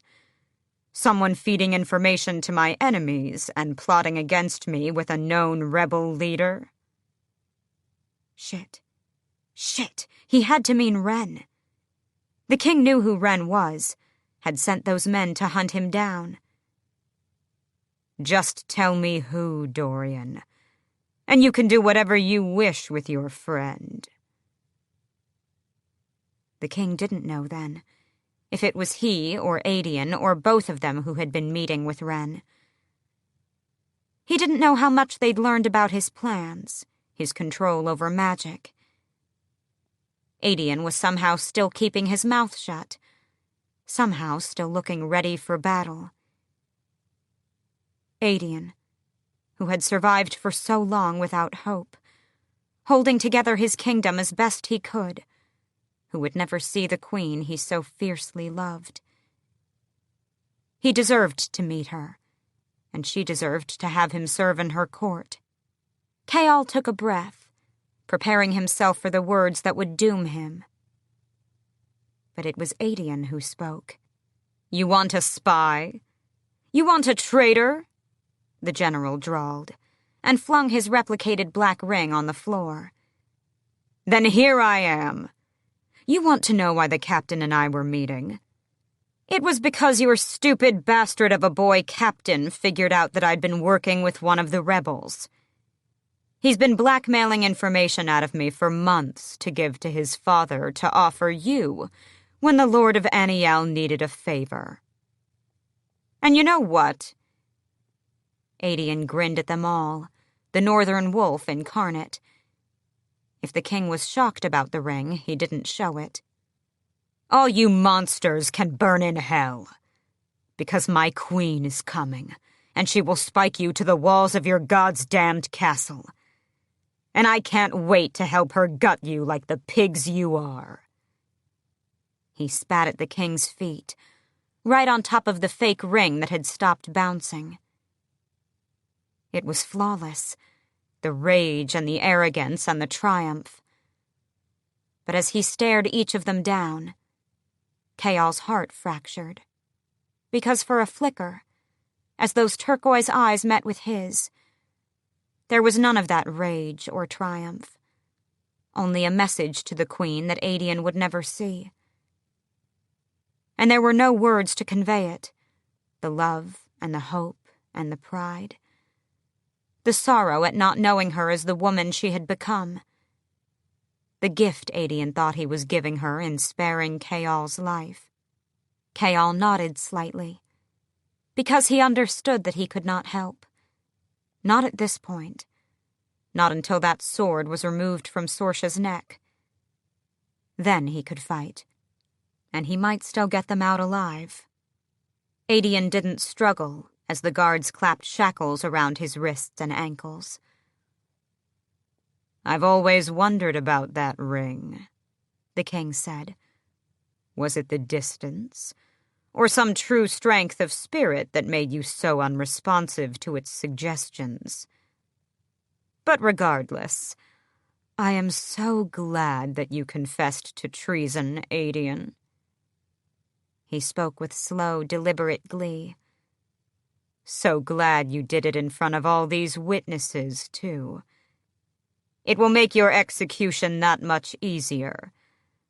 Though I think—" The king smiled and looked at the fake black ring. "I think I'll wait. Perhaps give it a month or two. Just in case any last-minute guests have to travel a long, long way for the execution. Just in case someone gets it into her head that she can rescue you." Adian snarled. Chaol bit back his own reaction. Perhaps the king had never had anything on them. Perhaps this had only been a ruse to get Adian to confess to something, because the king knew that the general would offer up his own life instead of an innocent's. The king wanted to savor this, and savor the trap that he had now set for Aelin, even if it cost him a fine general in the process. Because once she heard that Adian was captured, once she knew the execution date, she would run to Rifthold. "After she comes for you," Adian promised the king, "they'll have to scrape what's left of you off the walls." The king only smiled. Then he looked to Dorian and Sorsha, who seemed to be hardly breathing. The healer remained on the floor and did not lift her head as the king braced his massive forearms on his knees and said, "And what do you have to say for yourself, girl?" She trembled, shaking her head. "That's enough," Dorian snapped, sweat gleaming on his brow. The prince winced in pain as his magic was repressed by the iron in his system. "Adian confessed. Now let her go." "Why should I release the true traitor in this castle?" Sorsha couldn't stop shaking as the king spoke. All her years of remaining invisible, all her training, first from those rebels in Fenharrow, then the contacts they'd sent her family to in Rifthold. All of it ruined. "Such interesting letters you send to your friend. Why, I might not ever have read them," the king said, "if you hadn't left one in the rubbish for your superior to find. See, you rebels have your spies, and I have mine. And as soon as you decided to start using my son—" She could feel the king smirking at her. "How many of his movements did you report to your rebel friends? What secrets of mine have you given away over the years?" "Leave her alone," Dorian growled. It was enough to set her crying. He still thought she was innocent. And maybe he could get out of this, if he was surprised enough by the truth. If the king saw his son's shock and disgust. So Sorsha lifted her head, even as her mouth trembled, even as her eyes burned, and stared down the king of Audorlin. "You destroyed everything that I had, and you deserve everything that's to come," she said. Then she looked at Dorian, whose eyes were indeed wide, his face bone-white. "I was not supposed to love you, but I did. I do. And there is so much I wish we could have done together. Seen together." The prince just stared at her, then walked to the foot of the dais and dropped to his knees. "Name your price," he said to his father. "Ask it of me, but let her go. Exile her, banish her, anything. Say it, and it will be done." She began shaking her head, trying to find the words to tell him that she hadn't betrayed him. Not her prince. The king, yes. She had reported his movements for years, in each carefully written letter to her friend. But never Dorian. The king looked at his son for a long moment. He looked at the captain and Aedion, so quiet and so tall, beacons of hope for their future. Then he looked again at his son, on his knees before the throne, on his knees for her, and said, "No. No." Chaol thought he had not heard it, the word that cleaved through the air just before the guard's sword did. One blow from that mighty sword. That was all it took to sever Sorsha's head. The scream that erupted out of Dorian was the worst sound that Chaol had ever heard. Worse even than the wet, heavy thud of her head hitting the red marble. Aedion began roaring and cursing at the king, thrashing against his chains. But the guards hauled him away. And Chaol was too stunned to do anything other than watch the rest of Sorsha's body topple to the ground. And then Dorian, still screaming, was scrambling through the blood toward it, toward her head, as if he could put it back, as if he could piece her together. Chapter 65. Chaol hadn't been able to move a muscle from the moment the guard cut off Sorsha's head, to the moment Dorian, still kneeling in a pool of her blood, stopped screaming. "That is what awaits traitors," the king said to the silent room. And Chaol looked at the king, at his shattered friend, and drew his sword.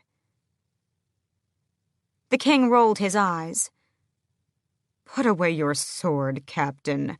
I've no interest in your noble antics. You're to go home to your father tomorrow. Don't leave this castle in disgrace." Chaol kept his sword drawn. "I will not go to Aniel," he growled, "and I will not serve you a moment longer. There is one true king in this room. There always has been. And he is not sitting on that throne." Dorian stiffened. But Chaol went on. "There is a queen in the north, and she has already beaten you once.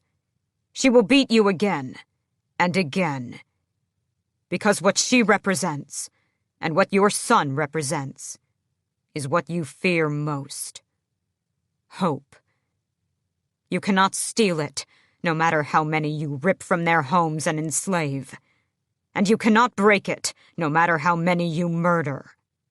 The king shrugged. "Perhaps. But maybe I can start with you." He flicked his fingers at the guards. "Kill him, too." Chaol whirled to the guards behind him and crouched, ready to fight a path out for himself and Dorian. Then a crossbow snapped, and he realized there had been others in the room, hidden behind impossibly thick shadows. He had only enough time to twist, to see the bolt firing for him with deadly accuracy.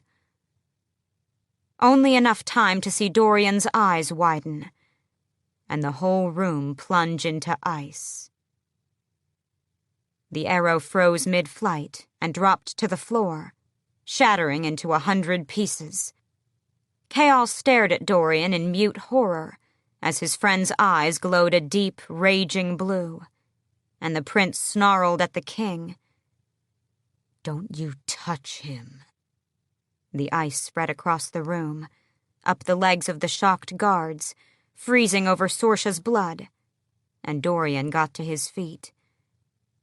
He raised both hands, and light shimmered along his fingers, a cold breeze whipping through his hair. "I knew you had it, boy," the king started, standing, But Dorian threw out a hand and the king was blasted into his chair by a gust of frozen wind, the window behind him shattering.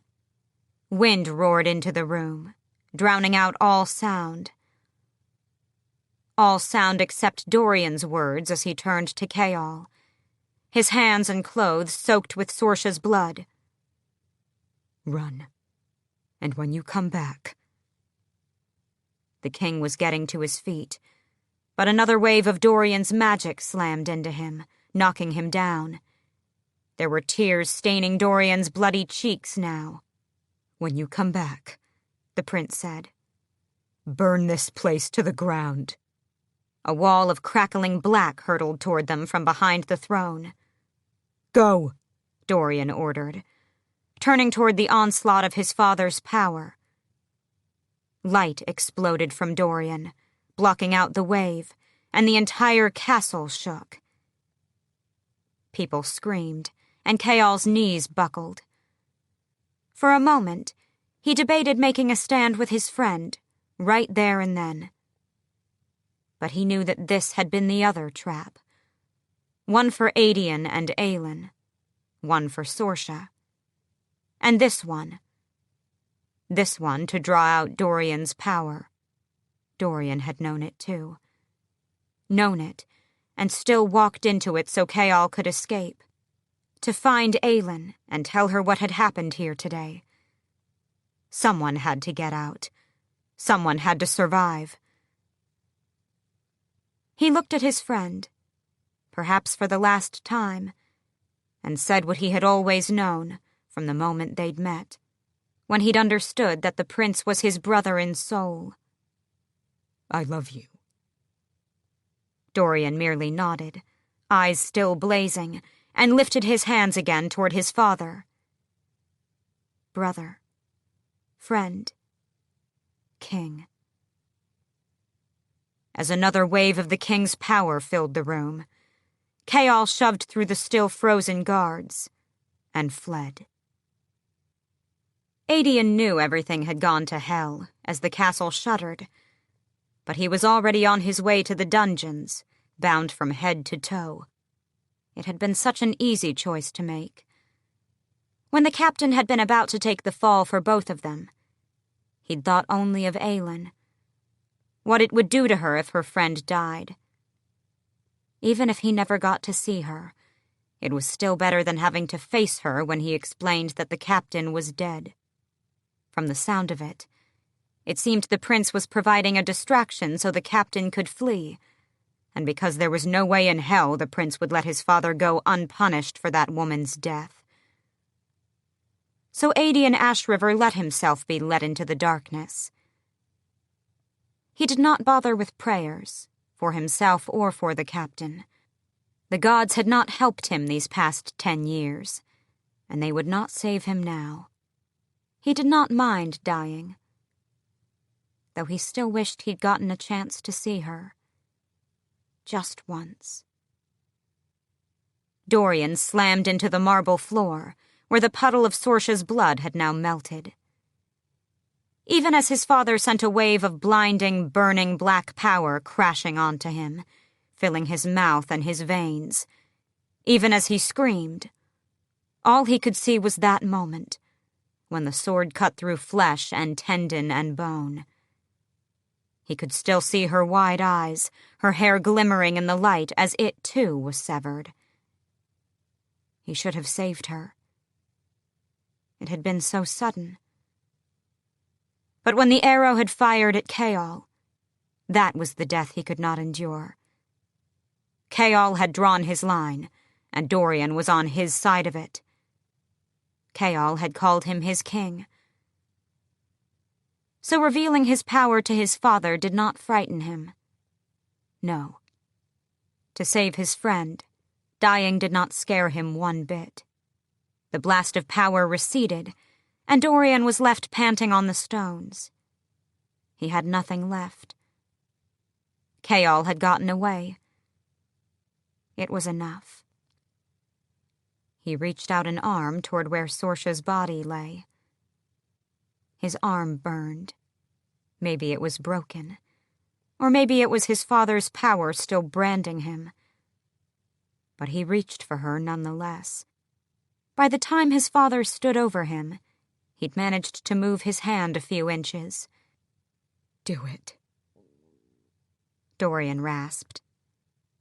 He was choking, on blood and the gods knew what. "Oh, I don't think so," his father said, digging a knee into his chest. "It won't be death for you, my gifted son." There was something dark and gleaming in his father's hands. Dorian fought like hell against the guards now pinning his arms, trying to drag up any ounce of power, as his father brought the collar of Wordstone toward his neck. A collar, like the ones worn by those things Chaol had said were in the Dead Islands. No. No.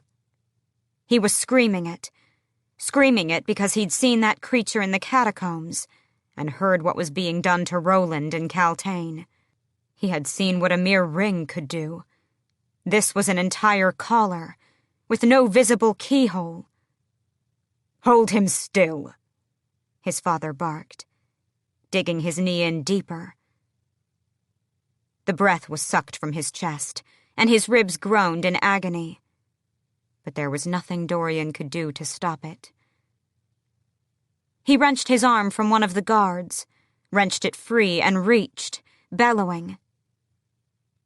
He had just touched Sorsha's limp hand when cool stone gripped his throat.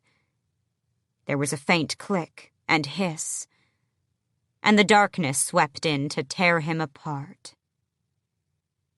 Chaol ran. He did not have the time to take anything except what he had on him as he sprinted like hell for Dorian's rooms. Fleetfoot was waiting, as she had been all night, and he scooped her over a shoulder and hauled her to Celaena's room and into the secret passage. Down and down they went, the dog unusually obedient. 3 blasts shook the castle, shaking dust from the stones above. He kept running, knowing each blast meant Dorian was alive a bit longer, and dreading the silence to come. Hope. That was what he carried with him. The hope of a better world that Aedion and Sorsha and Dorian had sacrificed themselves for. He made one stop, with Fleetfoot still gripped over his shoulder. With a silent prayer to the gods for their forgiveness, Chaol hurtled into the tomb to grab Damaris, shoving the sacred blade through his belt and stuffing a few handfuls of gold into his cloak pockets. And though the skull-shaped knocker didn't move, he told Mort precisely where he would be. "Just in case she comes back. In case she doesn't know." Mort remained stationary. But Chaol had the sense he'd been listening all the same, as he grabbed the satchel containing Dorian and Celaena's magic books and fled to the passage that would take him to the sewer tunnel. A few minutes later, he was raising the heavy iron grate over the sewer stream. The outside beyond was wholly dark and still. As he heaved Fleetfoot back into his arms to swing them both around the wall and onto the stream bank beyond, the castle went silent. There were screams, yes, but silence lurked beneath them. He did not want to know if Dorian was alive or dead. He couldn't decide which was worse. When Chaol got to the hidden apartment, Ren was pacing. "Where's—" There was blood on him, he realized. The spray from Sorsha's neck. Chaol didn't know how he found the words, but he told Ren what had happened. "So it's just us?" Ren asked quietly. Chaol nodded. Fleetfoot was sniffing around in the apartment, having made her inspection and decided Ren wasn't worth eating. Even after Ren had protested that the dog might draw too much attention. She was staying. That was non-negotiable. A muscle feathered in Ren's jaw. Then we find a way to free Adian, as soon as possible. You and me. Between your knowledge of the castle and my contacts, we can find a way. Then he whispered, You said Dorian's woman was a healer? When Chaol nodded, Ren looked like he was about to be sick. But he asked, Was she named Sorsha? You were the friend she sent those letters to, Chaol breathed. I kept pressing her for information. Ren covered his face and took a shuddering breath. When his eyes at last met Chaol's, they were bright. Slowly, Ren held out a hand. You and me. We'll find a way to free them. Both Adian and your prince. Chaol didn't hesitate as he gripped the rebel's outstretched hand. Chapter 66. Morath, Manon said, wondering if she'd heard right. For battle? Her grandmother turned from the desk, eyes flashing. To serve the Duke, just as the king ordered. He wants the wing leader in Morath with half the host ready to fly at a moment's notice. The others are to stay here under Iskra's command to monitor the north. And you? Where will you be? Her grandmother hissed, rising. So many questions now that you're wing leader. Manon bowed her head. They had not spoken of the Kraken. Manon had gotten the message. Next time it would be one of the 13 on her knees. So she kept her head down as she said, I only ask because I would not be parted with you, grandmother. Liar, and a pathetic one. Her grandmother turned back to the desk. I shall remain here, but come to you in Morath during the summer. We have work to finish here. Manon lifted her chin, her new red cloak pooling around her, and asked, And when shall we fly to Morath? Her grandmother smiled, iron teeth shining. Tomorrow.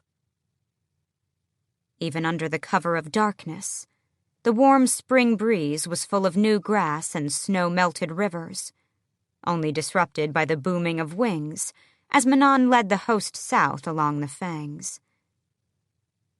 They kept to the shadows of the mountains, shifting ranks and dipping out of sight to prevent anyone from getting an accurate count of their numbers.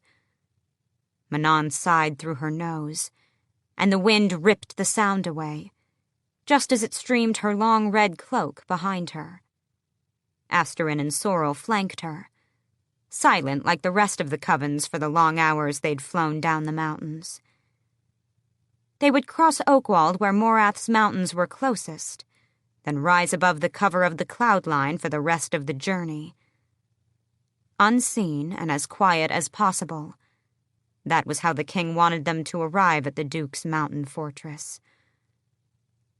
They flew all night down the fangs, swift and sleek as shadows, and the earth below quivered in their wake. Sorrel was stone-faced, monitoring the skies around them, but Asterin was smiling faintly. It was not a wild grin, or one that promised death, but a calm smile. To be aloft and skimming the clouds, where every blackbeak belonged, where Manon belonged. Asterin caught her stare and smiled wider, as if there wasn't a host of witches flying behind them and Morath lying ahead. Her cousin turned her face into the wind, breathing it in, exultant. Manon did not let herself savor that beautiful breeze or open herself to that joy. She had work to do. They all did. Despite what the Kraken had said, Manon had not been born with a heart or a soul. She did not need them. Once they fought the king's war, when his enemies were bleeding out around them, only then would they ride to reclaim their broken kingdom. And she would go home at last. Chapter 67. The rising sun was staining the Avery River with gold as the cloaked man strode onto a rickety dock in the slums. Fishermen were heading out for the day. Revelers were stumbling in for the night, and Rifthold was still asleep, unaware of what had happened the night before. The man pulled out a lovely blade, its eagle pommel glinting in the first light of dawn. For a long moment, he stared at the sword, thinking of all that it had once embodied. But there was a new sword at his side, an ancient king's blade, from a time when good men had served noble rulers, and the world had prospered for it. He would see that world reborn, even if it took his last breath. Even if he had no name now, no position or title save oathbreaker, traitor, liar. No one noticed when the sword was jettisoned over the river, its pommel catching the sun and burning like golden fire. A flash of light before it was swallowed by the dark water, never to be seen again. Chapter 68. It turned out that the submission part of a blood oath was something Rowan liked to interpret as it suited him. During their 2-week trek to the nearest port in Wendlin, he bossed Celaena around even more, seeming to believe that he was now part of her court. It entitled him to certain non-negotiable rights regarding her safety, her movements, and her plans. She was starting to wonder, as they approached the docks at the end of the cobblestone street, if she had made a teensy mistake in binding him to her forever. They'd been arguing for the past 3 days about her next move, about the ship she'd hired to take her back to Otterlin.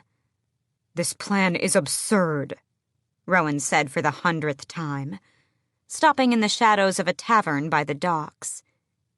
The sea air was light and crisp. "Going back alone seems like suicide." "One, I'm going back as Celaena, not Aelin." Celaena, who did not accomplish the king's mission, and who they are now going to hunt down. The king and queen of Eelway should have gotten their warning by now.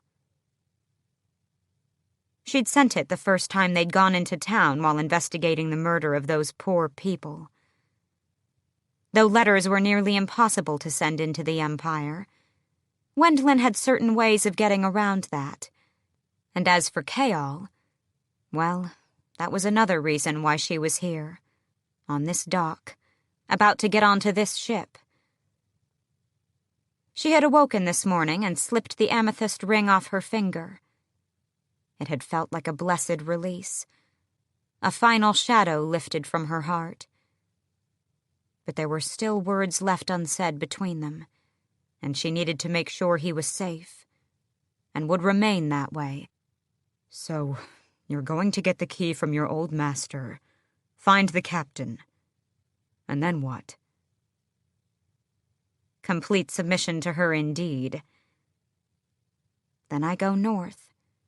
"And I'm supposed to sit on my ass for the next gods know how many months?" She rolled her eyes. "You're not exactly inconspicuous, Rowan. If your tattoos don't attract attention, then the hair, the ears, the teeth..." "I have another form, you know." "And just like I said, magic doesn't work there anymore. You'd be trapped in that form. Though I do hear that Rifthold rats are particularly delicious if you want to eat them for months." He glared at her, then scanned the ship, even though she knew he'd snuck out of their room at the inn last night to inspect it already. "We're stronger together than apart." "If I'd known you'd be such a pain in the ass, I never would have let you swear that oath." Aelin. At least he wasn't calling her Majesty or My Lady. Either as yourself or as Celaena, they will try to find you and kill you. They are probably already tracking you down. We could go to Varys right now and approach your mother's mortal kin, the Ash Rivers. They might have a plan. My chance at success in getting the word key out of Rifthold lies in stealth as Celaena. Please, he said. But she merely lifted her chin. I am going, Rowan. I will gather the rest of my court, our court, and then we will raise the greatest army the world has ever witnessed. I will call in every favor, every debt owed to Celaena Sardothien, to my parents, to my bloodline. And then, she looked toward the sea, toward home. And then I am going to rattle the stars. She put her arms around him. A promise. Soon. I will send for you soon when the time is right. Until then, try to make yourself useful. He shook his head, but gripped her in a bone-crushing embrace. He pulled back far enough to look at her. Perhaps I'll go help repair Mistward. She nodded. You never told me, she said, what you were praying to Mala for that morning before we entered Doranel. For a moment, it looked like he wouldn't tell her. But then he quietly said, I prayed for two things. I asked her to ensure you survived the encounter with Maeve, to guide you and give you the strength you needed. That strange, comforting warmth. That presence that had reassured her. The setting sun kissed her cheeks as if in confirmation, and a shiver went down her spine. And the second? It was a selfish wish, and a fool's hope. She read the rest of it in his eyes. But it came true.